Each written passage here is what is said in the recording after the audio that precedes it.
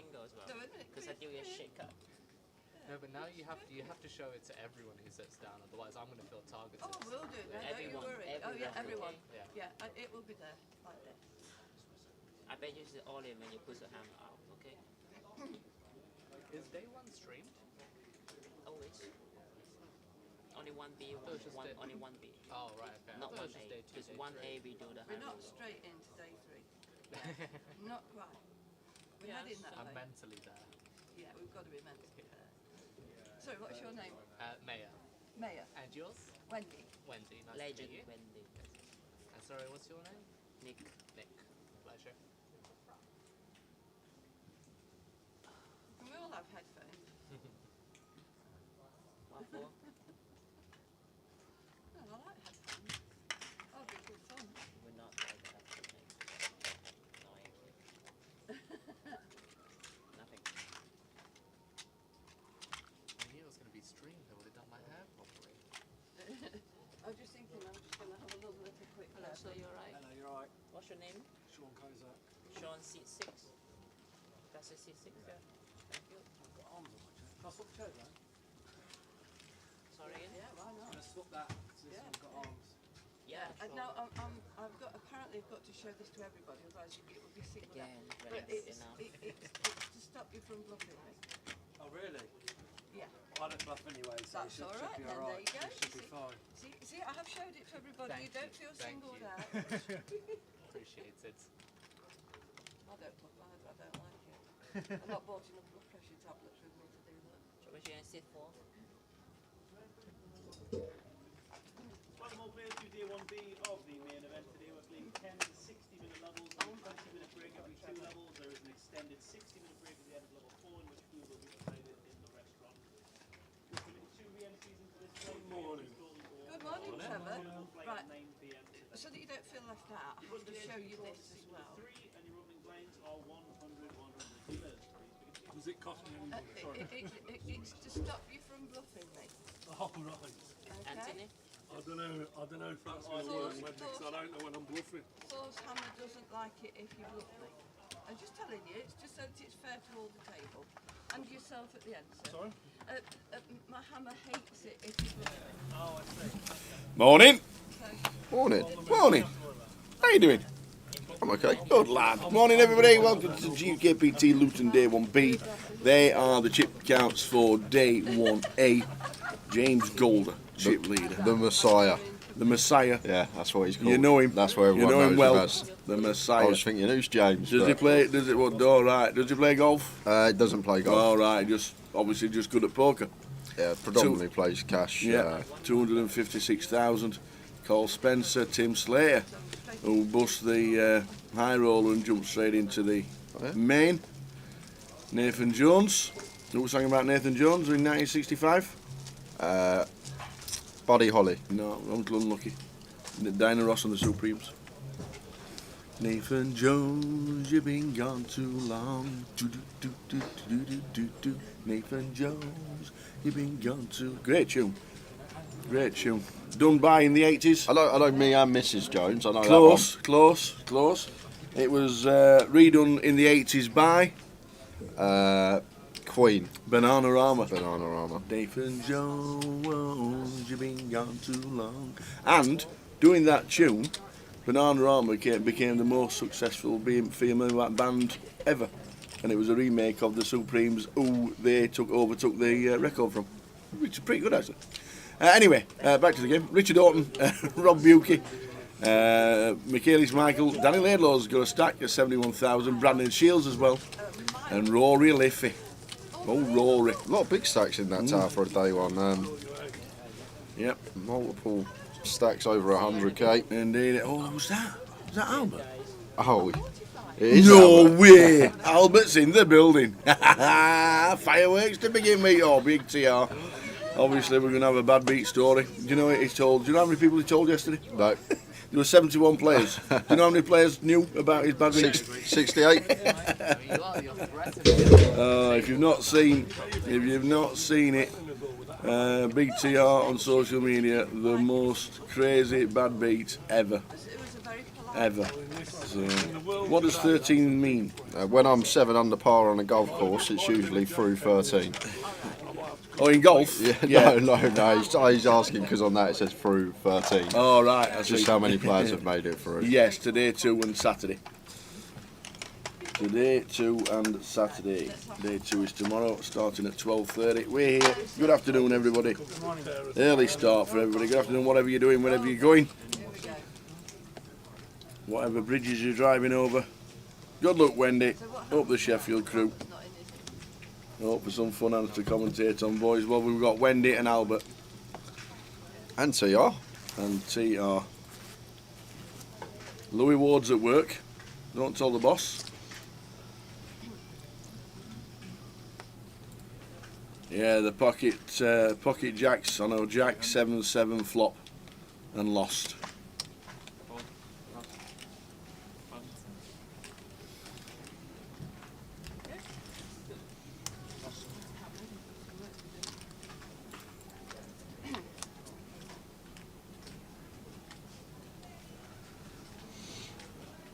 The jack 7-7 flop and he lost.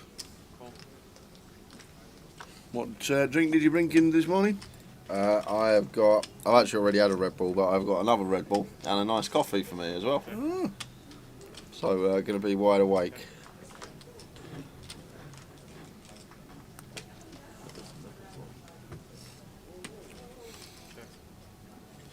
Afternoon, Connell. Good score for Jack last night. Yeah, we watched it. We finished, obviously, the high roller. We went into the bar. Robbie Bull kindly got us a drink. And we put the laptop on and watched Jack Hardcastle finishing second for $152,000 in the 10K. When the people kept busting out, like Chino, Ream and Bonomo and all that, they kept busting out. You just see them walking into the 25K no limit. Yeah, Instantly just walking round, buying please. The next event was a 25K no limit. So you do need some. If you want to get the jacket for the series, you do need some bankroll. It ain't for the faint-hearted. But yeah, well done to Jack Hardcastle, living the dream in Vegas. He said the bad news. He texted me last night. I texted him and said, "Well done, congratulations, just watched it." He says, "Yeah, thanks." He says, "The bad news is this: you probably won't see me again this year." I said, "Is that bad news?" Yes, it is. Living the dream. Probably won't be on the GUKPT circuit for the rest of the season. Obviously, the big one in Vegas is the WPT in December. There's also a World Series event in the Bahamas.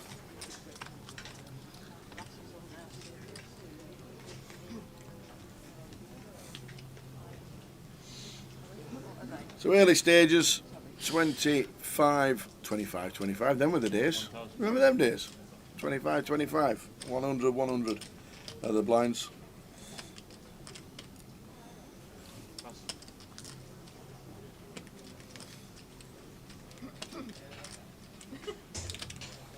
At the early stages. Another steady start here in Luton. It will get busier, as always. Plenty going on around the world, as we know. Yeah, Trent makes a good fold. Now or later? Wendy's going to show them. Go on, Wendy. Show the jack. You're going to see it later. You're going to see it later, she says. Always plays the game with a smile on her face. Oh, right. Oh. It was only 900. What was it?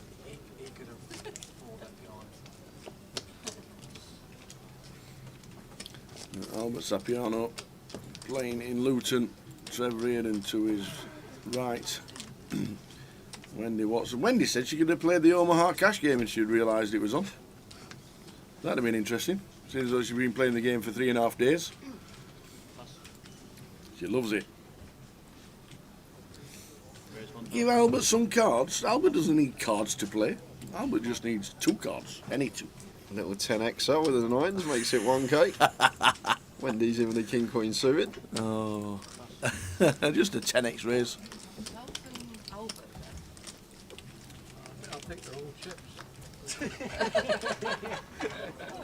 Ace high flop, ace 6-3. Albert checks. Wendy's going to bet, and Albert's going to. He's Albert's always calling. Yeah.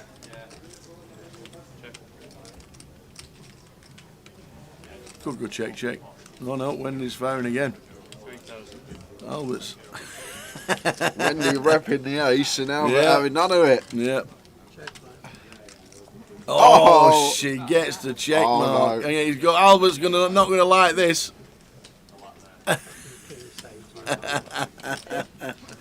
The king saved you. Wendy's already up to 27,000. Non-believer Albert Sapiano was correct. Unfortunately, got unlucky.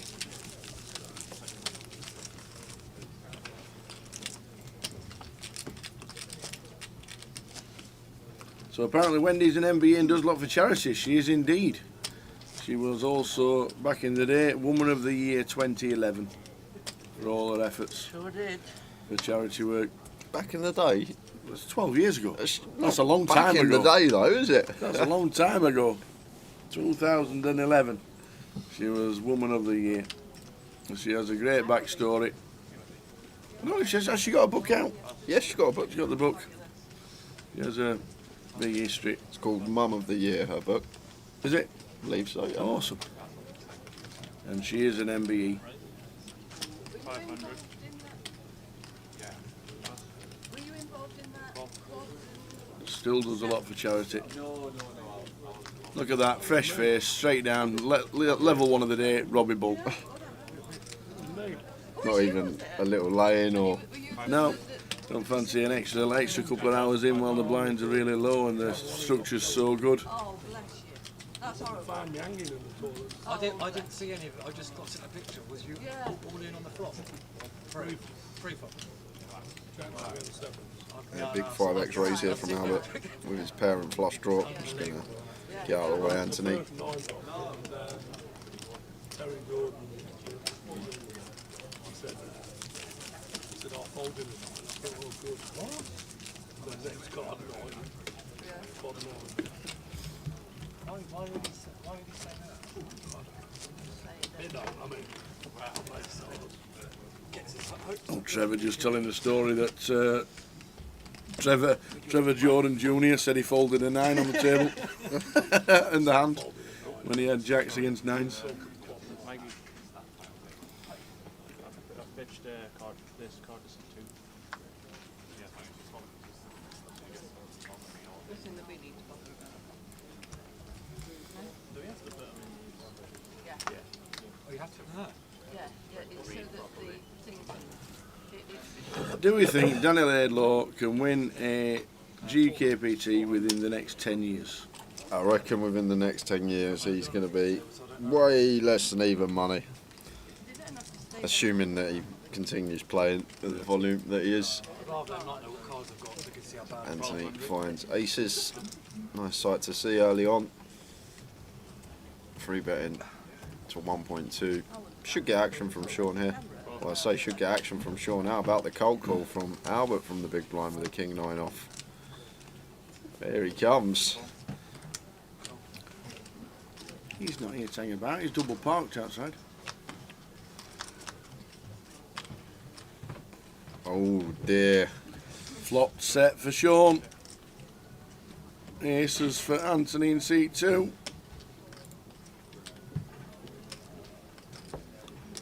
1,500. Yeah, it goes for 40%. Should just be a call.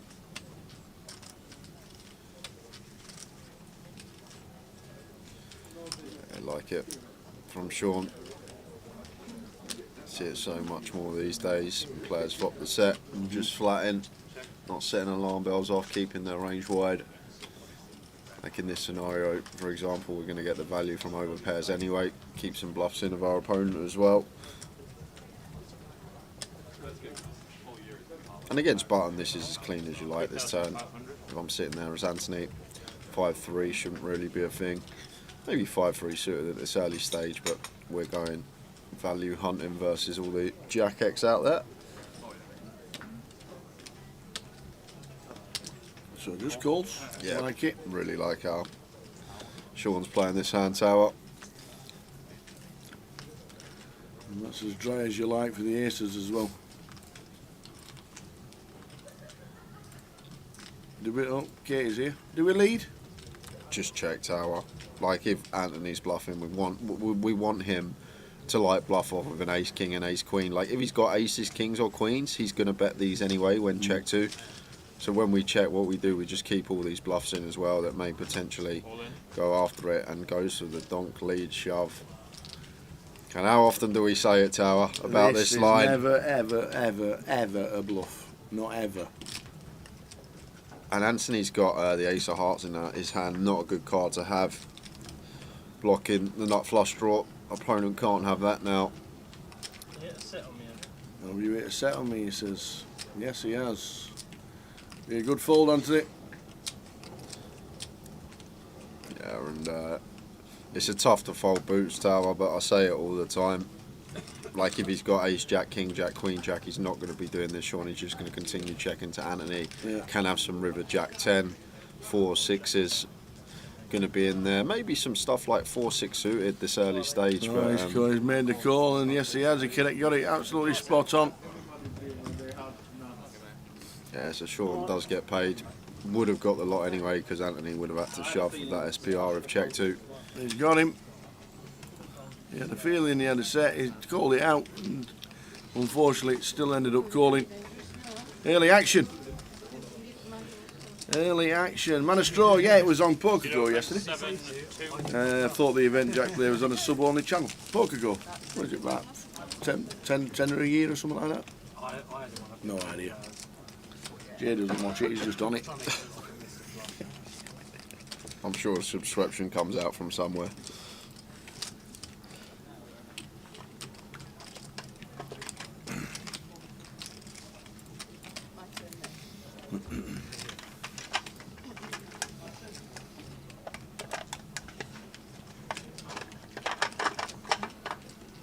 Can I be your first name, please, mate? Raphael, R-A-L. So Rafal comes to the table in C3. Instantly got a new player. Do we do Joker's Wild here, or is that just the Goliath? Imagine a Joker's wild at every stop. Go mad. The Wonder at 87 is just Goliath. We have a couple of other charity events over the course of the year. One being the Cav Cup in Blackpool, and we have one in Stockton in Teesside. Katie's definitely here. I've heard her laughing already. So Katie's here.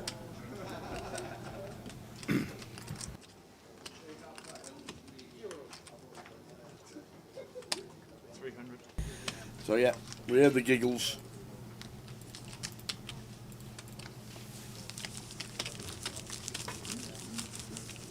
Playing online and watching the stream already, Miss Curtis. No less than 1% bad beats for Trev this time. Absolutely not. God dear. Does it tell you how many people have watched it when you put it online? Yeah. Just comes up with lots. Is that what he says? Yeah, A views, lot. lots. Might get Hand of the Year. We got nominated last year for Hand of the Year with quad 10s and quad queens. Not quad 10s, quad queens. Jack Oliver's rivered quad 10s. Yeah, the quads and straight flush in Reading. It was here. It was in Luton, the quads versus straight flush. Was it? Where was Reading? It was here. It was here. We were in here, and remember the old card room was like, what was going on there? Because just sound come from the back corner of the card room. Are you sure it was here? Yeah, 100%. I'll bet you whatever you like, Tower. I'm saying nothing.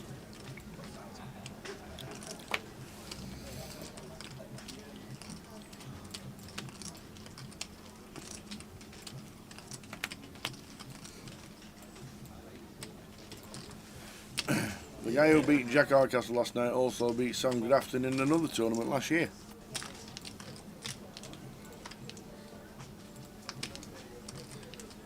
That's who got old Corral kicked off. Old Orpan. That's who used to back Charlie Corral. Check.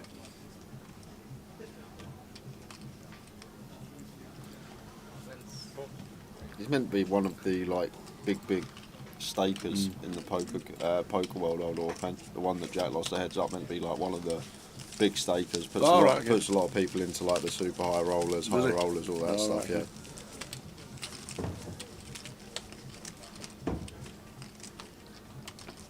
What's his surname? Kissakoglu. Yeah, no, that was apparently played GUKPTs. Probably did. BK was telling me yesterday. I'm like, has he? I think he's one of them old school guys that used to play a lot more for fun, but just takes it a lot more seriously these days. Just the competitive side of the game, wanting to beat all the super pros. Yeah. Well, picked up just over 200,000 yesterday. No, mate. Check. Whatever you want to How are we doing, Ian? Well, Paul is good.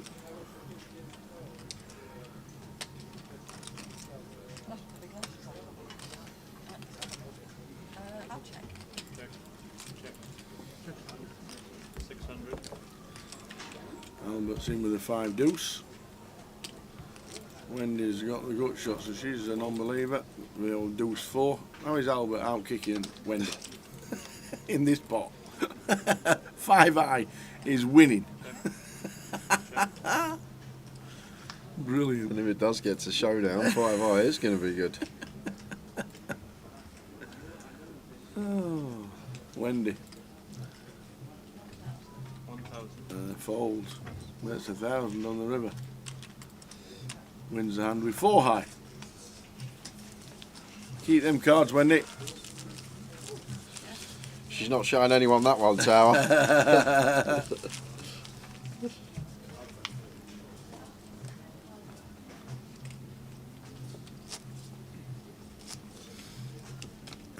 Team events are a great stretch. The APAC used to do one in Blackpool in January for a few years. Aye, here comes the giggler. We've heard you already. Well, as soon as you walk through the door, we can hear you. Do you know, it actually wasn't my fault. It was Dina. She was really making me laugh. How you doing? I'm good. How are you? All right. We heard you giggling. We thought Katie's here. It's on your headset. All right. Good Yeah. week. Yeah, good. Not bad at all. How's yours been? Yeah, good. I've been online. Been playing online. How was Italy? How was? Italy? Did you not go golfing? No, that was Jack's first trip. Did you on not his go? own. You didn't No. go? Can't believe it. I'd have just. You No didn't parents. go? No No parents. parents allowed. That's what Jack told us anyway. Yeah. How old is he? He'll be 16 next month, Yeah. 2 months. So, yeah, but he's just had another selection. Was he? But that's Brilliant. That Yeah. on? Nobody's listening. no one, yeah. No, we're not allowed to nobody's talk listening that besides Jack's playing for the world. that. For the world. Yeah, he's doing well. What time are you jumping in the game? Now. Good luck. Just registered and got my seat, so I just thought I'd come and say hello. Thank you very much. First. Thank you very and much. say We hello. heard you and we're glad you came to say hello. You heard me. That's such a bad laugh. Anyway, I'll Catch you later. See you, Katie. See you later. Katie Swift, come to sit down. Son Jack plays off +4 if you're a golfer, and he plays for England under 18s. 700. +4. Give me a good game. Imagine how many you get 39 shots. Yeah, off I know. It's like against 39 yeah. shots. That's 2 shots a hole +3. You get 3 shots on 3 holes. It's like against Brooksy. Imagine playing a par 3 and you get a birdie for minus 1 shot. I told you about the man we got on our society that plays in our swindle, and he plays off +10. Old Joey plays off +10, and in the final we had, Yeah. the person that won it with 40 points. Yeah. He would have had to go round in 56, which was 16 under par to win the swindle. He would have had to go round in 56 to win the swindle. No way. Yeah, so that they can see. see how badly you play. Oh no, that's what I'm a bit worried about. Check.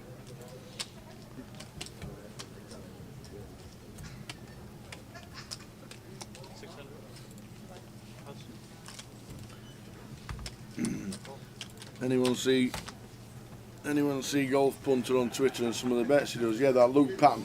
He does crazy bets on golf on Twitter. If you like to follow him, mental. That's another one you need a nice bankroll for if you follow him. Check. Yeah, I'll check as well. This could be a fun table with Albert. Tower predictor Keith yesterday. It's looking good for Tower's treble tomorrow. That's not good. Cheers, Kev. That once in a blue moon Cheers, has come Kev. in. Got you there. On it, matey. Thank you very much. So we've got to wait another 18 months for the next prediction to come right, Kev. Well, I'm on form. Bang on form. One pick, one winner.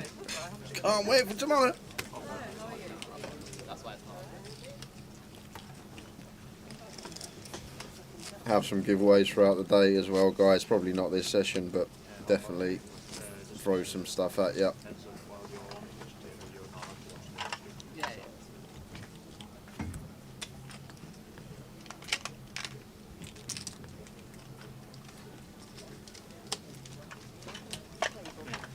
Can I just grab your first one? UMB. I've still got it. I treasured it. It's been in the safe.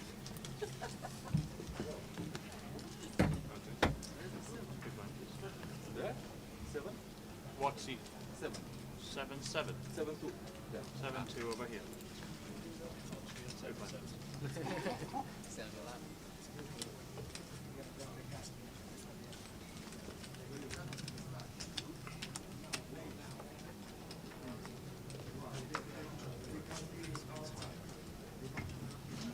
Plus 300. A good start for Wendy. Up to 27. And I'll open the ace-5 off here.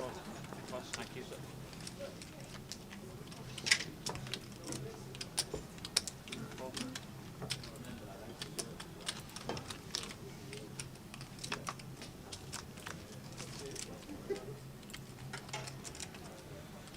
Check.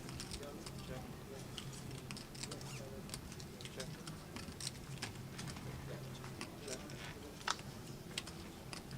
Checks all the way through, and both Albert and Sean turn in 2 pair.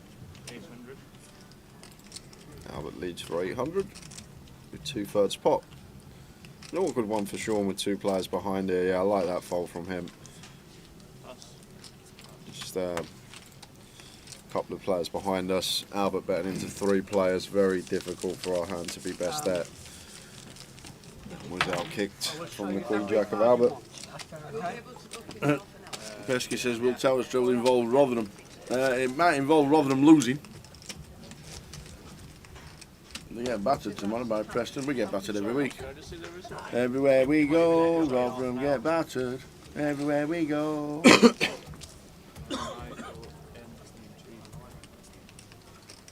Can't beat Albert, Sam, can you?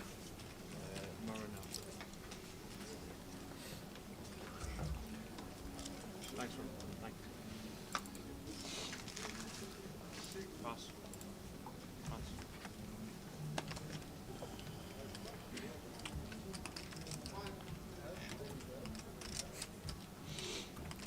Unshook one's a Saints fan and wouldn't back us, says for Kev's treble. Raise 5. You never get it with a football fan, do you? When someone says put these in your bet, and go, oh yeah, that's my team, I'm going to lump on them. It's always the other way round. It's always, nah, I can't see us winning. Nah, can't beat those. Must be nice to be a City fan and just have confidence in your team week in, week Yeah. out, and know you're Yeah, going to get the back job us. done. Yeah, back us, just back us. And action here, Albert straight flush draw, Raphael with the over pair, and Ionu with the up and down straight draw. 1,000. Call. Pass. So Raphael continuing for 1k. Gets called by Albert. Call. Gets called by Ionu. Queen of Spades turn. What's going on, Tower? What is going on? We all know Albert never ever makes flushes. makes flushes. 35 years Yeah. I've been playing this game, never hit a flush. Unbelievable. It's happening all here in Luton. Right in the diary, 22nd of September 2023. Albert Sapiano makes a flush. All in. I'll just put my other 13,000 into a 7k pot because I've got nothing. Pass. If you have the King of Spades, Raphael, your man are cold. Even then it's a bit dodgy. Yeah, it's an awkward one versus Albert Tower because he's going to have more suited hands than anyone else on the button here, so can have a comfortable amount of flushes, can also have some random Queen 3, Queen Deuce suited that has turn 2 pair. Maybe a slow played set on the flop. The question we need to ask ourselves as Raphael here in this spot versus this particular opponent, is there any hand that Albert's going to overvalue here that we beat? Maybe like a King Queen with a spade, a Queen Jack with a spade that has elected to float flop on the button. Do we ever think that these hands are going to be in there for Albert? Or is it going to be a case of most of the time we're going to be drawing dead when Albert does rock up with that flush?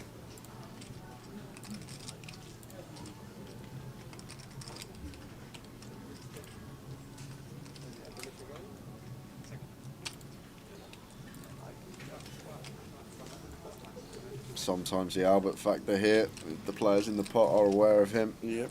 Does get him paid. A tough one here for Raphael. 'Cause like I say, is there a world where Albert just turns top pair with a spade and just goes with it?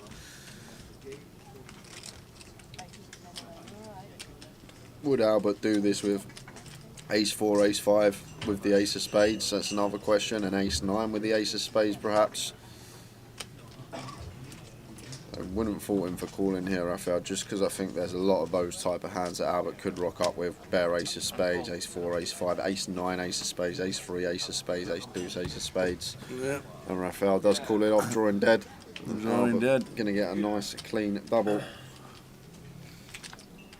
Albert Sapiano hits a flush. And he will tell you in 3 hours' time, I never hit flushes. Ace of diamonds on the river. Pete Crow, you're not wrong. Rotherham's home form, not bad. 2-2 against Blackburn, very unlucky against Leicester, who were. 89th minute winner they got. And then smashed Norwich all over. There you go. Pete Crow. That's what we'll do. Oh no, we're losing Wendy. No way! Where's Wendy gone? Could have waited 2 minutes. Good luck, Wendy. The buy-in is $12.50 total. Not nervous for the weekend's football, I'll tell you that. I'm actually so confident I'm not even going to watch it on Sunday.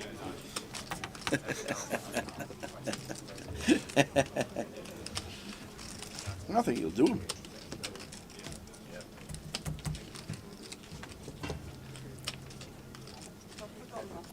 PK's more of a Spurs fan than me now. I wake up. I know, yeah. I've not even watched the game. I've played in the session the night before. I wake up, I check the scores, got a message from PK going, big edge. Yep.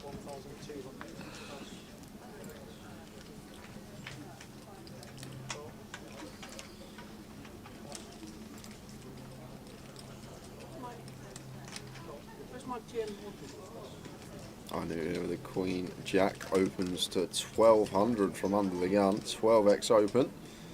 Early stages, and Umbaran just choosing to flat the Ace King. It's probably just down to the size that we're met with. And King 7-3, 2 club board. Yeah, I agree, Kev. Who was I speaking to about a doggy last night? I can't remember. I was actually having a chat with someone. And he came up. Now look at this, Iron turning nut flush draw and gut shot. And we've got Umbaran with top 2.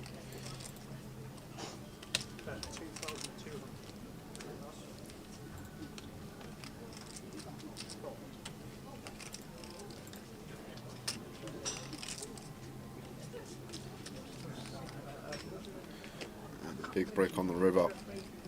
And I'd actually like to see a bluff here from Ainu. It's a bit sketchy because of the size we've gone pre, we've gone 12x open, but let's try and say that we opened a legitimate size, we'd have quite a nice combo here to go after it with, on the river, the Queen Jack, Queen of Clubs, Jack of Diamonds.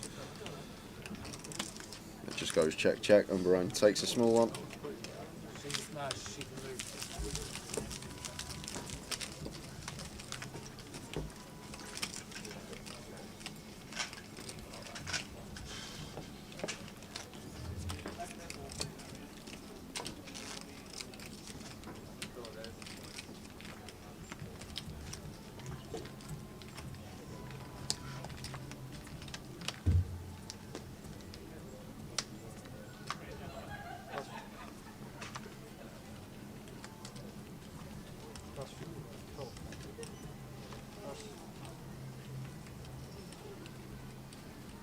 Raise 400.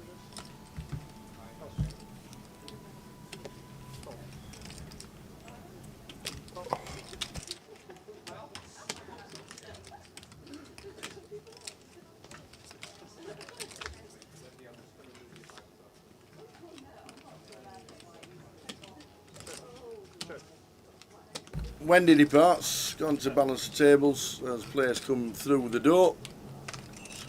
You're not in seat number 2.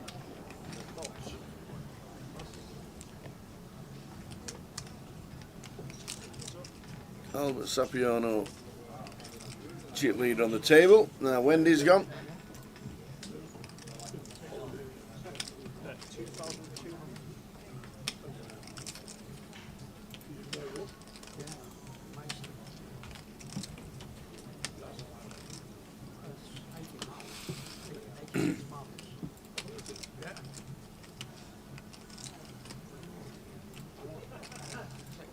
2,200.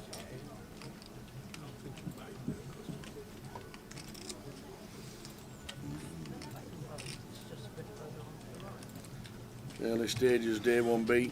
Good afternoon, wherever you're watching from around the world.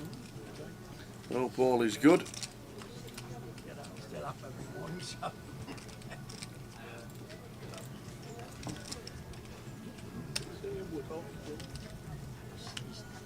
He's moved to Ashford and ever since that day he's given up photograph.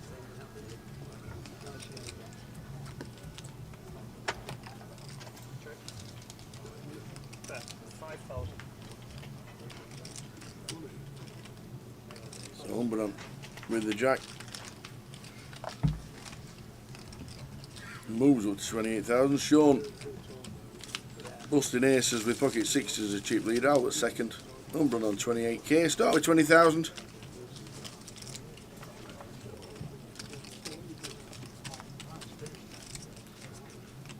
Later edge all through the day, wherever you are and you fancy a game.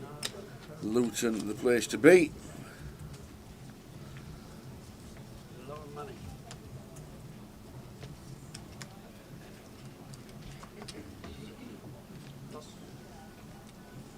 Raise to 600.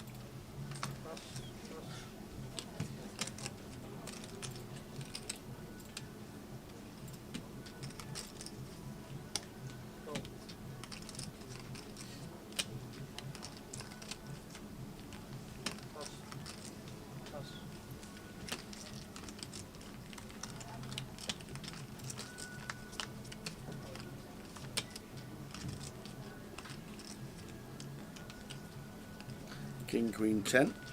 That's 600. No, but with sixes. Leads for 6. Mayer calls.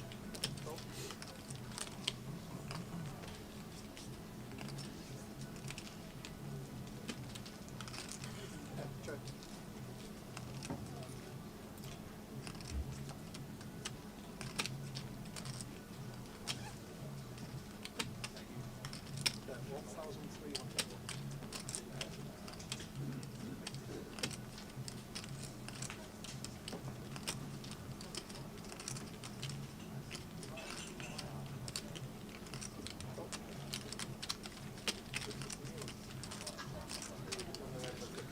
So Mayer check calls the turn which pairs the king of clubs. Albert has given up on this, and if this is a bet, he's very surprised if Albert does decide to call with sixes. Yeah, good fold from Albert. Whatever may add, maybe a king queen, king jack, king 10 maybe. Look at that, nearly half a cup. Good lad. That's a good 80% that. Who makes the teas for you? Dave? What? Who makes the teas? What? Bit too much milk? Bit too much? That is the perfect colour, believe it or not. That is the nut cup of tea you've just been made, and he's you're in the Dave Blacklaw mode. Dave goes like that with his tea bag. That'll do.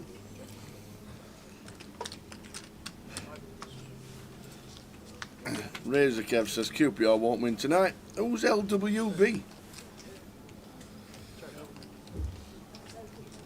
Anyway. Yeah, needs a dribble of milk. Unshook one. If I put this to the camera, you'd turn away in disgust. It's like a pint of milk. No, it's not. No, it's not. It's half a pint.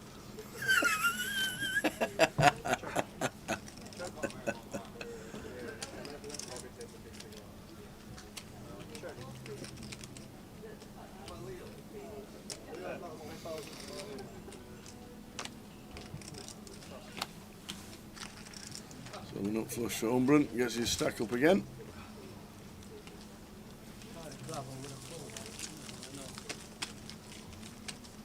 I hope Robbie Bull's only moved to balance the tables and not being eliminated.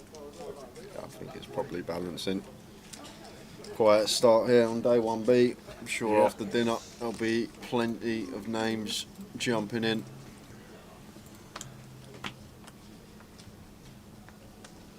I'm a Derby fan, says Sam Moore. What's your thoughts on Paul Warne? He did wonders for us. Was a great servant for Rotherham United as a player, as a coach, and then the manager. So yeah, when he took the Derby job, I was really pleased for him. Bigger club, bigger fan base.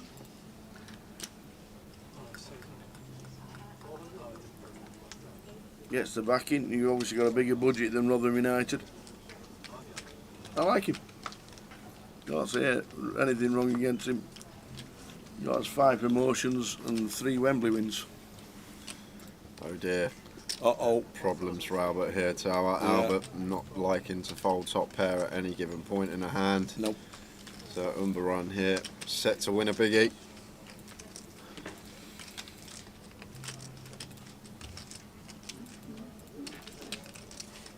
Well, 8 of hearts, actually a good card to see for Albert. Not that he knows it. Check. Yeah, would have still gone for a bet here as Umbaran here. Knows that Albert isn't going to fold a king. But still gone for some value. And versus this small bet here, have to raise Tower. Like I say, on the turn, if Albert turns a flush, he's just going to be continuing the way he plays. And this small sizing on the river, less than half pot, pretty indicative of a king in my opinion. So really like this from Umbaran. Yeah. Goes for the maximum, makes it 4k. And Albert sees the bad news. It's a nice hand. I never hit a fucking stack. I had a pair of sixes just now. Well, he might have said nice hand. I didn't actually hear what he said. He said, I can never hit a set. I never hit a set. If I had sixes, I would have. I had sixes in that hand, he said. I had sixes. Good old Albert. I never hit. So now he's hit a flush. He's now moved to I never hit a set. Yeah. Oh, brilliant.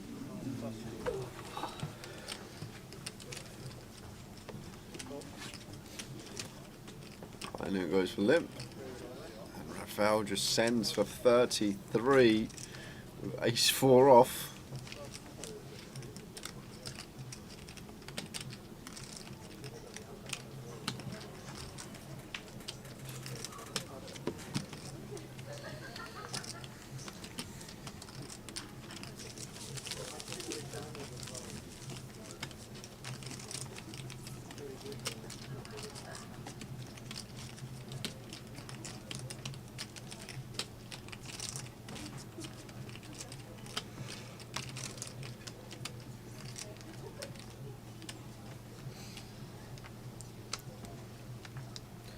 Right then, Paul Barnes. Afternoon, gents. Jay Wisher take on B. Andrews Spurs. It's looking good, looking promising.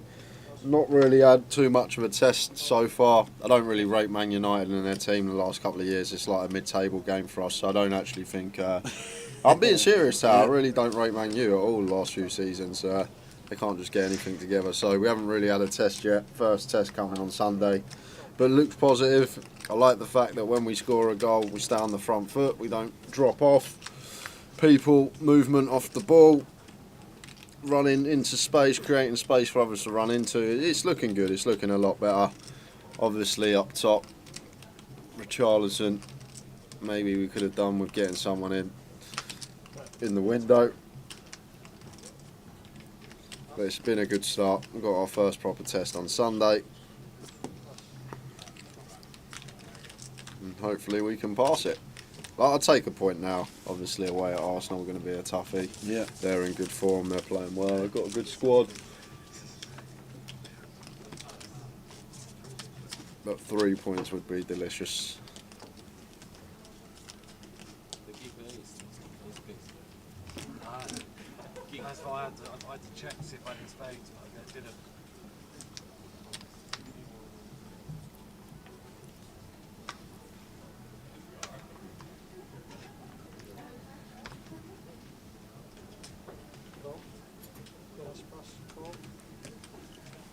Thank you.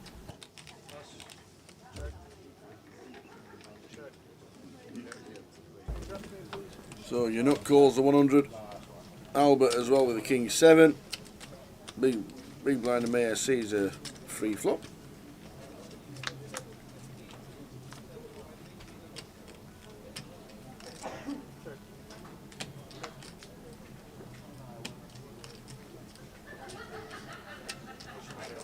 I thought you said check. Check the check. That sounds 1,000. Pass.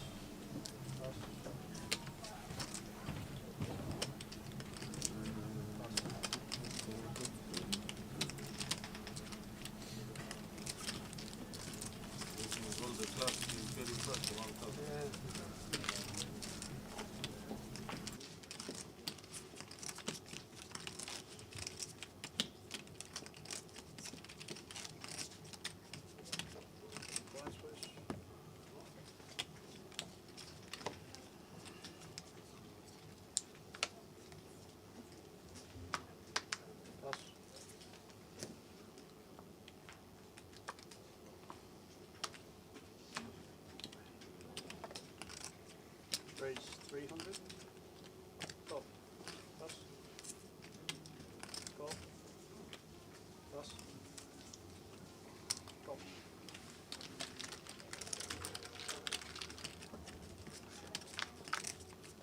Always.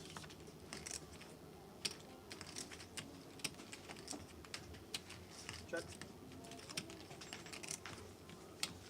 Fine. Bet 500. Cool. Go. Pass. Pass.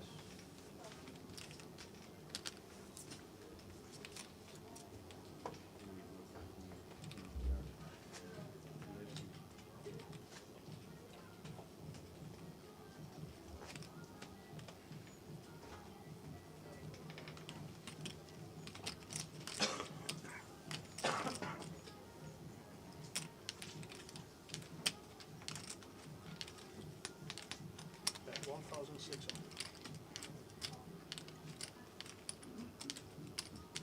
Cool.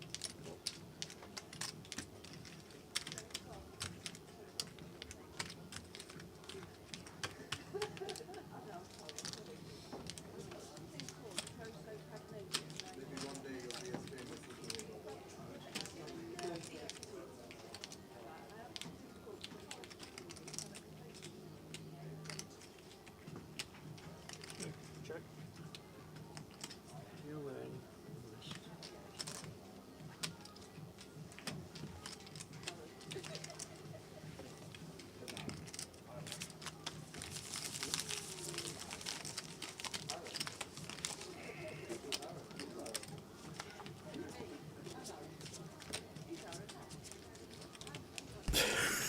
What are you doing, Albert? He's playing like Albert. If you don't know Albert Sapiano, he's played the game for 40 years. He plays exactly the same.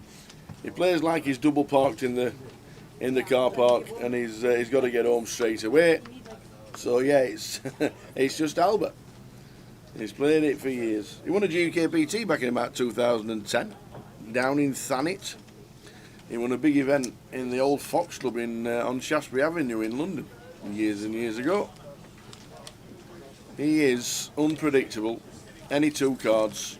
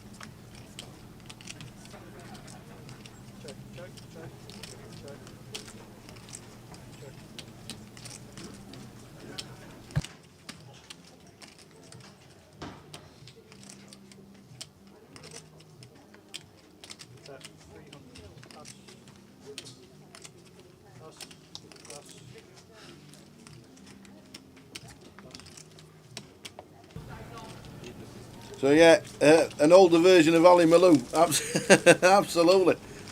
He's 82, is Albert.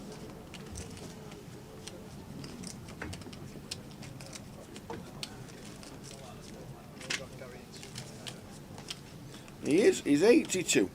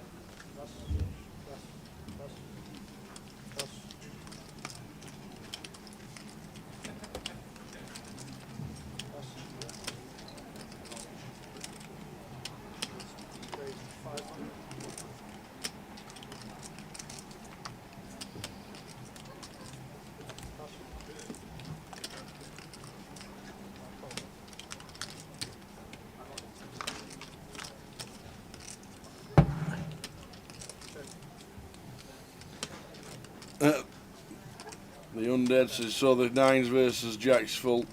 Bad beat on the eye roller the other day.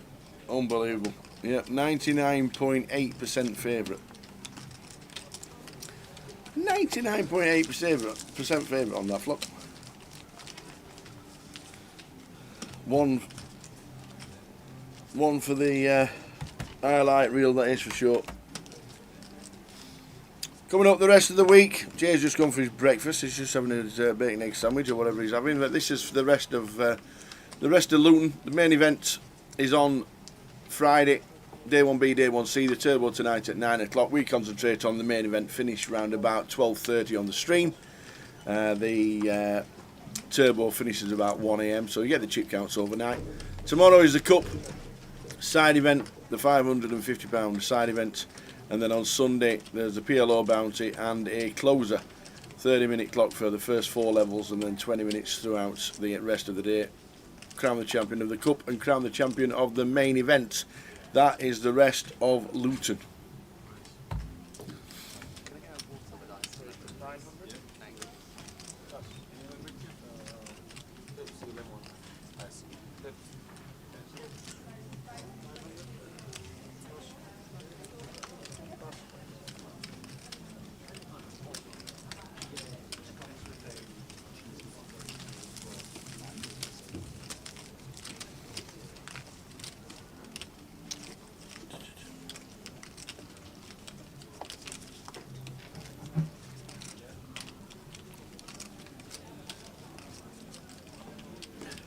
Yeah, I think that'd have been the same price, wouldn't it? Flop quads against the running 8s, 8-8.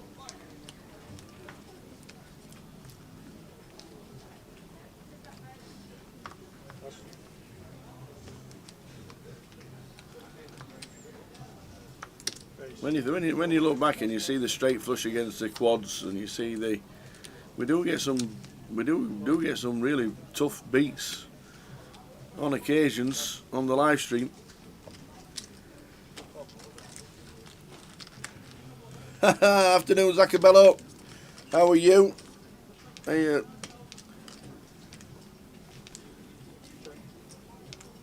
you playing Luton at all? Did you play Luton last week? Did you play the seniors?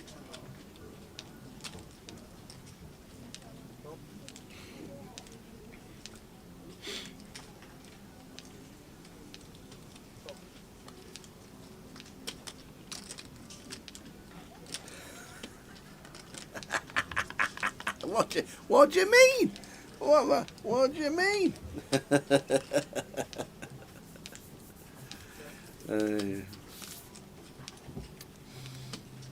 I thought they moved the seniors to the first Saturday just for you. Obviously not. How are we doing, Johnny? Johnny Scott watching on Facebook. How's the golf going? How was Carnoustie?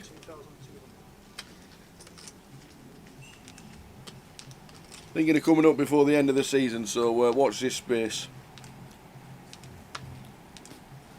Might just come up for a midweek visit. See what happens.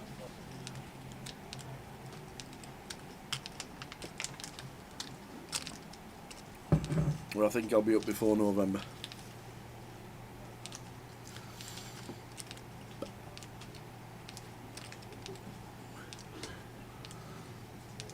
So Albert turns a 7 and doesn't give up.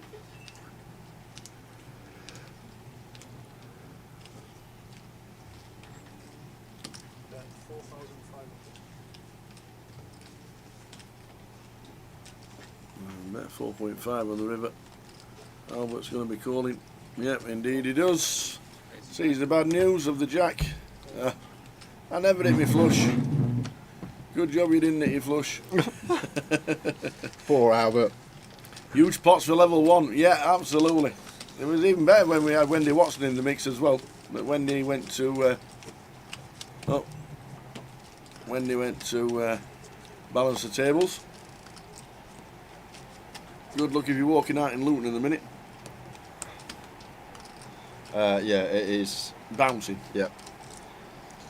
Absolutely bouncing down outside. If you can hear it in the background, it's like 10,000 seagulls are on the roof and they're all playing the tango. That is wet. Been a weird year, hasn't it, weather-wise? You can hear it on the audio. I'm not surprised. It is torrential outside.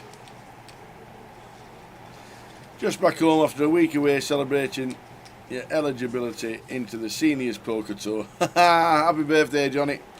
And just to let you know, we'll try and get for Carnoustie. Yeah, I'm hoping to be up before November, before Blackpool. But it's lovely right now, Carnoustie, if it's anything like it is outside. Get your waterproofs. If you're walking around Luton at this moment in time, everybody will be inside. It is torrential outside. Nice and sunny in Gloss. Is that Gloucestershire? Or Glossop?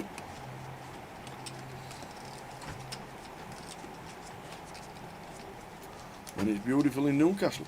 Very nice. It's not here. Yeah, it's forecast to clear up by 7 PM. I've checked. Can anybody check for leaks?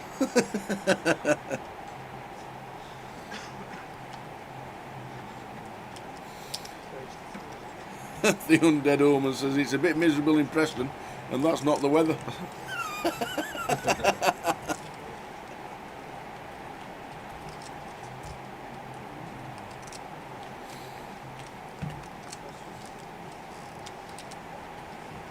God dear.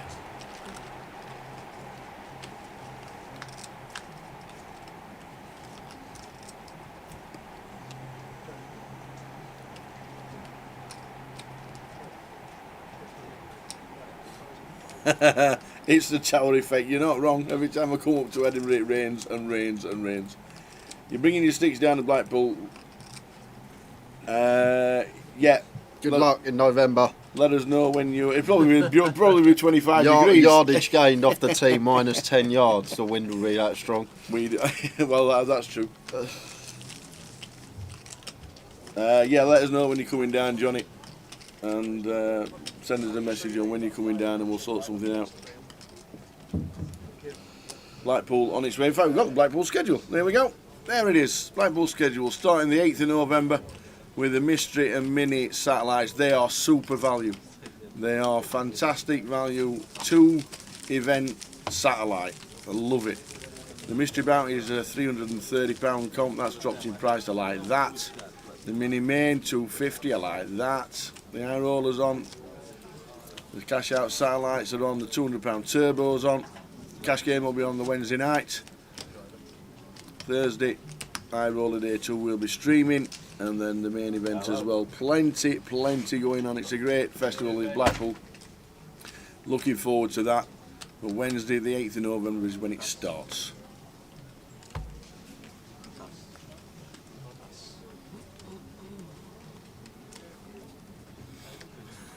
Paul Bailey. He says he's always miserable in Preston, but please don't back us in your treble tomorrow. You're playing us. You're playing Rotherham United tomorrow. We are in the bottom 3 and you're top of the league. It should be a shoo-in.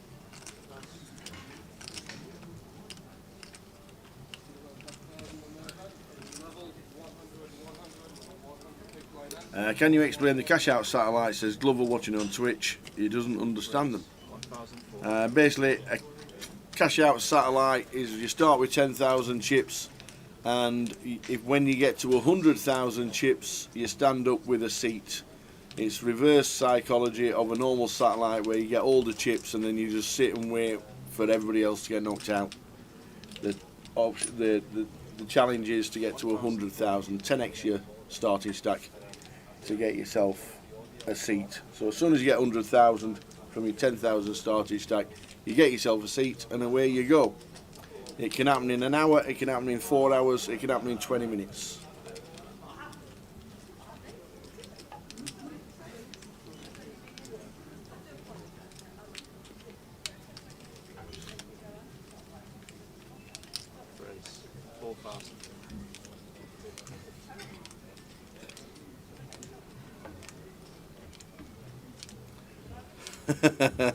You shouldn't be allowed to wear Triton gear and sunglasses in level 1 in Luton.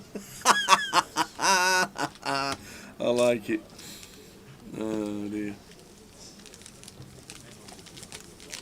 You're nuts in seat number 2. I like it.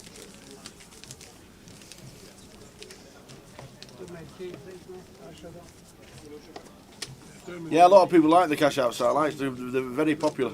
I think they started at the EPTs and they quickly caught on. They're really good. People don't like to hang about. Once you've got all your chips, you're just going to sit and wait for everybody to bust out, and you could be sat there hours because nobody wants to play a hand. And a lot of people do like the cash out satellites. They're very popular.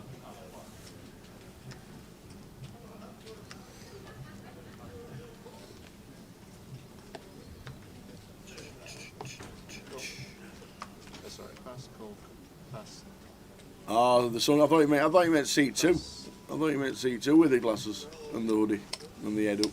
Race 600.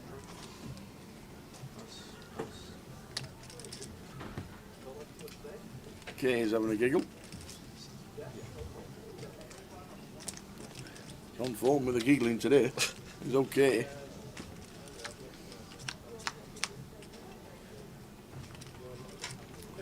Top 2 for Oberon. Got a shot for mate. Back doors for Albert. See a free card. Albert hits, so he fires.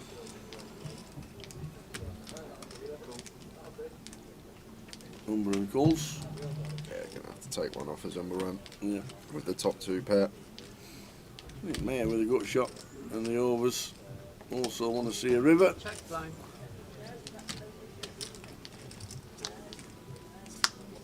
And the blank 3. So top 2 pair stays that way if we get the showdown.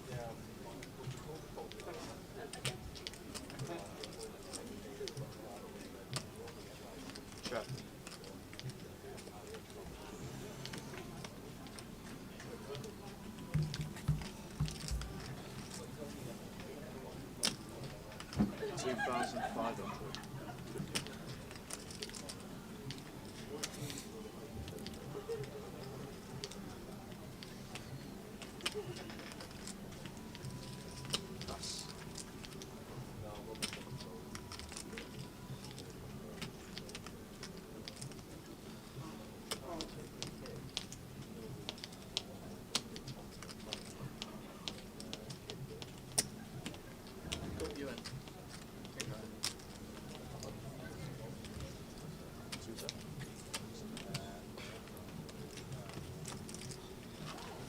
How do you always get 2 fucking pairs? What I want to know.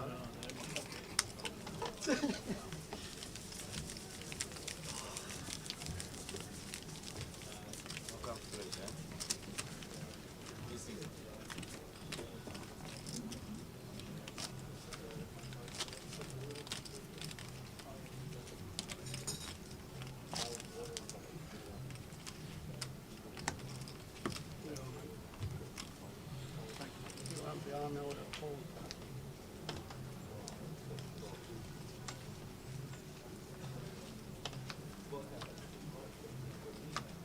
Cool. Pass.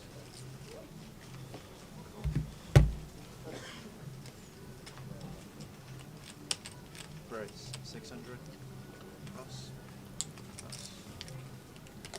6-7 suited for Gary. Makes it 600 over 2 limps. Cool. And Rafael going to come in with the King Queen. TR's in with the King 8 suited. Albert not going to be limp folding, makes the quick call. And Umbaran does the same with the Jack 9 suited.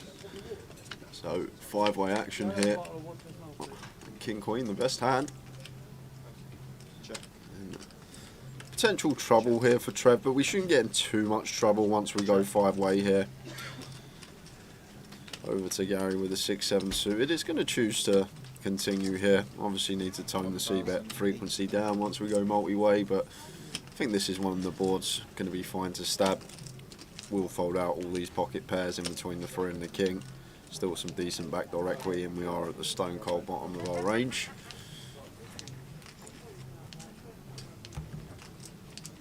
And over to Rafael here with the King Queen. Maybe thinking about just going with this hit. That's exactly what he's going to do, and that will lose Trev from the hand. So Trev actually not going to lose a penny now, Tower. Like it. Once Gary Miller C-bets into 4 players, and now there's a shove in front of us from Rafael. We just don't beat anything with the King 8 suited. King 3-3 rainbow, no draws out there. See if Trev can come to the correct decision, but I think this is a pretty easy fold now, Tower. Gary's betting to 4 players, repping strength himself, and Umbaram wants to shove over the top. And peeling from the small blind, not going to have any worse kings. King 7 through King Deuce shouldn't be in there. Maybe suited is going to come along with, but I think Trev figure this one out. Good Well fold, done. sir.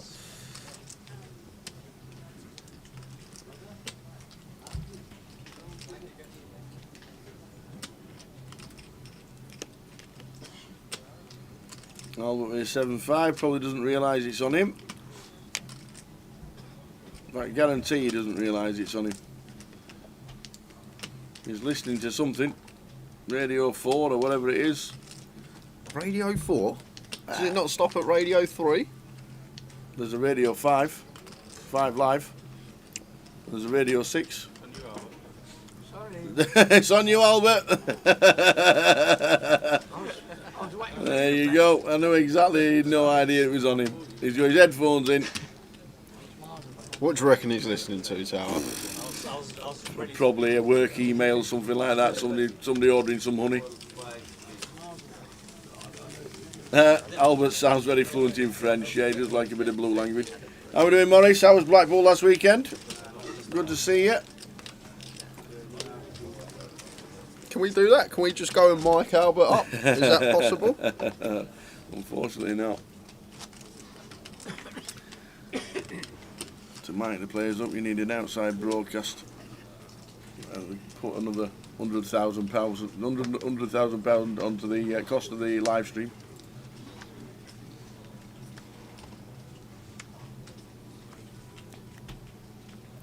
The best of Wenger boys. Imagine. Imagine his arms going up in the air. If he comes that way, whoa, whoa, then we'll know.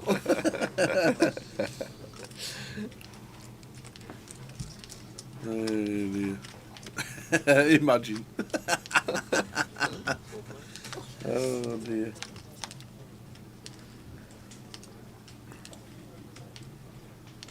I can't imagine him listening to music. I really can't. But he's got his headphones in. So he's listening to something.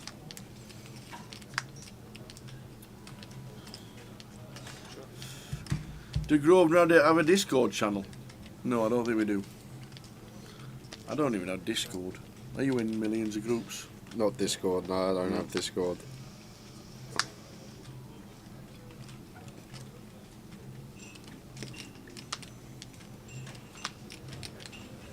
Check, check, check. There's a.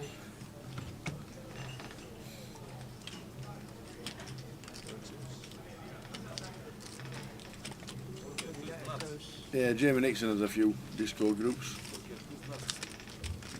A lot of the poker players have them as well, chatting away.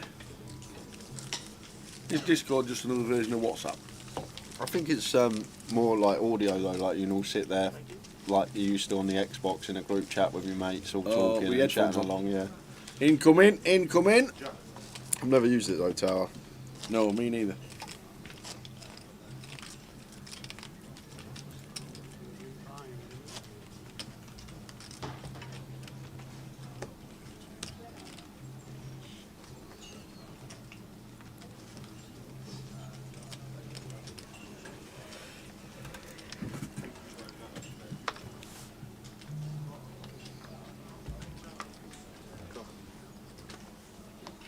Cool.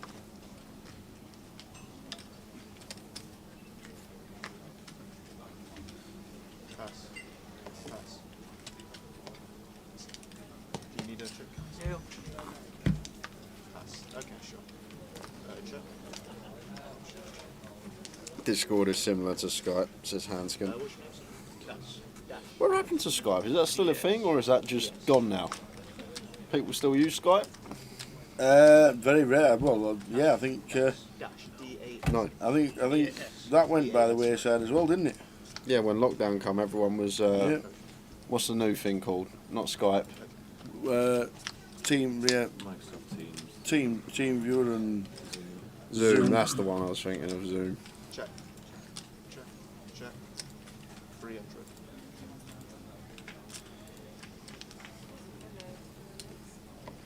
Cool. Pass. Cool.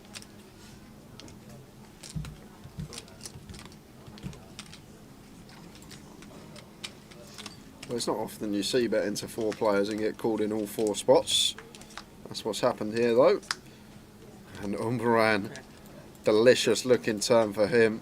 Turns a set, but Sean turns an up and down and flush draw here.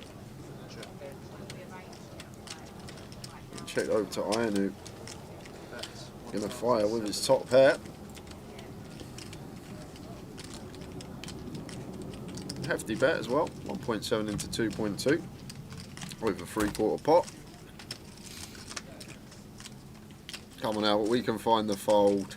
Fold Albert. At least he knows it's on him this time.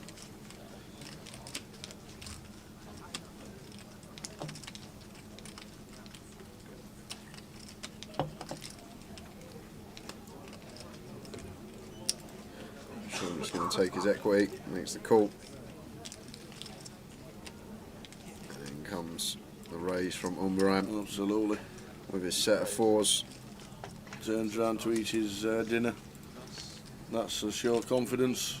Should be snap folds all the way around. Well, I think Sean's going to have to take one off Tower because even against a set, getting this price we have to Yeah, call. got the up and down there as well. Implied odds are there as well, the times we make our hand potential to get some more chips from the pot. I think Ionu can definitely fold, can be drawing dead to a set.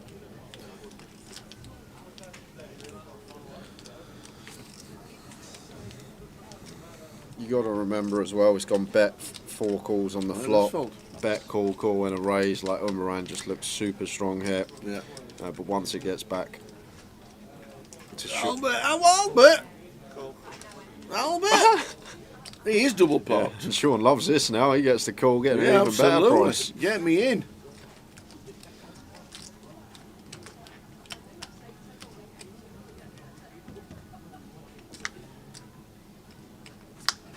Boom. Boom for Sean. Absolute beautiful river. Check.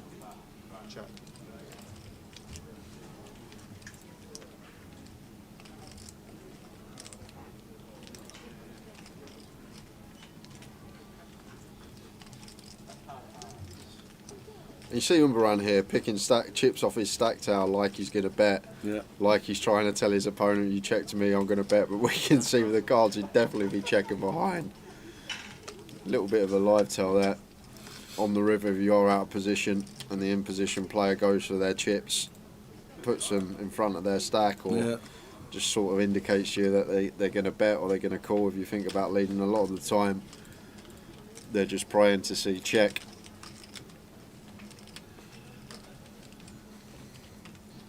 And we can't really call now as Umbaran here. Tower, hearts complete.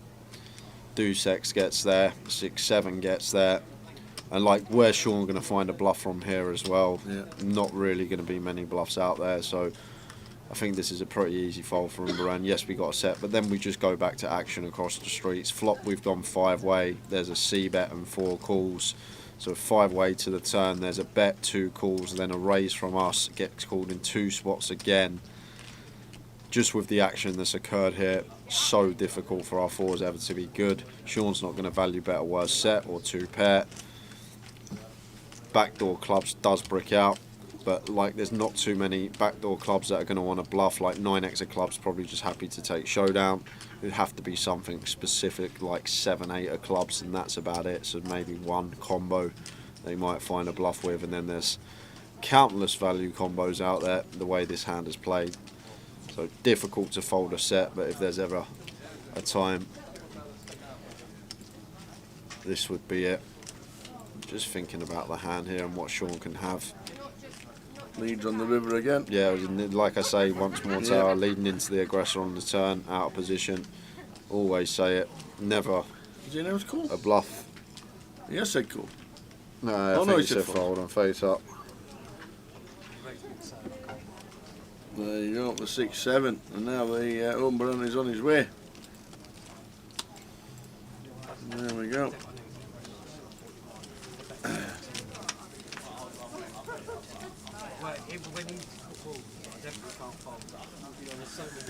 Cheers, Morris. Good to see you in Blackpool, and we'll catch up soon, I am sure. It's our old school music quiz time. Who wrote the Bluebells' biggest hit, and what album did it appear on first? No idea. Bluebells. Can I answer it in 3 parts? Was their biggest hit Young at Heart? Young at Heart. That one. I think I know who wrote that. I have no idea what album it's on. That was 3 times the same fucking 2 cards. Sorry, sir. Yes, Young at Heart. As well. 500. I think Young at Heart was written, was written by, was it written by Bananarama? Or one of Bananarama? Or something like that. Which one, Banana or Rama? I know. But I've no idea what album it's on. Discord is similar to Skype, and Skype is still used because Annette's son used it to chat to the friends. So there we go. I don't use Skype. Yes! There we go! Boom! Oh, I'm on fire. Can't wait for Towers Treble tomorrow. I am on fire. Boom, boom, boom, boom, boom, boom, boom.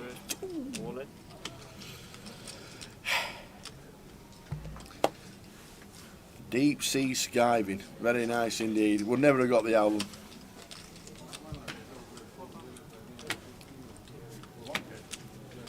So Skype's still in use, but not very much, and it's like Discord. There we go. Thanks for all that information. And who is actually from Luton 3 times you dealt with 5. playing on the table? Not many.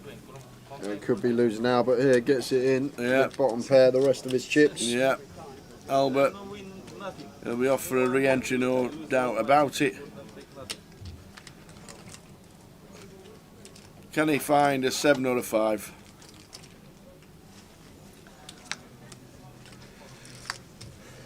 Not yet. Still the same. Needs to find one of the 2 outs. 7 or a 5. It's not. It's a king. Off to the re-entry desk will be Albert Sapiano. Off he goes. Hope he comes back into seat 7.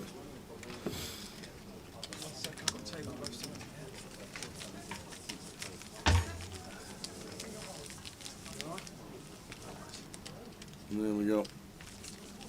Oops, what's the table? New fandangled things called headphones. Seat open, feature table, seat button. Straight to the desk tower.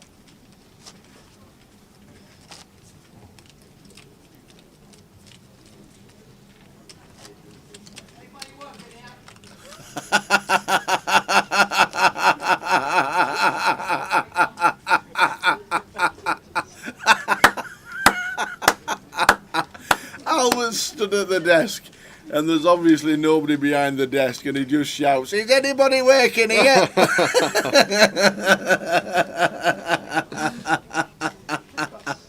Come and take me money. Oh, brilliant. Oh, brilliant. Is anybody working here? Good old Albert. How are we doing, Marianne? I'll show you Blackpool straight after this hand. That was funny. Oh, that was funny.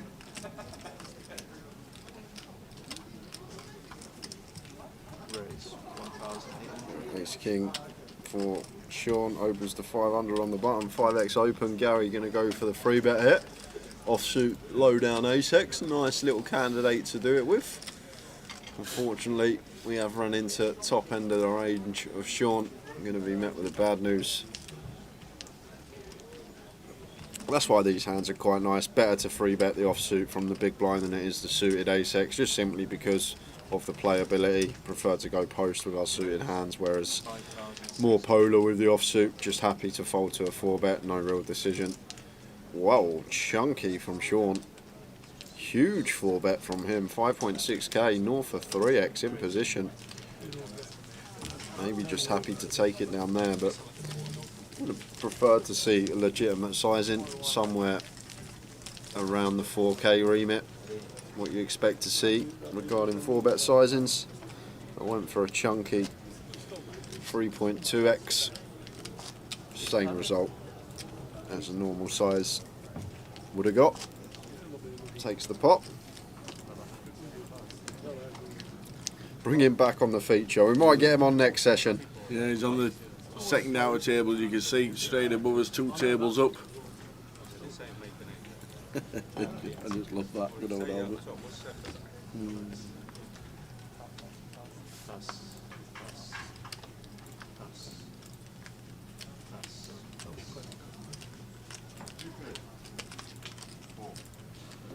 King 7 suited for Gary. Check.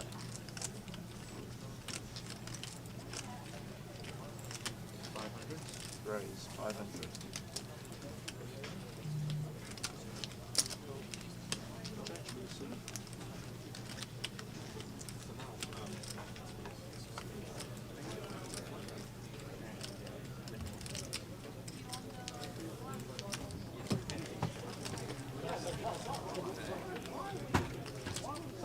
Oh, no, it's all right.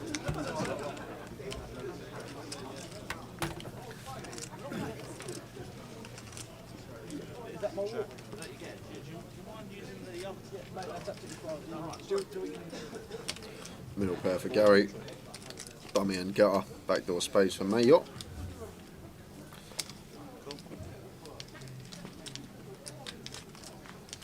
Yeah, Albert has moved tables. He's had a re-entry and he's moved to the table 2 above ours. Interesting turn card here, Tower. Blind on blind. Turns a double gutter now, Mayor.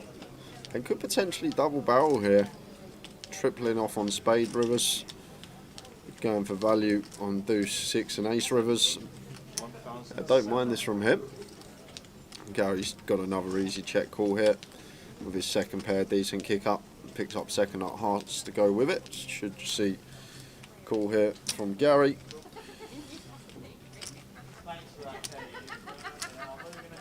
Want to see like the queen of spades, Tower. See if Mayo's got it in the locker. Wow! Boom. Both players make their hand on the river. Second nut flush for Gary. And in checks. Will for Mayor. Gonna have to go for value here. Blind on blind. Backdoors into the wheel.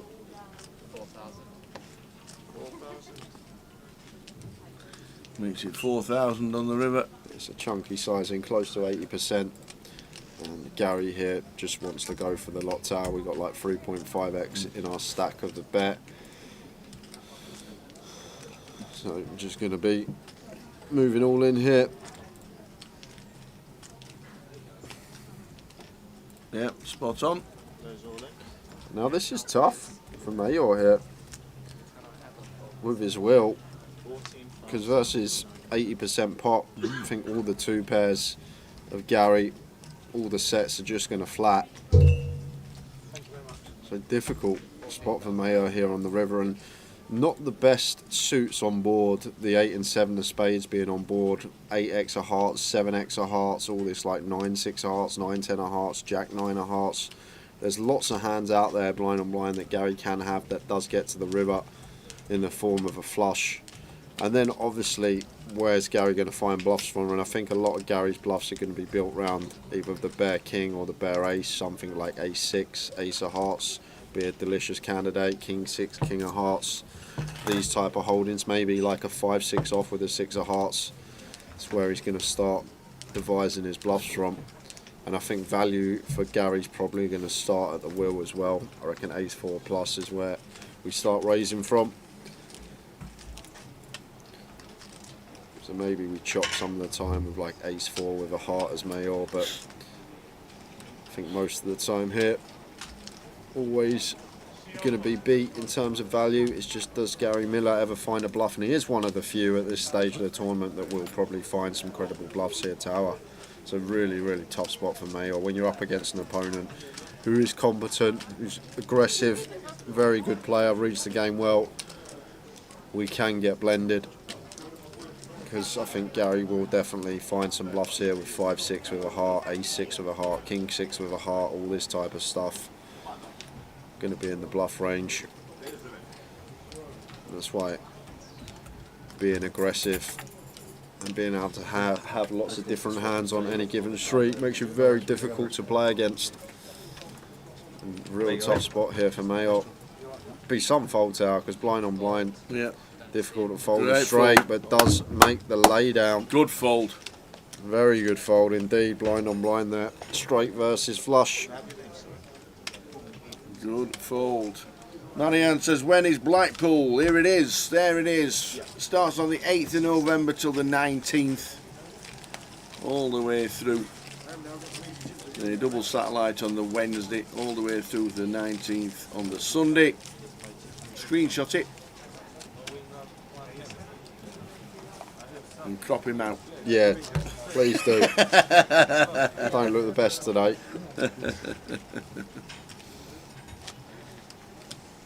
Got no bags in my pocket, but plenty under my eyes.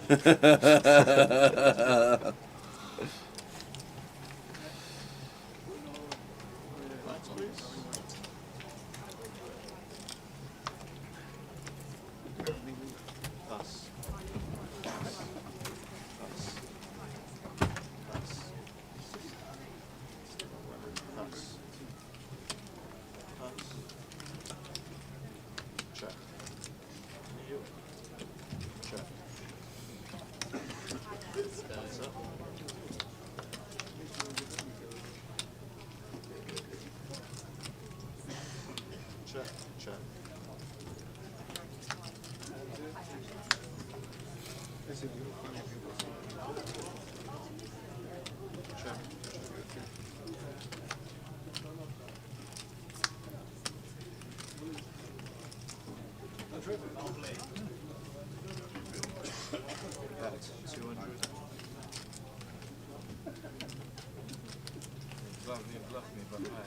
So board a 2-6 king queen 3 bet 2 call 2. Check it out. You know, doesn't call. There shows the old 9-9.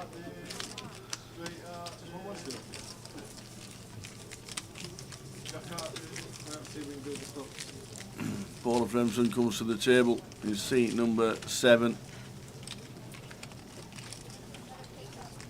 Loves the game, does Paul. Saw him in Liverpool, believe it or not, when we went to Liverpool, Grand National Weekend, with the lads from Liverpool, Boothby and all that. So where? Ends up in town. Aintree's in Liverpool? Yes. Really? Yes. Did you not know that? I always thought Aintree was like down like Midlands or No, near down south. Aintrey's in Liverpool. Never knew that. Yep. Ends up down in Liverpool on the night out. Walks into a pub, a nice quiet drink. Busy, obviously. Next thing, a guy comes up dancing to me. Paul Fremson. Tower, having a dance, I'm having a dance. Here we go. He was out celebrating somebody's 50th. Yes, Aintree is in. Was he in Vegas, Paul? Yes. I'm sure he was on one of my tables in something. Very familiar face now. Yep. Looking at him.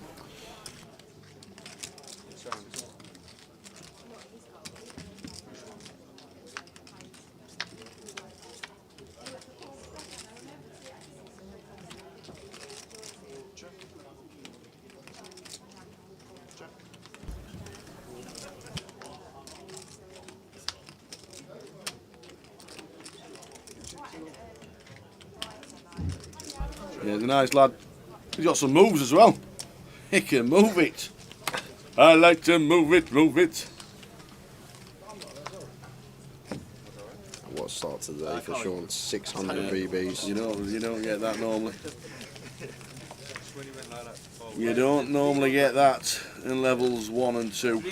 Half an hour to go till the end of the first session. Find out how long the break is. Yeah? You look the queen or the 3?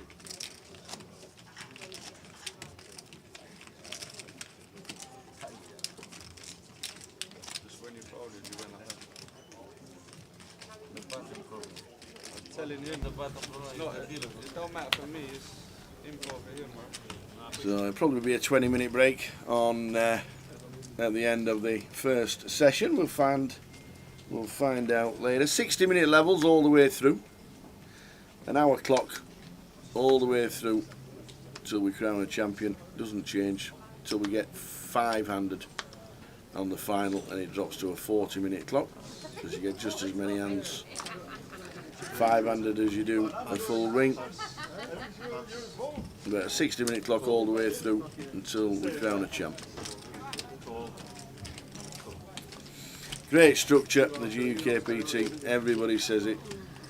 Day 2 you'll start, average stack will be about 60 big blinds. Send him over. Ah.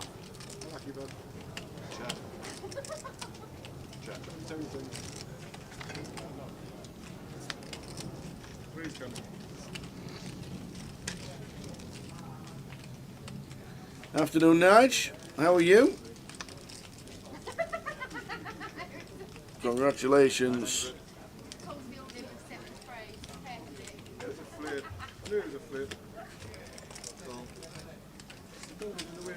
In Cov.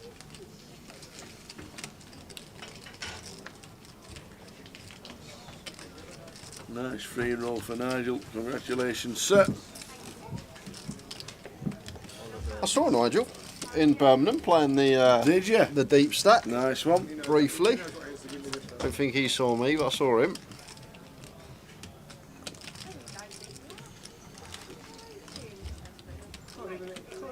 Oh no, Trev's having flashbacks. Look at the board. 9-7, Jack 9.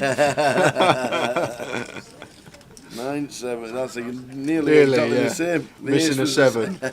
If the ace was a 7, Trevor will be off.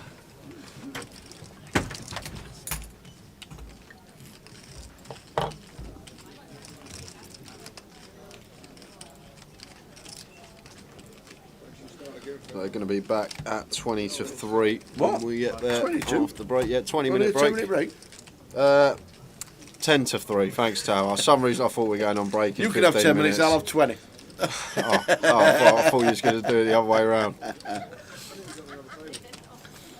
20-minute breaks throughout today. The dinner break will probably be 60 minutes. I'll tell you can have an hour if you want, and I'll have an hour Sunday at 2 o'clock if you want. Is there something you're planning on doing on Sunday? Can you remember? Where were we? Would have been just before Vegas. Where were we just before Vegas? Was it here? No, we were at the Vic. And No, just before Vegas was here. You got, I think, little Danny Laidlaw to come in the comms with you, so I could that go and was watch London, Spurs Newcastle, and we were 4-0 down after like 30 minutes, and I just went, Quickest break you've ever had. Don't bother, I'll come back in. Danny's like, okay. We were like, Jay, we're back in the comms block in 10 minutes. Yep, here he comes. Look at this from Trev. Very naughty. Nicks it. See, you did that with Danny Laidlaw when you went to watch the Spurs game. You come back after 20 minutes. Yeah. We give you the night off at Goliath. Yeah. And weren't Danny Laidlaw doing the comms then? Yeah. And you cut him short again. Yeah, 20 minutes. There's a pattern. Yeah. There's a pattern. Every time Danny comes into the chat, do the comms for a bit, and you were saying you're taking an hour, we know it's only 10 minutes. The whole evening you had off at Goliath. The whole evening to play Joker's Wild. So it's when you go 10 to. Yeah.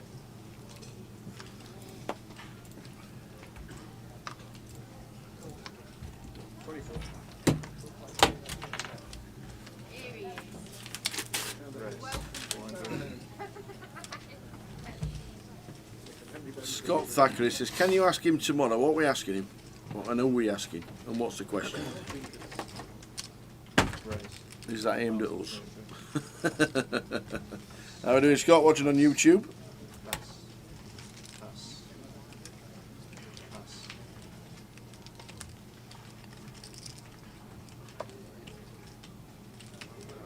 I just think 7 deuce is better than 7-3. Yeah, not going to be able to cold call this one as Trev.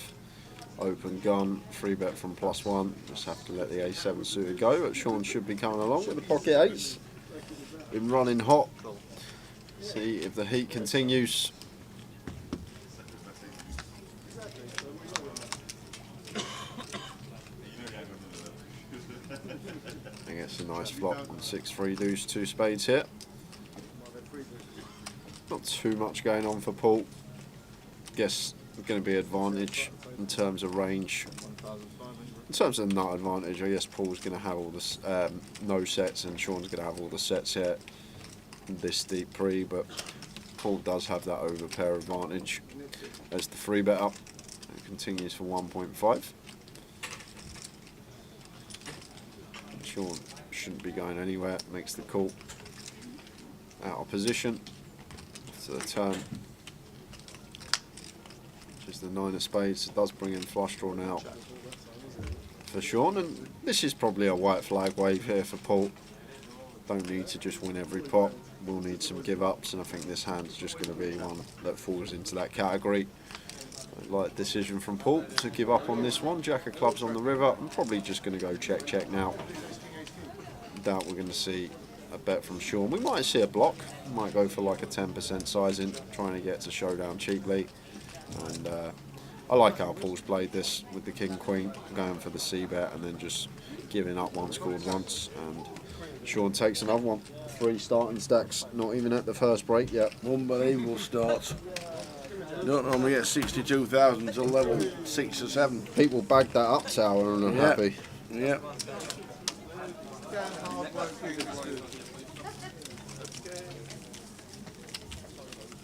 Sorry, can I just get some change off you because this has changed.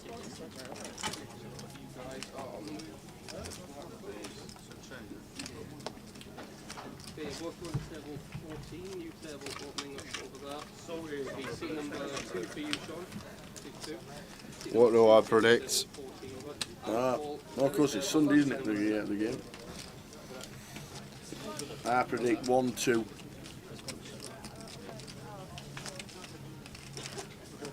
Yes,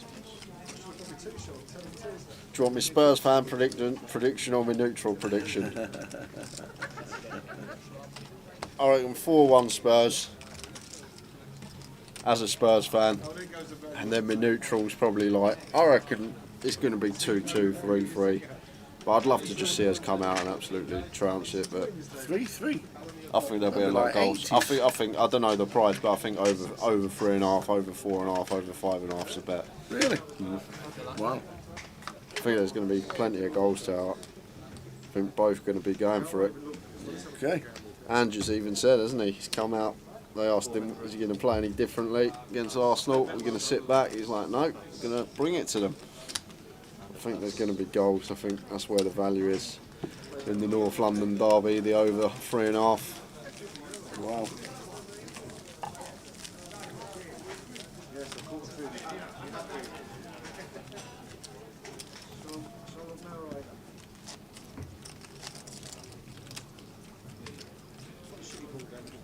I'll tell you what, that new keeper Arsenal's got looks good though. Looks very good. Who is it?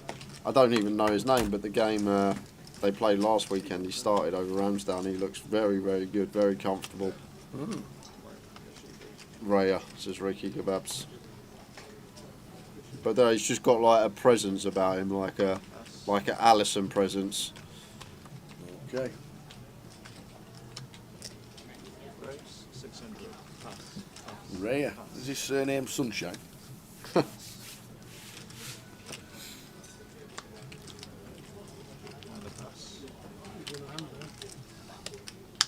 First prayer. Come from King Jack Ace King. You can't complain when he's in hand. No more complaining. No, exactly. This game is very hard. This game is for peace. For great game.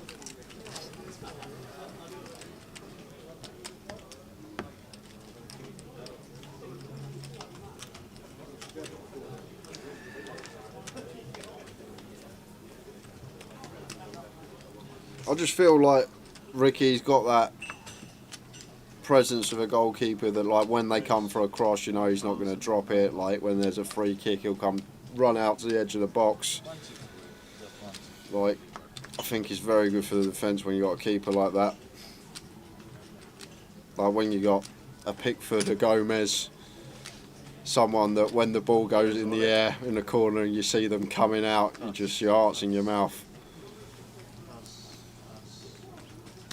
I think it makes a big difference, not just for the fans, but obviously the squad, the defence. When you got a keeper behind you, you know that's going to come for crosses, come for free kicks, make your life easier.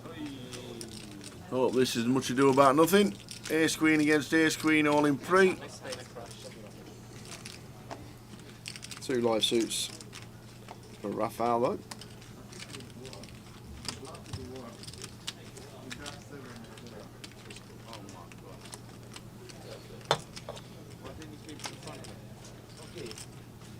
Dealer on a side 4 card.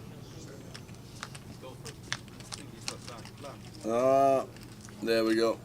Redraws, that's about it for the diamonds. We're hopefully a spade on the turn. Oh, a diamond. Not like this. Oh no, you're not scum. It is like that. Ouch. No, Your nut's not even moving, he can't believe it. He cannot believe it. Seed open. Oh wow, unlucky. Off to play the Sky Poker Tour at Manchester. It's fly crash, repair, repeat. He's not supposed to smile, he can't help himself. I only enjoyed it as much as this guy next to me. Yeah, it'll be busy in Manchester for the SPT. Say hello to TK for us. I hope we have a good weekend. A lot of people do like the SPT.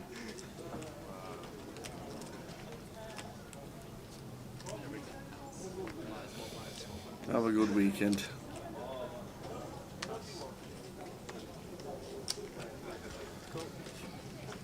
Break it, sorry.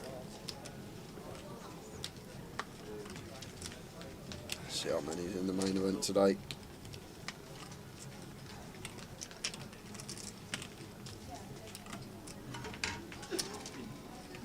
Raise, go.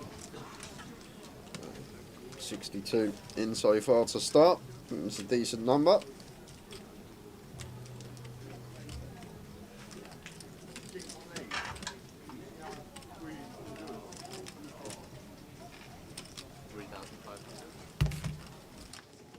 Raise 3,500 plus.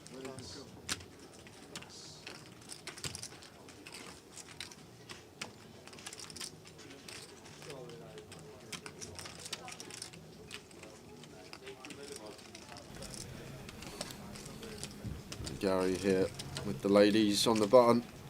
Going to be squeezing this up.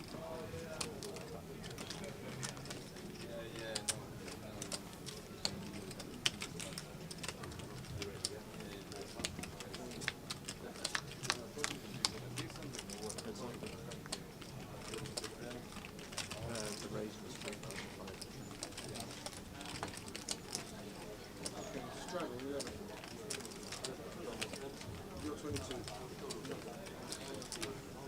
They are with the jacks. Cold fours from the small blind. Tiny sizing though. 3.5x basically clicks this. Would have preferred around.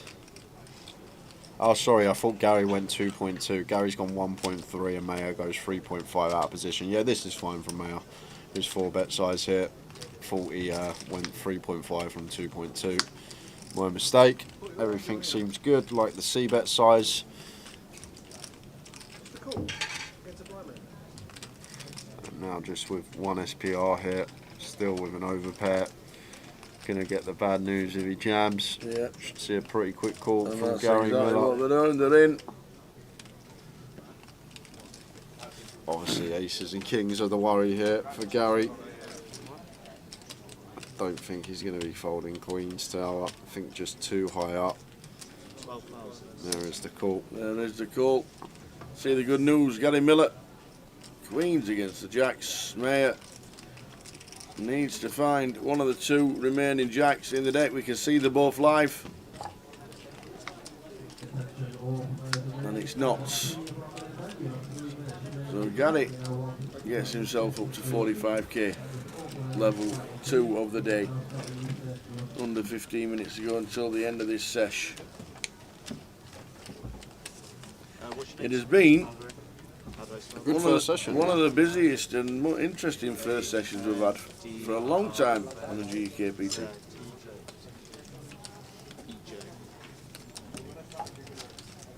Seat open, feature table. Seat open. The C4. Good afternoon. Enjoy Manchester this weekend. Enjoy Malta next weekend. Enjoy wherever you're going after that. Weekend after that. Got the Bahamas in a few months, hasn't he, a C5? Oh, and has he won another package? Has he? Got himself another package, has he? Out of 77,000 people who was picked out at random. Has he? Bless him.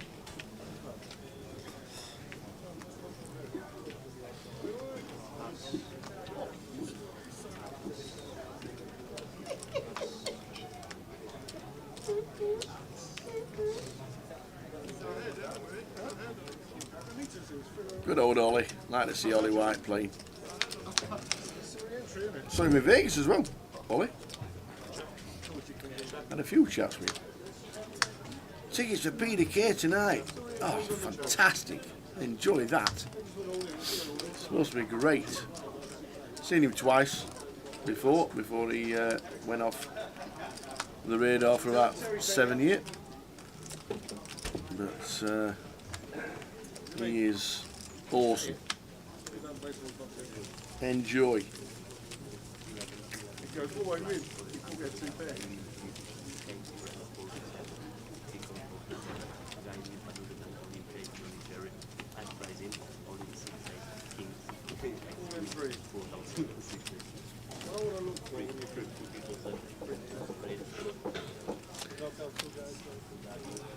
Teddy Jordan's back. Got a pile of chips as well. Yeah, I just saw Swifty get up and move. I think she had a little rack with her though, so I'm guessing she's just been moved table. We're hoping. Huh? Oh, here we go. I thought you was coming on it. Nah, I was at Coles the other day, he said he was here.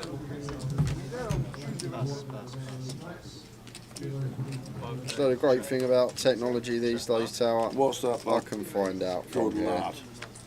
See if it's just a table move. We're hoping for Swifty. Oh. How far are you from that? 100. Yeah, you should have done that. I didn't know you were that close, I would have messaged you myself. Said I'll come.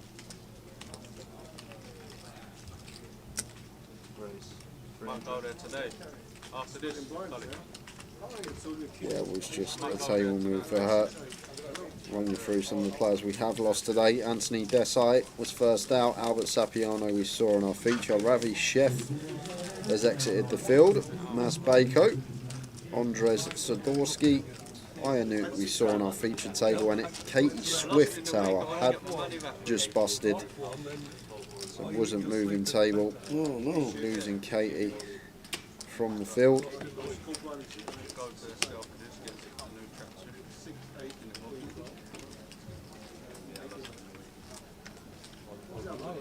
I've been playing with the bottom.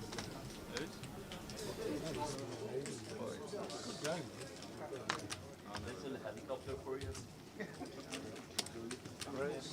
I'll probably start playing this.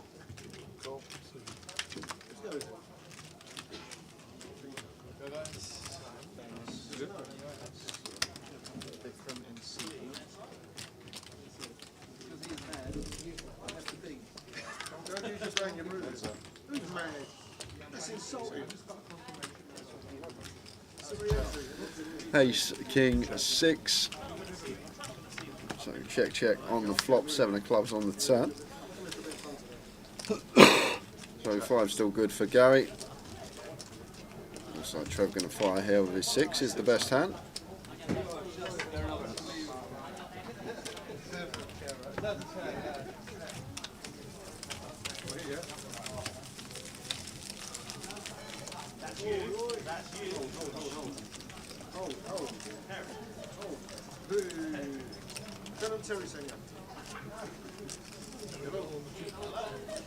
We might get 80 up top.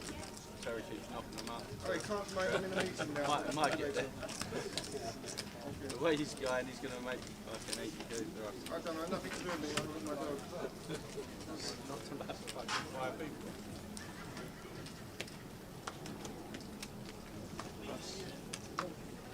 Crazy meeting.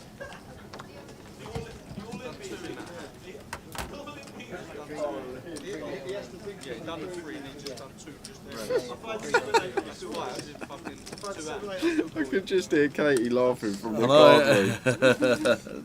They're on a break as well. I think they just got back. Oh. Yeah. The thing is, like, we're on the opposite side of the room, Completely. with the door closed, Yeah. in a separate room, and you can still hear the giggles from Katie Swift You can. echoing throughout the card room. Mas Bako, after his bust out, straight to the feature. Yeah. Sanovic Meta.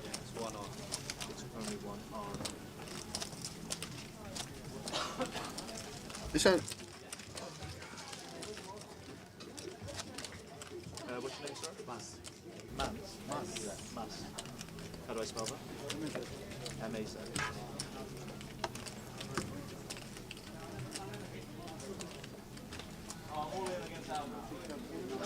Well done, Albert.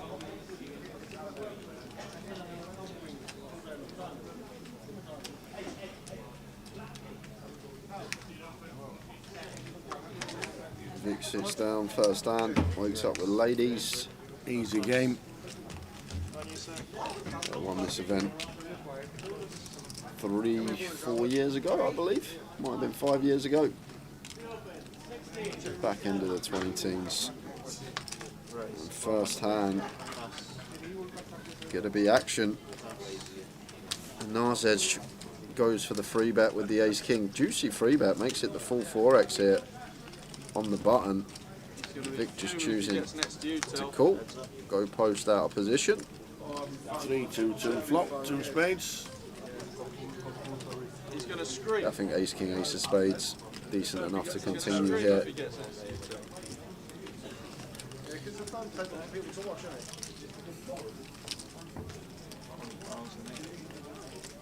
That looks huge, tower. 1.8, goes for 2/3 here. I like the size. I think we can have some bigger sizes on deuce, deuce, 3 as the free bet with position. 2/3 on the nose. Vic makes the call as he should with the ladies. 3 on the turn. And probably wants to start checking now. And there's edge. I think it's just a bit optimistic to be rattling in another barrel here once Vic calls once. Like, we're not folding out the overpairs. They're going to have to call again.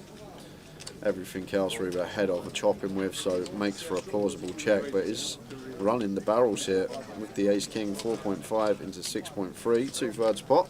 Another easy call for Vic.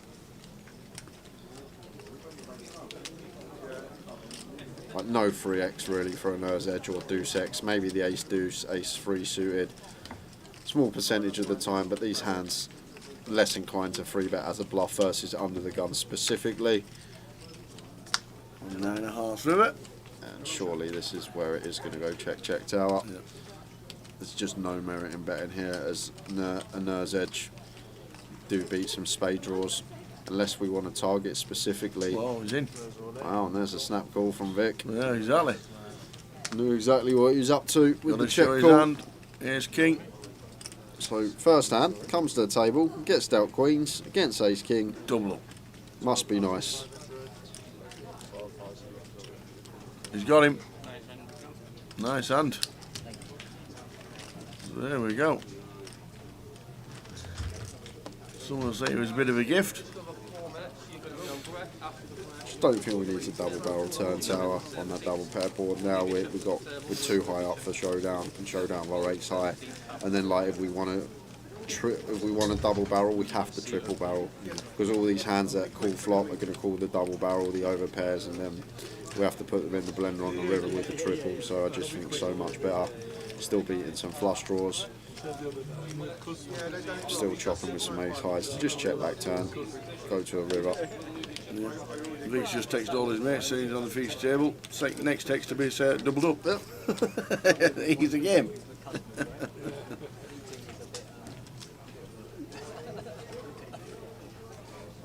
I'm with my poker customers. 4 great customers. It's all it's fun.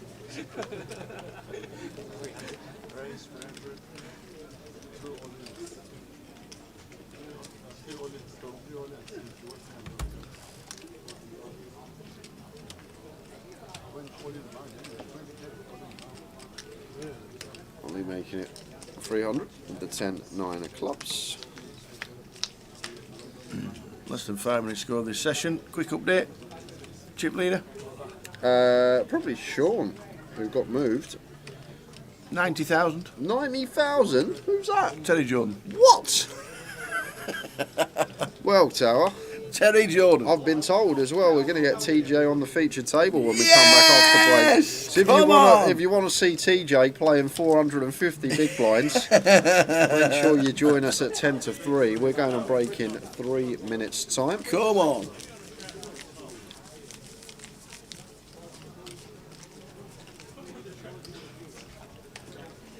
Jack Nolan's on the feature as well. I was looking down the bust out list, Tower, and usually in the first session, sometimes we don't even lose a player in the first session. Sometimes it's happened before. 1 player bust, 2 player bust, sometimes 0 players bust. This first session so far, we have lost 17 players. 5, 6, 7, 8, 9, 10, 11, 12, 13, 14, 15, 16 players. We've lost 16 players in one session. And that's probably where a lot of Terry Jordan's stack, and we don't normally lose any, has come from. So everyone started the day with 200 big blinds. We've been playing for 2 hours, 15 have gone, and we've only had 66 entries, Tower, which is crazy. Like when you look at it like that, between around 23% of the field that have entered today have busted already in the first session, 200 big blinds deep. Pretty crazy stat in my opinion.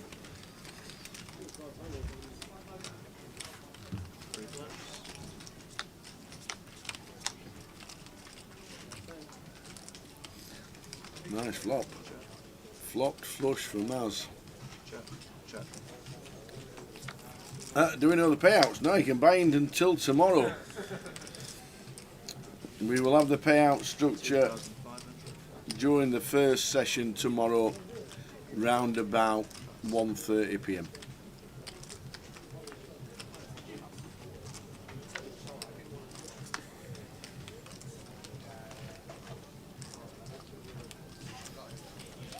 There's a match going. 2.5k on the turn. And gonna give. Oh, I thought he was gonna shove their tower. Well, he's gonna go with shove. Gonna give Brajesh a chance to get away from it now. Another thing I say a lot. Not many players. There will be a few out there that are very good in terms of skill level that will find bluffs for any given size, but most of the time in this spot, 16.3 into 8.8. Yeah. It's like 190% pot here tower. It's just never ever. Yeah. Ever. It's just not a bluff. I doubt Maz is just going to take the ace of spades and just run it at this stage. So that this is just always going to be 2 pair plus, and Brajesh looks like, oh, thought he was going to fold. But I'd be very shocked if Brajesh called this off tower. Just need to be right too often when we're getting this price. Not even getting 2 to 1. 16.3 to win 25.1k. So 1.6 to 1 on a call here. We just need to be right way too often tower. And I think Brajesh will be aware of that. King 6. Oh, why? What? Like, it's so much better here for Brajesh to call like Queen 10, 10 of spades than it is with King 6. Want to be at least blocking some of the range of value that Maz can have from the big blind. Maz defending in the big, he's going to defend any suited 2 cards.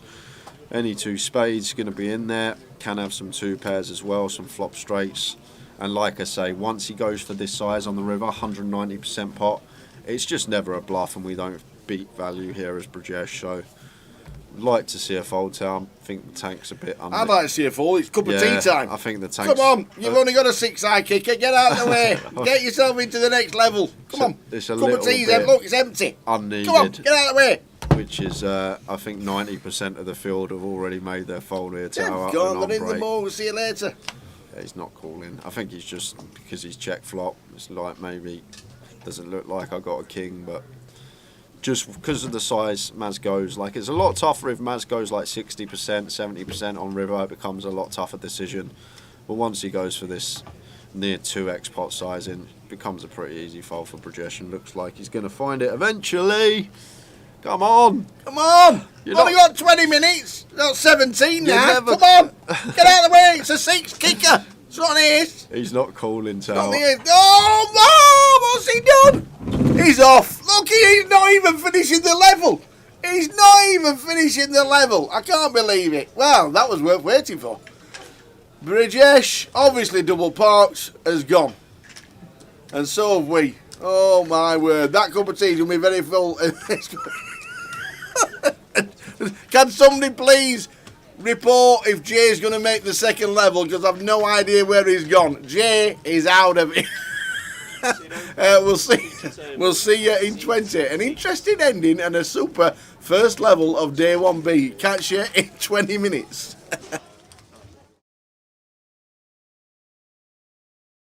Going to bring the rest of the field in. Yeah. Gary with 8s, Ed with 7s. We're going 7 way to the flop here. Victor's in with the King 4 suited. Ollie's out the way in the small, and Christian going to defend an unknown holding in the big blind. So we have got 7-way action here. 7-way. This is a 1k, guys. Don't adjust your sets. Oh! What a flop! What a flop! Who's got their 7s? Quad 7s for Ed. Oh, wow. So nice to have the check mark on the flop. That doesn't happen very often, especially when you go 7-way. But the way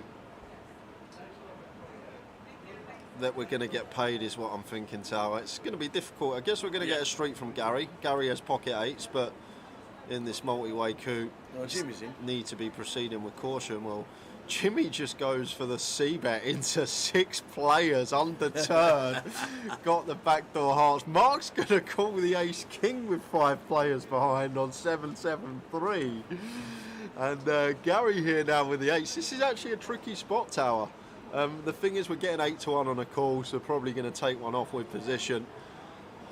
Like the times we do hit an 8, in general, we can win a huge pot, but it would actually be a disaster on this occasion because we got Ed sat there with quads. And what's Ed thinking, Tower? He's thinking, what have you all got? He can tell with his face. He's like, how many 7s in this deck? Does he raise or he just calls? Of course he calls. Like, what on earth have these lot got? He's thinking, I've got 2 7s in my hand. It's gone bet, call. Yeah. So, wow. See the turn, and it's an Gary 8 Bush on the Gary turn. Bush, Tata. Wow, ill for Gary. And it's going to be a nice clean double up for Ed.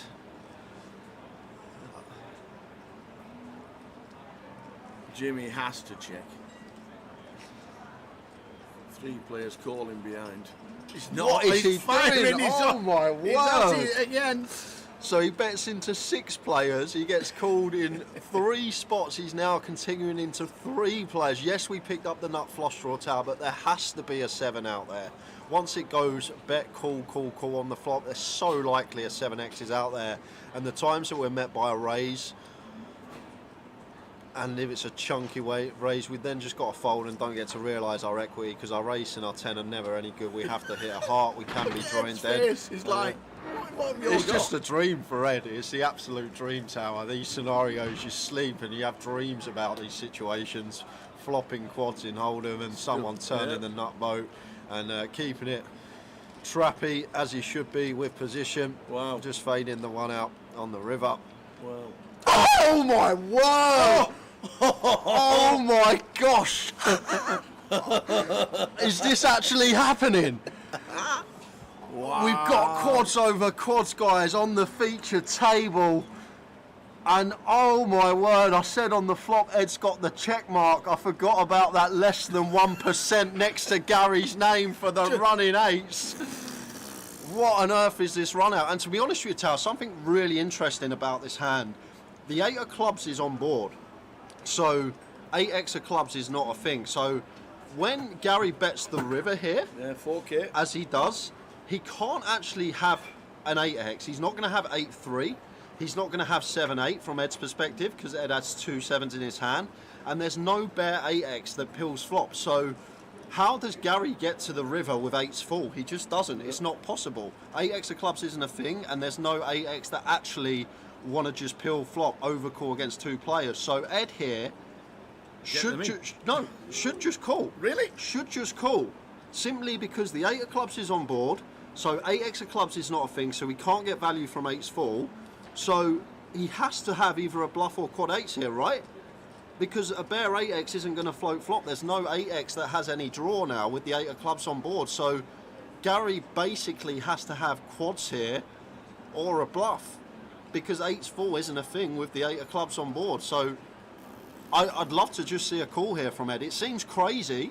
It seems absolutely crazy to just flat. See the cards, that is for sure. But in reality, it makes sense. If you really think about it, guys, what 8's full does Gary get to the river with once we go 7-way to the flop and the 8 of clubs now rolls off on the river? There's no 8x of clubs, so he can't backdoor a boat with a flush draw, and he can't call like 8-6, he can't call 8-9. All these hands just fold flop. There's no draw there, so he basically has to have quads or a bluff, and Ed's figured it out. Look at his face, he's figured it out. It makes sense. And if he folds here, it would be incredible, but I don't see how we can fold, but I'd love to just see flat. Yes, we've got quads, but really deduct the hand and think about it. Like, what's Gary supposed to have here? There's no bare 8x that get here this way, so it's either quads or a bluff. Pocket 3s isn't going to go for value. Can they not have 8x of clubs? Well, that's not gonna. We've gone 7-way to the flop tower. It's gone bet, call on the flop. Turn, it's gone bet, call. So why would ace-x of clubs go for value here? There's definitely a 7x out there in someone's eyes. And just to let you know, Ed has just called. Exactly. I think it's great. I think it's an unbelievable call. So many players are going to go broke here, but Ed's just deducted the hand and figured it out. There's no 8's full that Gary gets to the river with. There's just not. come up with a hand for me, Tower, that gets to the river that makes 8s full. There's none there. 7-8 isn't a thing because we got 2 7s in our hand. 8 of clubs isn't a thing because the 8 of clubs is on the river. Gary's not going to float 8-9, 8-9, 8-10, all these type of hands once it goes back call. He's not going to overcall these hands, so it has to be quads or a bluff. And I can't even think of a bluff here. Pocket freezes and then going to suddenly bet once their boat gets counterfeited.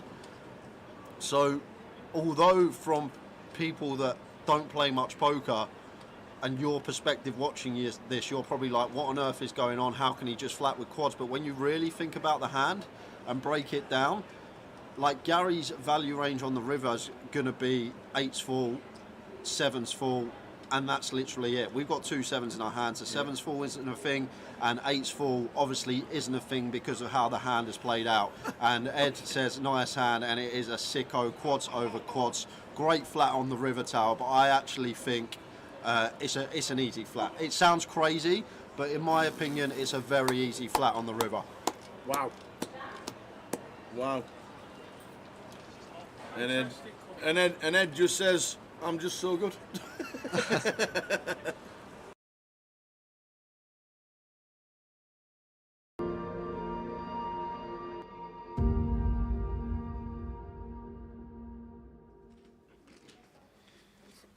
SU Queen in the small. Expect to see a complete.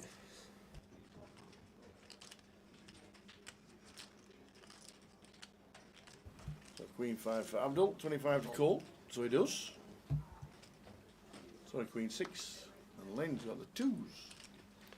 Yeah, one of the pairs that could definitely check in the big blind, the smallest.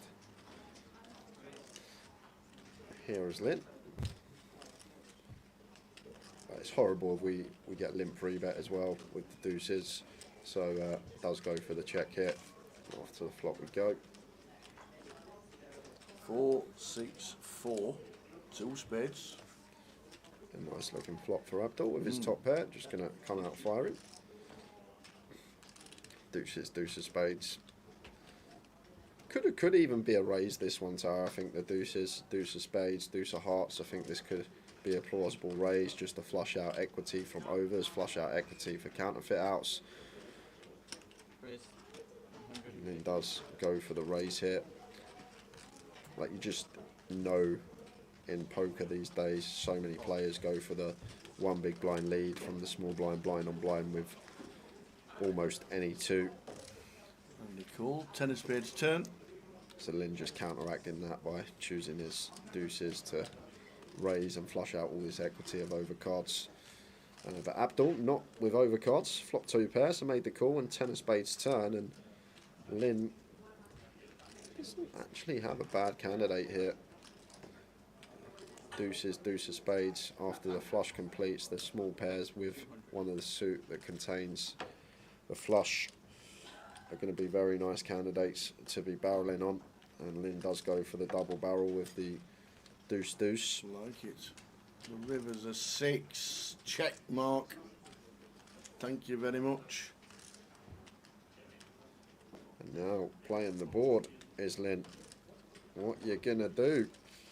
Oh no. Abdul's gonna go for the lead. No, Abdul. Like, Lynn's hand probably has to bluff. You can't showdown deuce high, and Lynn's hand would have had to bluff, Tower. And now Abdul potentially missed out on Lynn. Unloaded on the river, went for the lead. Keeps some bluffs in of our opponent. He's going to value bet a 4 anyway if he's got a 4. Might start checking back some flushes. That's probably why Abdul thinks the lead's going to be good here, but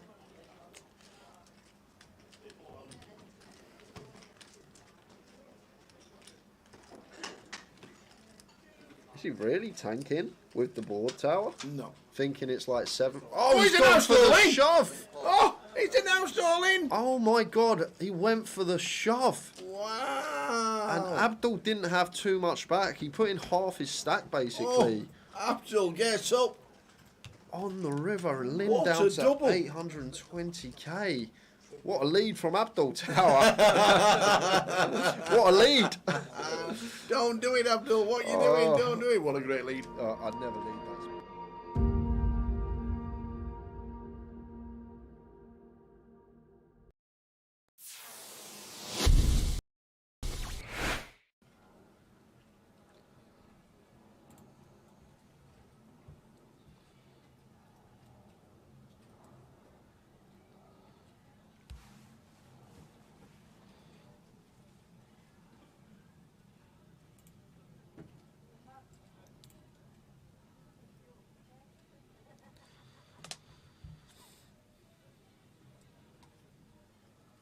So Carl, Queen 10, 9, 7, pocket 8s with 1 suit.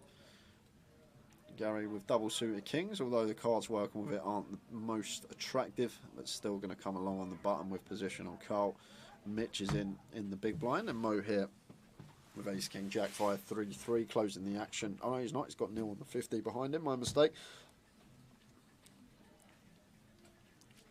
Oh, is Mo just going to put it in here with all this dead money out there?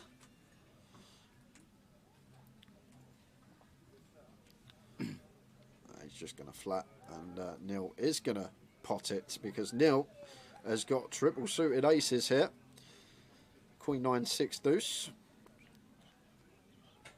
makes it 1.2, and Carl's going to give him a spin here. Absolutely, that's a great board. 7 8 8 9 10 queen, and Gary good enough to fold kings now tower. This just becomes an easy fold with pocket kings here for Gary, I think. Double suited? Yeah, they're double suited, but the thing is, like against ace X of spades, ace X of diamonds out there, obviously bad reverse implied odds. The deuces, the times that we flop a set of deuces, we're not really going to be in love with our hand, whatever the board. So basically, call in to hope for a king here as Gary, and I think he'll come to the correct decision to let this one go.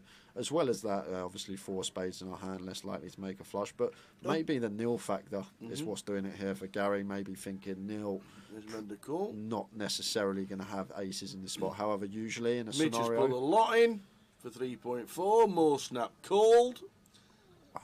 Neil's never folding. Not ever. What is going on here? Mitch can't have anything. Kings he can't have. Aces he can't have. Queen Jack 10 9 8 7 rundown's unlikely because Carl's blocking that. What on earth has Mitch got tower? Spread your cards, Mitch. Because Neil's never folding, and now Carl is thinking, what's happening here?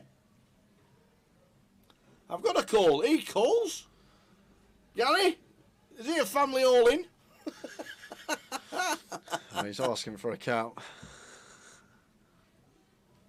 This is one 3-3. Yeah, this is one of the other problems with obviously flattening the kings. We're not closing the action behind, and now we've probably got a call getting this price on the call. Absolutely. 5 all in. 6 to 1. We're talking a 15k pot going on. It's going to be a biggie tower, I'll tell you that. And Carl and Gary still going to have betting on the side. Good luck, Sean, sorting this one out. pray for the dealer tower. That's what I'm going to say when this all goes in.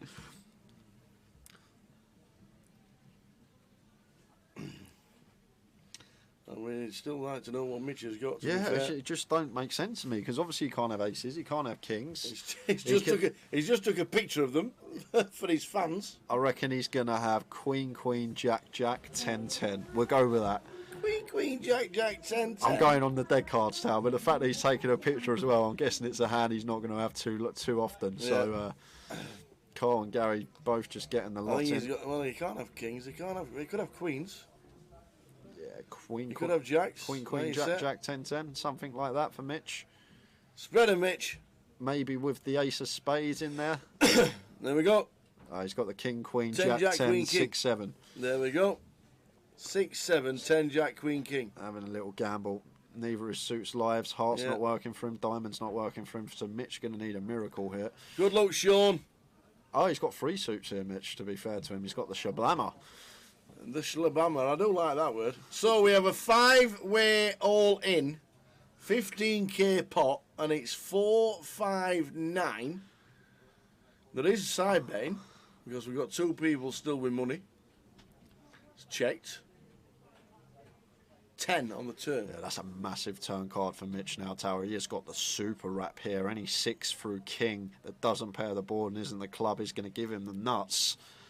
9 Who's on got the the tens? river. Who's got the 9? Who's got the 10s? Does someone have 10s? Carl's got 10-9. 10-9 for Carl Shaw. Carl Shaw, baby and gentlemen. He's going to scoop the lot. 21.5k pot. Whoa. Going the way of Carl. Phelps the entire table, but Mark and Carl is just up to 21.9k, just like that.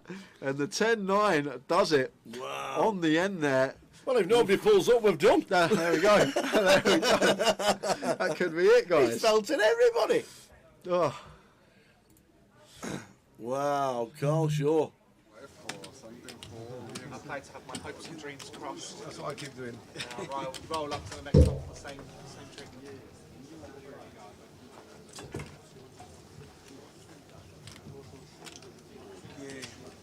Okay. I had to get him from the number 38 bus stop because he was back up the way to Birmingham. Brought him back. If you didn't see the end of the last session, please quickly rewind it on YouTube and watch it. Oh man! Evening, afternoon, everybody. Mancuni and Nick, good afternoon. Sorry you just joined us just at the break time, but we're now back for the next session. Terry Jordan's chip leader in the room. Yeah, good little table as well we got for the next session. Jack Nolan in 1, Cully Sadu in 2, Yanis Liparis in 3, Emmanuel Akadari in 4. Terry Jordan is in the 6 seat, Paul Vaz Nunes in 7, Mantes Bividas in 8, and Mikhail Chesil is in the 9 seat. There we go. Good afternoon, everybody. Wherever you're watching, whatever country you are in, whatever time it is. Hope things are good. Next session underway. 2 hours to go until the 60-minute dinner break. So at 4:50 there will be a 60-minute break for the guys to go and get their complimentary buffet. Nice flop for Terry here. Mixes in a little check as well with his top pair. Bit of deception here. Don't mind this with the Queen 8.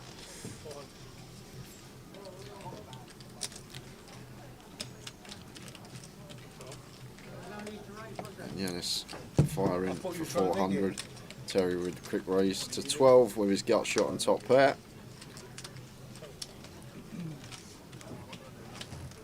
Seven on the river. Terry's going to check it back. Queen 8 going to be good here. Nice bit of value on the turn after checking back flop. 90k. At this stage of the game, 90,000. 10 hours time, we'll be bagging up. And if you sat with 90k and you're bagging up, you'd be over the moon. Absolutely. 2, right. 2 to 1 on this bullet though, yeah? On this bullet. Cool. Yeah? For a grand, yeah? Yeah? No, not yours. Why? It's the same as colours. You can have evens. You can have evens. That's too far away from that.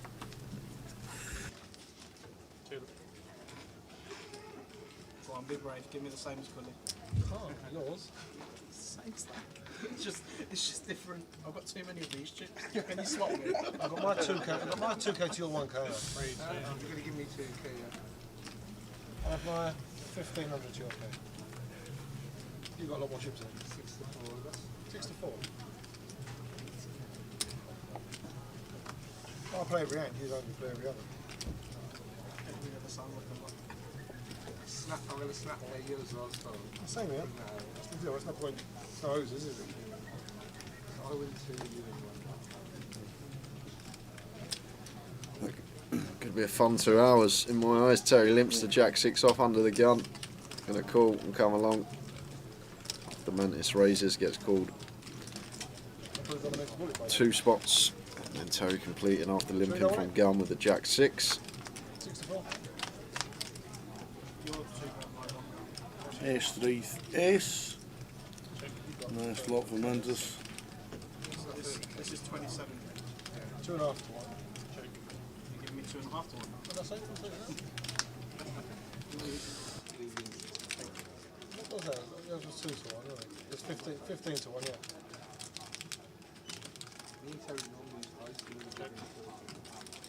Yeah, he does.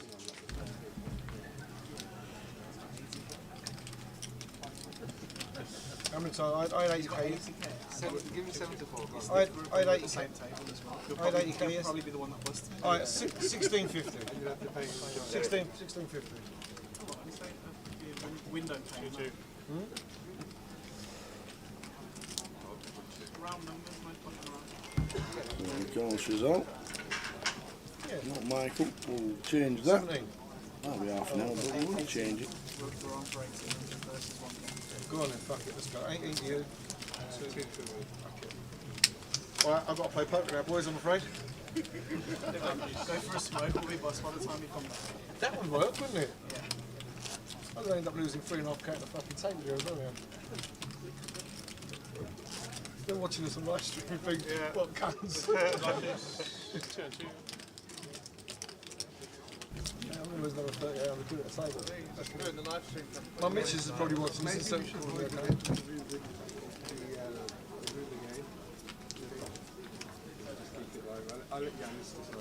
Can we bust Yanis and this guy first, please? There's a pint on it. Yeah, it was a fun hand. Zacabello could talk about that hand for hours. Didn't have enough time to say everything I wanted to say in the 5 minutes. There's no colluding this time. People thought we was colluding yesterday. My boy didn't have no money left on him, and he didn't want to play rebuying our shit, and he folded his king. It's not necessarily we have to flat because we're worried about quads. It's the fact that we have to flat because what are we getting called by? And that's what I think the great factor about the hand is when our opponent can't get to the river with eights full and then they bet. When we raise quad sevens, the hand we target is the 8x, and if the 8x isn't out there, what are we getting called by? We're not getting called by pocket threes. If we raise quad sevens, we're not getting called by a flush, so there's no merit in raising. Very fun hand. I do love it when we get a special hand to break down. That kind of a gem, that one. Yep.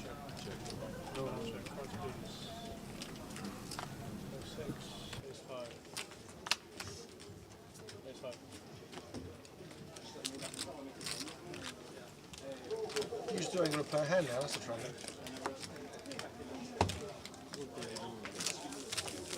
I'm not going to be trying to take 2 bags off you. Any hands you play, I've got a call because I've got to knock you out. Just facts. Let me tighten up when you've got 20 counters. Then I'll wait.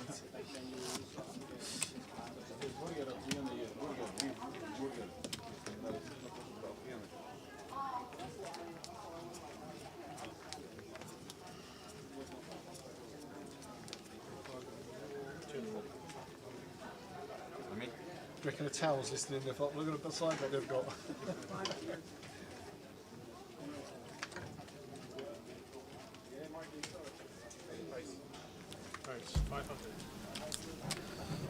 Yes, we get my name.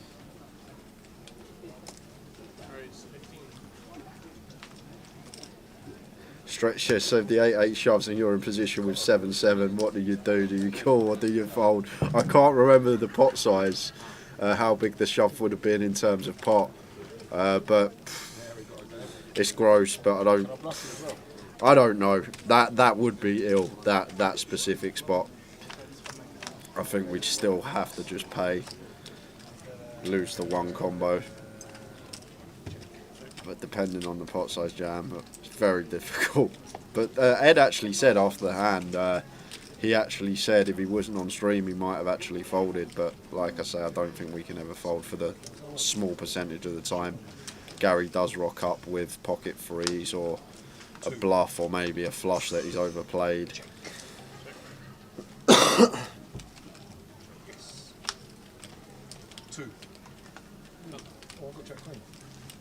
Speaking of flushes, Terry Rivers the nut flush.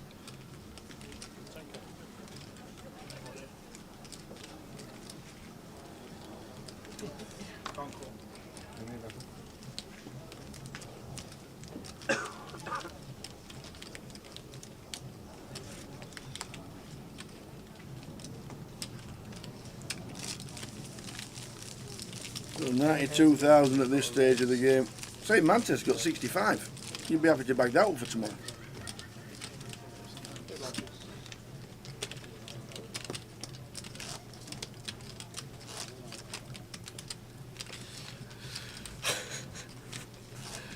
I hear every 20 minutes from the card room.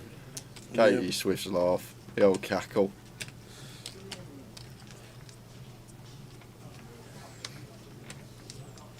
Ace is free.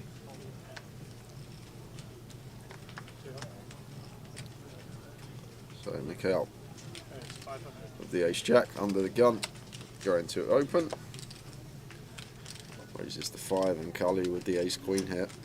Facing gun, both options available. Flat's going to be fine, 3-bet's going to be fine. Does go for the latter, makes it 1.7. And Michael can get out of the way now. Say it all the time at this stage, this deep, when we do open. The offsuit broadways from under the gun and we get 3-bet. Not going to be continuing. I'm going to continue the ace king, the ace queen, all the king queen, king jack, ace 10, ace jack, this type of stuff, offsuit. Just going to have to go into the bin. Well, look at this. Mantis going to go for the cold call here with the ace 6 of clubs, gun open, +2 3-bet, optimistic to say the least. Michael plays well, very good fold from him with the ace jack, just recognising the situation. It's both Mantis and Cully flopping top pair here. Mono board, so should see small size in here from Cully. Let's go fairly large for the mono texture, south of half. Mantis now with top pair. Doubt we're cold calling the 3-bet to fold to 1-bet once we do flop top pair, even on the mono board. Like, Cully's not going to have too many flushes here as the 3-bet up. King, queen, king, jack, queen 10, queen, jack, suited. Probably going to be flat in the gun open. So with the ace of hearts on board, not too many flushes out there. King of hearts rolls off on the turn. Forward to a flush now. Not the best card for Cully. I think Mantis is going to have a decent amount of like 8s, 9s, 10s, jacks with or without a heart that want to cold call the 3-bet. I doubt Cully's ever going to put the ace 6 suited in the range of the cold call. Usually cold calls are 3-bets. Hands like the 8s, the 9s, the 10s. Small bet here from Cully. Third pot on the turn.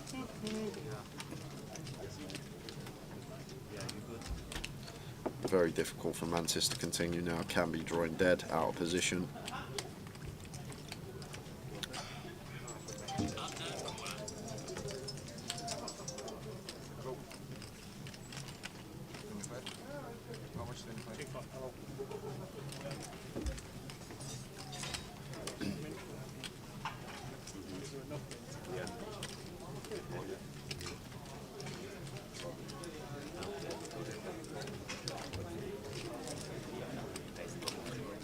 Makes the call.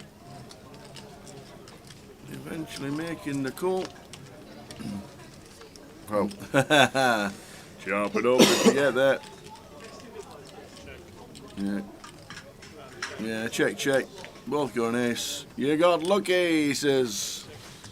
You got lucky. I didn't believe you got this gun. Why didn't you bet 5k? What's 5.5? You should have bet with the river. Oh, yeah. Yeah, with day 6, I need to raise maybe more than. Nice, I help my customers.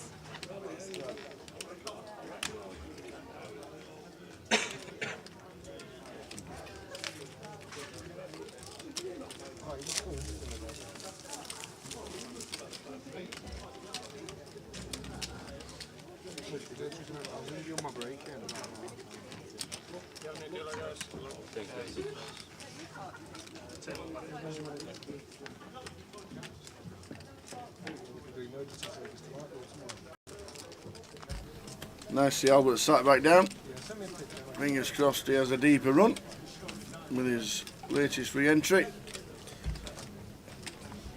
He's on the outer table, as you can see. Still big TR stood around on the table.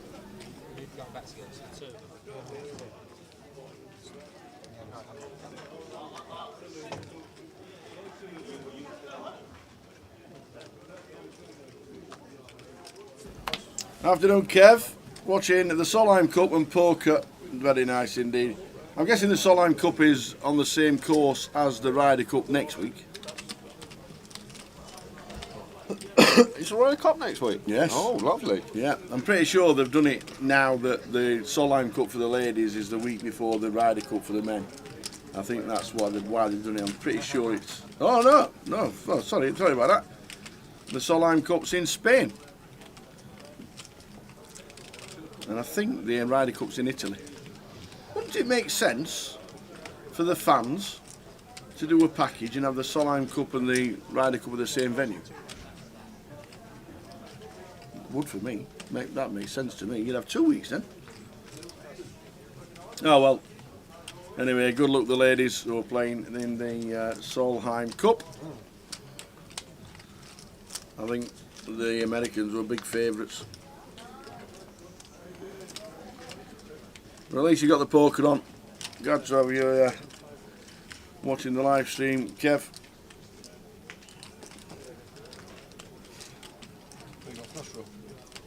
To be fair, Friday afternoon, 3 o'clock is probably half a bottle deep in Malbec. What a life. Never works after 1 o'clock on a Friday, does Kev? Never once has he done it. Never. All his 30 years of working. I've got a pair. Must be the phone. Depends what your kicker is.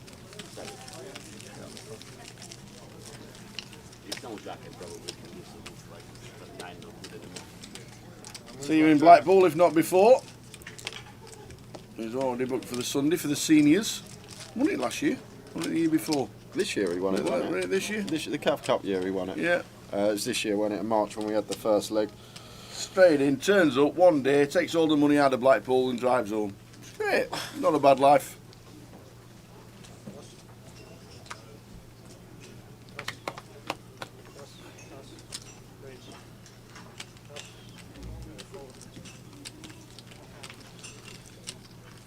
Can we just get the VPIP button up, Tower, 20 minutes into the session? 20 minutes into the I session. don't think we've seen Terry fold a hand yet, just want to confirm. Oh no, he has folded one. 83%. 83%. Keep it coming, lads.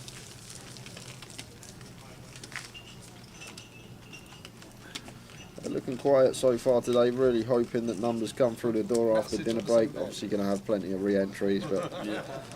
It won't give you that, will it? 77 in so far today. It is a quieter one, for sure. That's how it goes, Tower, now. Of course. There's 3 big events this weekend in the UK. Yep. How many people do we know in Vegas? There'll be poker absolutely everywhere. School holidays have just finished. Kids are back at school.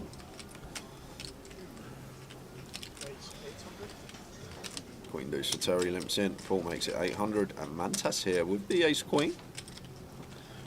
Probably going to lean more towards 3-bet here, Tower. I think flat's going to be fine as well, but I think Paul's going to ISO fairly wide in the hijack versus Terry's limp. I think he's going to have a fair amount in here trying to get heads up with Terry. I guess there is merit to flatten as well. The fact that Terry's limped in behind means that he's never going to be folded. Once Paul raises, we call the 800. I guess we keep Terry in the pot with some hands that we dominate.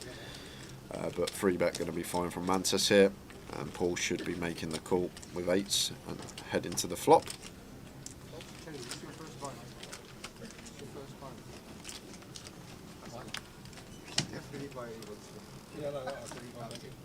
Oh, wow. Yeah, we got action here because Mantis lost top pair, decent kicker, but Paul, less known as former champion, wants a set of 8s.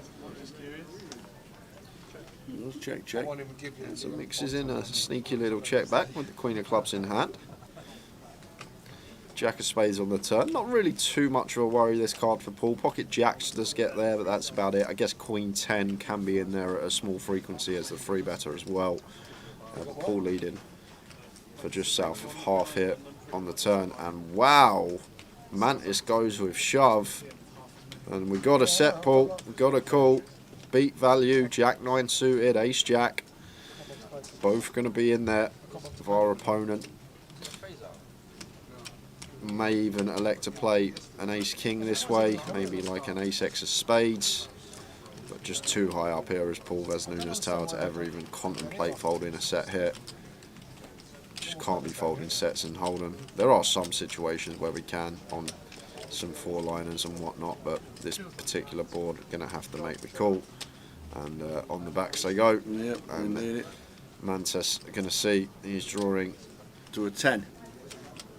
Very thin.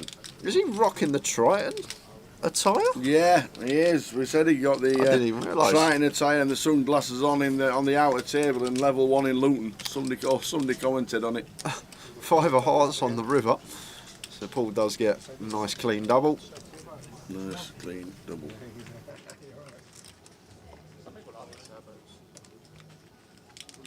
So it was last November for Kev. Our time flies, Kev. I thought it was Absolutely. only 6 months ago. Cheers, Chris Hamill. Enjoying the stream. Thank you very much indeed. And Zachabello.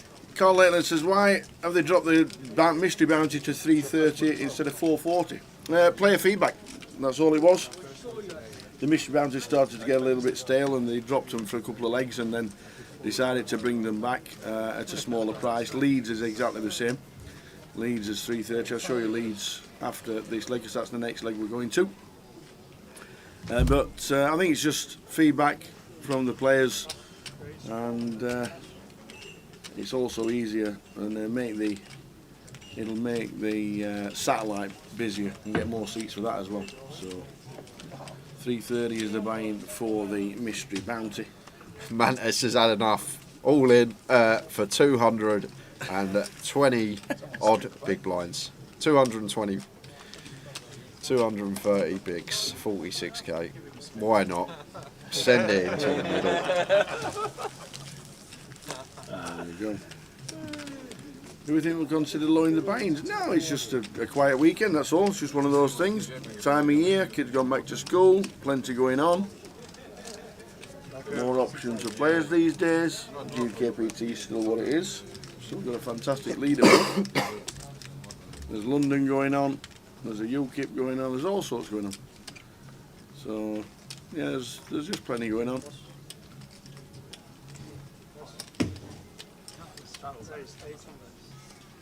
You can't help with the competitors wanting to put something on the same weekend.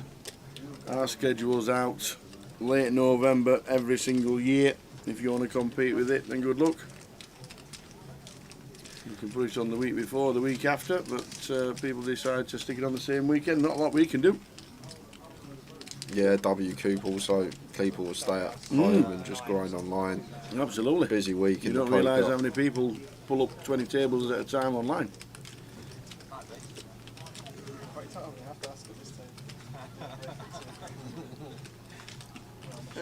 Annoying spot for Yanis here, but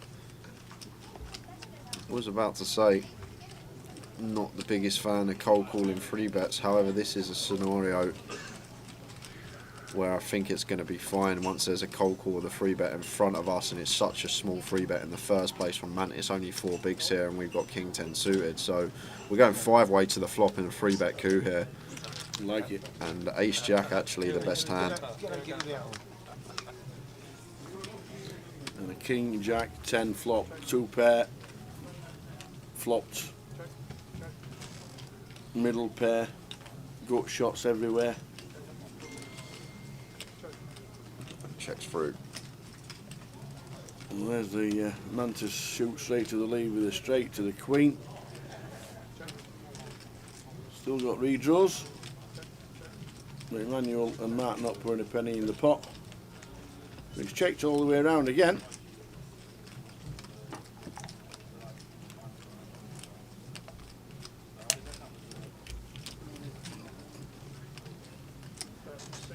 Yanis leads for 600. Is this the 600 leads, 15% to go for the free bet as a bluff tower? Because if it is, I could get behind it when Mantis can't have any boats once he checks flop. Like, the best hand Mantis can have here is a queen. And as Yanis here, we've actually got a pretty sexy candidate in the means of King 10. He's just going to pay non-believer, blocking boats himself. Going to see the straight.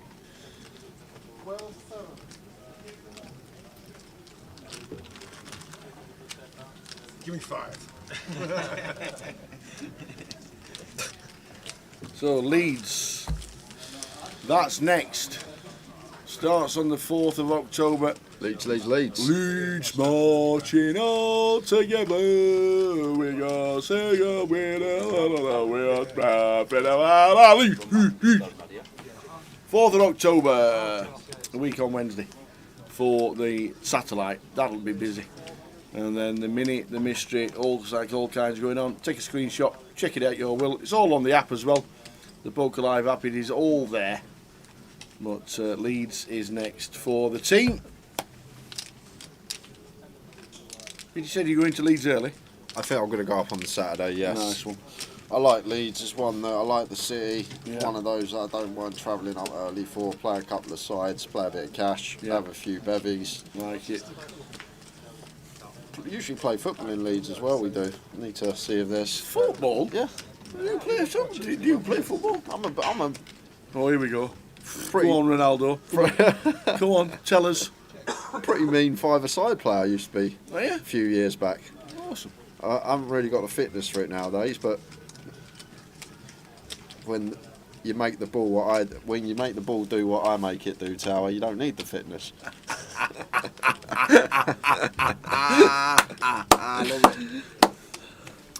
The satellite in Leeds enter you into the mystery and the mini. It's a double satellite, so you pay one satellite and you get 2 tickets.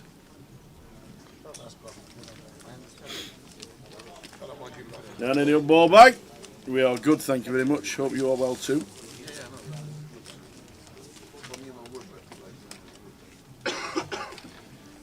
There's pictures about 10-minute walk from the casino. You feeling all right, Gully? It's 5-10 seconds from the casino. The pitch is opposite the casino. You can actually see them fences. Yeah, you can. You literally walk out the casino, and in 20 seconds you're at the football pitches. And if you stand outside on a break, you can actually hear all the players going like that. And they also do. I've seen it before. There, they do that. Is it bubble football there? When everyone's in that bubble and they're all running against each other and going flying. Brilliant. Brilliant.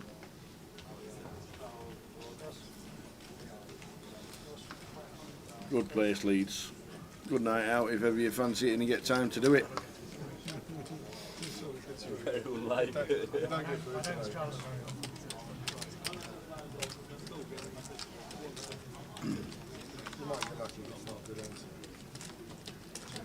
Zorb football.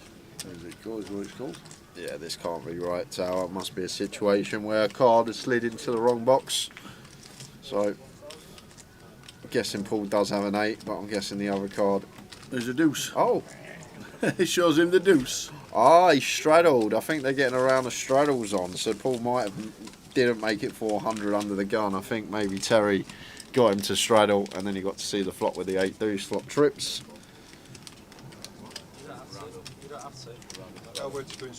Terry's now trying to get the next player to get the straddle on.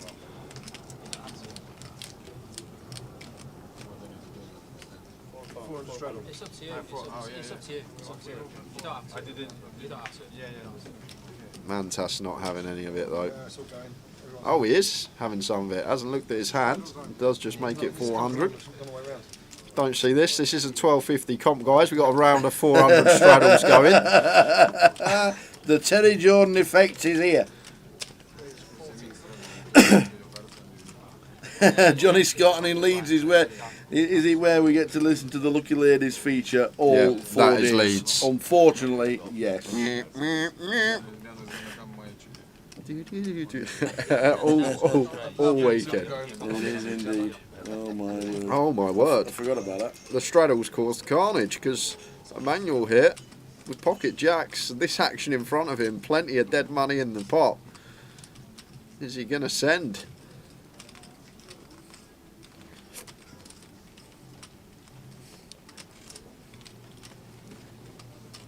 I think because the straddle's on and our stack effective is 32 BBs, and Yanis more than capable of finding the light 3-bet.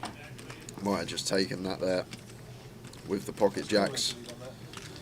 It gets out of the way. Cully does the same with Jack 10 suited. Yeah, it's true though. It's true though, yeah. I was calling him to you on that.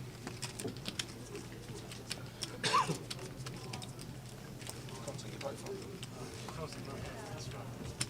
I just love us all then. Get rid of us both at the same time. Straddle quick. Good table for a day one tower. Yep. Leading Mr. Straddle. Probably Yanis Liparis, Matt Davenport and Paul Vaznunas probably got about 4 or 5 million in live earnings combined. 3 very notable, and Cully of course as well. Cully, GUKPT final tables, well over $1 million in earnings for him, so probably like 6-7 million in earnings on this day one, second session of the day table. Paul's won a GUKPT, Yanis has won a GUKPT, Matt's won a GUKPT. Any race? I think Cully, has Cully won a GUKPT? He's definitely got a second. Yeah. Yeah, Cully won Manchester 2010. There you go. So 4 previous champions on this table. Not really the table you want at this stage of the tournament, early day one. You got Terry in the mix as the wild card.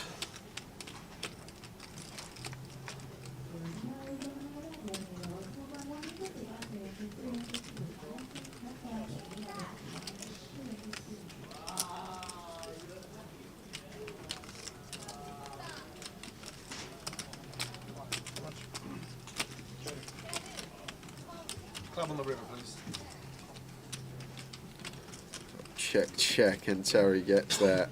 And if your Mantis here might fancy a bit of value. Does go for value. And versus his size tower, I'd love to see Terry raise here and not just call. And he does go for the raise. Makes it 2200. Nice bit of value on the end here from TJ. Now it's his 2 pair. 4-5 is good. TJ gets near 100,000.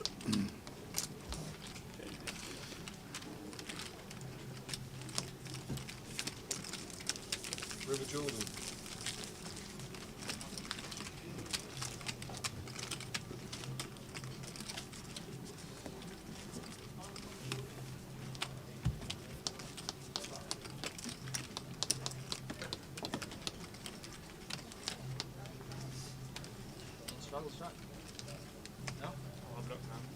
So, we don't care. We're not shy.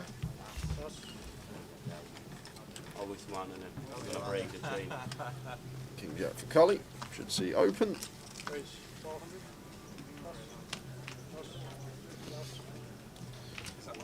Makes it 400.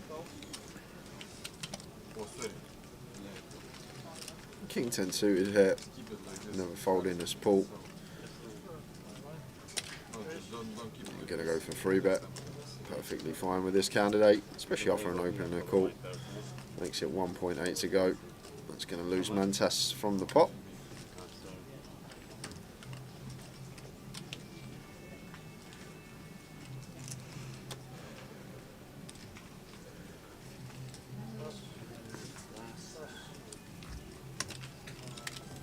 It should be the end of the hand.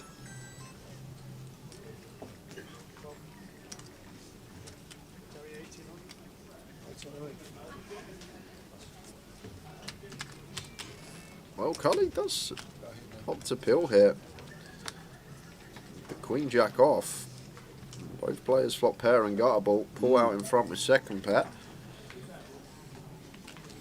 Nice candidate to check here. I think small bet or check going to be fine for Paul. With his particular hand, nice one to check behind with pair and gut shot. I could even see the double check here, Tower. Yeah, I like it from Paul. Not going to like that river. He's not. River's 2 pair, but Cully rivering Broadway.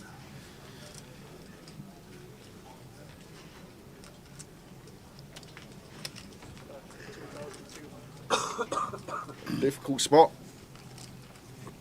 2.2 on the river though, very small size, less than half, so he's going to pay it off. Cully may elect to value bet some worse 2 pairs. So Paul does make the call. Dave Massey says, I play online, but would I be able to play in Luton when I visit friends? Or do I need to be a member? Or does my online contact qualify me? No, you need to be a member of the live club. But if you've got photo ID on your first visit, it literally takes 5 minutes to make yourself a member. You'll be able to walk in after that 5 minutes and play a game. All you need is photo ID, that is it, honestly. It would take 5 minutes. And then come and enjoy a game in Luton. And then once you've got your card, you're a member. And then you can come and join any event that we have.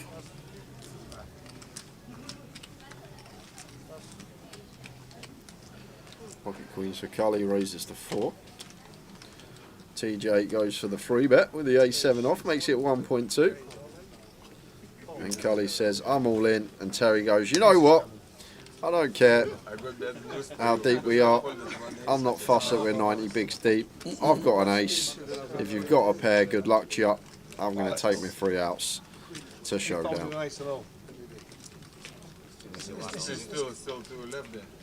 Good start for Cully. Backdoor diamonds, a thing for Terry. At the moment, Cully just fading an ace. And still the same scenario. Looking like a double up, and indeed it is. The wheels are off, shoppers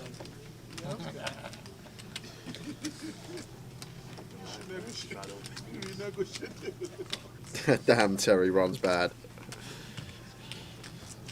How the fuck your queen's eight on How do I get queen right off on my top? I don't even speak.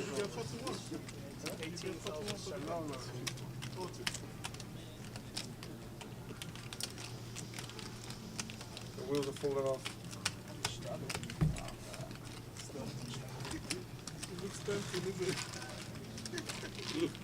Nice one. Now we're in trouble.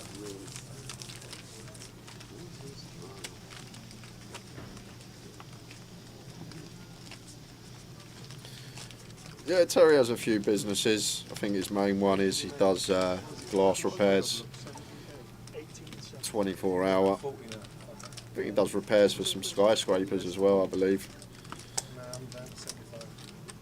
Awesome.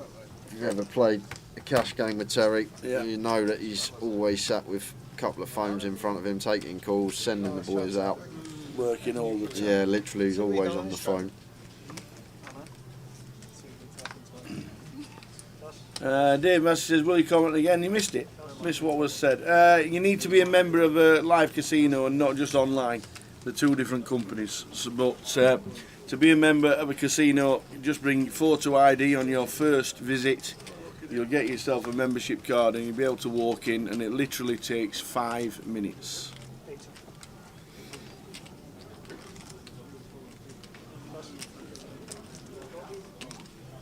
Tilt now. I know what's it easy. Check. Check. 7-3 deuce, 2 hearts.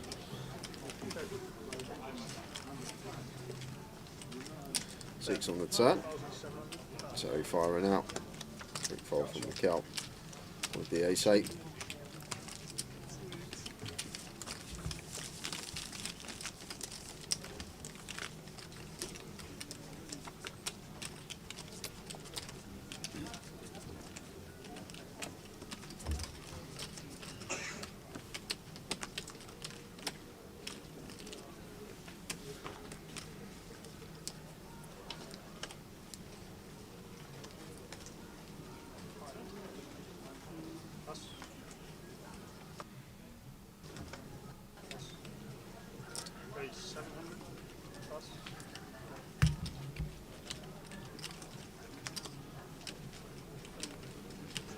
Hi there, Joanne. Joanne Brooks. Good evening, watching from PH here. Is that Philadelphia?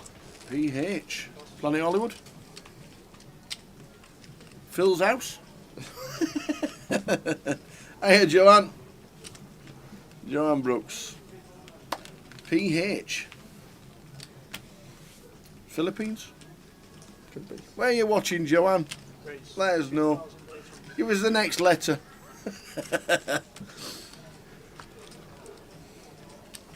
It's me.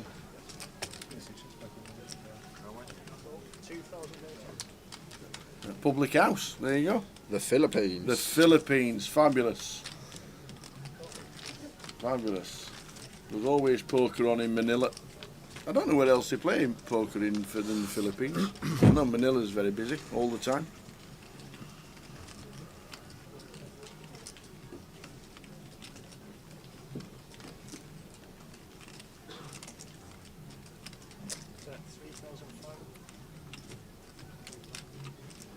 Go on, we'll give you some chips. Cully comes with the C-bet. Terry makes the call. Leave on there again. Me and you again, he says Terry. 6 on the turn. So Terry does now pick up and down here. Cully checks it over to him. Probably one we're just happy to take a freebie with here, Terry. Realise our equity. Jack of spades on the river. So 9's still best for Cully. If this gets the showdown, which it should, check, check. Terry shows 7s. Cully with the 9s.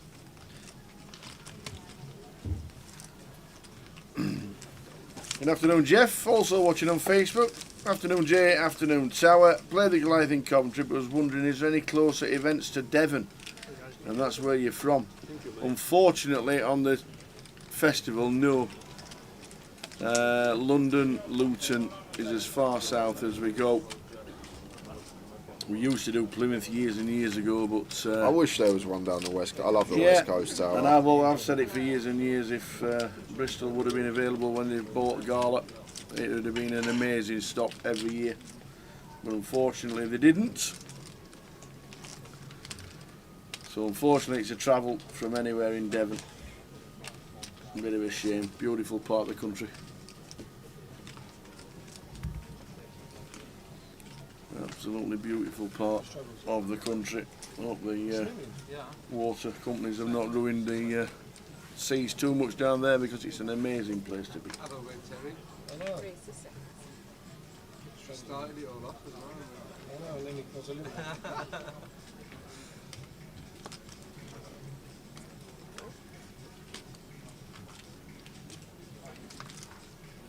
So Matt goes with limp under the gun, adjusting to how Terry's been playing, I guess. Yeah, raises to 17. 3 bets to 17 does Jack. Cully goes for cold call here on the button. Matt out the way, but Terry comes along.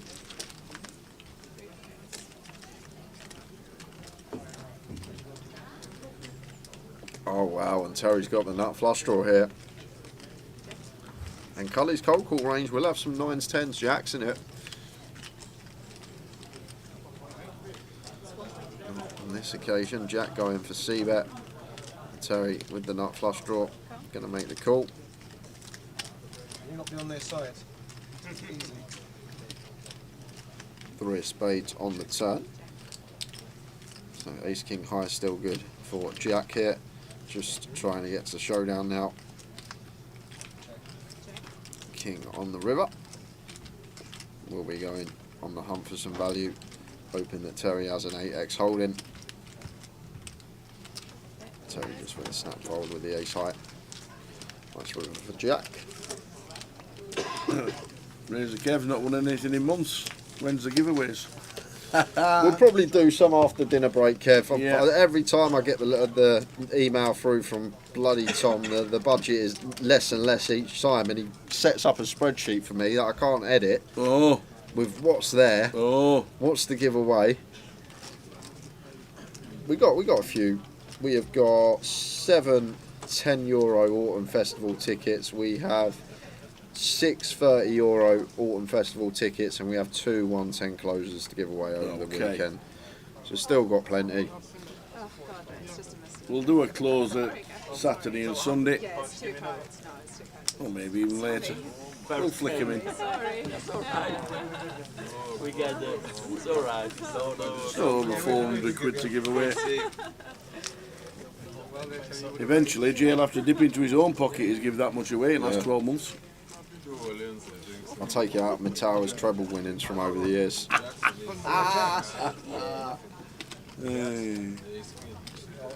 So, just for fun, Jay's thinks I feel like it saves me anyway. Is it a bad tell if you're always acting fast, as in calling quickly or re-raising quickly, etc.? It depends how you act. Usually nuts if you're just a quick player that plays quick, that has played a lot of spots over and over again countless times, like you know what to do. If you open versus big blind and the board comes 5, 6, 7, like you're just going to snap check back in position. If you're in the big blind, you defend, it comes ace high, you've got no donk, so you got to snap check. It's just like, I guess it comes with experience. The more you play, the faster you act. Like especially pre-flop and on flop, where people were a lot more clued up what size to use, what flops to bet, what flops to check. It does get a lot more difficult once we go down the latter streets, turn and riv up. A bit more time needed because a lot more to calculate. But I think it's not really a live tell unless you've got someone that's been taking 10 seconds, 10, 15 seconds every decision, and suddenly they're acting straight away like they snap jam over your bet. But I don't think it's a bad thing. I feel like I'm a very quick player at the table, so, but I think this just comes with experience. Like a chess match, you see things over and over again, you see positions over and over again, and your brain just knows what to do subconsciously. It's a good chapter actually in the mental game of poker about the 4 types of players, where you've got unconscious, incompetent, conscious, competent, and then what is it? Bear with me. I like it. So you got someone that is incompetent and unconscious that are incompetent. So someone that's playing very bad and doesn't know that they're playing very bad. And then you got conscious incompetence. So someone that knows they're playing bad but they're conscious of it, so they can go away, work on their game and improve it. And then you go up to the second level, which is conscious competent. So you have to think about it, but you know what you're doing in each spot. And then you get to the top level, the boss level, which is subconscious competent. That's just when you see a flop, straight away your brain knows the size, whether to check, whether to bet. Why are you staring at my turn? No one else's turn. But it's been a good probably 6, 7 years since I listened to that book via an audio book, but there's a good little chapter in the mental game of poker regarding what level of player and level of thinking. Forgetful, that's me. Sometimes I even forget what I've folded. Scared of that catch.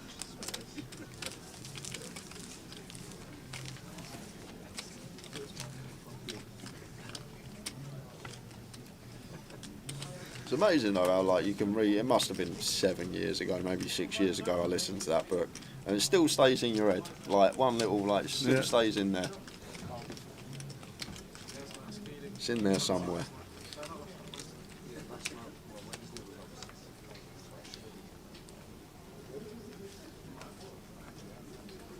The mental game of poker. I think it's Gerard Tendler that writes it. There's also a second one. Mental game of poker too. But there's a chapter in it that just talks about 4 types of players, starting at the bottom, going to the top, and like when you get to the top and you are at subconscious competent, just basically means you've played so many spots over and over again that when the flop comes, when you're met with a bet, you just know exactly what to do. And then the starting level is the unconscious incompetence, so you're playing really bad but your brain don't know that you're playing bad, and you just continue bleeding and leaking away chips. It's a good read. I didn't read it, audio book, but a good read for people that prefer the books. If you like to listen and you're lazy like me and don't like turning the pages, audio books work as well. That's got to be the height of laziness, surely. Yeah, not turning a page in a book. You got to move your hand.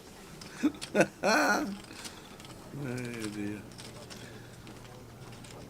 So Emmanuel turns the nut flush on Terry Jordan. Paul and Mantis. Mantis he ain't calling. He'll think about it for 10 or 15 seconds. He's called Tower. Oh, he has called. There we go. He bet. Apologies. He bet. He did bet. Yeah, he's the aggressor. Thought was the caller. Yeah, the book's actually called The Game of Poker is Mental. 1.7. And a flick in. Yeah, this has got nothing.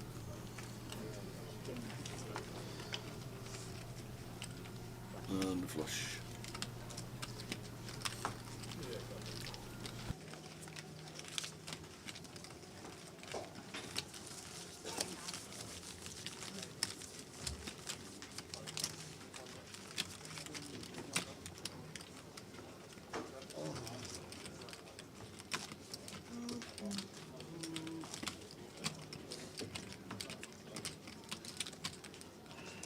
So second level of the day, second session of the day, fantastic first session, was mad. A break in about an hour and 10, 10 to 5 on the stream for 60 minutes. It's a 60-minute dinner break at 4:50 PM. Plenty of time and plenty of action before then.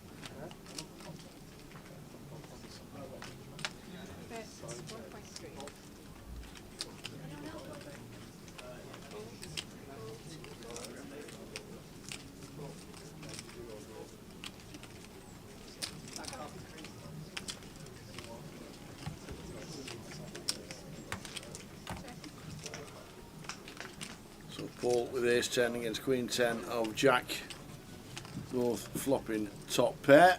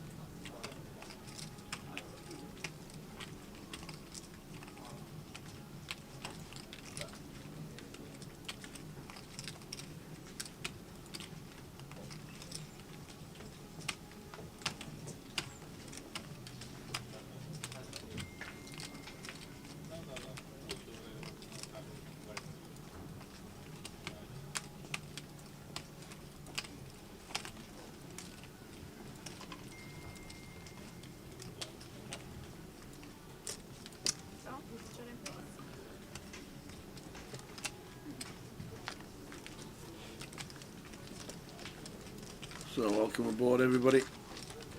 Live stream from Luton, GUKPT, day 1B, well underway. Teddy Jordan, 350 bigs at this moment in time.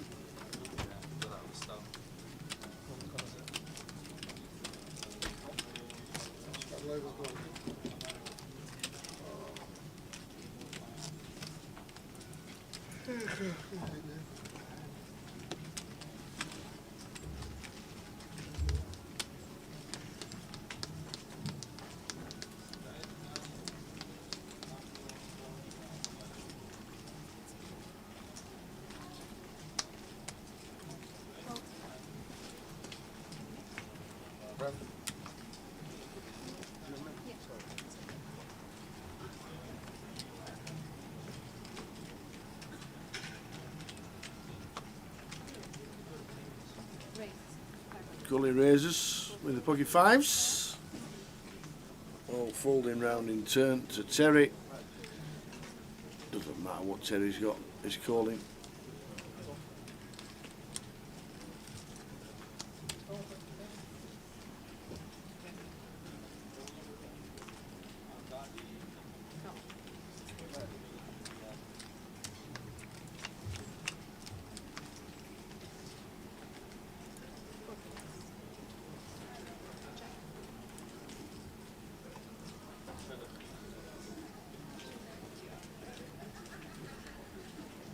Ace 2 3 flop. Paul's got the blockers. Cully's got the blockers. Cully.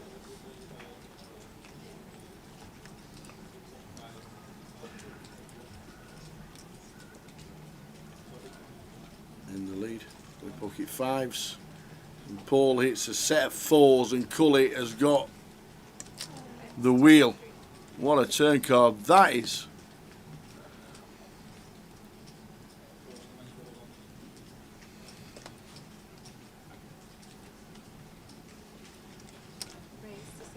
We raise it up to 7k, Paul.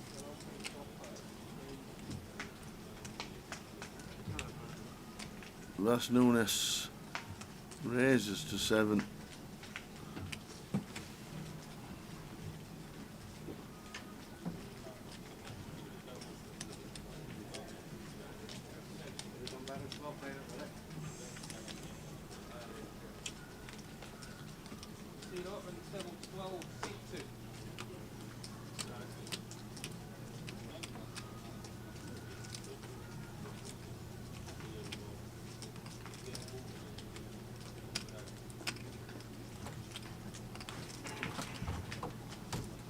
So does he raise? Does he just call? He raises. Makes it big. It makes it 17.3. Yeah, now tough spot for Paul. Absolutely. Especially once Cully opens from +1 tower. There's not too much 5x. You've got the 6 combos of pocket fives and you got the 2 combos of ace 5 suited. Sorry, 3 combos of ace 5 suited. So literally only 11 combos that we're worried about here. Where is Cully going to find some bluffs from? I guess bluffs are going to be built around some king queen, queen jack, jack 10 of diamonds. I guess this is where we're going to start finding bluffs from as Cully. But real tough spot here for Paul, and now he's probably kicking himself that he didn't just call Cully's bet, take his price to the river to potentially boat up. But I understand it from Paul, the raise on the turn, trying to get some value from some ace-x here, knowing that Cully has a small amount of 5x in his +1 opening range. But basically a maths problem here. Now, we don't think Cully is going to have a bluff and he is just going to rock up with ace 5 suited pocket fives. We're getting just under 3 to 1 on a call, 10.3 to win, 28.6. So like just under 2.8 to 1 on a call here for Paul. So taking that into account means we're going to need around 27-28% equity in terms of pot odds to make the call. If all our outs are live, we're going to have 10 outs, so we're actually going to have thereabouts 26%, 27%. So it's almost break even here for Paul, this call tower. May actually be more than break even for the times that we actually boat up and we have the implied odds, and if Cully does have a 5, he's probably not going to be folding even when the river does pair. So we also have that in here as Paul, the implied odds, the times that we do boat up to potentially get the full double. So he does make the call.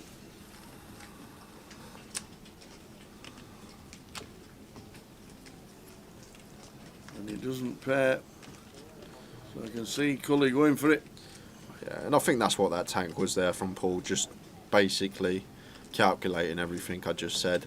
Times that Cully does have the 5. How many outs have we got? What's our price? What's our equity? Have we got implied odds on this board? Yes, we do. The times that the river does pair. And now Cully just going to be sending this tower with what's in the pot and the SPR that we're working with. Around 60% here, 65%. Never worried about 5-6 after that lengthy tank from Paul on the turn.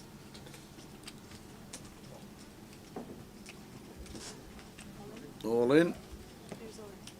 Yeah, now as Paul, I think he will probably let this one go. Oh no, he is. He makes the call with the set. And to see the pocket 5s. Maybe that's what Paul was thinking about on the turn as well, tower. Yeah. Are we calling rivers? What rivers are we calling? I guess we're going to call non-diamond rivers. But I think in the spots where our opponent has a significant 5x advantage. I think Paul's going to have more 5x here this deep. He might peel 4-5 suited, 5-6 suited, king 5 suited, ace 5 suited, pocket 5s as well. So he's going to have a slight 5x advantage on Cully, and in those spots where it is 4-liner to a straight and we have the advantage of the card that is the top end of the straight and our opponent is still barreling into us, a competent opponent, a lot of the time they will just have it because they're aware of ranges, they're aware how your range outweighs their range in terms of better straight, so a lot of the time they're undeterred to bluff those spots. So a lot of the time it will just be value that Cully has and will just spin over an ace 5 suited or pocket 5s, almost always there. But thought Paul was going to find the fold, thought that's what he was deducting on the turn. Obviously was thinking, I guess we call any river that's not a diamond. Nice pot for Cully. Indeed. Terrific session for him. Come in with 15k tower. And he must be reaching the 70-80k mark now. Well, more. Just shy of 90 for Cully to do. Straight back into the action here. 4-3 suited. From gun, raises to 400. Got some chips now, so getting involved. Terry pills the king 7, Mantas is in with the 3-do suited, and Mikhail here ace 5 suited. Gonna squeeze it up from the big blind. Cully gonna have to get out of the way. Oh, he's gonna take one off. We got the suited connector. I guess we are deep with Mikhail. Might have gone a bit bigger here as Mikhail. Might have gone for like 2.4. Being a bit nitpicky, but the 6x after an open and 2 calls. But still don't mind this squeeze at all here from Mikhail. Great candidate to do it with. Lots of dead money out there. Might have just put a bit of added juice on this one, but now we are going 4-way in the 3-bet coup, and the best hand is ace 5 suited. Well, he gets out flop from Terry. King Jack 4. Yeah, don't mind Terry's check here at all. Yes, we got top pair, but I guess one of the top pairs we do want to mix in a check with. Lower down kick up with 4-way as well. Still a lot out there that can be in front of us, but gonna love to see that, Terry. Absolutely. We didn't have the best hand on the flop. We'll most certainly do on this turn. 7 of clubs rolling off. Terry goes for value. 6k into 8.4. Cully says you're getting none of my chips back.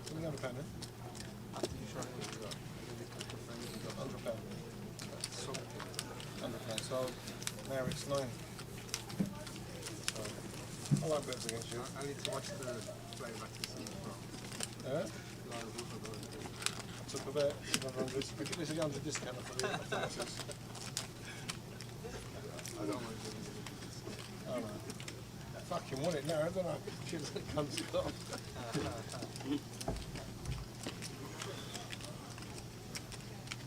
So blinds are up. 100, 300. 100, 300. Ah, what till dinner break. Surprise 1-3 now, is it?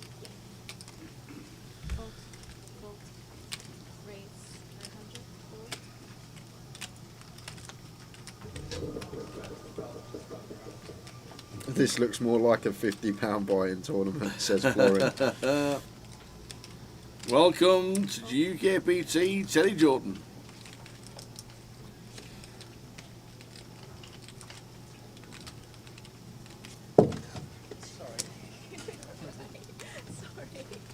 Sorry, I'm so dramatic. I did not mean to react like that. I thought you were like hitting away. I'll go something. Yeah, hit him right in the head. Yeah, get Cali for us. Jack eye flop for Cully. Can't see what Terry's got. First time today.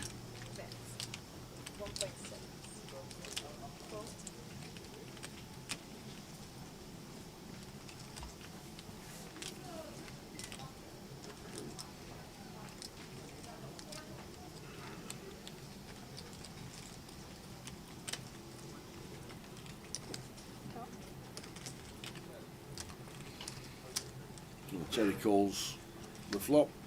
6 the club's turn. Let's check. Yes, a Horse River, does that help, Terry? 6,000. Makes it 6,000. I think it's good. And what we're going to do at 4 o'clock, guys, we've got Tower Thinks coming up. I'm just going to throw one What? in. Get a giveaway going. Spice things up. I just need a Sharpie, so I'm going to quickly 4 pop out and o'clock? get one. Why not, Tower? What? That's 6 minutes. I'm itching to get rid of this budget. Oh, yeah, it's been handcuffed.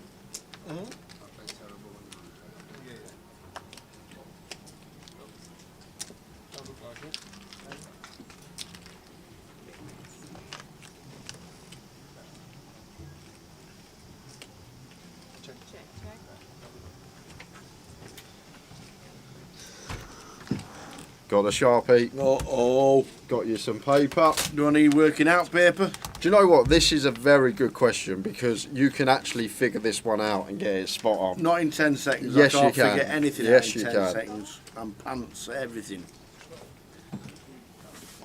I can't figure anything out.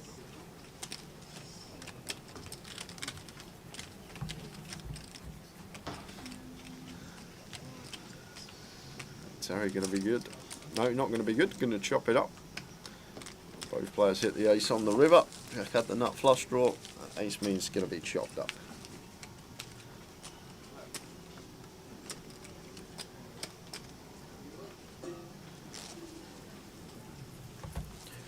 So what we are going to do,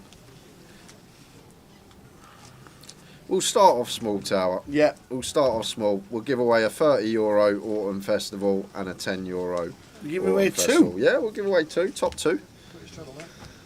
Give away 2, will we?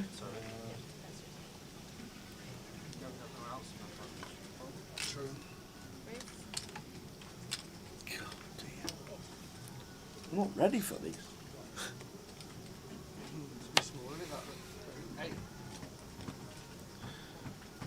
It's 10 for TJ, makes it 800. Mantis pills the king 8. This is a fun table, Tower. It certainly is. And Jack with a pocket 9 is going to go for 3-bet. Like decision to 3-bet here. Might have put, once again, a bit more juice on it.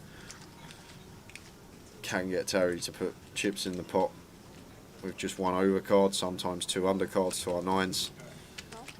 Terry comes along and over to Mantas with the king 8. He wants to get in the mix.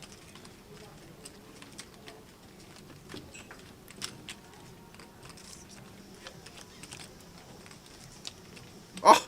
Wow, what a flop. What a flop for Jack, TJ. Queen, King. That is the nuts. Yes, Terry, double check. You flopped the stones, my friend. Mantis has got top pair here as well, so potential for Terry to get some chips. 3-bet coup, and you got the old king 8 off rocking around. And looks like he's going to go for donk here. Into the 3-better. Goes for 3.5k. And not the board we want to see with 9s here for Jack, so it does get out the way. Now Terry Spade. makes the call.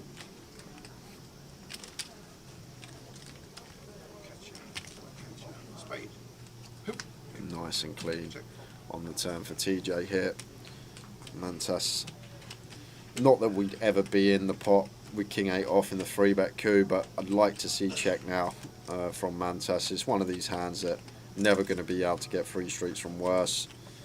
We're in a really gross spot the times that we get check raised. Look at this Hollywood from Terry. He sits back in his chair, hands on his head. Have some of that, he says. I'm all in. Oh, well.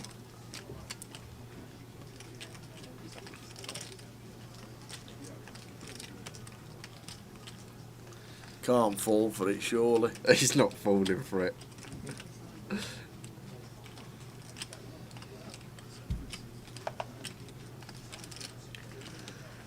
this is a big reason why I do like the turn check back as well from Mantas here. The times that we do get check shoved on, we're just in a world of hurt. And it's a hand that's going to be very difficult to get through streets from worse, even versus Terry. So maybe the way to proceed is to check back turn, go for value versus some Queen X, some Jack X on rivers when checked to. Now we're just sat there in the seat, not knowing what to do, whether our top pair's good or not. But those that have played a lot with Terry and have thousands of hands against him will know that when Terry does go for the check raise, a lot of the time it is just the value. He's going to be just check calling his draws almost always.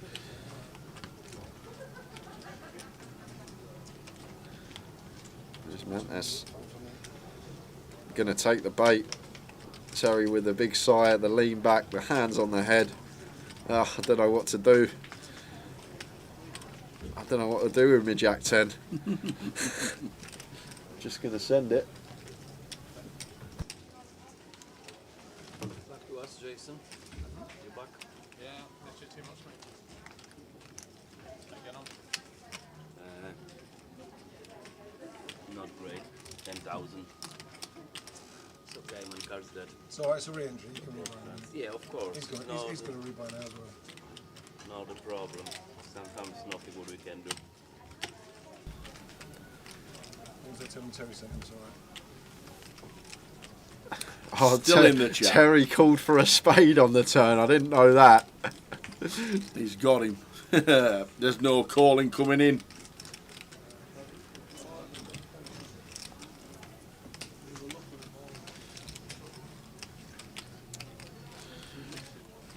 I do have a slight read on the situation though. The man playing a 1K who's wearing Triton attire might be happy to go and flick in another 12.50. So maybe Mantas is just going, I've got top pair, you know what, this guy's a bit of a nutcase. I can always rebuy it if I'm wrong. Yeah. Clock, please. Table 7. Clock being called.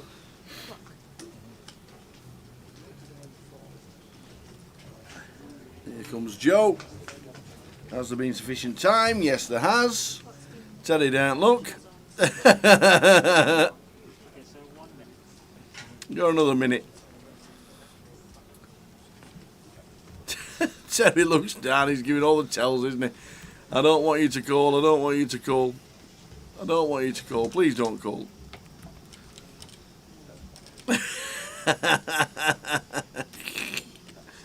Oh, brilliant.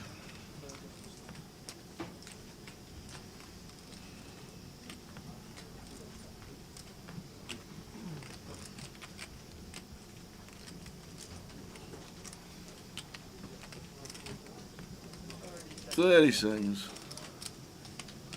He's folding. I think he'll even let the clock run down. And does let it go.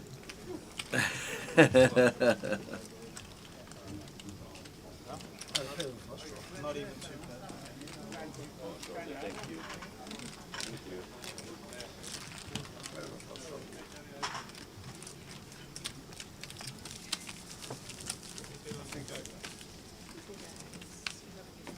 you.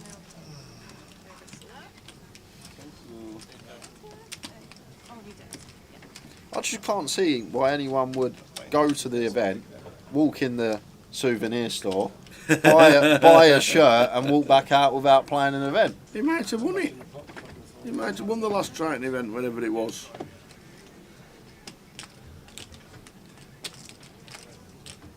He might have won a Tower Thinks. Jay Thinks.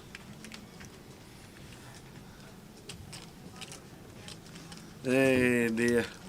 Come on then. Tell everybody what they have to do. Oh, it's giveaway time. I got so carried away in that hand. I Where's forgot my we were doing pen? a giveaway. I did just have it somewhere. I Lost gave it it. to you. I gave it to you. I definitely gave it to you. haven't. 100%. Not anywhere. I gave it to him. There we go. Right, guys. You should know the rules by now. If you don't, Sean Aiden's here. If you don't, where have you been? But I'm going to ask Tower a question. He's going to write it down on this piece of paper. The two closest to Tower's answer are going to win themselves a £30 and £10, €30 and €10 token. So first we'll get the €30, second we'll get the €10. I think I'm going to need working out paper here. One guess per account. If we see any multiple guesses, you will be barred for good. No more giveaways for you. And do not guess until Towers wrote his answer down. So I've got a nice, easy question for Tower. And it's a good question because you can actually figure it out. I have no chance because I've only got 10 seconds. We've had a lot of talk over the last 2 days about the big game on Sunday. What big game? The North London derby. Oh, yeah. So I've got a nice, easy question Go for you, on then. Tower. All I'd like to know Yeah. is since the first North London derby, Yeah. how many have there been? So how many times have Tottenham played Arsenal I can work it out. in football? Yeah, you can. Figure out when Arsenal and Tottenham first played. Figure out how many games in a season. I have no idea. No idea. Right, we're giving 10 seconds, 10 guys. seconds.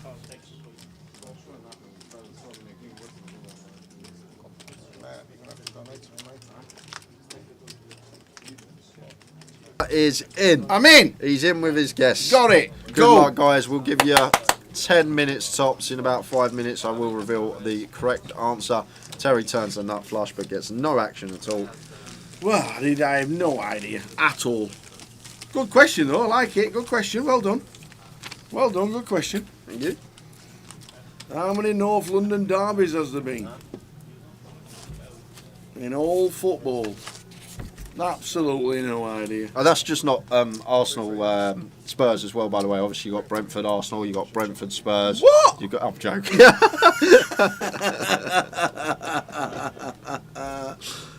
Oh, you are a one. How many North London derbies, Arsenal versus Tottenham games has there been? I have no idea.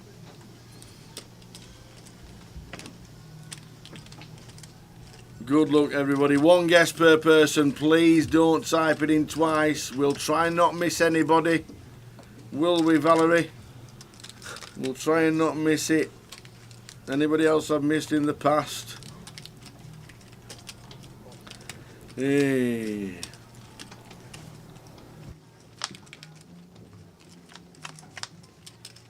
Good luck, everybody. One guess per person, please. Please don't be the one to get barred forever. Please don't be that person that you're going to get barred. Oh, look, is a buffet on the break half an hour?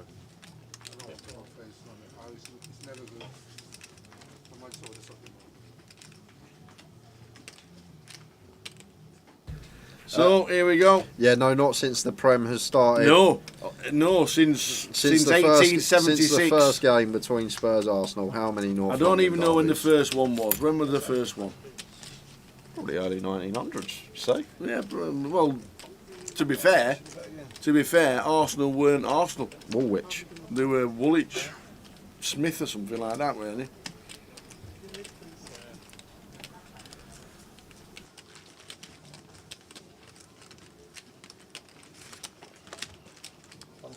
So what was the question, says Strand? The question was, how many North London derbies, as in Arsenal Tottenham, does Tower thinks there has been? That is the question. How many North London derbies, as in Tottenham versus Arsenal, as is this weekend, does Tower thinks there has been? 2 or 3 minutes to get one guess in. Do not multiple guess. We do check. We've got the system overload. It does tell us these things. Yeah, if you want to be smart like some people are, they have a couple of accounts, one on Twitch, one on YouTube, one on Facebook. I'm sure a few people do that, but there's no way of us tracking that. No. But that's it. If you've got your same guess going in on YouTube, don't be silly. Yeah, everything gully. How many times has Tottenham played Arsenal? There we go.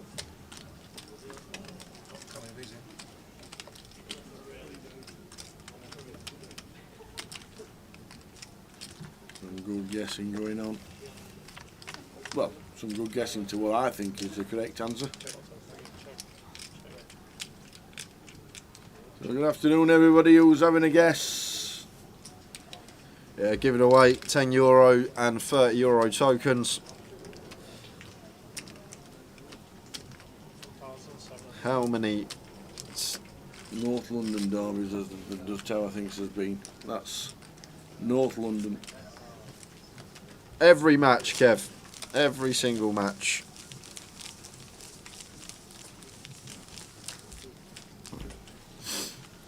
Every match. Oh, of course, there's the FA Cup as well, isn't there? Oh, damn. Damn. Every single one. Ah, yeah, Les Fenton in the history books.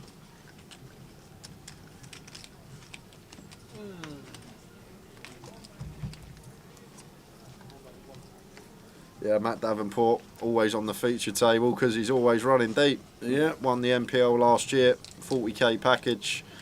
Part of the Grosvenor team now. Won the GUKPT at the Goliath. How are you doing, product? Good afternoon to you. Lovely day for poker. It's not in Luton, it's absolutely storming it down out there. It certainly is. If you're wandering around Luton town centre, you'll be wet. That's all we can say about that. So one more minute and we'll give you the correct answer, and then we'll let you know my answer, as that's the one you need. You can Google the correct answer if you want to, but that doesn't matter, because unless I've got it spot on, then you'll be nowhere near.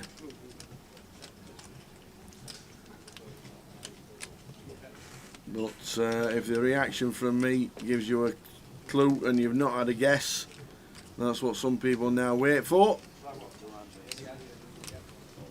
Well, Mikel here with the pocket nines, gonna go for the cold 4-bet rip, and does get Cully off the tens. Can't fault Cully for folding here. 9s, 10s, 6s and ace 10. And Mikel's pretty solid, so I think the tens from Cully there can get behind that fold tower. Can't be results orientated. I think this is the worst hand that Mikel's going to shove here. I think 8s is probably going to hit the muck. Manuel out the way, and Terry not going to be folding. The ace 10 suited is going to make the call. Cully sees he would have been in great shape here with the tens. Yep. Ace as well.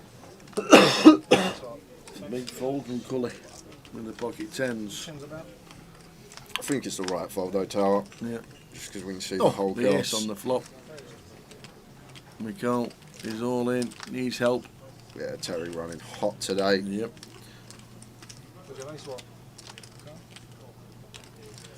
Queen of clubs. So we do lose Mikel. He'll be back at the re-entry desk. He will indeed. So Tower, comp's still Yes. open, guys, but just gonna let Tower know the right answer. So there has been 193 North London derbies. 193 North London derbies. Any tells? If you haven't guessed yet, any tells? 1 minute. 1 minute. I like Sean the 147 guesses 147. I like that. Product, you've just tuned in. The table's been playing pretty wild. Terry's been rocking up with all sorts of hands. Yep. 3-bet the ace 7 versus under the gun open. He's got the chips. He's involved in every pot. We're not always going to take that spot, but in this dynamic, the way the table is playing, I just think it's going to be a print shot for us because Terry's been getting way out of line. Cully can have a lot of hands that he wants to fold, and against Terry, I think 9s are going to do very well versus his range, even his 3-bet range with some of the stuff we've been seeing so far. So how many London derbies, as in Tottenham versus Arsenal, does Tower thinks there have been? There have been how many? 100 and what? 193. 193. 193 North London derbies there's been in all its glory. How many of them have Tottenham won? I'm off to get the teas. Well, I'm only saying. I'm actually only. It's actually a question that obviously I don't know the answer to.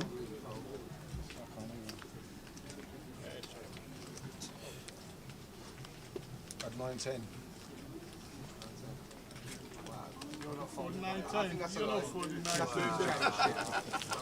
Arsenal have won 81. There's been 51 draws and 61 Spurs have won.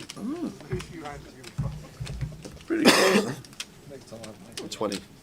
Yeah, it's not bad over all the years. Especially when Wenger was there for 15 years. I bet you never won one. No, we didn't. It took a long time. I think the first time I can recall, I know there would have been games before that, but actually in memory, the first game I can remember us beating Arsenal was the 5-1 in the League Cup back in 2007. That's the first memory I've got of us beating Arsenal. And the first memory I've got of us beating them in the league was back in 2011, I believe, when we went 2-0 down at half-time and Yunus Kabul nipped up with an header in the 82nd minute. Yunus Kabul? Oh, yeah, well, he was obviously at Tottenham for 40 years, rock of a centre-half. He was there for a good 3 years. Yeah, at least. 3? Before he went Brom. Yeah. One-man team then, yeah? Yunus Kabul. 3 years? Nipped up with a header. Yunus Kabul. Sounds like a wrestler. He looks like a wrestler. Yeah. So straight after this, we'll give you the correct answer that I've guessed, because it weren't the right. I'm sure I'm not giving it away. I'm not giving it away. But you've got 30 seconds. Anyone who's guessed 193, you're drawing dead.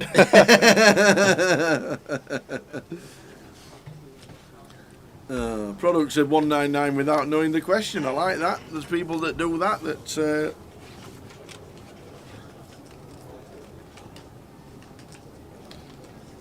Gullymoff says he was built like a wrestler. He was an absolute unit. I bet there's a centre-half you have never heard of. Do you know? Any Spurs fans out there, I'd be very impressed if anyone gets this without Googling.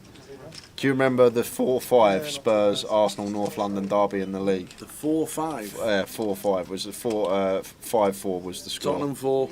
Yeah, obviously. When I think Jack Santini was in charge. When was he in charge? 2006, 2007. Gary Mabbutt. Who scored the first goal for Gary Spurs? Mabbutt. Who scored the first goal for Spurs in the 4-5 loss versus Arsenal?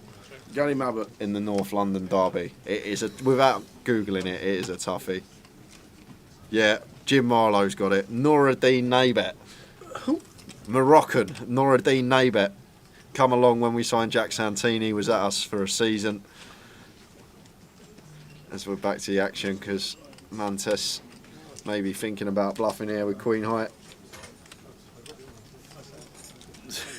Jim Marlowe's watched too much live stream. That's one for the hardcore Spurs fans, that one.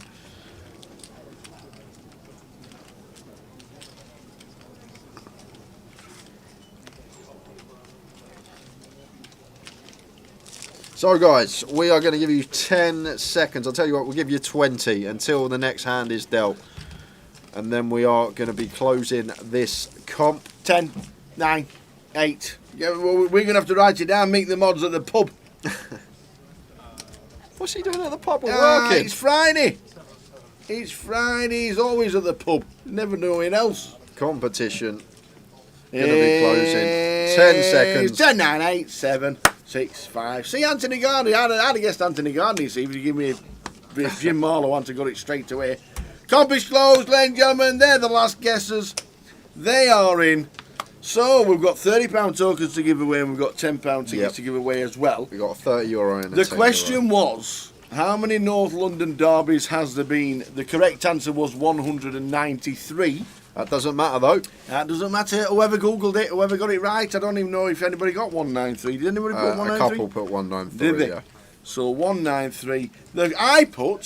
I put, so I thought they might, it was going to be near 200, but I didn't go that high. But I put an amazing, good guess of 176. Yeah, very good guess. 176 I put. 17 out for the tower. That wasn't bad for a guess for me. So 176, and believe it or not, tower, someone got it spot on. Again? 176. How? €30 token is going to Ian Roberts. Again? €30 token. They'll be saying I'll be texting him soon. I don't know. I don't know. It correct again. You must be the man that gets it correct on the smack on this snotter. Him and Val, honestly, they're getting inside your head. Unbelievable. So well done, Mr. Ian. Well done, Ian Roberts. nice result for you. Yeah, very and, good. And in second place, and going to get a €10 token was Ken McBride, who gets 178. Are you related to Joe McBride? So Ken McBride, €10 token for Best you. number 10 Rotherham United's ever had. Ian Roberts, €30 token Joe for McBride. yourself. So I just need your alias for both of you guys, and we'll get you on the spread. More giveaways coming up later in the day. So if you've missed out, make sure you're tuned in throughout. Be Well some done. more tokens to give away. There's a cracker. I've already got my question. Wait for the next one. It's boss. Yeah, Gully, that is Hall of Famer Ian Roberts. I'll tell him, I'm sorry, I'm just with someone, but yeah, don't worry.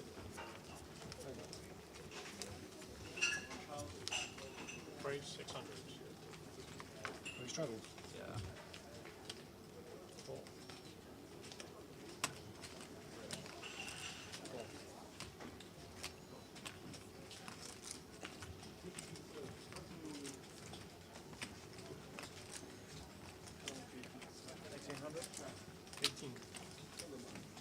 Do we know Ian Roberts' name? Because we're bound to. We should do, really. It's Blue something. We should instantly know it. Bluefish or something like that. Blue something. We should instantly know it. Because he wins that many. Something. It's just like a fix. Something blue. Don't text him the answer. Somebody walks in here, sees my answer and texts him. They must do. Right. Blue Monty. There we go. I knew it was. Blue Monty. Blue Monty. Is that like the full Monty, but not too full?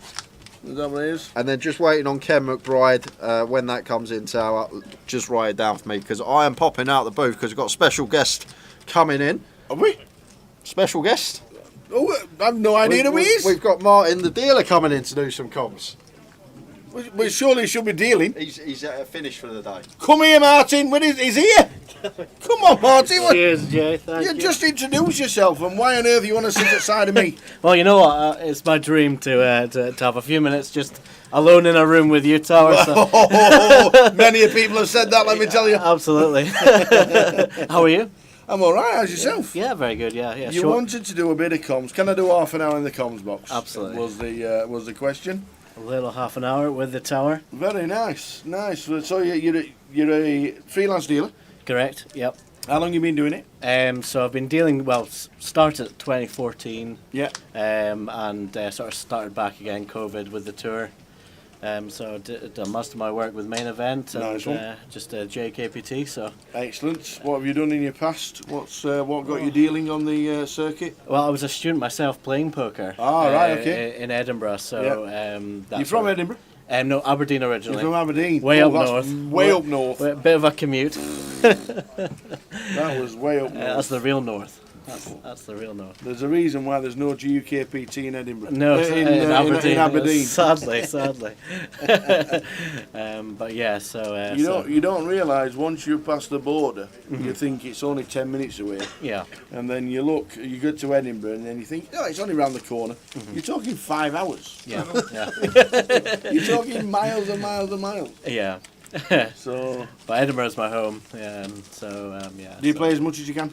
As much as I can, with this it sort of prevents me from playing as much as I want to, but yeah, love the dealing, Excellent. Good. Love the tour as well. So, and you want to jump into comms? Yeah, I just thought I'd what's the reason behind that? I just thought it looked exciting. I'm an avid fan of the stream, so nice. What was that? Paul Rogers.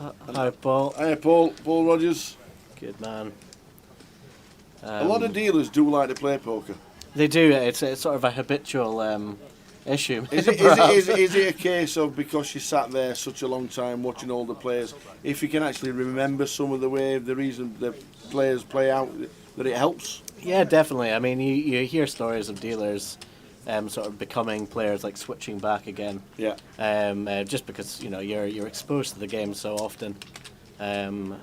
Here's Terry with a legitimate hand here. As Gullymaff says, you definitely picked the right. Table.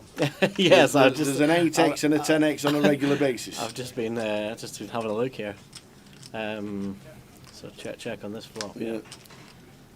Terry's VPIP's about 87%. 87. That's quite low. Oh, you know him. Don't play cash against Martin. He's a complete luck box. There we go. Who's this? That's Paul. Paul. That's Paul. Yeah, that sounds about right. Yeah. So we checked it on the flop. turns the 9 of clubs, Terry bets 800 and then fires again on the river. Yep, got it done with the best hand there. Yeah. Ace Jack high, good enough for the pot. So are you fully committed to dealing, or do you get a chance to play as much as you want? Yeah, I sort of do, like sort of 95% of the time I'm working at the Yeah. moment. Yeah, Yeah. just with the tour being as it is. We've got the 888 event and Leeds, of course, in October. Absolutely, as and in well, between we've got the MPLs and stuff like that. So Yeah. in fact, this is what's coming up for the remaining excellent. remaining 25-50s and deep stacks for the rest of the year. We're right at the top there. Luton is where we are now. Next weekend it's going to be London and Blackpool. Oh yeah. For their 25-50s. Then we're back in Leeds for the 25 for the GUKPT. Yep. And then Coventry's going to be the big one. We'll try and get you the template for the Coventry 888 event. That should be a huge. That'll be a good one. It will. Yeah. It will. Coventry's turning into a hot place to play poker at the minute. Yeah, definitely. The 25-50s. With the MPL points, of course. Yeah, absolutely. Yeah. Yeah. Yeah, it's going to be a cracker. And obviously Blackpool 9th of November till the 19th. And then the last event for us of the year will be the Vic until then, and then obviously a couple of weeks later you've got the 25-50s to finish the end of the season. Superb.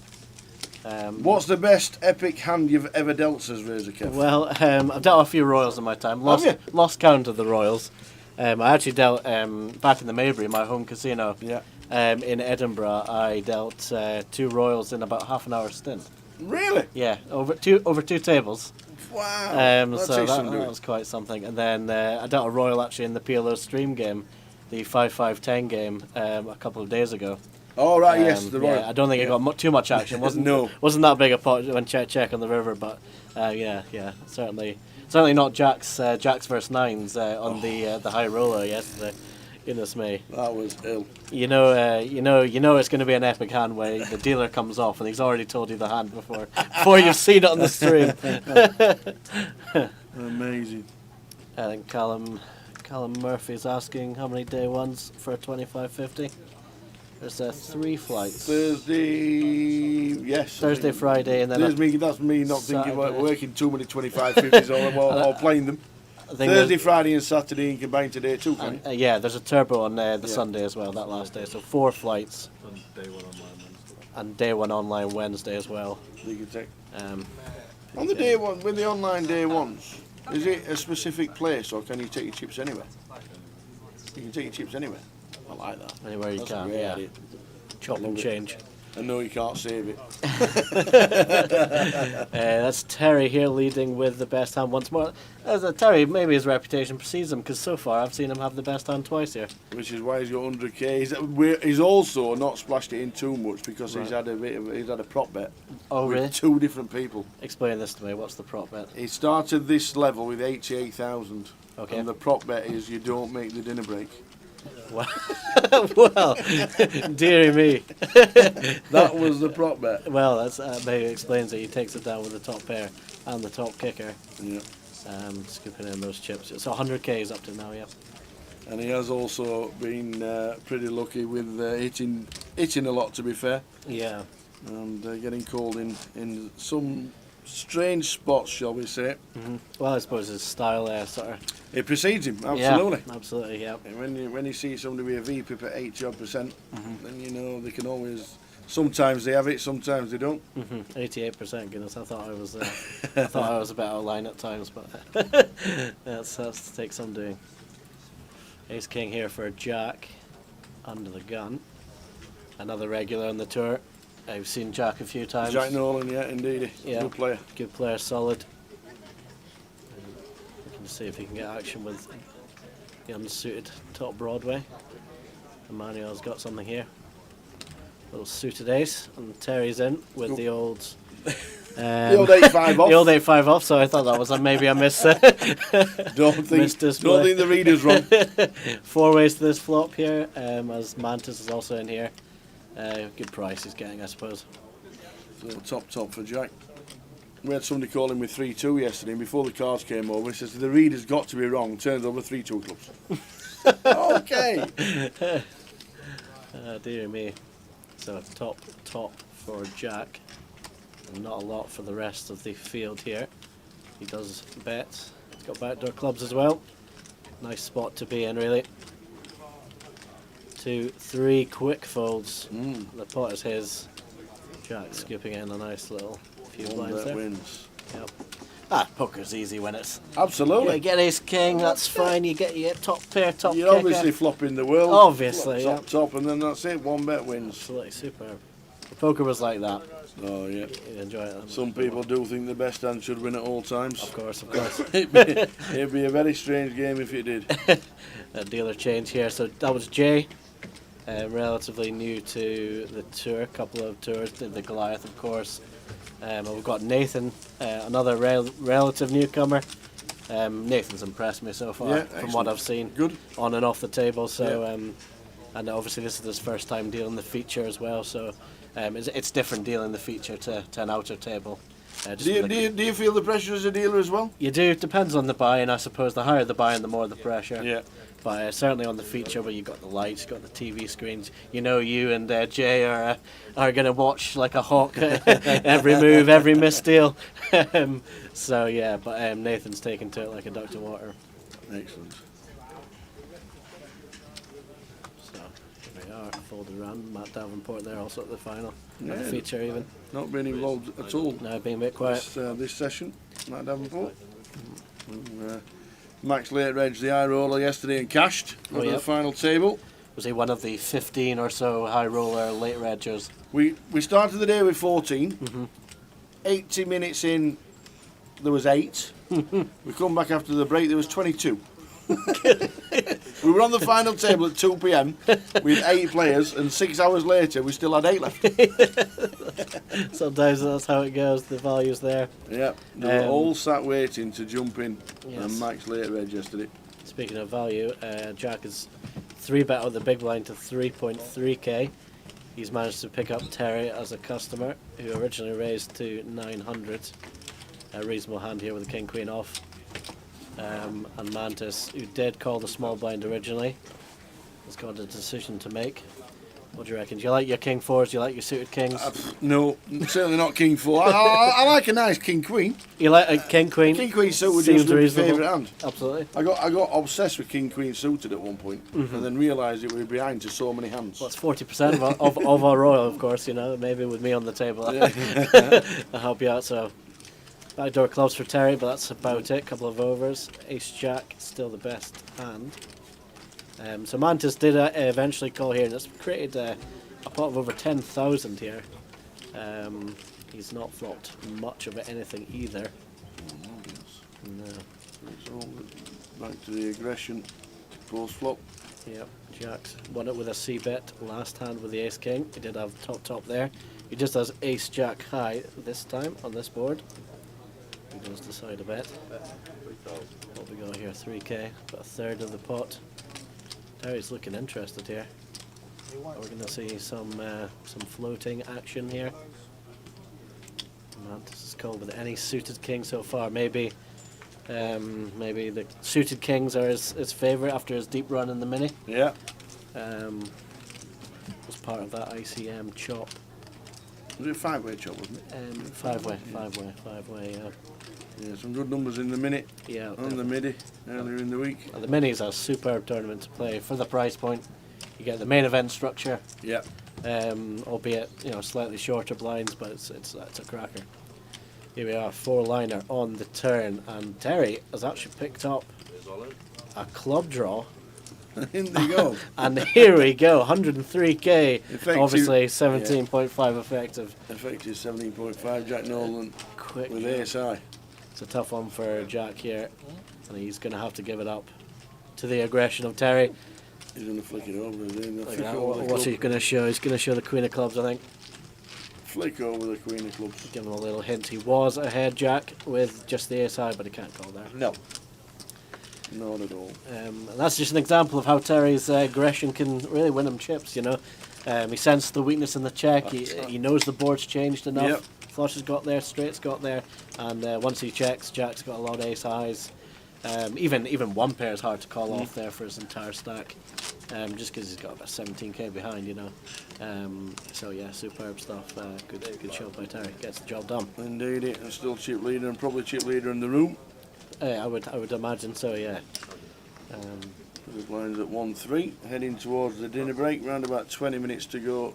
As you can see there in the background, you just see the bottom end. You have to try and work out what clock actually says. You just see the bottom inch of the numbers. It's a good guessing. It's a good guessing game. It could be 8. Could be yeah. It could be 0. It's a good guessing game. But I think it's about 16 minutes. Perfect. Terry in with the King 4 offsuit variety this time, and Jack with the Ace Jack again. And back to back Ace Jacks. Just heads up this time. Will Jack flop any better? Queen 2-8 rainbow. Dry That board. smashes Terry all over. Yep, check. Not opting to bet with the King 4. Peel one off. So the club's on the turn. This should be a bet. Oh no, it's checked. Check again. Surprised they didn't put in a small bet there. Jack might think he's just got the best hand, doesn't want to get blown off his hand. The deuce pairs the board and it goes check. Jack will win. No blood on this one. None at all. Jack wins one small one back from None Terry. at all. Interesting that Terry didn't bet any of those streets. Just given Jack's line, you know, he's checked by the river especially. He's checked him 3 times after raising pre. Yeah, surprised Terry didn't put a little feeler in on the turn, but decided against it this time. Yeah, let the kid have it. Are you back for the turbo later? Or is it? That's me done for tonight. Oh, yeah, nice. just a short 4.5 hours. You know, Beautiful. sometimes. We've got a lot of dealers in, so give them a chance to get some hours. You know? Ball bag. Take yourself off. Take yourself off delay, and put yourself live. The quiz finished 20 minutes ago. You've obviously gone and made a sandwich and a cup of tea. Yeah, that's funny because put the stream on pause, and now he's trying to guess how many. It weren't a bad guess actually. 167. You nearly won. What was the actual answer? The actual answer of how many North London derbies there were, the actual answer was 193, and I guessed 176. That's it. I was thinking about that on the table. Was you? And I was thinking about 140. All right, okay. I thought I'd be well short, but it turns out I wasn't. You know. There you go. So ball bag is going to put yourself live because the quiz finished at 4 o'clock. You were only 30 off board bag, so not too bad. Good effort though, 167. Yep. He was making homemade chicken soup. Oh, like it. Superb. Good effort. Soup's a great thing to make. Yeah, that's the one thing you miss on the tour. I'm sure you experienced that as well. Hotel life, travelling life. Oh yes. Nothing beats a homemade chicken soup. You know. I like it. Good effort. Ball bag. Good effort indeed. Terry's picked up a straight draw here, and Mantis not believing with the underpair. He's also got a gut shot of his own. They would chop the pot. And well, it looks like they're going it. We're going to chop it. Seems unfair. Terry's got a sixer. But I think it's going to be shares, spoils shared. Terry's looking at this. He knows he's got a bet out. Oh, it's Mantis. It's Mantis' back. Does he put him on an ace? He's raised to 1k pre. No, he says let's chop it up. Yeah. Show him the 9. Chop. Fair play. Oh, Mantis looked like he was going to muck that. Oh yes. Always a bit of trouble with it as a dealer, you know, and a player. It's a chop on board, for example, Broadway on the board, and the player's he knows he's chopping it, but he's almost putting it face down. Of course, for our job is it's muck all face down cards. So if you slam them down and they both turn face down, then obviously that looks like it's classed as a muck. A bit of a risk, but chopped pot there, no issues for Terry and Mantis. So yeah, you made homemade soup, you're now caught up, you're back online live, but you did nearly win. Yeah. But we did get somebody who got it spot on. Oh, fantastic. Somehow Ian Roberts got 176 spot on. Fair play to Ian. Will there be another quiz? There will today? be one later on tonight, sometime after the dinner break. Mm-hmm. But there will be another one later. Mm-hmm. I've just read Daniel Johnson, Martin Slacken as usual, former dealer. He dealt a few of these. How we doing, Dan? Good to see you watching the stream.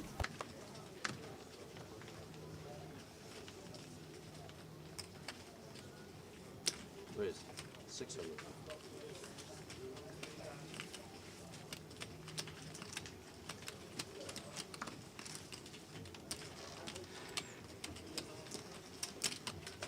Raise. 1800. Pass, pass. Pass.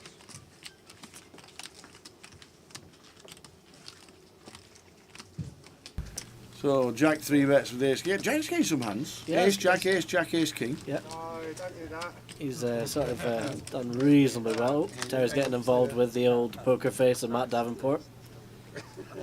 Yeah, Matt's not been involved too much, to be fair. So when Matt under the gun sticks in a raise, you've got to think it's pretty strong. I like that. It looks like Eric Morecambe look.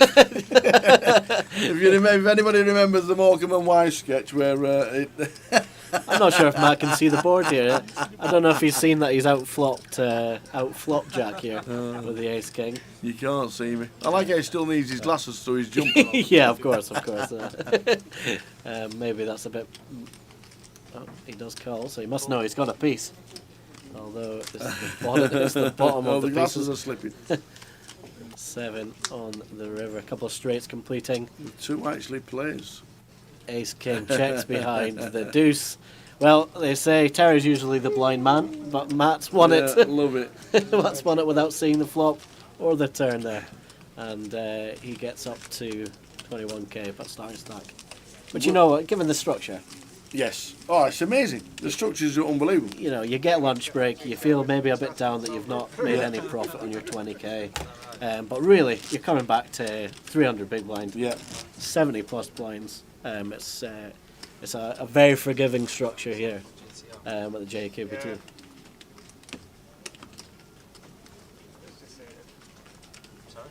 So, new hand on its way. Terry gives up in the under the gun.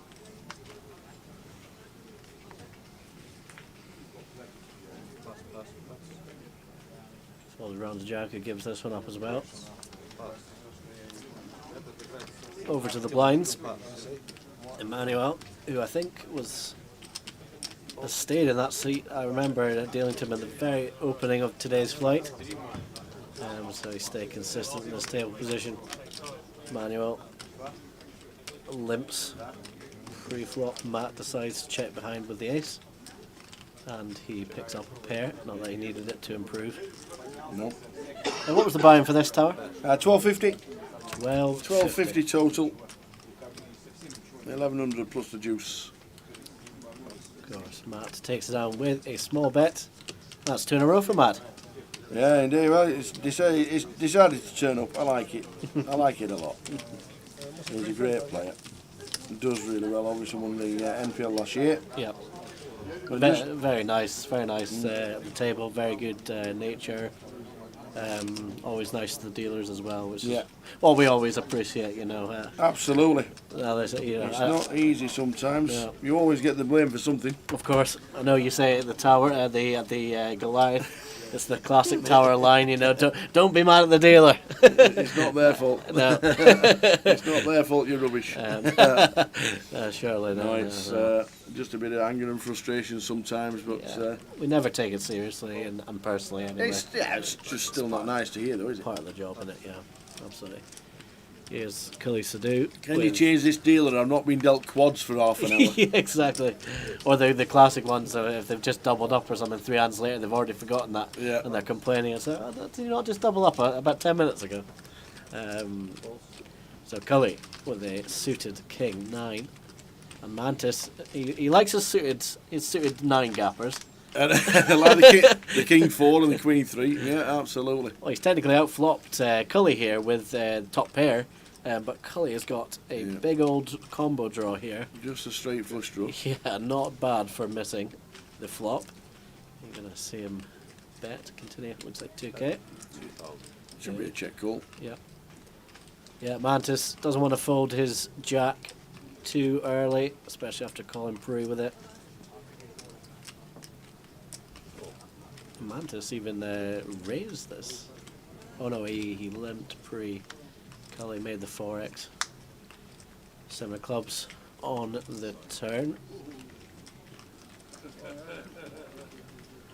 Check for Mantis. Again, can't see Mantis going anywhere fast with his top pair. The board did change a little. 8 9s obviously got there. Some 2 pairs. Maybe Cully's not really getting out of line with the Jack 7, but he could definitely have Jack 10 suited. Hands of that nature. That's a nice size bet here from 4.5k from Cully. And looks like a raise here from Mantis.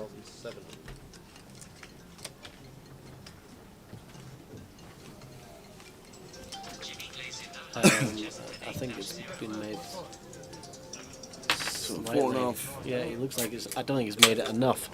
He made it 7.7, but it's been held to a min raise of 9k. And amid all this confusion, Cully has got still that huge draw, but just 1 card to come. It looks way less attractive.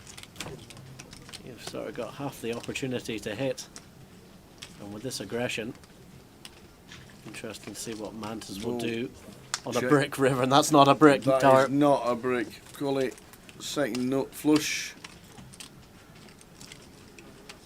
And you got to think Mantis's plan for the river on a brick river was probably to shove, but it's a scary diamond, isn't it? You've got to think Cully's got a little something and perhaps a better hand. It turns out Mantis was actually betting for value, raising for value on the turn as well, which seemed a bit odd. 25k in the middle, he's got 9.1 behind. Will he just go for it? Will he feel he's committed? Be interesting. A check, and obviously Cully's going to then say him in. Yeah.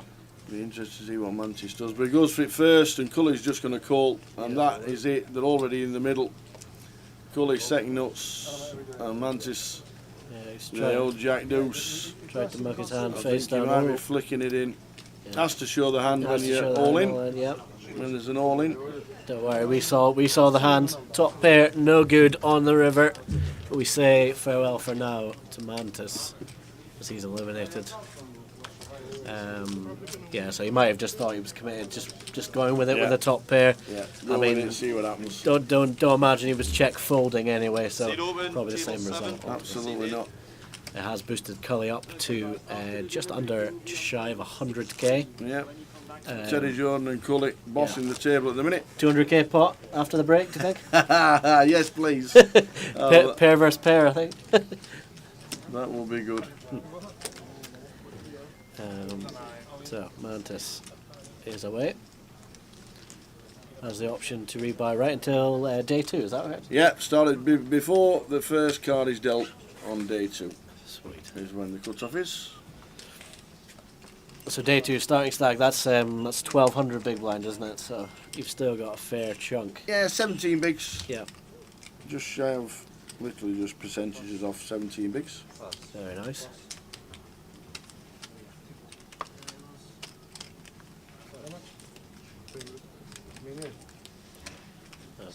Terry's folded for a while.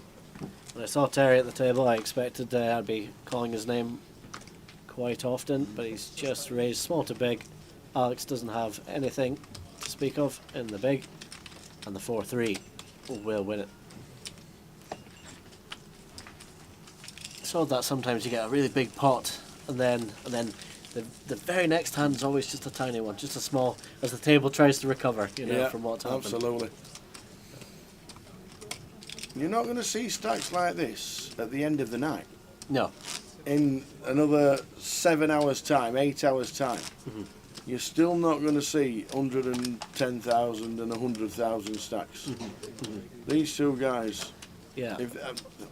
I know you're never going to do it, but if you went home now, you'd still bag chips. Absolutely. You'd still bag about 70,000 chips. I was going to say about 70 would be right. Giannis folds the king 4 of hearts. Mantis wouldn't have. Yes. Mantis wouldn't have folded the king 4. Shame he's not here to play it. He loves the 8 gappers. So the clock is down to the final 90 seconds by the looks of that. Minute and a half. And then a 60-minute dinner break. It's maybe the last time before the lunch.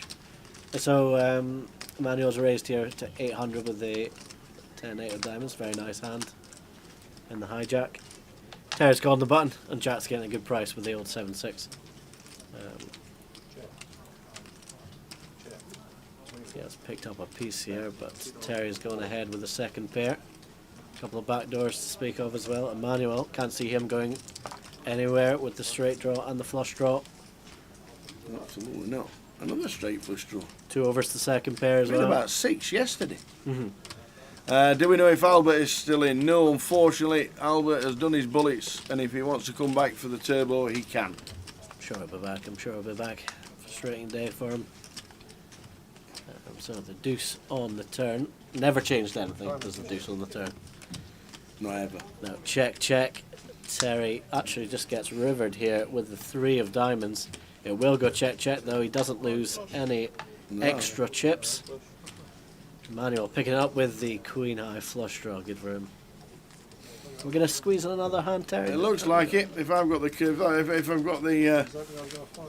got the clock right, yep. It might be 3 minutes left. Who knows? I can just see the bottom. Yeah, it's a fun game. That's a fun game. Yeah. Martin Skyway again, shock. I have a feeling that is one of the other dealers. Who might be on dinner break himself, I think. All right. Join the stream. Like it. Good afternoon, Luke. How are we doing, Luke? It's another one of the. Do you get involved in that big two malarkey that you know what? they all play? Big two's just passed me by, I think. I can't work it out. Yeah. I cannot work it out. I was taught by a couple of the dealers and sort of know the basics of it. Deuce of Spades is a good card, I think. But yeah, apart from that, I'm completely lost. Yeah. And this is the last hand of the session. Thanks to this fella. No worries. Loved it. Excellent. Knows his game inside out. Absolutely loved it. Thank you very much Fantastic. indeed. Had a great time. When I need an afternoon off, I know exactly where to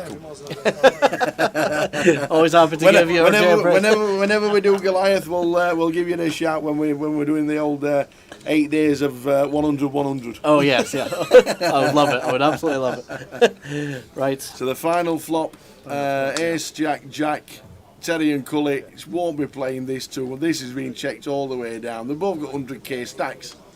We will. we will. Is that the English tonka? Scottish tonka. Scottish tonka. Don't call him English. He'll hit me. Oh dear. Oh dear. Cheers, Martin. No worries. Absolute pleasure. Absolutely brilliant. We will see you in 60 minutes' time. We're returning with a brand new table, a few chip counts as well. But Terry and Cully have absolutely smashed this session. We'll see you in 60. Thanks to Martin. No worries. Cheers. In Turning River. Wow.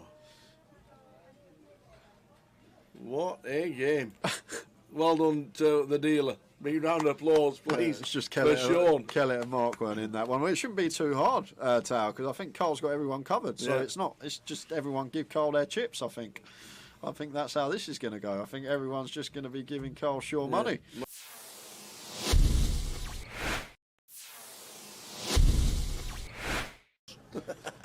So we see Tom opening Jack 9 off in the hijack. Can open a lot wider here with the chip lead. A lot of pressure on these guys with ladders and approaching the FT. But Matt never going to be going anywhere here with pocket 8s. Easy decision for him in the small, just the call. And it's heads up between Tom and Matt Davenport here. Let's see a flop. Flop time, Ace 9-3.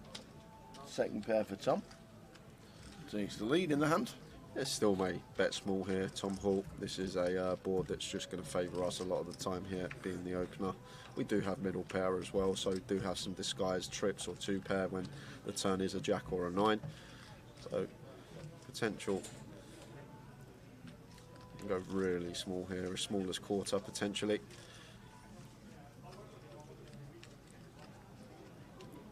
And goes for 21k, so quarter pot is the sizing of choice for Tom, just under. And Matt here with D8s getting this price, probably going to call once. Tom's still going to have lots of holdings here, all like the Broadways, the King Queen, Jack 10, all this sort of stuff that we are still ahead of, and sometimes he will shut down on some turns. 7 of diamonds hits the turn.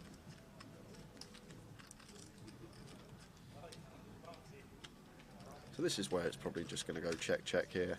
Tower. I think Tom maybe a bit optimistic to fire our 9 here again.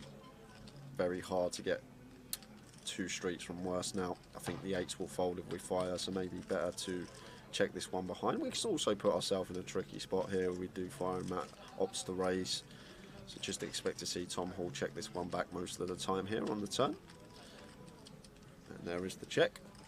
See a river card. And it's paying 2 pair. Well, it is 2 pair for Tom Hall, but probably going to be very difficult to get value from Matt Davenport here with his particular hand. Matt does have the 8s blocking the nuts. 10-8 could still be in Tom's range. He's going to open 10-8 suited from the hijack, although 10-8's probably going to double barrel turn, something to take into account. But Tom will now just opt for probably a larger size here, I think now. Tower, this little disguised Jack 9 of ours, somewhere around like 90, 3/4 pot, probably what I expect to see. It looks pretty chunky. That's pot size. That's 105. So around 85-90% up there. And Matt here with the 8s, never going to call this one tower. Just not putting in a quarter of our stack here with 8s, we lose to too much. Well.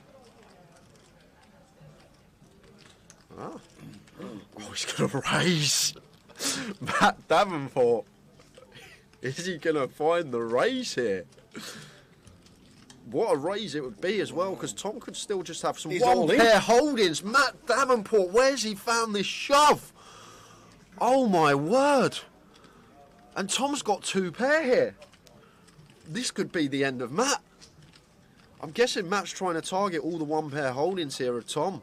Like Tom can check back some ace-x on the turn and go for value on the river, and Matt's trying to target this, but Tom's even higher up here with 2 pair. And he's gonna be in the tank here, because what will go through Tom's head tower is, we beat value? I don't think we do. Maybe 9-7 might be in there for Matt, but is he going to check rip that? Obviously Matt can still have some ace-3, ace-9, ace-7 defending out the big blind. He might even float a 10-8 as well, wrap round this 9 with backdoors, so 10-8 of hearts, diamonds and spades probably going to be in there. But the question we got to ask ourselves, is Matt Davenport ever going to do this as a bluff? And what are the bluffs, Tower? Once Matt calls on an ace-9-3, there's not many you can come up with. And because of that, I think Tom may let this one go. Simply because of the board text from the flop. It's ace-9-3 rainbow. What on earth is Matt supposed to have here? He can have sets, he can have 2 pair. And what hand is he going to turn into a bluff? Is he going to rip some 9-10, some 8-9, blocking straights and 2 pairs? This is just a 6-6 jam from Matt Davenport early on a big day 3, and Tom Hall in the blender here and lets it go. Matt Davenport, you boss, and shows Tom as well. Pocket 8s. Yeah, there is a reason this guy is top of the National League.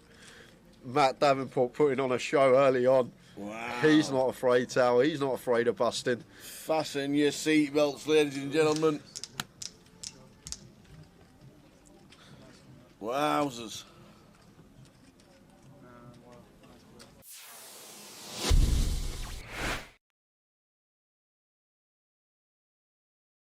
Going to bring the rest of the field in. Yeah. Gary with 8s, Ed with 7s. We're going 7 way to the flop here. Victor's in with the King 4 suited. Ollie's out the way in the small, and Christian going to defend an unknown holding in the big blind. So we have got 7-way action here. 7-way. This is a 1K, guys. Don't adjust your sets. Oh! What a flop! What a flop! Who's got their 7s? Quad 7s for Ed. Oh, wow. So nice to have the check mark on the flop. That doesn't happen very often, especially when you go 7-way. But the way that we're going to get paid is what I'm thinking, Tower. It's going to be difficult. I guess we're going to get a street from Gary. Gary has pocket 8s, but in this multi-way coup, Jimmy's in. Need to be proceeding with caution. Well, Jimmy just goes for the C-bet into 6 players under turn. Got the backdoor hearts. Mark's going to call the ace-king with 5 players behind on 7-7-3. And Gary here now with the 8s. This is actually a tricky spot, Tower. The thing is, we're getting 8-1 on a call, so probably going to take one off with position. Like the times we do hit an 8, in general, we can win a huge pot, but it would actually be a disaster on this occasion because we got Ed sat there with quads. And what's Ed thinking, Tower? He's thinking, what have you all got? He can tell with his face, he's like, How many sevens in this deck? Does he raise or he just calls? Of course he calls. Of Like, course he what does. on earth have these lot got? He's thinking, I've got 2 sevens in my hand. It's gone bet, call. Yeah. So, wow. See the turn. And it's an Gary 8 Bush! on the Gary turn. Bush, ta-ta! Wow. Ill for Gary. And it's going to be a nice clean double up for Ed.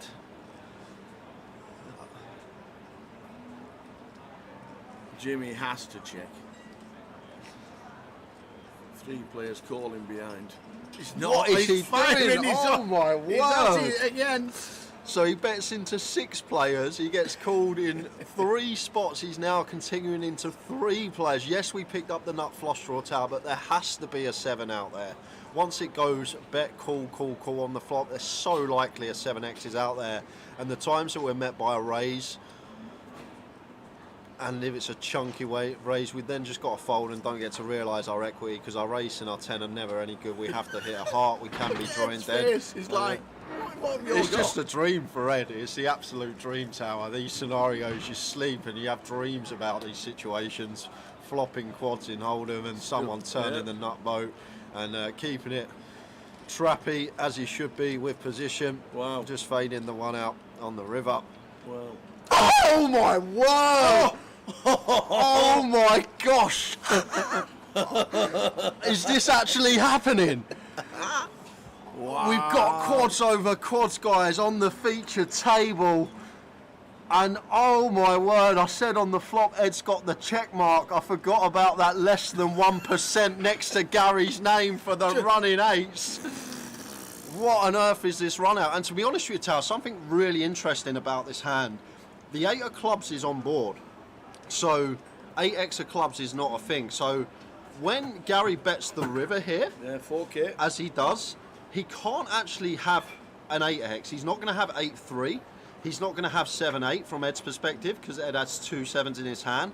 And there's no bare 8x that pills flop. So how does Gary get to the river with 8s full? He just doesn't. It's not possible. 8x of clubs isn't a thing, and there's no 8x that actually want to just pill flop overcall against 2 players. So Ed here should just call. Really? Should just call.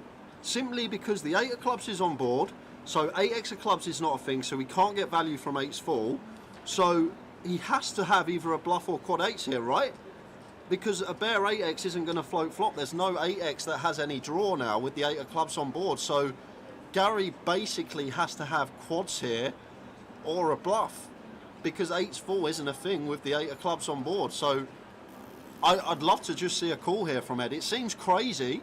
It seems absolutely crazy He to does just flat. flat. See the cards, that is for sure. But in reality, it makes sense. If you really think about it, guys, what 8s full does Gary get to the river with once we go 7-way to the flop and the 8 of clubs now rolls off on the river? There's no 8x of clubs, so he can't backdoor a boat with a flush draw, and he can't call like 8-6, he can't call 8-9. All these hands just fold flop. There's no draw there, so he basically has to have quads or a bluff, and Ed's figured it out. Look at his face, he's figured it out. It makes sense.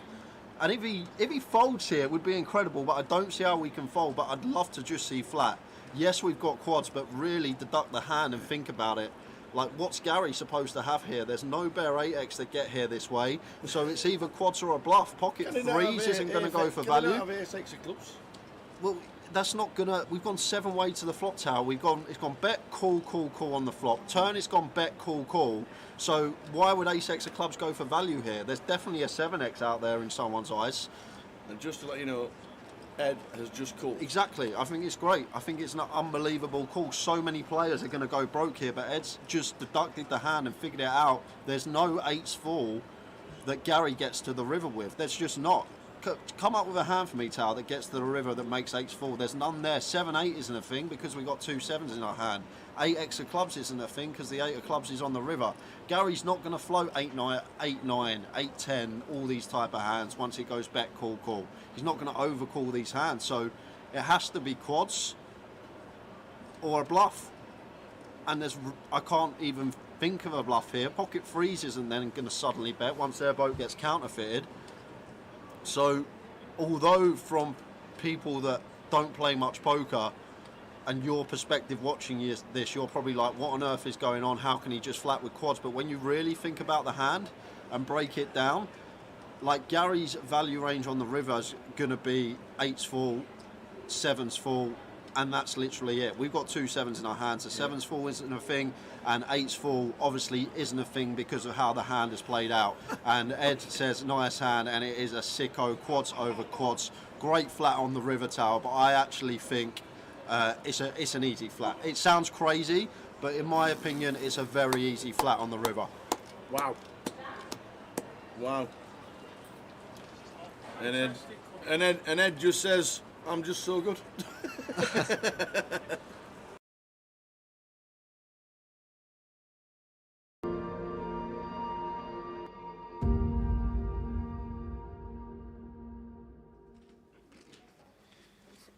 Let's do a queen in the small. Expect to see a complete.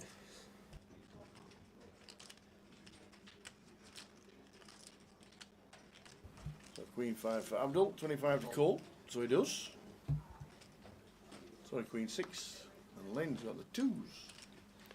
Yeah, one of the pairs that could definitely check in the big blind, the smallest.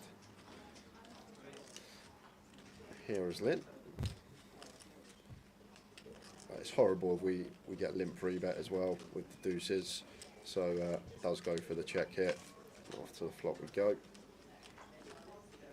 4, 6, 4, 2 spades. A nice looking flop for Abdul with his top pair, just going to come out firing. Deuces, deuces, spades. Could even be a raise this one, Tara. I think the deuces, deuce of spades, deuce of hearts. I think this could be a plausible raise, just to flush out equity from overs, flush out equity for counterfeit outs. And then does go for the raise here. Like, you just know in poker these days, so many players go for the one big blind lead from the small blind, blind on blind with almost any two. And cool. 10 of spades turn. So Lynn just counteracting that by choosing his deuces to raise and flush out all this equity of overcards. But Abdul not with overcards, flop 2 pairs, so made the call and 10 of spades turn, and Lynn doesn't actually have a bad candidate here. Deuces, deuce of spades. After the flush completes, the small pairs with one of the suit that contains the flush are going to be very nice candidates to be barreling on. And Lynn does go for the double barrel with the deuce, deuce. Like it. The river's a 6. Check mark. Thank you very much. And now playing the board is Lynn. What you gonna do? Oh no. Abdul's gonna go for the lead. No, Abdul. Like, Lynn's hand probably has to bluff. You can't showdown deuce high, and Lynn's hand would have had to bluff tower. And now Abdul potentially missed out on Lynn. Unloaded on the river. Went for the lead. Keep some bluffs in of our opponent. He's going to value bet a 4 anyway if he's got a 4. Might start checking back some flushes. That's probably why Abdul thinks the lead's going to be good here, but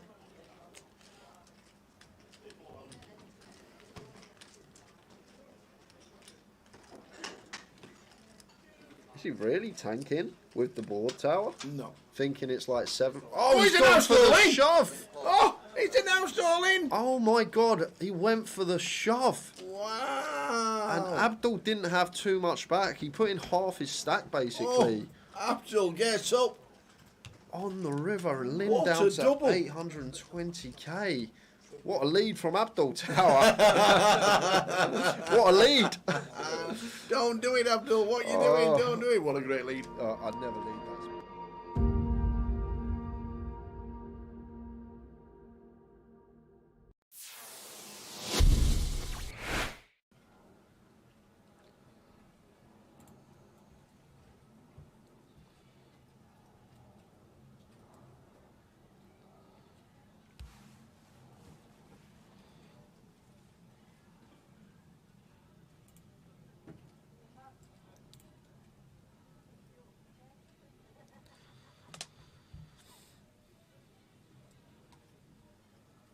So Carl, Queen 10, 9, 7, pocket 8s with 1 suit. Gary with double suited kings, although the cards working with it aren't the most attractive, but still going to come along on the button with position on Carl. Mitch is in the big blind, and Mo here with ace king jack 5 3 3 closing the action. Oh no, he's not, he's got nil on the 50 behind him, my mistake. Oh, is Mo just going to put it in here with all this dead money out there?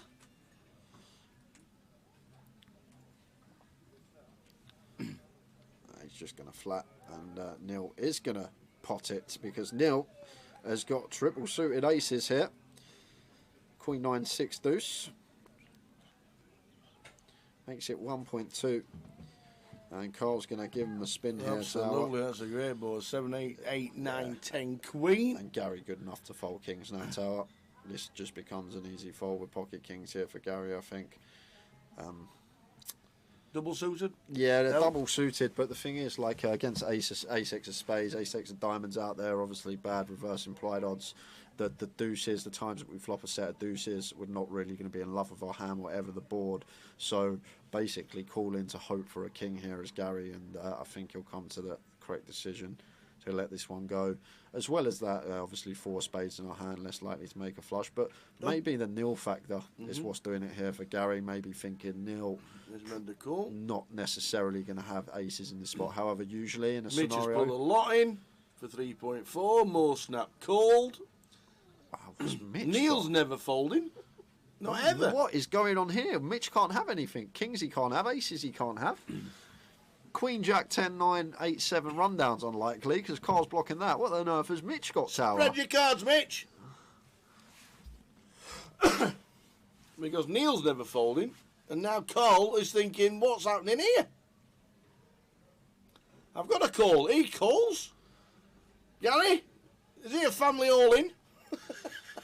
Oh, he's asking for a count. This is one 3-3. Yeah, this is one of the other problems with obviously flatting the kings. We're not closing the action behind, and now we've probably got a call getting this price on the call here. Absolutely. 5 all-ins. 6 to 1. We're talking a 15k pot going on.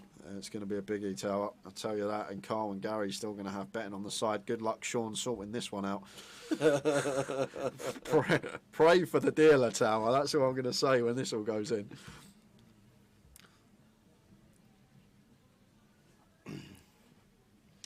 I mean, it's still like to know what Mitch has got. Yeah, it just don't make sense to me because obviously he can't have aces, he can't have kings. He's just took a picture of them for his fans. I reckon he's going to have Queen, Queen, Jack, Jack, 10, 10. We'll go with that.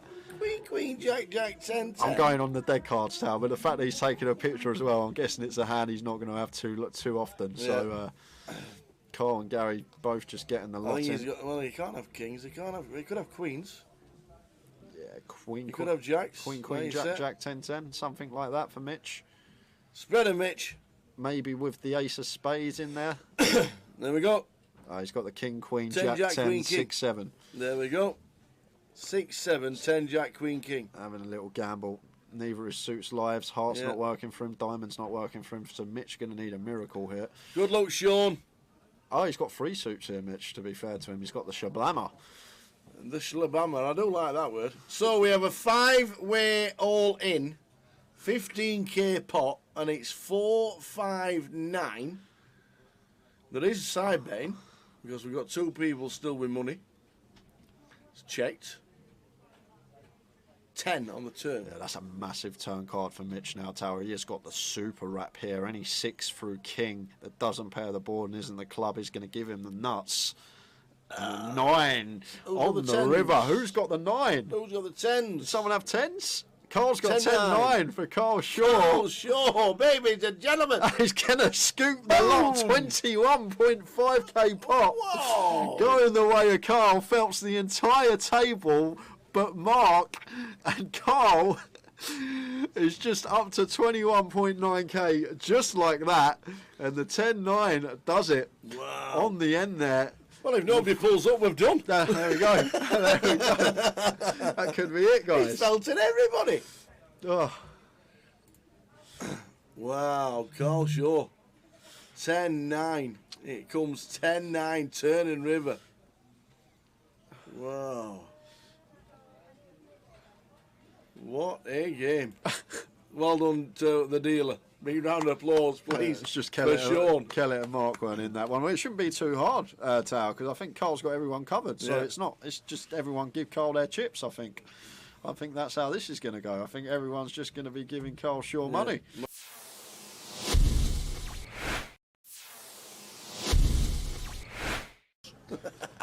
So we see Tom opening Jack 9 off in the hijack. Can open a lot wider here with the chip lead. A lot of pressure on these guys with ladders and approaching the FT.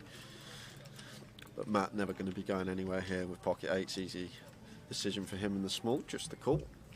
And it's heads up between Tom and Matt Davenport here. Let's see a flop. Flop time is 9-3. Second pair for Tom. Takes the lead in the hand. It still may bet small here, Tom Hall. This is a board that's just going to favour us a lot of the time here, being the opener. We do have middle pair as well, so we do have some disguised trips or 2 pair when the turn is a jack or a 9. So potential. You can go really small here, as small as quarter potentially.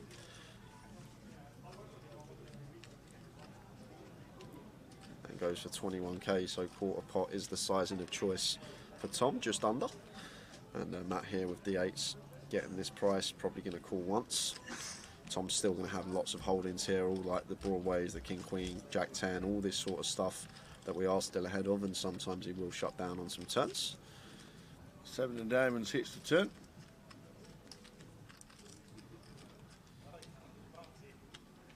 So this is where it's probably just going to go check, check here.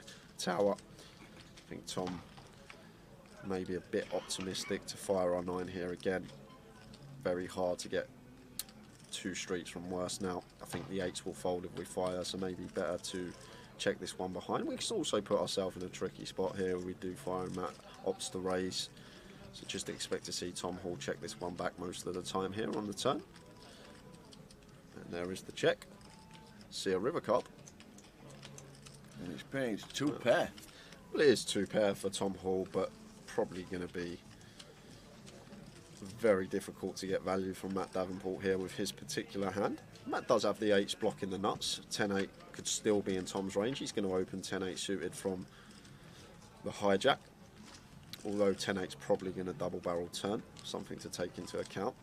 But Tom will now just opt for probably a larger size here, I think now. Tower, this little disguised Jack 9 of ours, somewhere around like 90, 3/4 pot, probably what I expect to see. It looks pretty chunky. What's pot size? It's 105. So around 85-90% up there.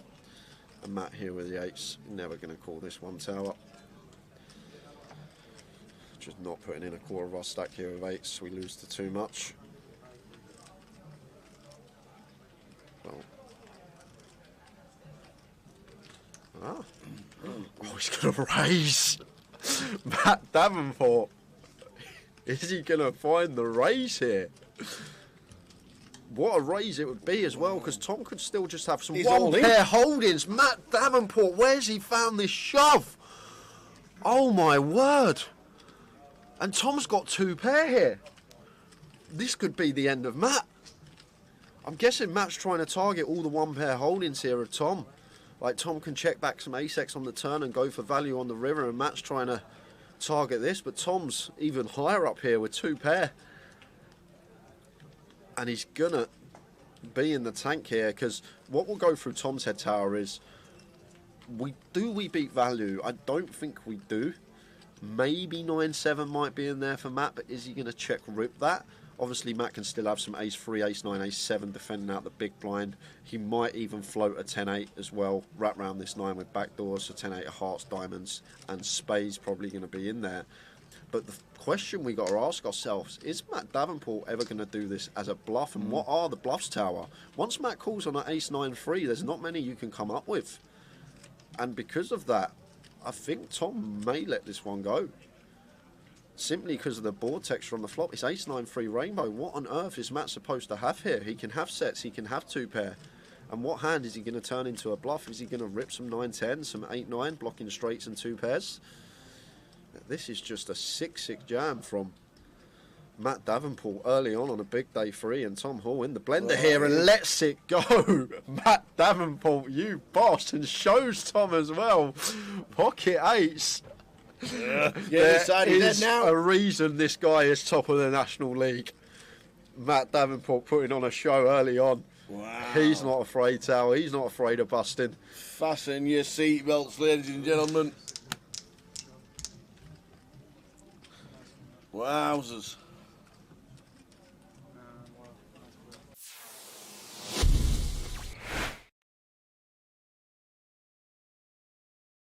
Going to bring the rest of the field in. Yeah.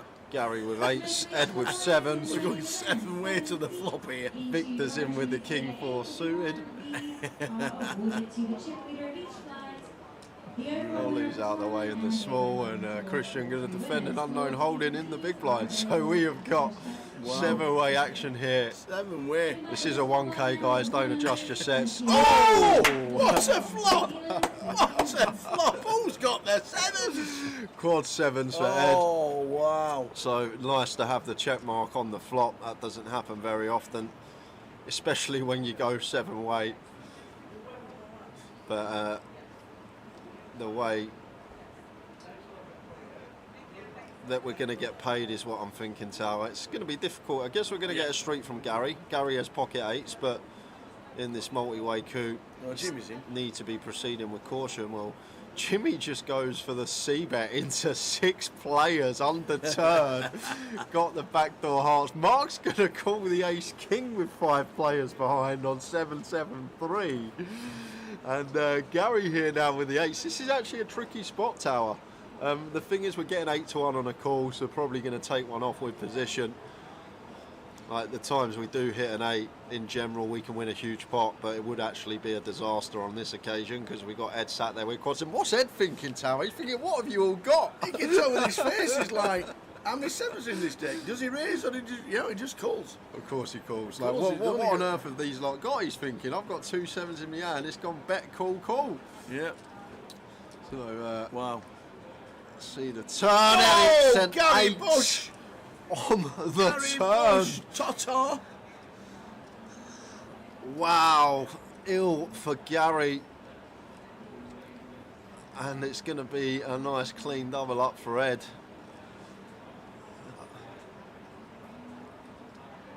Jimmy has to check. 3 players calling behind. He's What is he firing. doing? Oh my word! He's at it again. So he bets into 6 players. He gets called in 3 spots. He's now continuing into 3 players. Yes, we picked up the nut flush draw, Tower, but there has to be a 7 out there. Once it goes bet, call on the flop, there's so likely a 7x is out there. And the times that we're met by a raise, and if it's a chunky raise, we then just got to fold and don't get to realise our equity, because our ace and our 10 are never any good. We have to hit a heart. We can be drawing dead. He's like, what have you all It's got? just a dream for Ed. It's the absolute dream, Tower. These scenarios, you sleep and you have dreams about these situations. Flopping quads in Hold'em and someone turning the nut boat and keeping it trappy as he should be with position. Wow. Just fading the one out on the river. Wow. Oh my word! Oh my gosh! Is this actually happening? Wow. We've got quads over quads, guys, on the feature table. And oh my word, I said on the flop, Ed's got the check mark. I forgot about that less than 1% next to Gary's name for the running 8s. What on earth is this run out? And to be honest with you, Tal, something really interesting about this hand. The 8 of clubs is on board. So 8x of clubs is not a thing. So when Gary bets the river here, 4K, as he does, he can't actually have an 8x. He's not going to have 8-3. He's not going to have 7-8 from Ed's perspective, because Ed has 2 7s in his hand. And there's no bare 8x that pills flop. So how does Gary get to the river with 8s full? He just doesn't. It's not possible. 8x of clubs isn't a thing, and there's no 8x that actually want to just pill flop overcall against 2 players. So Ed here should just call. Really? Should just call. Simply because the 8 of clubs is on board, so 8x of clubs is not a thing, so we can't get value from 8s full. So he has to have either a bluff or quad 8s here, right?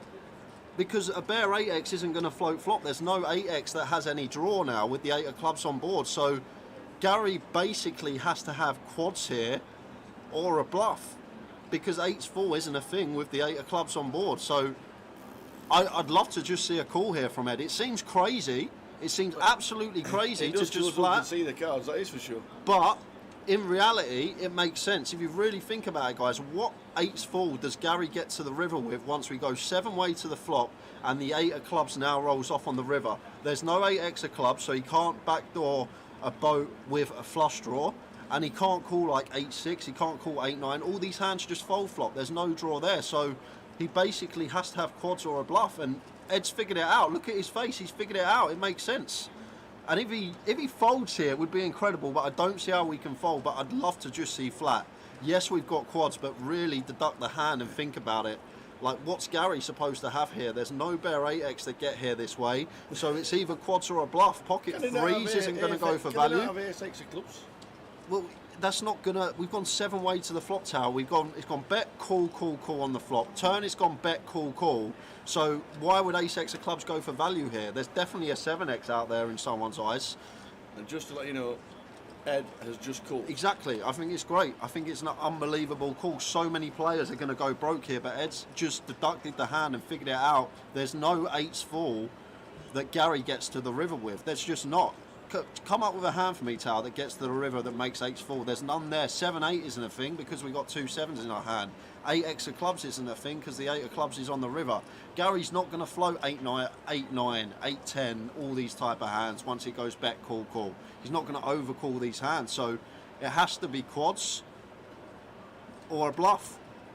And I can't even think of a bluff here. Pocket threes isn't then going to suddenly bet once their boat gets counterfeited.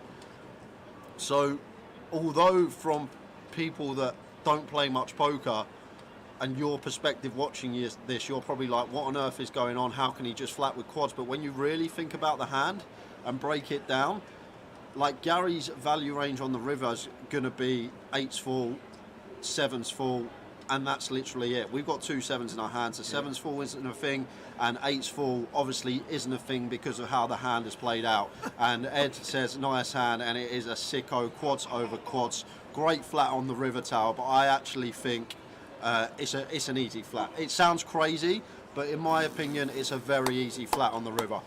Wow. Wow. And Ed just says, I'm just so good.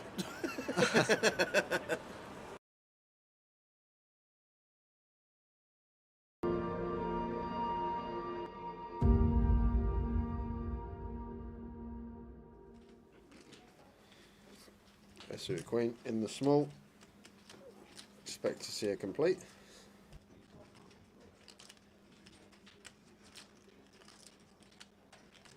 So queen 5 for Abdul, 25 to call, so he does. So queen 6, and Len's got the 2s. Yeah, one of the pairs that could definitely check in the big blind, the smallest. Here is Lynn. It's horrible if we get limp free bet as well with the deuces, so does go for the check here. Off to the flop we go. 4, 6, 4, 2 spades. A nice looking flop for Abdul with his top pair, just going to come out firing. Deuces, deuces, spades.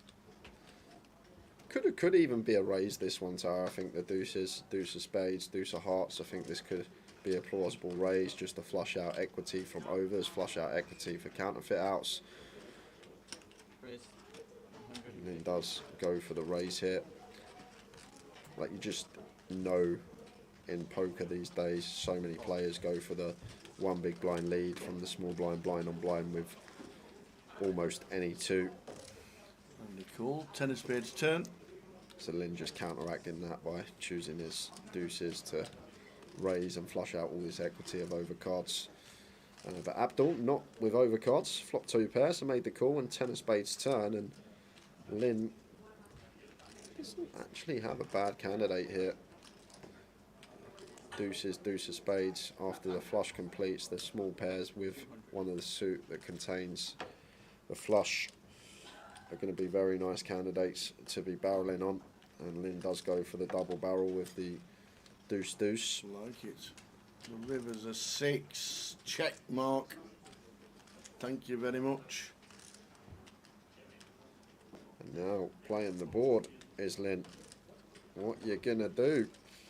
Oh no. Abdul's gonna go for the lead. No, Abdul.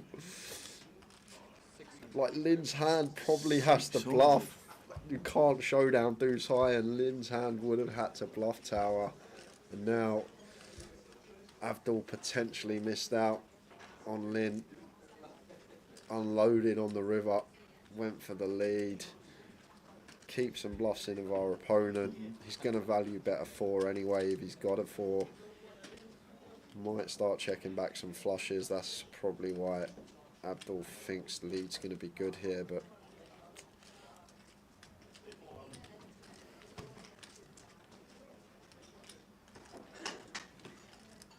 is he really tanking with the board tower? No. Thinking it's like 7. Oh, he's gone for the in. shove! Oh, he's announced all in. Oh my god, he went for the shove. Wow. And Abdul didn't have too much back. He put in half his stack basically. Oh, Abdul gets up. On the river, and Lynn What down a to double. 820k. What a lead from Abdul Tower. What a lead. Don't do it, Abdul. What are you doing? Don't do it. What a great lead. I'd never lead that.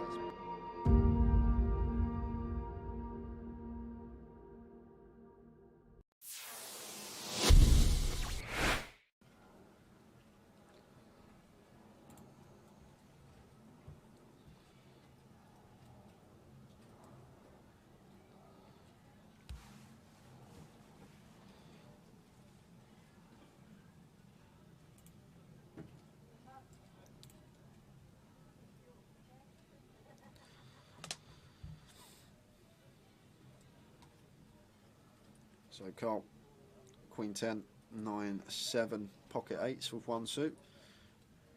Gary with double suited kings, although the cards working with it aren't the most attractive, but still going to come along on the button with position on Carl.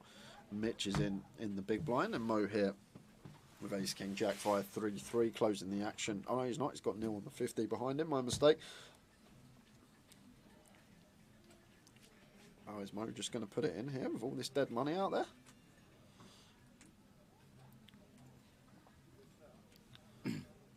He's just going to flat, and Neil is going to pot it because Neil has got triple suited aces here.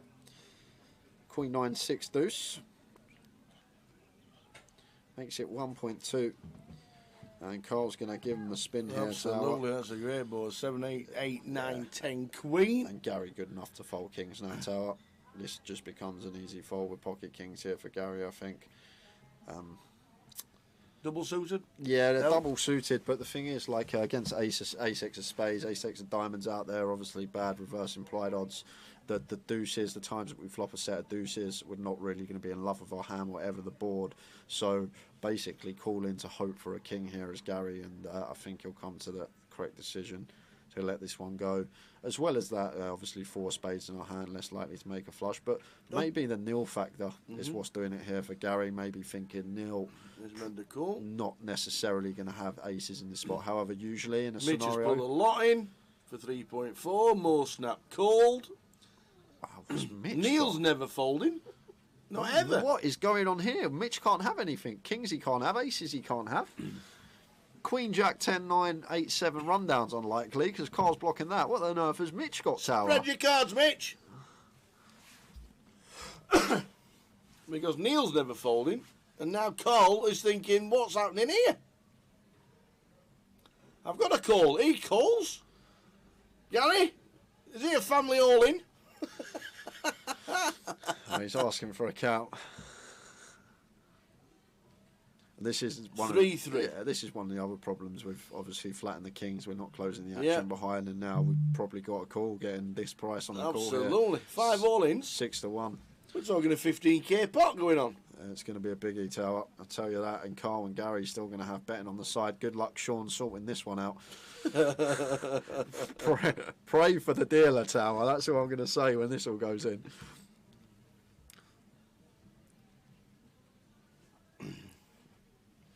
I mean, I'd still like to know what Mitch has got. To Yeah, be fair. it just don't make sense to me because obviously he can't have aces, he can't have kings. He's just took a picture of them for his fans. I reckon he's gonna have queen, queen, jack, jack, 10, 10. We'll go with that.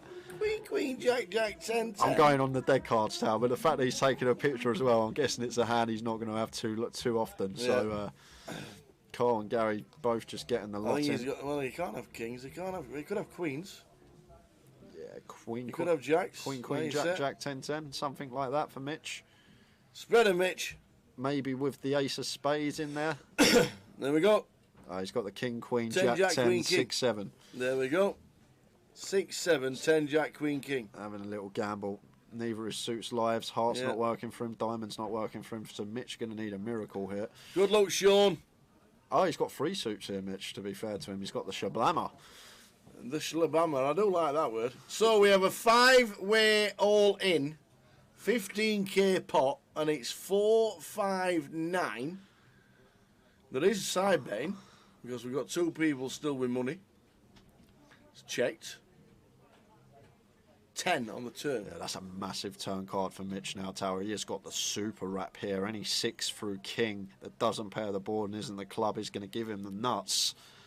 And 9 on the river. Who's got the 9? Who's got the 10s? Does someone have 10s? Carl's got 10-9 for Carl Shaw. Carl Shaw, baby, the gentleman. He's going to scoop the lot. 21.5k pot. Whoa. Going the way of Carl. Phelps the entire table. But Mark and Carl is just up to 21.9k, just like that. And the 10-9 does it. Wow. On the end there. Well, if nobody pulls up, we've done. There we go. There we go. That could be it, guys. He's felted everybody. Oh. Wow, Carl Shaw. 10-9. It comes 10-9, turn and river. Wow. What a game. Well done to the dealer. Big round of applause, please. It's just for Sean. Kelly and Mark weren't in that one. Well, it shouldn't be too hard, Tao, because I think Carl's got everyone covered. So it's not. It's just everyone give Carl their chips, I think. I think that's how this is going to go. I think everyone's just going to be giving Carl Shaw money.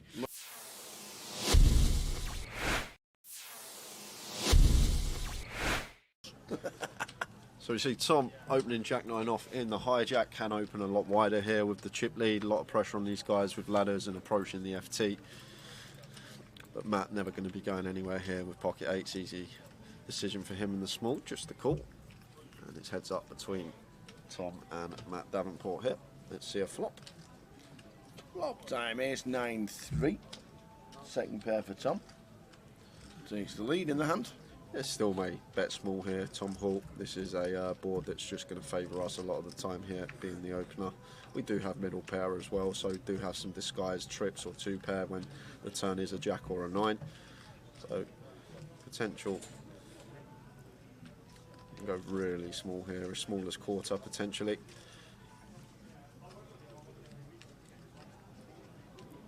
And goes for 21k, so quarter pot is the sizing of choice for Tom, just under.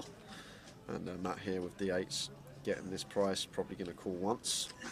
Tom's still going to have lots of holdings here, all like the broadways, the king queen, jack 10, all this sort of stuff that we are still ahead of, and sometimes he will shut down on some turns. 7 of diamonds hits the turn.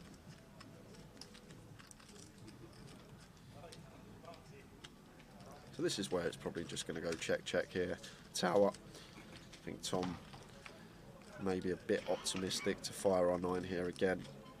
Very hard to get 2 streets from worse now. I think the 8s will fold if we fire, so maybe better to check this one behind. We can also put ourselves in a tricky spot here where we do fire and Matt opts to raise. So just expect to see Tom Hall check this one back most of the time here on the turn. And there is the check. See a river card. And it's paying 2 pair. Well, it is 2 pair for Tom Hall, but probably going to be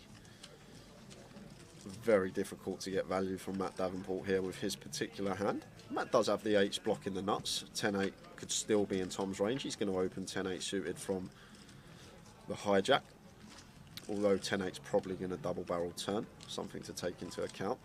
But Tom will now just opt for Probably a larger size here, I think now. Tower, this little disguised Jack 9 of us. Ours, somewhere around like 90, 3/4 pot. Probably what I expect to see. It looks pretty chunky. That's pot size. That's 105. So around 85-90% up there. And Matt here with the 8s. Never going to call this one tower. Just not putting in a quarter of our stack here with 8s. We lose to too much. Well. Ah. Oh, he's going to raise. Matt Davenport. Is he going to find the raise here? What a raise it would be as well, because Tom could still just have some one-pair holdings. Matt Davenport, where's he found this shove? Oh, my word. And Tom's got 2 pair here. This could be the end of Matt. I'm guessing Matt's trying to target all the 1-pair holdings here of Tom. Like, Tom can check back some ace-x on the turn and go for value on the river, and Matt's trying to target this, but Tom's even higher up here with 2 pair. And he's gonna be in the tank here, because what will go through Tom's head tower is, we beat value? I don't think we do. Maybe 9-7 might be in there for Matt, but is he going to check rip that? Obviously, Matt can still have some ace-3, ace-9, ace-7 defending out the big blind. He might even float a 10-8 as well, wrap round this 9 with backdoors, so 10-8 of hearts, diamonds, and spades probably going to be in there. But the question we got to ask ourselves, is Matt Davenport ever going to do this as a bluff? And what are the bluffs, Tower? Once Matt calls on an ace-9-3, there's not many you can come up with. And because of that, I think Tom may let this one go. Simply because of the board text from the flop. It's ace-9-3 rainbow. What on earth is Matt supposed to have here? He can have sets, he can have 2 pair. And what hand is he going to turn into a bluff? Is he going to rip some 9-10, some 8-9, blocking straights and 2 pairs? This is just a 6-6 jam from Matt Davenport early on a big day 3, and Tom Hall in the blender here and lets it go. Matt Davenport, you boss, and shows Tom as well. Pocket 8s. Yeah, there is a reason this guy is top of the National League. Matt Davenport putting on a show early on. Wow. He's not afraid, Tower. He's not afraid of busting. Fasten your seatbelts, ladies and gentlemen. Wowzers.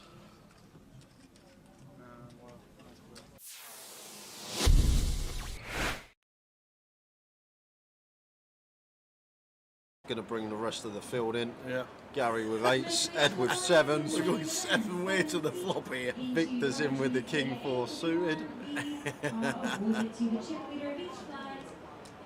Ollie's out the way in the small, and Christian going to defend an unknown holding in the big blind. So we have got 7-way action here. 7-way. This is a 1K, guys. Don't adjust your sets. Oh! What a flop! What a flop! Who's got their 7s? Quad 7s for Ed. Oh, wow. So nice to have the check mark on the flop. That doesn't happen very often, especially when you go 7-way.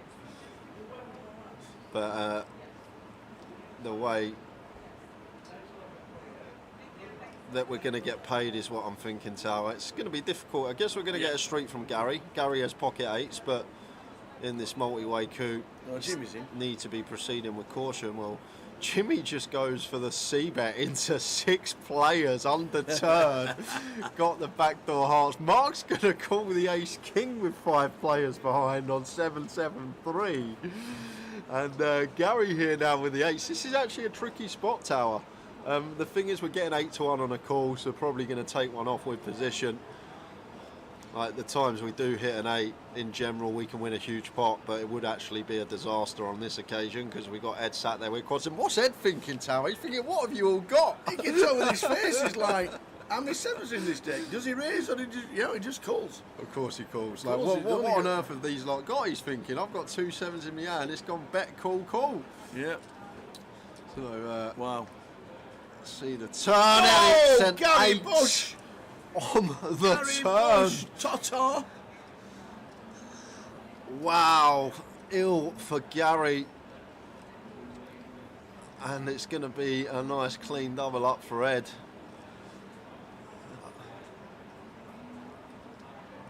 Jimmy has to check.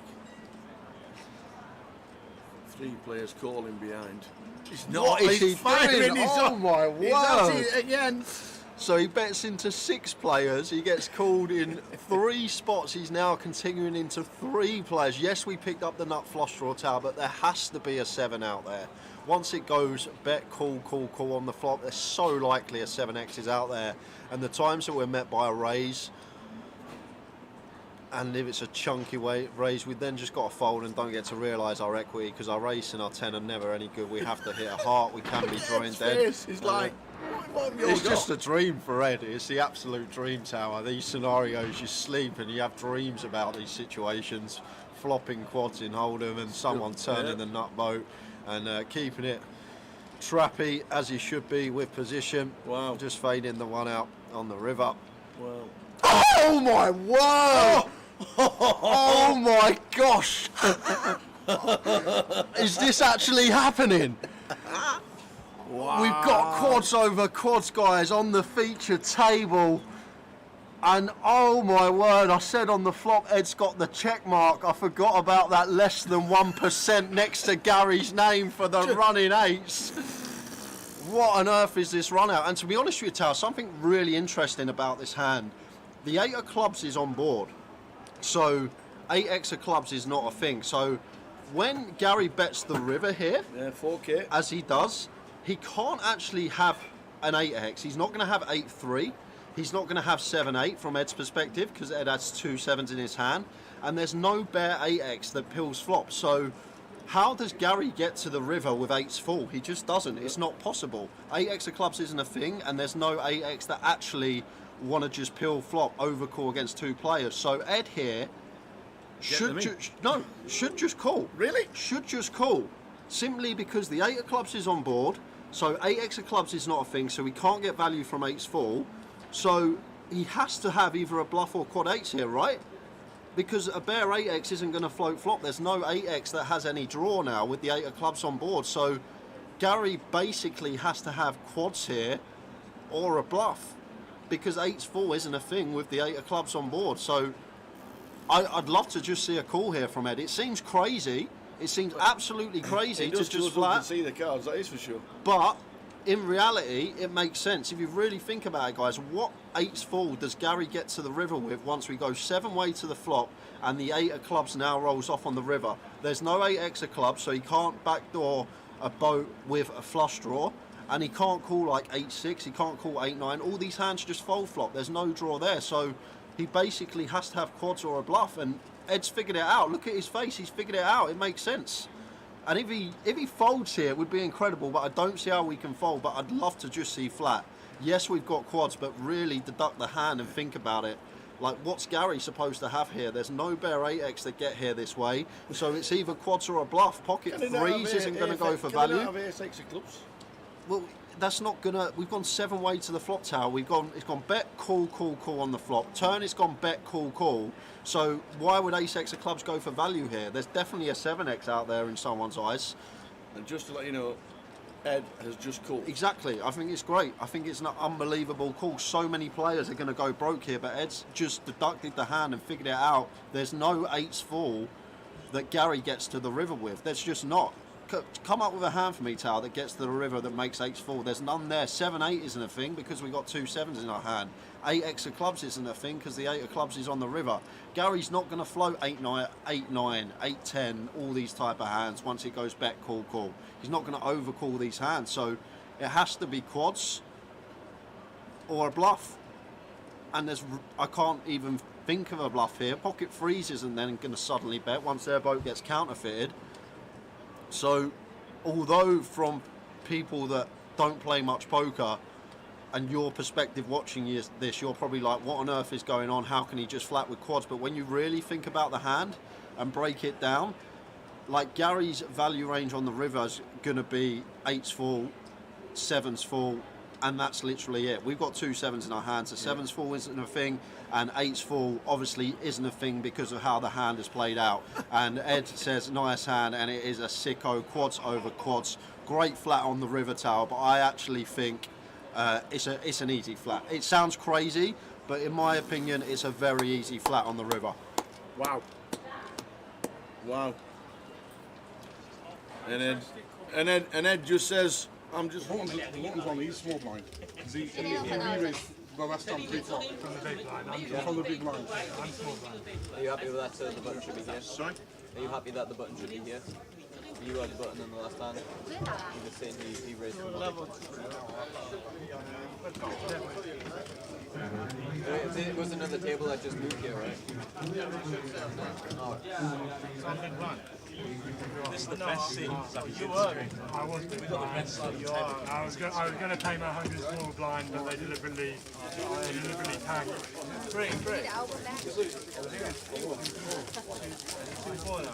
I like it though. So, I want it. You want it? Were you small blind last time? 2K? Yeah. Just like that? Because the button was put here, but the other players were saying it should be here. Yeah, you did. Making sure.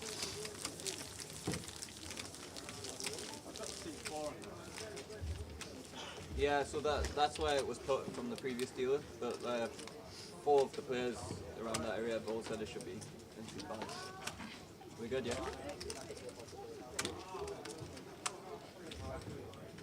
The button is correct. This gentleman threw at me. Like everything like that.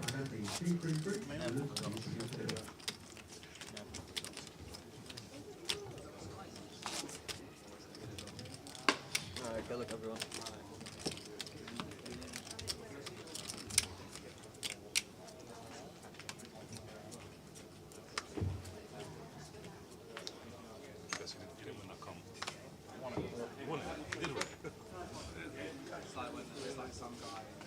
What was it? Hot 109. 60 runs, 2 grand. Pass. Alright. Pass. For a bullet if I need it. Welcome back, everybody. We are here. We are here. We were just talking about everybody. How are we doing, Peter? How are we doing, Mancunian and Nick? And Ali Lolo's in the building watching the live stream. It was, I don't know what clips were on during the break, but it was going, wow, oh my God, wow. So I don't know what clip breaks there were, break clips there were. But good evening, everybody, and welcome back to Luton. This is the main event, day 1B. A new feature table, going to run you through who we've got. Lots of familiar faces here. In 1, Rennie Z. In 3 is Wadey. 4, Dean Clay. 5, Mitch Johnson. 6, Paul's Back. 7, Lin Chen. 8, Ravi Chef. And 9 is Bixie Yao. So nice little table we got for the next couple of hours. Probably going to throw in another giveaway as well. Speaking of giveaway, did we get Ken McBride's alias? I didn't. Didn't. If Ken McBride's listening, totally forgot. It's here we go. Yeah, one job I gave him. I gave him one job when I left the booth, and he come back, got to do it myself. Martin was talking, you know what he's like, he just gassing away. How was he? Was he alright? Yeah. It wasn't bad at all. Enjoyed it. Told him we can do a stint at Goliath next year if he's not working. He says, oh, I'll be working. I says, oh, that's a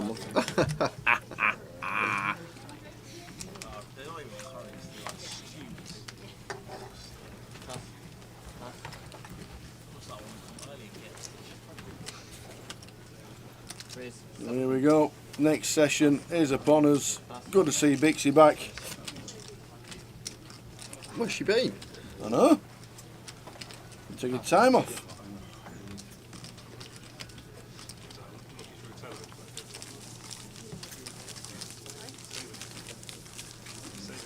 The chip leader now is 55k, Dean Clay.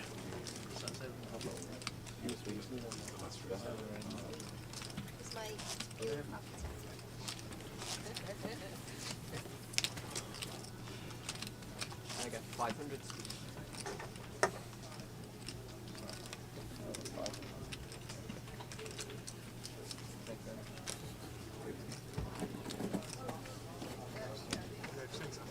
You gave me 600 there, bud. Put one back here. You need one back in there. Oh yeah, goes back in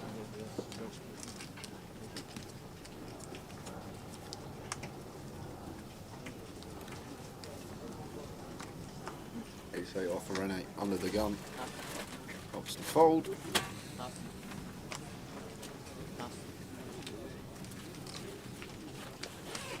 Mitch here, I'm going to go for a loose open. 9-5 suited from hijack.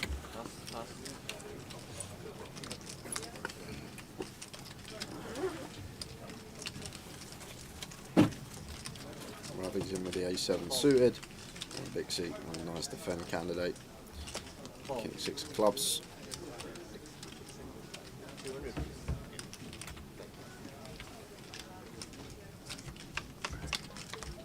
And Bixie gets a delicious flop. Blocking trip 6s. And Mitch with his hand bottom of range here. Back free to a flush, free to a straight. Definitely can see bet here. Small size third. What he opts for. Wow, is Ravi going to float here with Bixie behind? He's going to go for raise. Here, Ravi with the A7 of clubs. Much prefer this than call, but I'm not going to be doing it too often, if ever. Let's have the overcard and backdoor flush draw.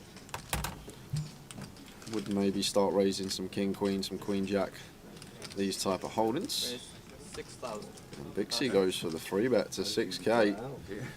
Quick fold from Ravi. How are you doing, Mehmet? Hi to all the gang, great coverage here again. Oh yeah, Mehmet. Cheers, Mehmet. Mad Toke was in the building yesterday. I haven't seen him today. Yes, he was.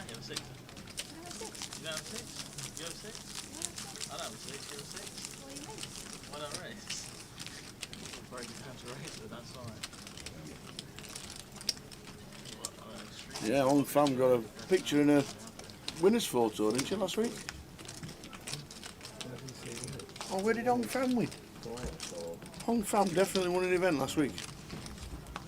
Was it a 25.50?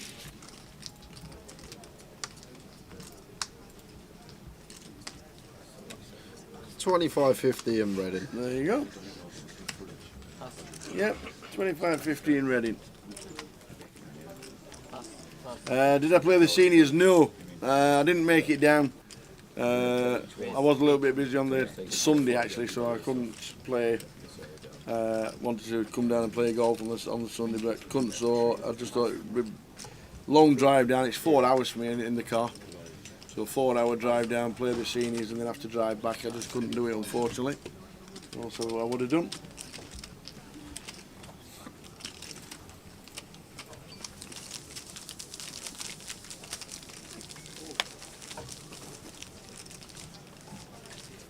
So I didn't play the seniors. Only 51 played it as well. Quiet seniors event.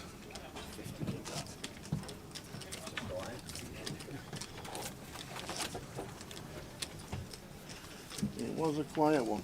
Maybe moving it to the Saturday didn't work. Moving it to the first Saturday of the festival instead of the Sunday. Slightly higher buying as well. That's the thing, Tal. You get players that come for the main event, like 50 and above seniors. They'll stay for the weekend. They'll book their hotel Saturday night, and then if they're not in day 3 of the main, they got the seniors to play on Sunday. Whereas on the first Saturday, just going to get the locals. People aren't going to be travelling down. That's right. Absolutely spot on. We tried it. It didn't work. Thing with the Kings here from under the gun raises to 700. Wadey defends with the 8-5 off from the big. Nice looking flop. Flop's top pair. Yeah, and really good shot. a board we can have some donks on as well, Tower. The 4-6-8 gun versus big blind can definitely have some donk leads on this board as Wadey. Going to check it over to Dean on this occasion.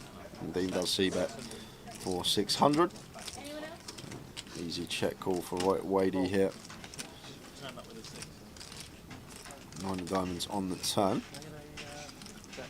That doesn't change anything. Dean's still with the best of it. 10-7 does complete, which was double gutted on the turn. Looks like Dean happy to go for another street here. Knows that he's going to get paid from all these like pair straight draw combos, all like the 4-5 up to like 9-7, hand like Wadey has 8-5, all this type of stuff. And we get a nice clean river up for us here as Dean. So I think on this particular river, one we definitely want to go on the value hunt. Can still get paid by some 9s, some 8s. And that Wadey does make the quick call with the 8-5. And Dean takes a nice pot with the kings. Nice 3 streets of value from him there.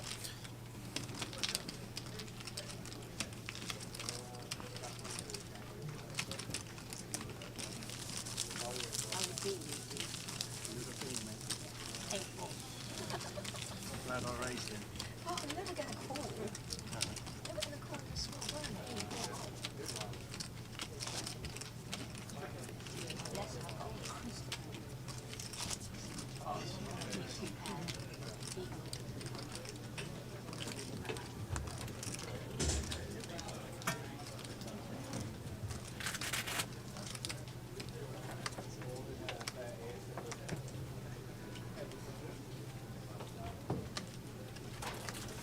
Raise. 700. Pass. Pass. Pass. Pass.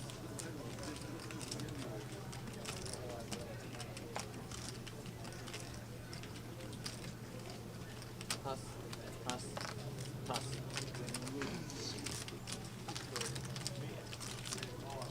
Alright everyone, you have new dealer to look.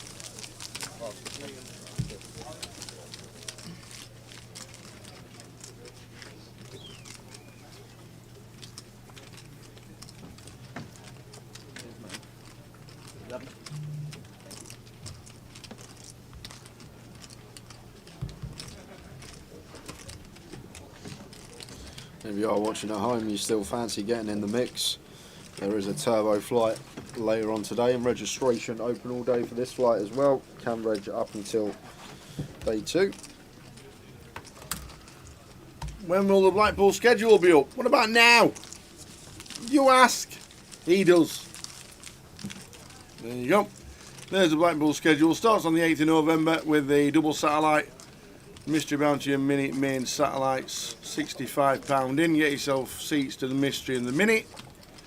And then the Mystery, the Mini, the High Roller, Turbos, main events, all sorts going on in Blackpool. Starts on the 8th of November, finishes on the 19th of November on the Sunday. Take a screenshot. There you go.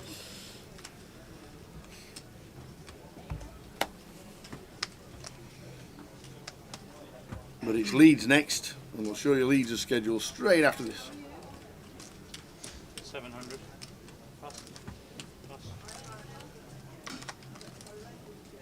Pass.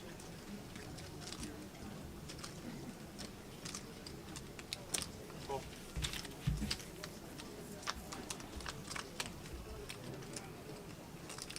So Mitch defends with the 10-5 versus Bixie's Hijack Open. Once again, a board that Mitch can definitely have some donks on if he opts for implement a donk strategy.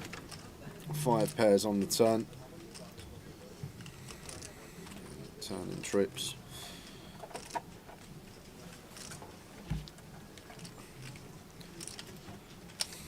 Needs for value straight away. Needs for 800. Bixie probably just done with a hand here with a 10-9, no draw. Can be drawing dead as she was.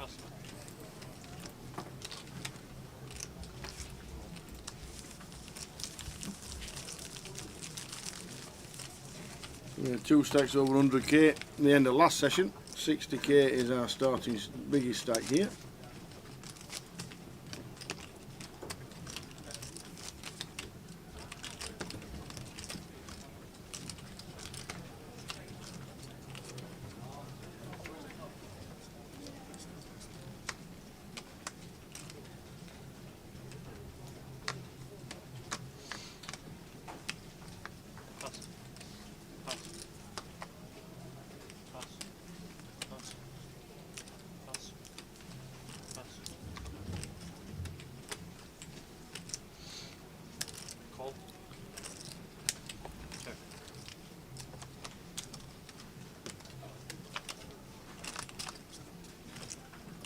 King 10-5, rainbow board, blind on blind action.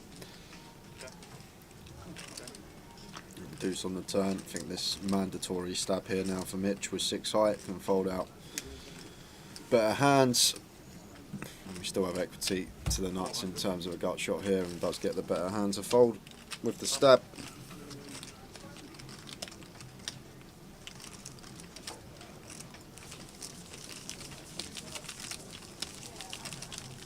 Mine's 200, 300.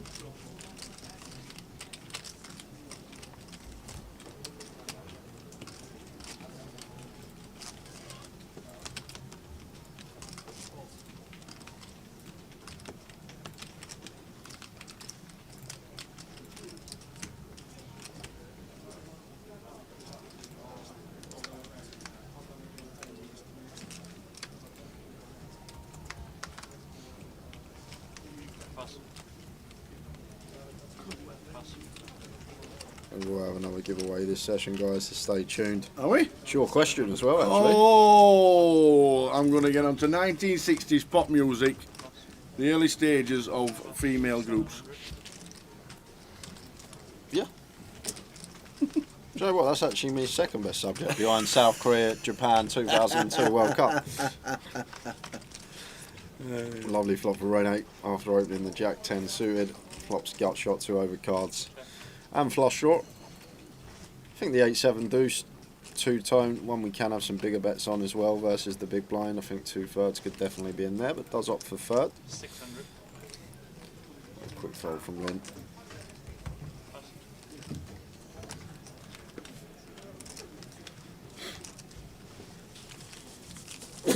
Mike says, Martin the dealer, very nice lad, friendly and professional like all of the team. Thanks for your hard work, guys. I have to have a little listen back. It's alright, it's old Martin. It was very good. Knew his stuff.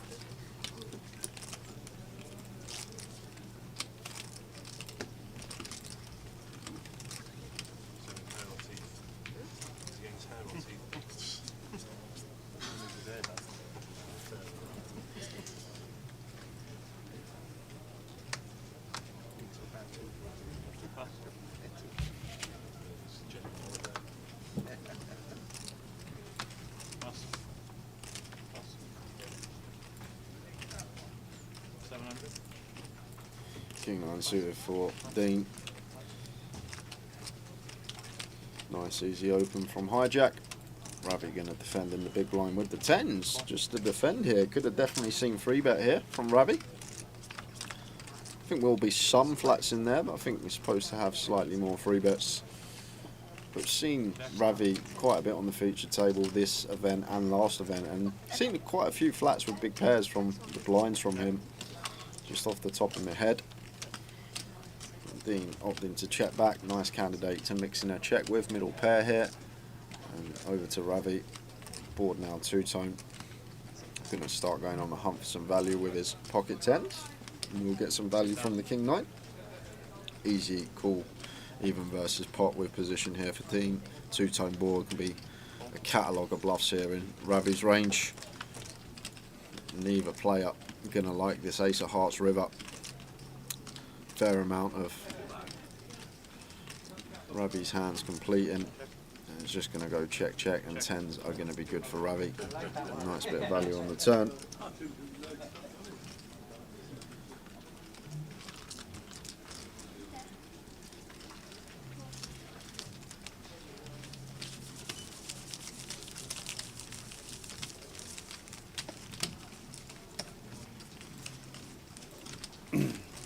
No, Hong Fan plays, I don't know if Hong Fan just plays mainly in Nottingham. But she won the 25-15 Reading last week. Maybe it just depends when she's busy or not busy or available to play poker.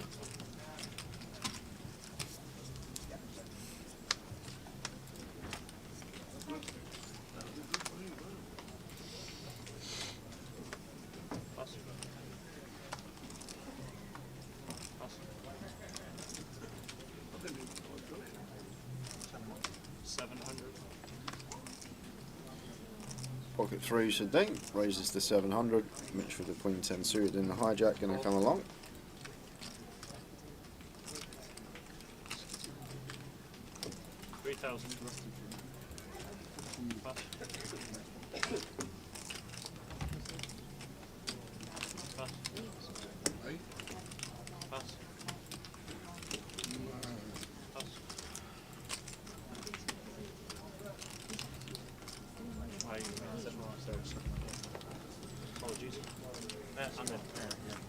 Suited Broadway here for Paul.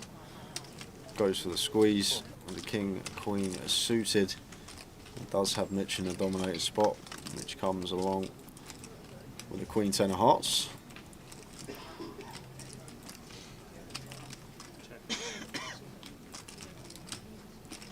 6, 8, 9 flop. Yeah, and not much going on for Paul here, but Mitch has flopped double gut shot here. 2 overcards, backdoor hearts, 2.5 continue here for Paul. And Mitch may think about going with this here, Tal. There's 10k in the pot, just 12k in Paul's stack here, and we can fold out some ace king, some ace queen, some ace jack, all these type of hands for just ace high no draw. A hand like Paul has, the king queen, the king jack, these type of holdings. And even if Paul is sat there with the aces, the kings, we're still going to have decent equity to get there. 8 outs twice, around 35%. Yeah, so Mitch does go for the aggressive route, goes for the raise, and does get Paul off the better hand. Nicely done.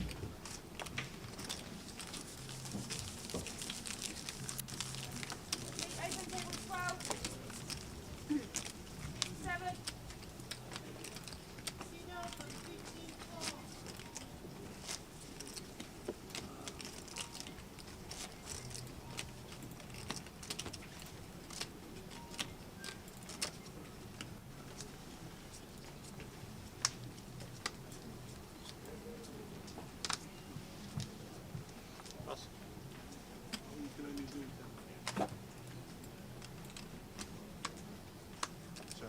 700. Pass. Pass. Pass.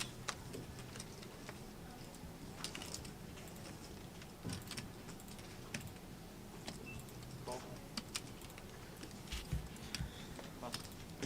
King queen 15 raises to 7. Ravi peels the ace 4 suited on the button, and over to Rene in the big blind suited 10-3. Not going to defend. Lets it go multi-weight.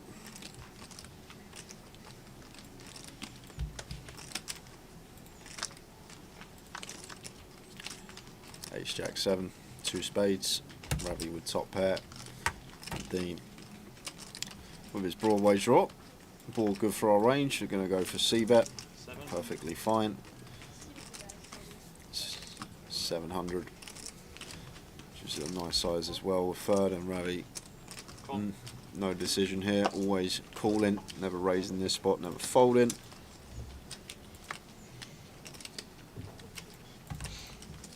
And 6 of hearts on the turn here for Dean, and quick shutdown. Checks it over to Ravi. He does have one that could definitely mix in a check behind here.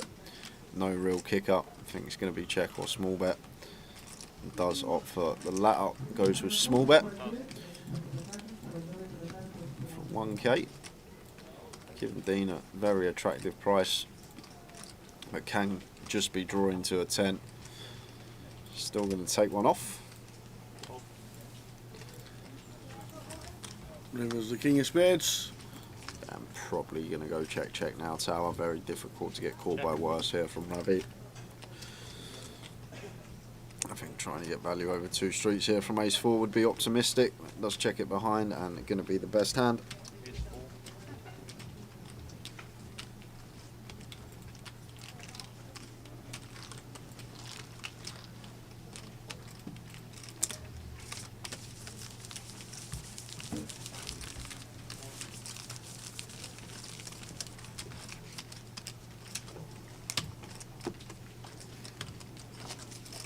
We're talking about Leeds. There he is. Leeds, 4th of October until the 15th. More or less the same kind of events nowadays. Smaller buying for the main. This is what the straight £1,000 for the main events. The mystery's 330. The satellite's the same. So there's all sorts going on. Minis, mains, eye rollers, you name it. Take a screenshot. Take a screenshot now. Pause it. Click it. Do it. Get yourself in. That is Leeds. Then we'll get you the 888 one over the weekend. That's in Coventry, in between Leeds and Blackpool.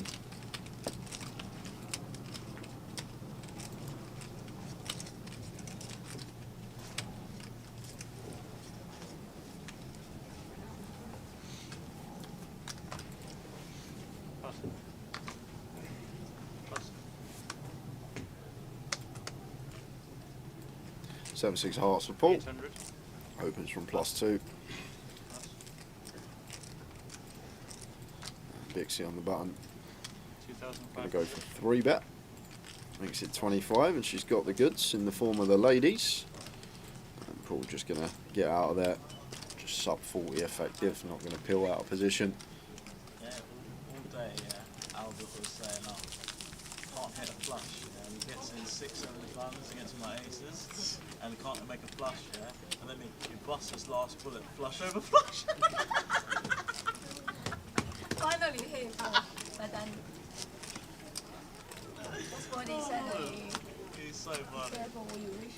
I love winding him up as well, it's so funny. Yeah, I'm sick of losing. Oh, you told me you're a professional loser. Pass. Pass. He's a funny guy. 800. Pocket 10s for Lynn, raises to 800. Pass. And Renee, ace queen of diamonds here, off of just north of 40. Gonna opt to call. Don't mind this from Renee here. Like if we make the decision to out to 3-bet, 40 bigs, nice room for a 4-bet jam for Lynn. Got to make that decision there and then. If we do 3-bet, whether we are going to call it off and fold, and if we make the decision that we are going to fold, maybe might lean more towards call. We do have position as well post, so advantage for us. 5-6-3 flop. An overpair here for Lynn, multi-weight. May choose to go around half. 1100. Go slightly smaller, 1100. And Renee with the ace queen, still 2 overcards to the board and the backdoor diamond draw. Going to take one off. Dummy and gutter here for Wadey. He's going to come along. His backdoor hearts to go with it. And picks up the backdoor heart draw. There it is, King of Hearts turn. Check.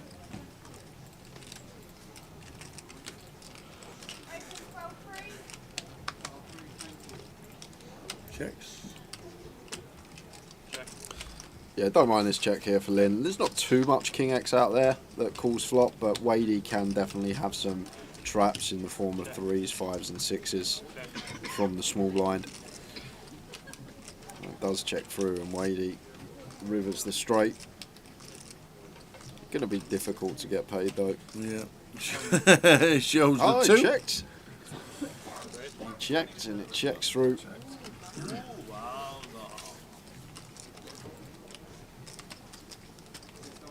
Glad I didn't bet the diamond level. I mean, he's going to pass. He's only got a flush draw on his nuts.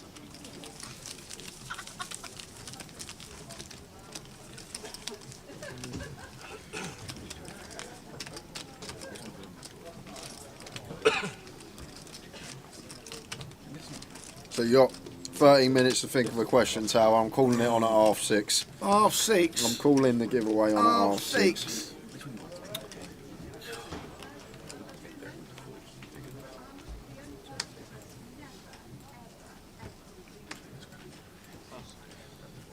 Who's Rotherham's derby? Sheffield United. Sheffield United. Sheffield Wednesday. What? Sheffield United and Sheffield Wednesday's a derby. Well, They can't also have Rotherham in the derby. It's about as close as Tottenham is to Arsenal. It's about 4 miles. Pass. There's only one team in Rotherham. There's about 37 in London.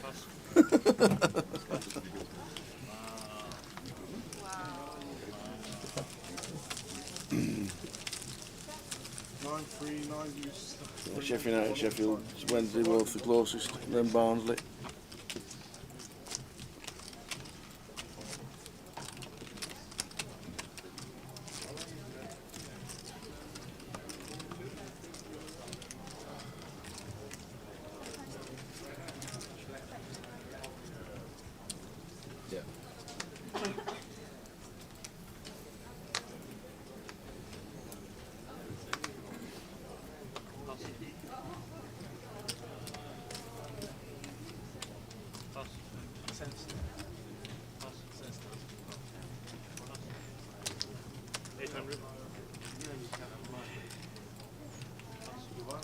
Five deuce of diamonds for Wadey, going to get in the mix, raised to 800, and Mitch here with hand can definitely continue. I think 3-bet going to be the option if we are going to get in the mix.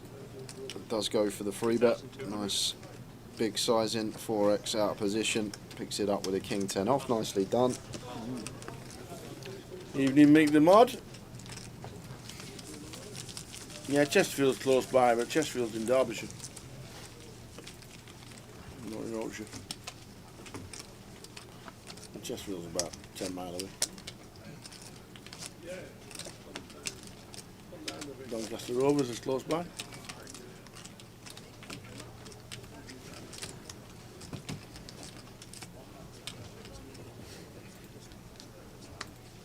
The old Rick Cheetah says Donny straight after the same time as I'm saying Donny.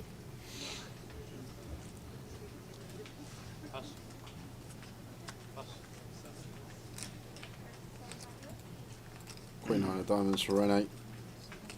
Opens from +2. Makes it 7.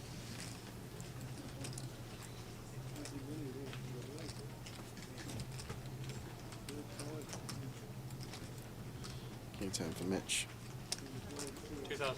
Back to back 3-bets with the same hand. Different combo, but King 10 offsuit going after it again. This time, notice how his sizing decreases because he's in position, going 4x out of position, 3x in position. And does get Rene off of a hand that would have had decent equity versus ours.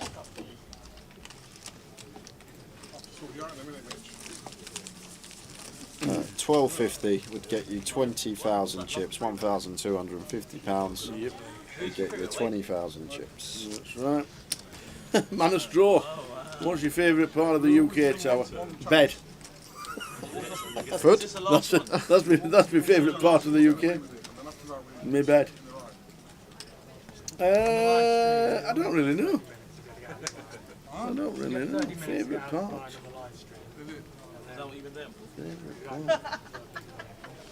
Is that what you were doing against me? Yeah. You get 30 minutes to get out of line. I do like Cornwall.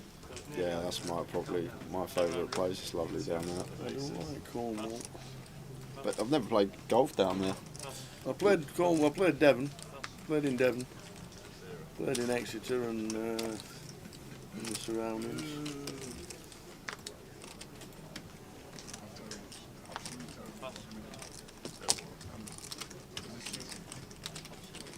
Johnny Scott's off to the Maybury to sit at the table with 8 Terry Jordans. Good luck, Johnny. Enjoy the Friday night comp in the Maybury. It's a decent comp, it is. Well, yeah. We've seen you've been playing cards. Oh, Dave Blacklaw's playing. Say hello to Dave. He's back from his holiday in Mexico. You don't want me to go for it. Dave Blacklaw's playing. Go for it proper. He's a full-on whale when he's at the table, Dave. Oh my days, he's never got 2 cards that you can count. 8-5, 7-6, he's done, you know what I mean, Jack 4. He's got all them. He's got the old 6 gappers. He loves them.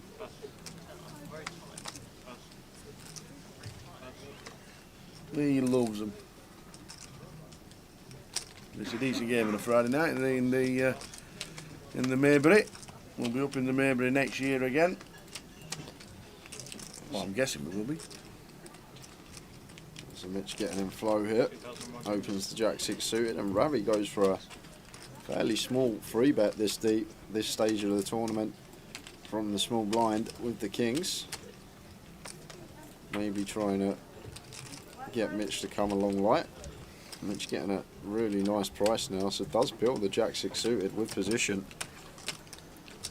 And obviously we want to call in this given scenario as Ravi, but this is one of the reasons why we go larger out of position and extra big blind than what we would in position tower, just to deter the in position player from calling and having to navigate post out of position.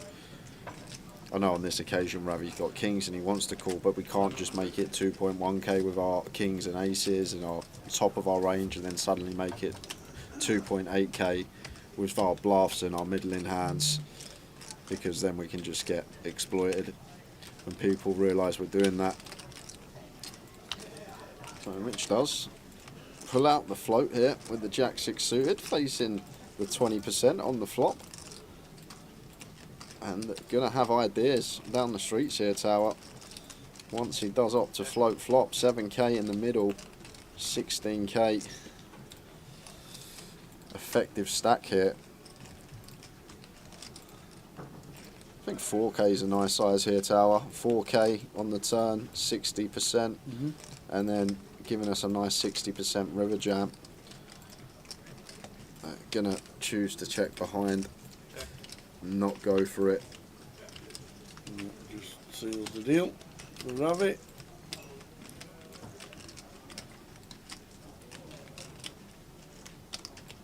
Johnny Scott, as I said, 8 TJs, Dave's one of them.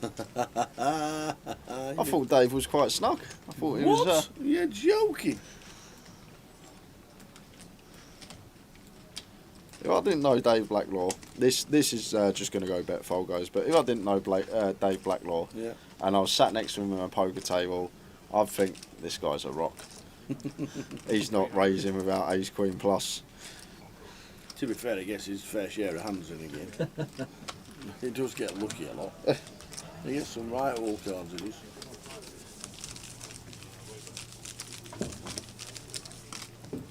That was so bizarre. The whole instant load. What was that? Mitch, what the hell was that? I'll tell you. Tell me.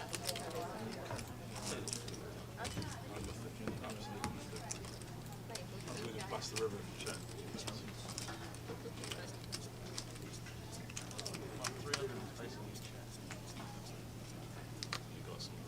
I'd pay 300 just to see what you have.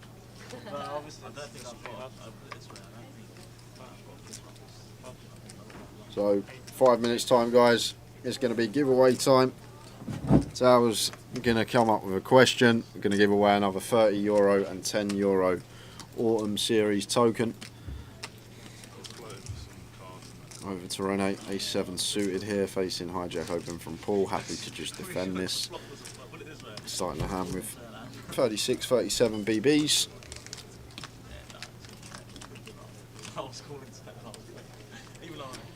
We see the Jack 9-6 mono board.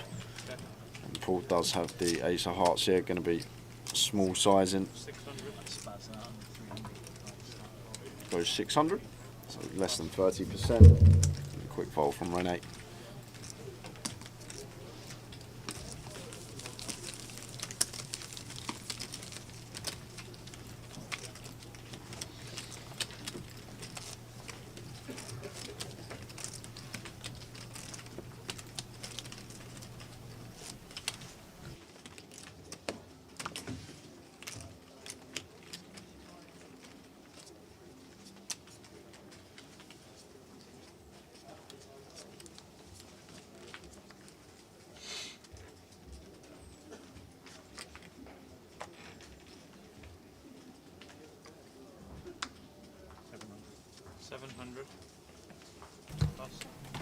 Dino raising to 7 with ace king.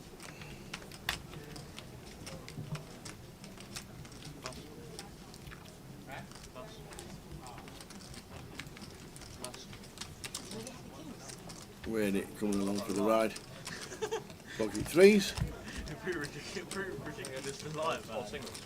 And the flop 2 pair, like late. Yeah. He's 7. Offsuit, yeah?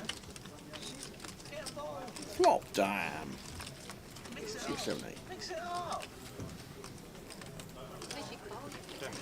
Check, check. You probably don't get the...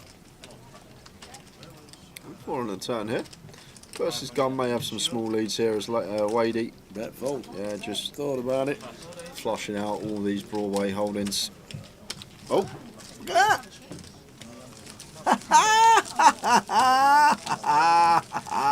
7 years ago today, somebody sent me a message.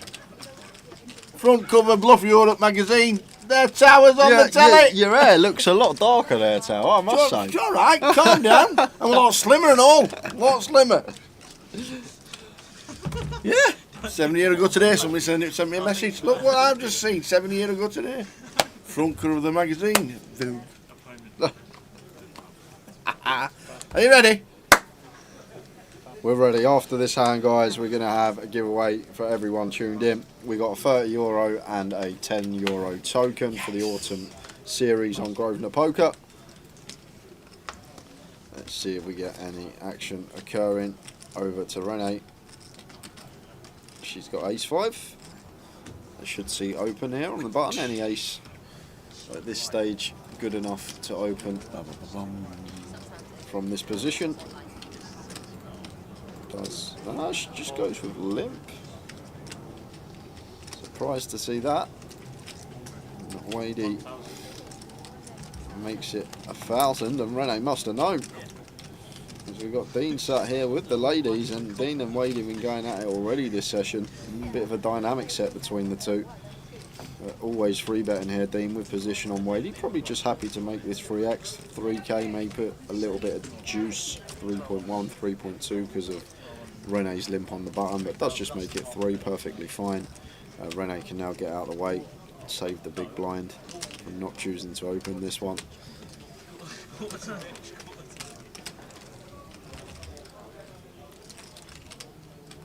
Did Renee limp the button?